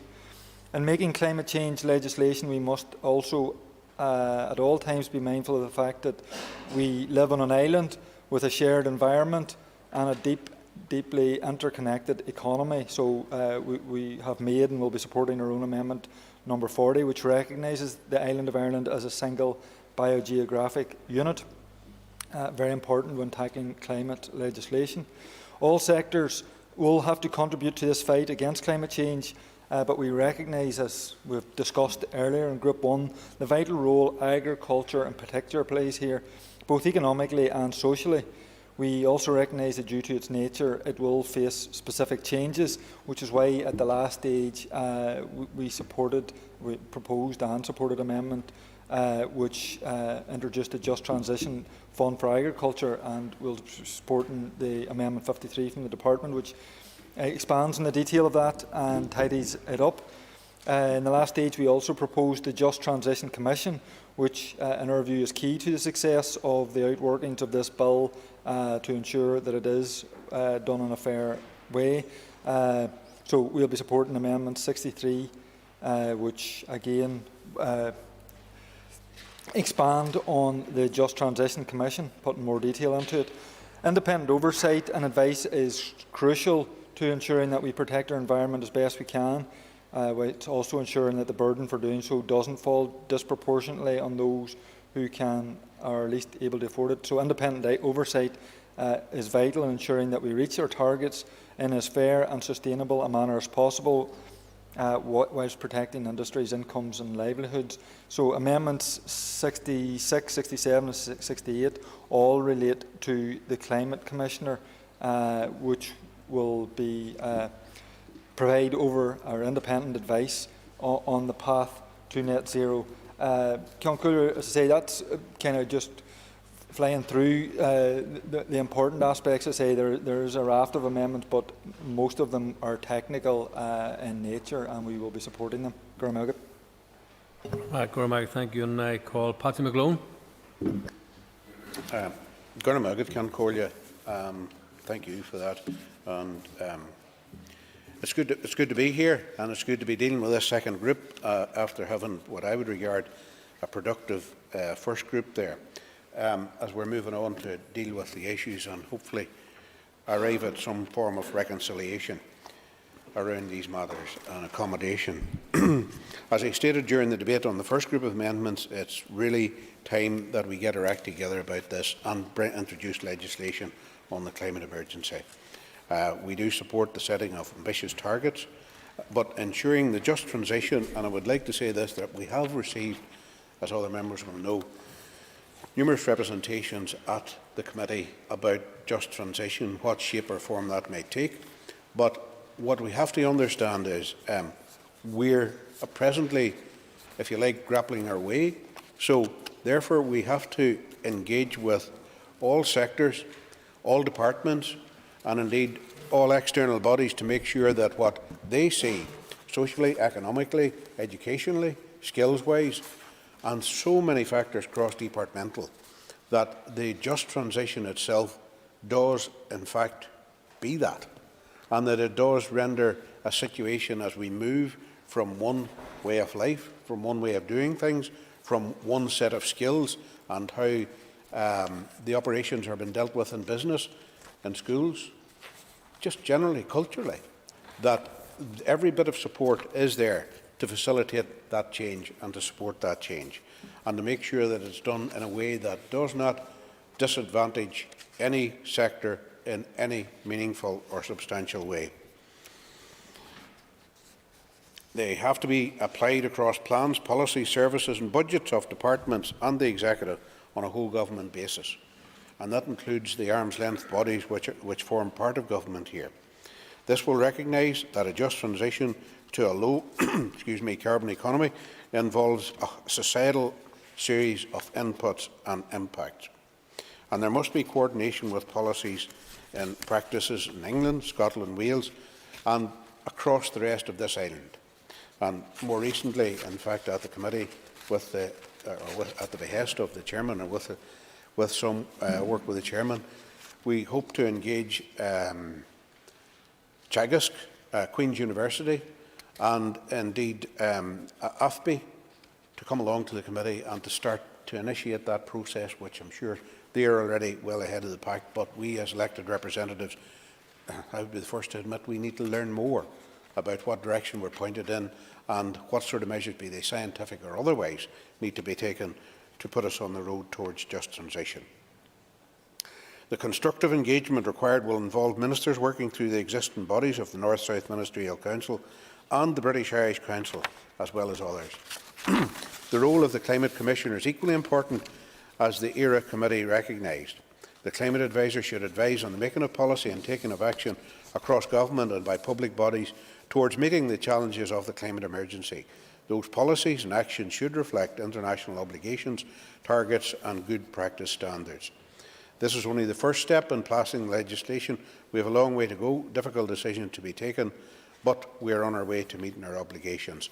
Now, if I would just move briefly, very briefly, as Mr McGuigan did too, to look at particularly, and I would call on the Minister maybe to shed some light on this, Amendment 36, and that's in regard to the carbon leakage and the transfer of products and goods and the provision of services to countries without comparable climate change policies. Now, just in regard to that, if the Minister would clarify that, please. Does comparable mean lesser policies? Because if they don't have comparable, they could be better policies in relation to this, better policies and practices. And the second thing, I hope it's not, but we always look at the unintended consequences. If this is in fact has the potential to realise a non-tariff barrier to trade, and in fact, are there powers there to block this sort of, in other words, does the Assembly have legitimate powers to do what in fact maybe the outcome of this amendment. I just want to get a wee bit of clarity around that. May well be, indeed, Mr. Speaker, that it's one of the advantages of still remaining within the single market, but that remains to be seen. I do appreciate some clarity from the Minister around those particular points, please, before we move to the vote on it. And just check here. I think those are the main issues that I would like to raise at this point. Concollia, the amendment 66, and I would like the Minister did explain to us as well there, with regard to his amendment, how in fact the chain of accountability would be back to this Assembly through the Executive Office, what he does have, what he envisions in his proposal in Amendment 66, and how in fact, because it's clearly identifying the Climate Change Commissioner at 67 and 68, those issues are there. But if the Minister, and indeed the proposers of the other amendments, would explain to us that chain of accountability back to the Assembly, please. That, Mr. Speaker, is where I conclude, and thank you for your time, and I do look forward to hearing from the Minister and the respective proposers of those amendments in due course. Thank you. Thank you, and I call Rosemary Barton. Thank you very much, Mr. Speaker. Having spoken generally in Group 1 amendments, I'm just going to go straight through to Group 2 and give our thoughts on them in relation to support or non-support. In Amendment 20, which we will be supporting, it further adds to the development of the sectorial plans, including commissioning of social, economic, rural and impact assessments. In Amendment 21, this Amendment 21, in our thoughts, may not be required if Amendment 17 is passed. However, things have changed since that. The inclusion of fair and proportionate targets for biomethane reductions in accordance with the 2015 Paris Agreement in Amendment 21 could be supported. Amendments 22 and 23 will be supported, and Amendments 24 to 35 are mainly tidying up requirements for the carbon budget, sectorial plans and the climate change action plans. So we will be supporting them. Amendment 36 is a considerable improvement on the clause in the consideration stage, and therefore we will hopefully be supporting that. There's more tidying up in Amendments 37 to 39, which we're supporting. We will be opposing Amendment 40, as there's no requirement for that insertion. Again, this Sinn Féin Amendment 41 ensures impact assessments on the effects of proposals and policies, while Amendment 42 recognises the distinct characters of the biogenic methane with regard to the special economic and social roles of agriculture. Regarding the just transition in Amendment 43 and 53, we will be supporting these because it's putting the Just Transition Fund into regulations. Recognition of the need to support farmers is clearly stated in Amendment 44, which we'll be supporting, and we will be supporting Amendments 54, 55, 56, again as their tidy-up clauses. While Amendments 57 and 58 involve a lot of extra regulations, we realise the necessity for them. We will be supporting Amendment 62, which clarifies the role of the departments, and also support Amendments 64, 65 and 66. Again, they are tidy up and reword clauses. Thank you. I thank the member for that, and I call John Blair. Thank you, Mr. Speaker. As I stated in my contribution to the debate on the Group 1 amendments, Mr. Speaker, Northern Ireland is lagging way behind in tackling the climate crisis. Today's IPCC findings are a powerful and timely reminder that meaningful climate change legislation is needed and needed urgently. To quote the IPCC, we have a brief and rapidly closing window to adapt to climate change, with the risk associated with lower levels of warming greater than previously thought. In response to this report, the UN Secretary-General said the findings were, and I quote, an atlas of human suffering and a damning indictment of failed climate leadership. The report highlights how political failure to tackle the climate crisis negatively impacts on all of us, even in the immediate term, right here in Northern Ireland.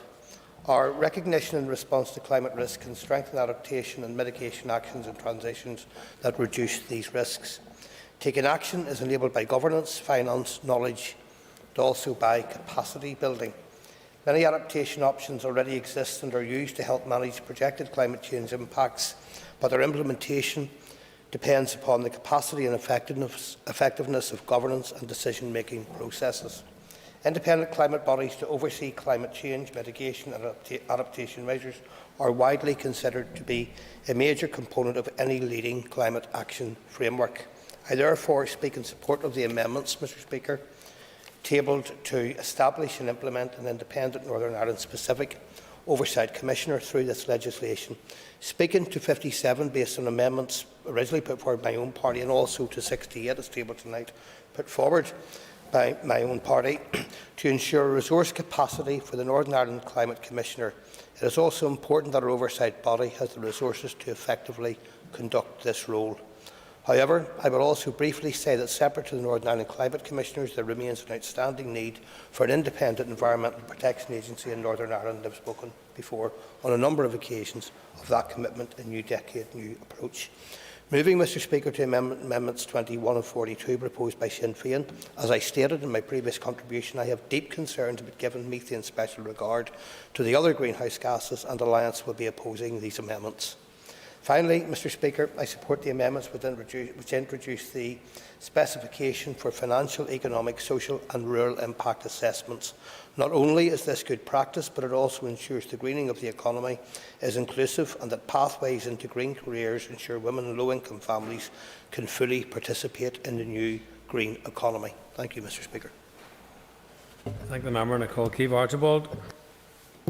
And earlier today I referenced the IPCC latest report, which adds weight to the evidence, if it was needed, as to why we require climate action now. And the legislation we are debating sets us on a clear path to net zero by 2050, as required under the Paris Agreement, to try to limit warming to 1.5 degrees by the end of this century. Sinn Féin's position on climate action is that it must be based on the principles of social justice, that we need to have a fair and just transition. The amendments that we have made and others have made to this bill at consideration stage, and the further amendments now at this stage, aim to ensure those principles of just transition underpin the legislation and the plans that are brought forward under it. We have aimed to ensure an approach of collaboration and consultation is incorporated into the development of all the plans that will flow from this bill. Amendments in the names of myself and colleagues, as have been outlined by Philip McGuigan in this group of amendments, further incorporate this into the bill in the development of the sectoral plans, the carbon budgets and the policies and proposals in relation to carbon budgets. It will require impact assessments to be conducted and the special economic and social role of agriculture and distinct characteristics of biogenic methane to be taken into account. Philip has detailed the various amendments that we have brought forward. Amendment 40, which recognises the island of Ireland as a single biogeographic unit. Amendment 44, which adds some further details to the purpose of the Just Transition Fund. 52, which requires the Department to set out mitigations to negative impacts highlighted in the various impact assessments under Section 28 on policies and proposals relating to the budgets. Amendment 67, which sets out further details on the Climate Commissioner, and Amendment 69, which would require climate action plans to be brought forward within 24 months of the bill receiving royal assent. The rest of the amendments are largely technical and continue with the approach incorporated at consideration stage. The Minister's amendments also are largely technical, and Philip again has outlined our approach on those. The approach this Assembly has taken in this bill, which our amendments this evening further reinforces the approach at consideration stage. It will ensure that this climate legislation is based on partnership and collaboration. That is why we have included the Just Transition Commission, to ensure that communities and sectors can buy in and be part of the planning for transition. Climate action has to be transparent, accessible and understood by communities, and that's why we have included the Climate Commissioner. This legislation sets us on a positive path towards achieving net zero by 2050. I'll conclude by saying that often in the debates and the discourse around the climate bills, we've talked about concerns of sectors and the challenges that will be faced to meet the targets that are being set. It's important also to highlight the opportunities and the benefits. The obvious opportunity and benefit of protecting our planet for future generations, the benefit too of a better environment, but also the economic and social benefits. It's important that we as an Assembly and collectively as a society plan to harness those opportunities. We have the potential of an abundance of green energy which can help create new jobs and skills opportunities, as well as obviously securing our energy supply. We've talked a great deal about our food production in the course of these debates. Our excellence in that is globally renowned and contributes greatly to our food security. Climate legislation might in some respects seem high level and perhaps isn't the first thing in the minds of those that we represent every day, but it is highly relevant. For those who are concerned about heating their homes and putting foods on their tables, to the workers, the families and the businesses that are right now worried about spiralling costs, this legislation is relevant and important. It can help enshrine a new approach based on social, economic and environmental well-being to create a more prosperous and more equal society, and we need to talk more about that. Margaret. Thank you. And I call Carol Hunter. Mr. Speaker, now firstly I'd like to say how I welcome contributions here from across the Assembly, as tonight marks another night of Northern Ireland being one step closer to having its own climate change legislation. The SDLP have been very vocal and supportive throughout the years, recognising the need for this appropriate legislation to tackle the climate crisis. From farming to food processing and to distribution, we in the SDLP understand and recognise the strain that farmers and businesses within this sector face. I have spoken with several farmers and food chain suppliers within my constituency of East Derry and have listened to their concerns. One thing that we very much all agree on is that climate change is very real and very concerning. Now, I spoke with farmers in Claudy, Park, Feeney and beyond, and I was deeply impressed, as mentioned by previous members earlier, about their willingness to engage, their willingness to be part of the solution and part of change, and showing their willingness to diversify.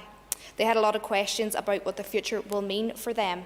And that's why today the just transition and discussing it is so vitally important. Today the SDLB will be supporting Amendment 53, which highlights the importance of a just transition fund, supporting our farmers in a positive, proportionate and appropriate manner to assist in a smooth transition. Many farmers had mentioned concerns about the unknown future and uncertainty of funding streams, and that is why this fund is so important. The debate should never be about environment versus a sector. It should be about what we can all do to ensure the correct funds, support, committees and Commissioner are there to support our farmers. It is important today that this legislation is shaped to support, created to support and do that, and support the agri-food sector as highlighted in Amendments 63, 66 and 68. We will also be supporting Amendment 20, as we feel this amendment will help alleviate the concerns of our rural citizens by making sure our departments here must commission a financial, social, economic and rural impact assessment on any developing sector plans. We welcome this, as we feel it takes into consideration the impact of rural communities in key plans being made. Mr. Speaker, these are just a few of the amendments that I have mentioned here today, some of many which we will be supporting. I welcome these amendments as they give our agri-food sector the breathing space that they need to create a sustainable path to a better future. Thank you. Okay, thank the member.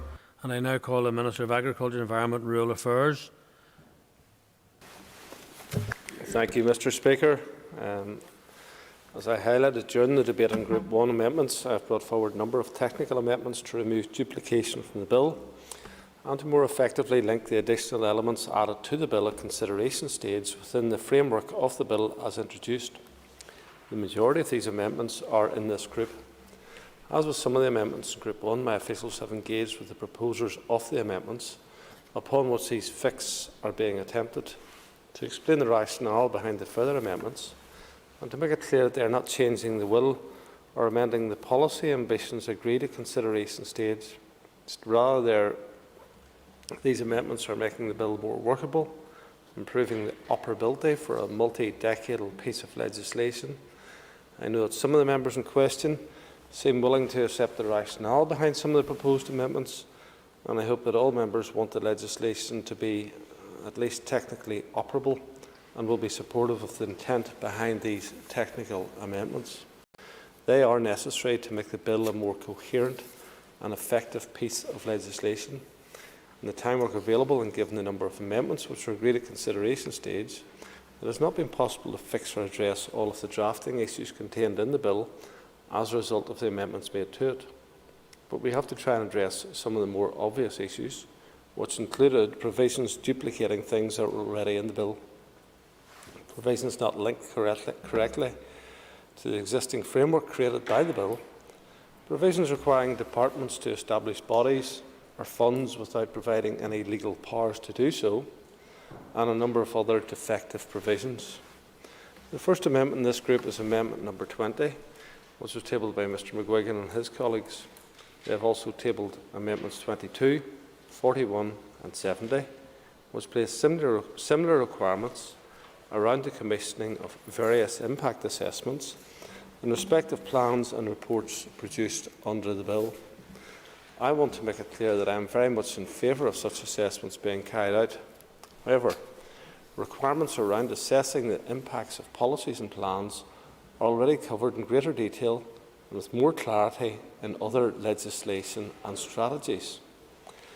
The Northern Ireland Better Regulation Strategy already places a requirement on departments to complete a regulatory impact assessment known as an RIA when developing new policies, proposals, significant plans, new legislation, etc. The RIA will include an assessment of the impact of policy options in terms of the financial costs, economic benefits, social impacts and risks of a proposal. The RIA process will identify viable policy options and across the effects and value the costs and benefits of each option and an economic assessment of the best option. Northern Ireland departments also have a legal duty under the Rural Needs Act to have due regard to rural needs.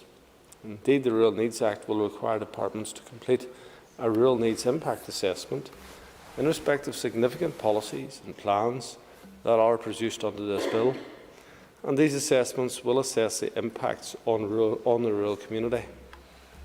In addition, all departments under Section 75 of the Northern Ireland Act 1998 also have a duty to have due regard to the need to promote equality of opportunity and to assess equality impacts when carrying out their functions.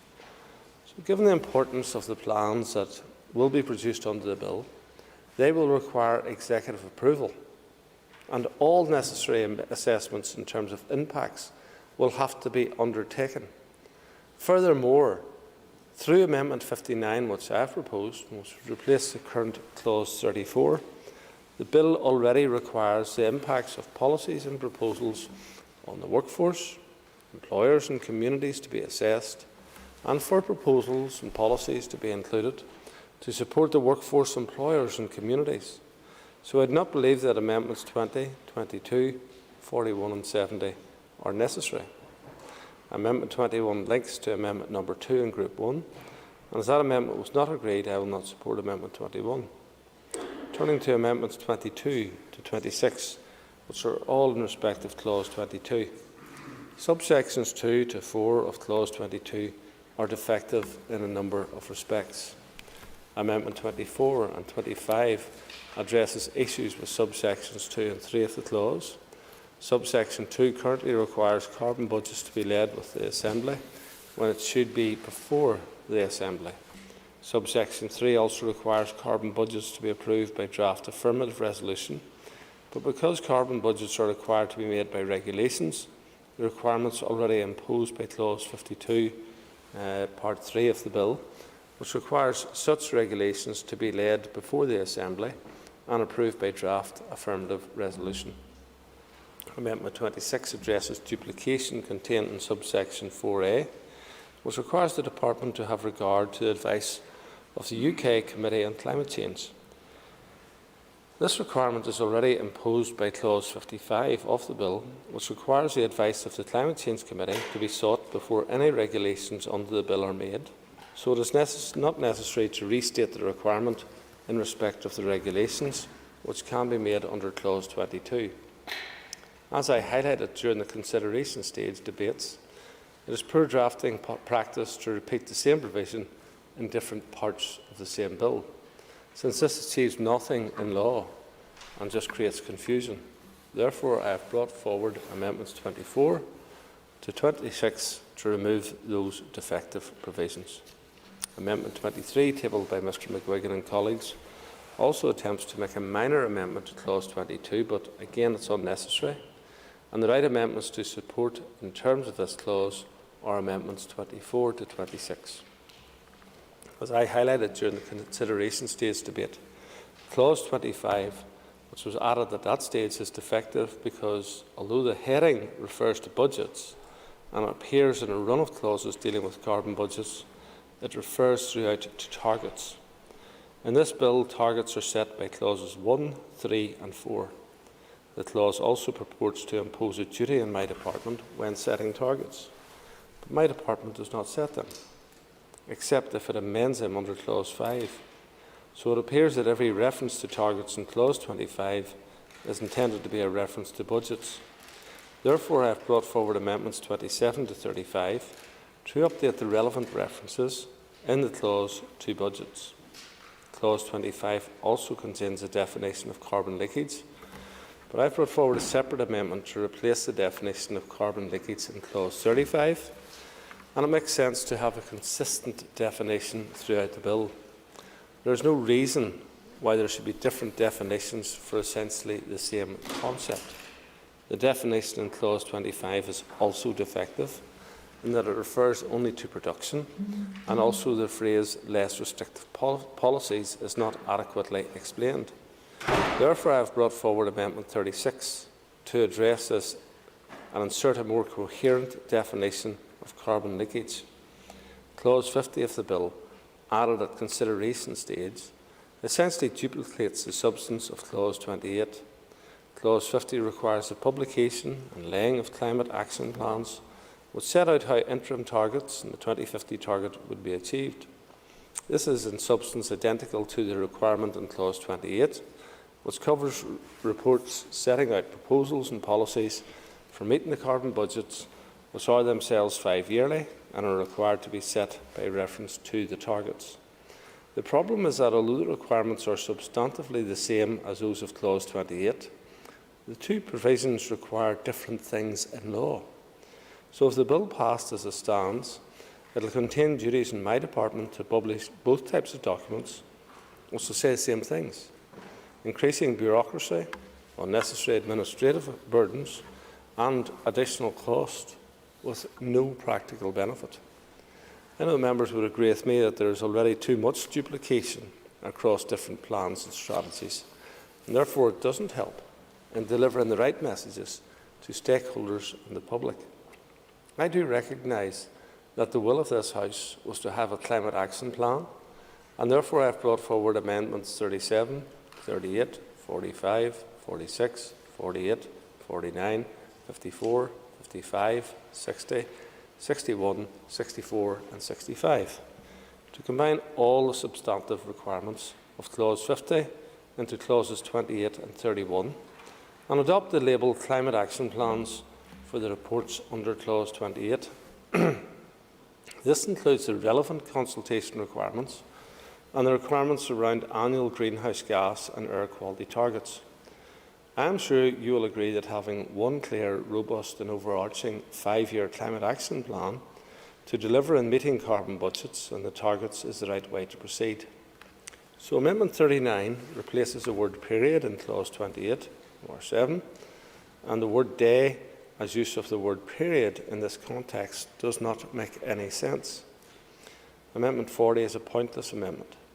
While I appreciate why Mr McGuigan and his colleagues have put it forward, it achieves nothing in the context of the provision in which it would be inserted, and that requires coordination of policies and proposals where desirable with Ireland, the UK and elsewhere, and the proposed text will have no impact on this. Simply window dressing. Amendment 42, also tabled by Mr McGuigan and his colleagues, attempts to place a new consideration to be taken into account when producing the reports under Clause 28. However, again, this is not necessary.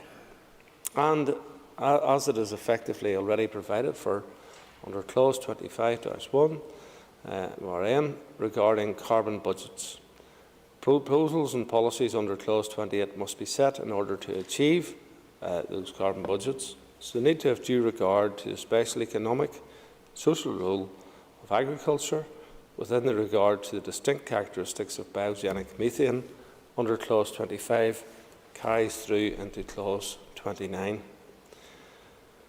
Turning to Amendment 43, Clause 29(5) and 30, both inserted by amendments at consideration stage, contain the exact same text around the establishment of a Just Transition Fund for agriculture. Both are defective in a number of ways, in addition to the fact that they duplicate each other. They state that the Department must establish a scheme, but give no indication of the mechanism for doing so. Presumably, it is to be done by regulations, which would be subject to draft affirmative procedure. There is confusion in the provisions between scheme and fund. These are different things. A scheme must be established to administer the fund. In order to make this work, a power to make regulations of this kind generally includes explicit provision about what the regulations may do. In order to ensure there is no doubt about what the scheme can do, without these provisions, the scheme would be vulnerable to legal challenge.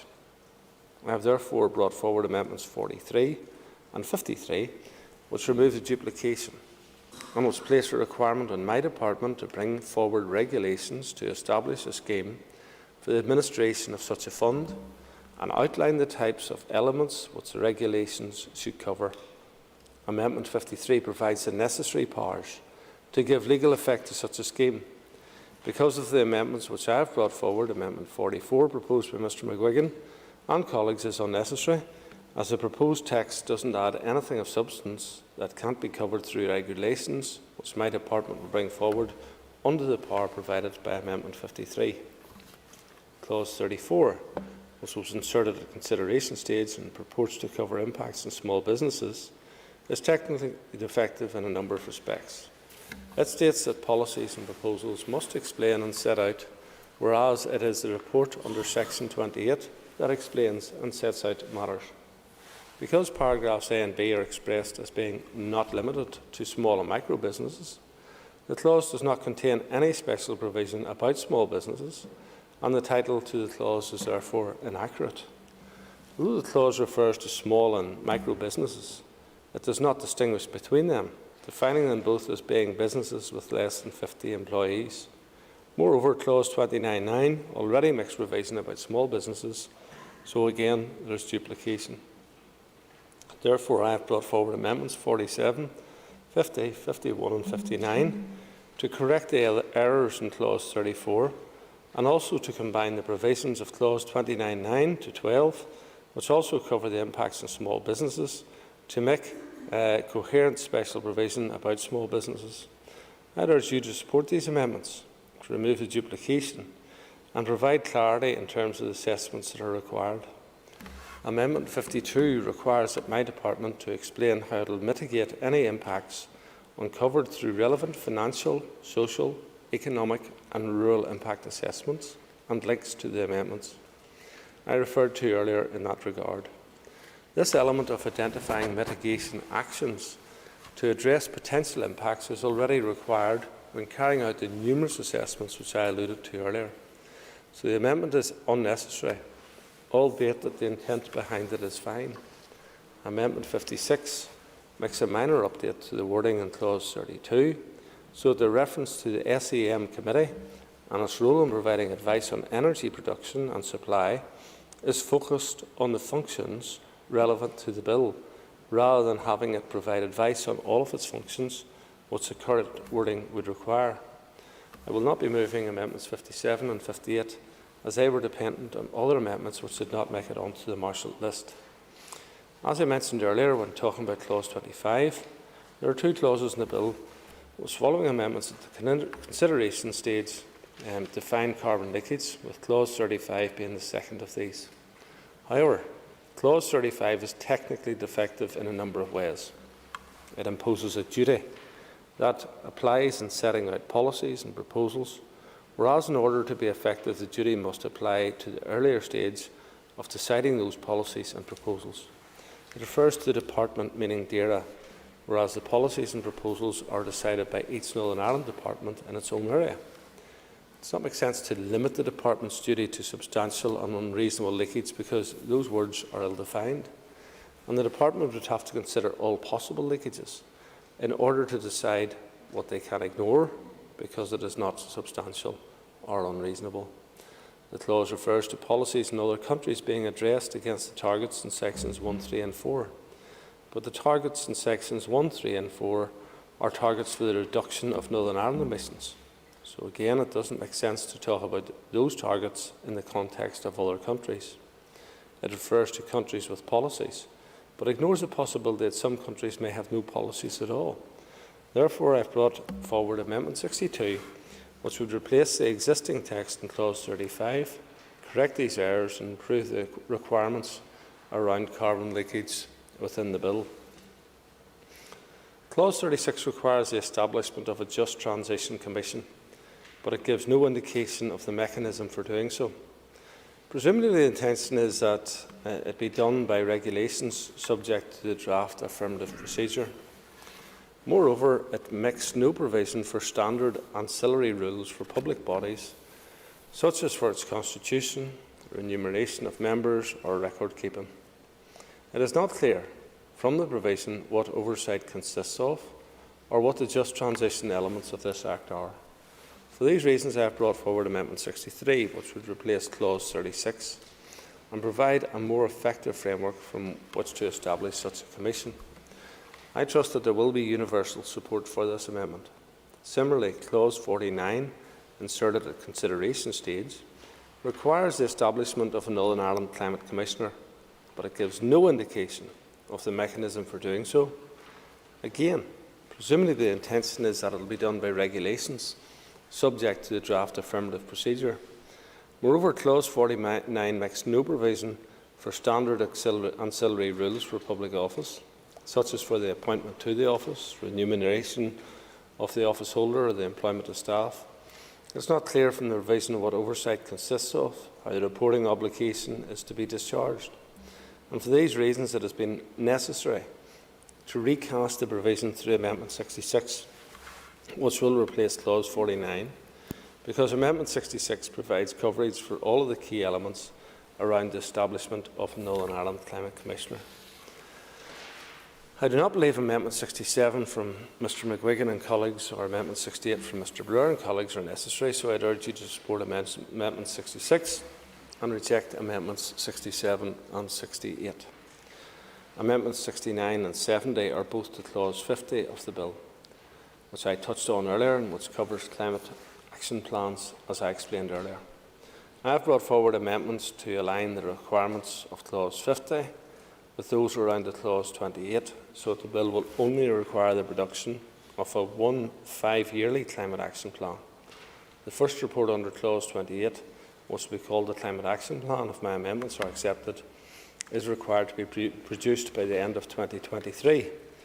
This is therefore within a shorter time frame than is proposed by Amendment 69, so I have no issues in supporting it. I have already set out my position in terms of the impact assessments which would be required under the Amendment 70, so I will not labour that point about that, other than to highlight that if Amendment 41 is agreed, in addition to my amendments about incorporating the Climate Action Plan requirements into Clause 28 and 31, then Amendment 70 is not necessary. So in summary, the majority of these amendments were tabled by myself, and the technical fixes to remove duplication and improve and strengthen the effect of the number of clauses which were added at consideration stage. The principal intent behind the amendments from other members in the group are fine, but in most cases my own amendments achieve the same outcome in a better fashion, and in other cases the amendments are not necessary because the relevant requirements are dealt with in other legislation or as part of standard processes. So I hope that the members present will appreciate the rationale behind my amendments and the points which I have made in this debate and vote accordingly. So that concludes my remarks around the amendments covered in Group 2 debate. I just wanted to reply to Dr Archibald and comments he made about the opportunities. Because last week I was in West Tyrone and I was challenged by people in that constituency and in that area that the climate change legislation creates massive opportunities for mining in the West Tyrone constituency in particular, and the Sperrins in general, and that there are a lot of materials underneath the ground which could be used particularly for electric vehicles. So there is genuine concern out there in the community that that is what some people are supportive of this legislation for, so that that can be something which is introduced in that area, and I suspect that there will be considerable resistance to it. So one needs to be careful when they're referring to opportunities, because one person's opportunity is another person's nightmare. And I'll just add that comment in response to Dr. Archibald. Thank you very much, Mr. Deputy Speaker. I now call Philip McGuigan to wind on the Group 2 debate. Gurmailgad, last concolier, Tashi Mal, agus Tammy Tursuk, so Nivemi Kanch Awad. Last concolier, it's late, and we have talked at length about this, so I intend to keep my remarks very short. I mean, there was overwhelming support to the tenets of the aspects that we're discussing in this Group 2, Just Transition Commission, Climate Commissioner, the need for amendments to do with carbon leakage, and by and large for the need for assessments. Some members and parties will have slight differences on certain aspects of that and things that they support in more detail, but by and large those aspects of this bill have wide support, and that was indicated by all the parties. I mean, the Minister, when he was given his summation of the amendments, himself spoke in favour of assessments. He did feel that those amendments tabled by ourselves weren't necessary, as these are things that the Department are currently obliged to do.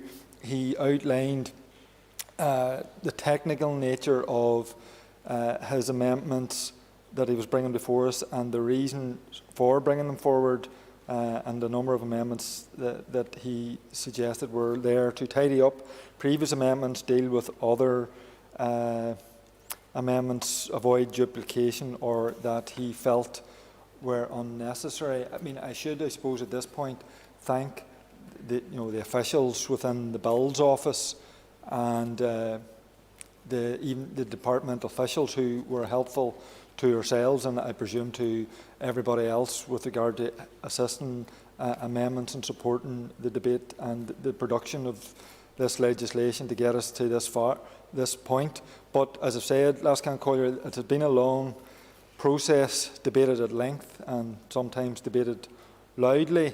But hopefully, at this point, the debating has by and large been concluded, and let's hope, fingers crossed, the voting is quick and we can move to a conclusion tonight, so that we can move towards providing what is ultimately our objective, ambitious, long overdue climate legislation for the citizens that we represent, and that, I note the final stage of the debate is scheduled for next week. So, I mean, I hope that, as I say, after the voting, that we can move towards the final stage of this bill in a quick and timely manner, and conclude the work that has been done in a painstaking manner by all of us to this point. Members, we now reach a stage where there are approximately 50 votes to occur. It would be my intention to follow the outline set by the Business Committee, which is that business would continue to approximately 10 o'clock, and then any outstanding business would then commence again tomorrow morning.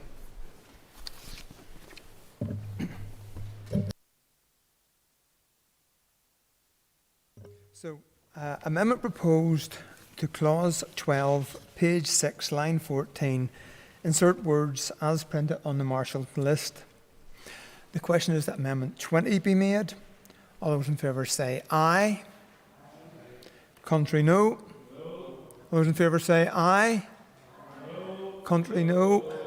I think the noes have it. I think the noes have it. The noes have it. The noes have it. Amendment 21 has already been debated, and I call Philip McGuigan to move formally Amendment 21. Moved.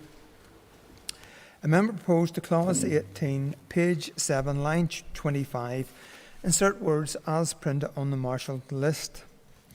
The question is that Amendment 21 be made. All those in favour say aye. Contrary, no. All those in favour say aye. Contrary, no. I think the noes have it. I think the noes have it. Point of order, Mr. McGuigan. Last can Collier. Sorry, in the previous session, the Speaker did indicate that he would take note of those who were either voting for or against. I think that may help proceedings.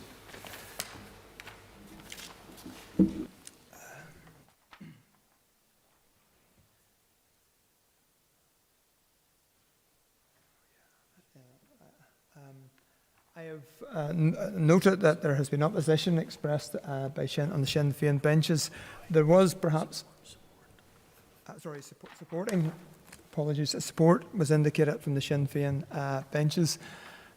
There was a gentle sprinkling amongst others. I do not know precisely where, but certainly there was support from the Sinn Féin benches. I hope the member is content with that. Okay. I need to finish that out. So where are we now? 22. Pardon.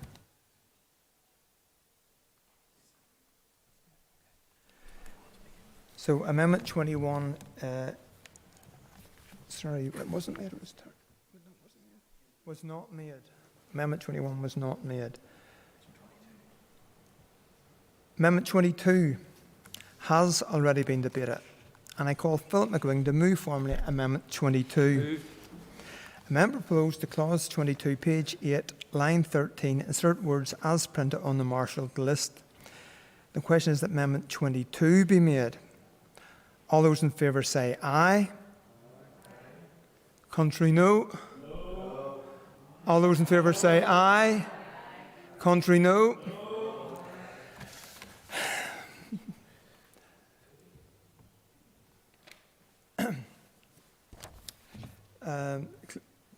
Clear the lobbies. The question will be put again in 3 minutes. And I will remind members that we should continue to uphold social distancing, and the members who have proxy voting arrangements in place should not come to the chamber.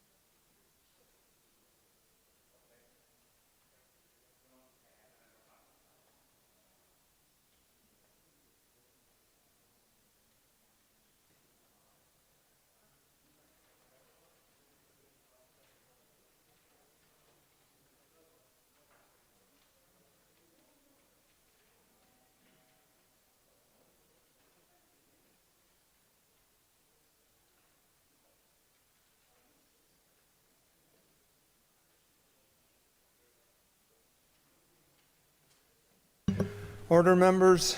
Before I put the question again, I would again ask members, if possible, that it would be preferable if we could avoid a division. The question is that Amendment 22 be agreed. All those in favour say aye. Contrary, no. All those in favour say aye. Do we have tellers?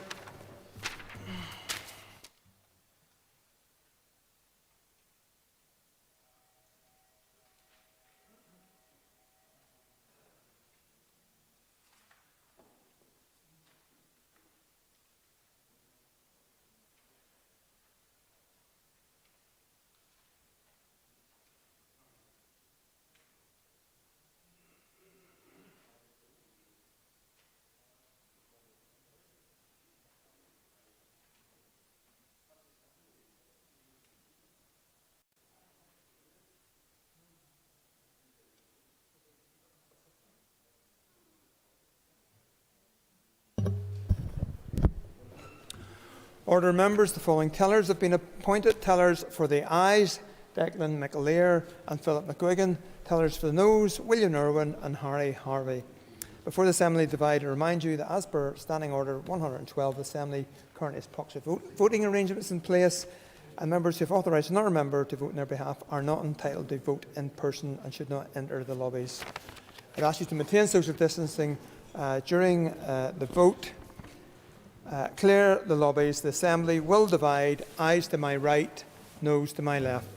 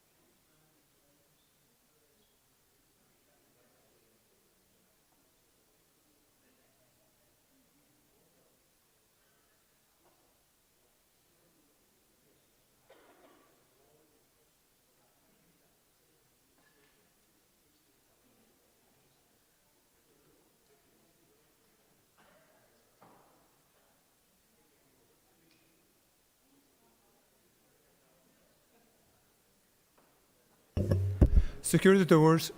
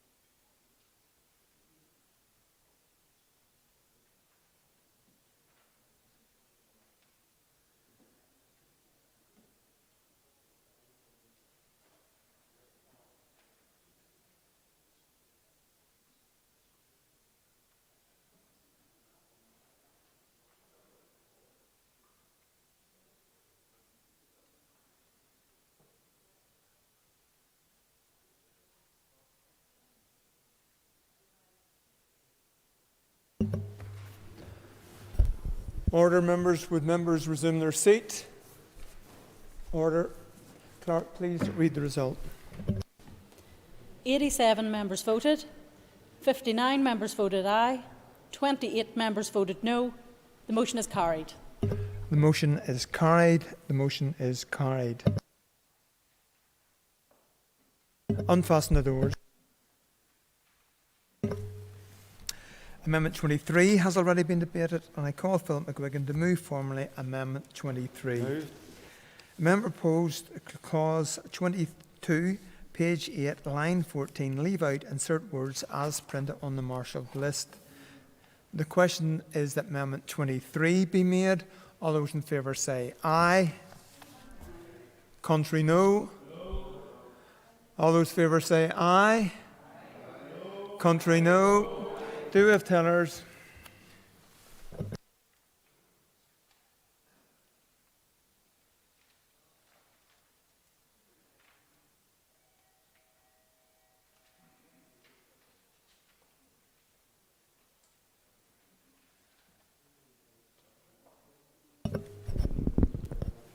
I've been advised by party whips, according to Standing Order 113.5b, that there is an agreement that we can dispense with the 3 minutes rule, and therefore we have gone straight to tellers. So do we have tellers?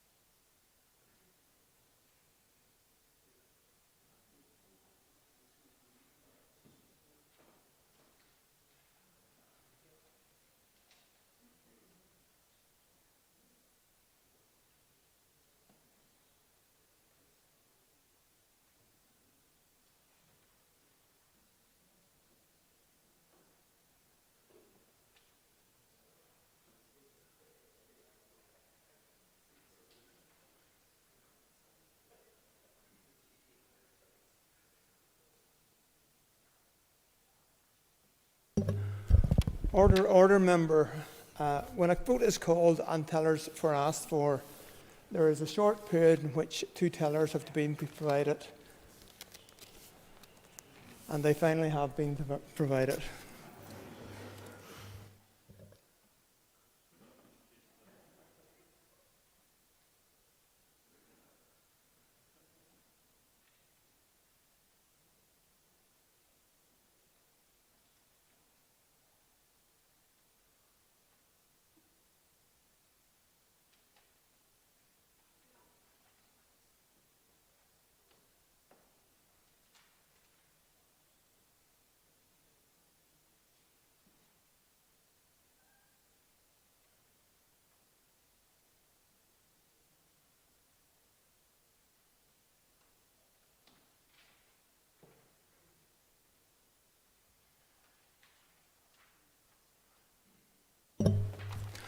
Order, members, the following tellers have been appointed.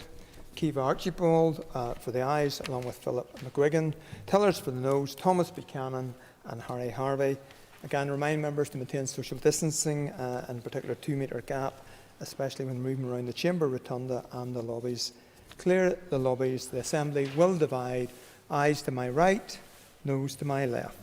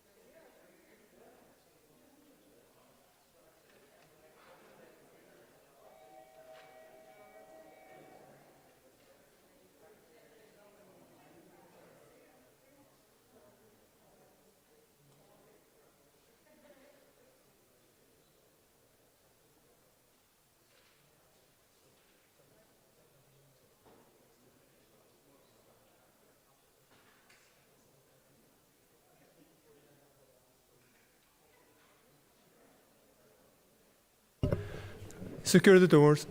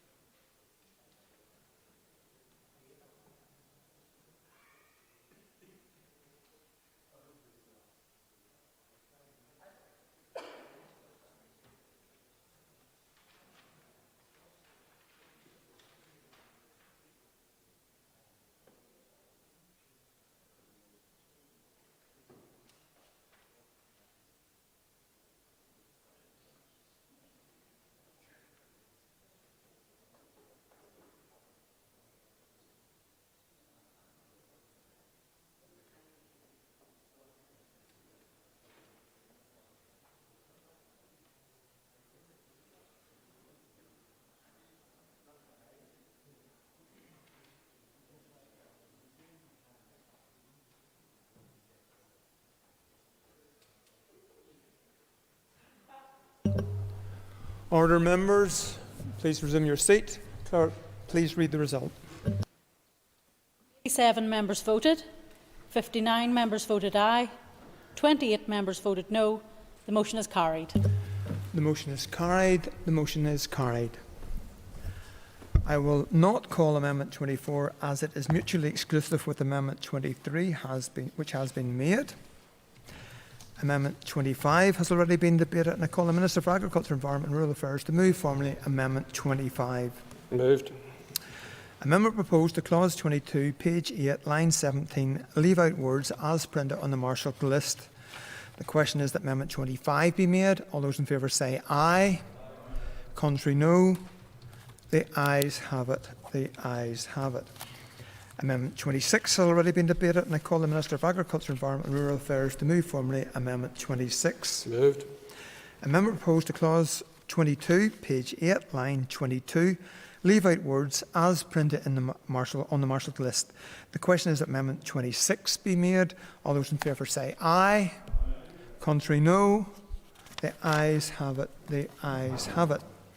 Amendment 27 has already been debated, and I call the Minister of Agriculture, Environment and Rural Affairs to move formally Amendment 27. Moved.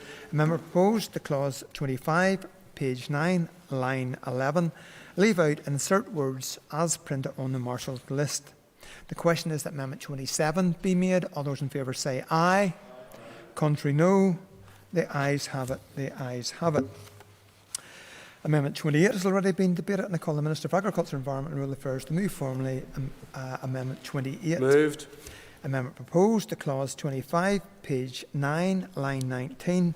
Leave out and insert words as printed on the marshalled list. The question is that Amendment 28 be made. All those in favour say aye. Contrary, no. The ayes have it. The ayes have it. Amendment 29 has already been debated, and I call the Minister of Agriculture, Environment and Rural Affairs to move formally Amendment 29. Moved. Amendment proposed to clause 25, page 9, line 24. Leave out and insert words as printed on the marshalled list. The question is that Amendment 29 be made. All those in favour say aye.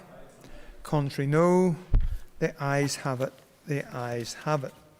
Amendment 30 has already been debated, and I call the Minister of Agriculture, Environment and Rural Affairs to move formally Amendment 30. Moved. Amendment proposed to clause 25, page 9, line 26. Leave out and insert words as printed on the marshalled list. The question is that Amendment 30 be made. All those in favour say aye. Contrary, no. The ayes have it. The ayes have it. Amendment 31 has already been debated, and I call the Minister of Agriculture, Environment and Rural Affairs to move formally Amendment 31. Moved. Amendment proposed to clause 25, page 9, line 28. Leave out and insert words as printed on the marshalled list. The question is that Amendment 31 be made. All those in favour say aye. Contrary, no. The ayes have it. The ayes have it. Amendment 32 has already been debated, and I call the Minister of Agriculture, Environment and Rural Affairs to move formally Amendment 32. Moved. Amendment proposed to clause 25, page 9, line 29. Leave out and insert words as printed on the marshalled list. The question is that Amendment 32 be made. All those in favour say aye. Contrary, no. The ayes have it. The ayes have it. Amendment 33 has already been debated, and I call the Minister of Agriculture, Environment and Rural Affairs to move formally Amendment 33. Moved. Amendment proposed to clause 25, page 9, line 31. Leave out and insert words as printed on the marshalled list. The question is that Amendment 33 be made. All those in favour say aye. All those in favour say aye. Contrary, no. The ayes have it. The ayes have it. Amendment 34 has already been debated. I call the Minister of Agriculture, Environment and Rural Affairs to move formally Amendment 34. Moved. Amendment proposed to clause 25, page 9, line 35. Leave out and insert words as printed on the marshalled list. The question is that Amendment 34 be made. All those in favour say aye. Contrary, no. The ayes have it. The ayes have it. Amendment 35 has already been debated, and I call the Minister of Agriculture, Environment and Rural Affairs to move formally Amendment 35. Moved. Amendment proposed to clause 25, page 9, line 36. Leave out and insert words as printed on the marshalled list. The question is that Amendment 35 be made. All those in favour say aye. Contrary, no. The ayes have it. The ayes have it. Amendment 36 has already been debated, and I call the Minister of Agriculture, Environment and Rural Affairs to move formally Amendment 36. Moved. Amendment proposed to clause 25, page 10, line 1. Leave out and insert words as printed on the marshalled list. The question is that 36 be made. All those in favour say aye. Contrary, no. The ayes have it. The ayes have it. Amendment 37 has already been debated, and I call the Minister of Agriculture, Environment and Rural Affairs to move formally Amendment 37. Moved. Amendment proposed to clause 28, page 11, line 8, insert words as printed on the marshalled list. The question is that Amendment 37 be made. All those in favour say aye. Contrary, no. The ayes have it. The ayes have it. Amendment 38 has already been debated, and I call the Minister of Agriculture, Environment and Rural Affairs to move formally Amendment 38. Moved. Amendment proposed to clause 28, page 11, line 23, leave out and insert words as printed on the marshalled list. The question is that Amendment 38 be made. All those in favour say aye. Contrary, no. The ayes have it. The ayes have it. Amendment 39 has already been debated, and I call the Minister of Agriculture, Environment and Rural Affairs to move formally Amendment 39. Moved. Amendment proposed to clause 28, page 11, line 23, leave out and insert words as printed on the marshalled list. The question is that Amendment 39 be made. All those in favour say aye. Contrary, no. The ayes have it. The ayes have it.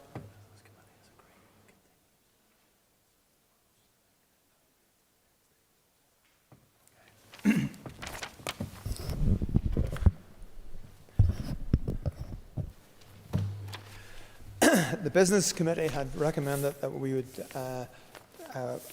work through the agenda until approximately 10 o'clock today. I therefore propose, and then any business that has not been completed will be resumed tomorrow morning at the start of the Assembly. So we then move on to the next item on the agenda at this stage, which is the adjournment. The question is that the Assembly do now adjourn. The Assembly is adjourned. The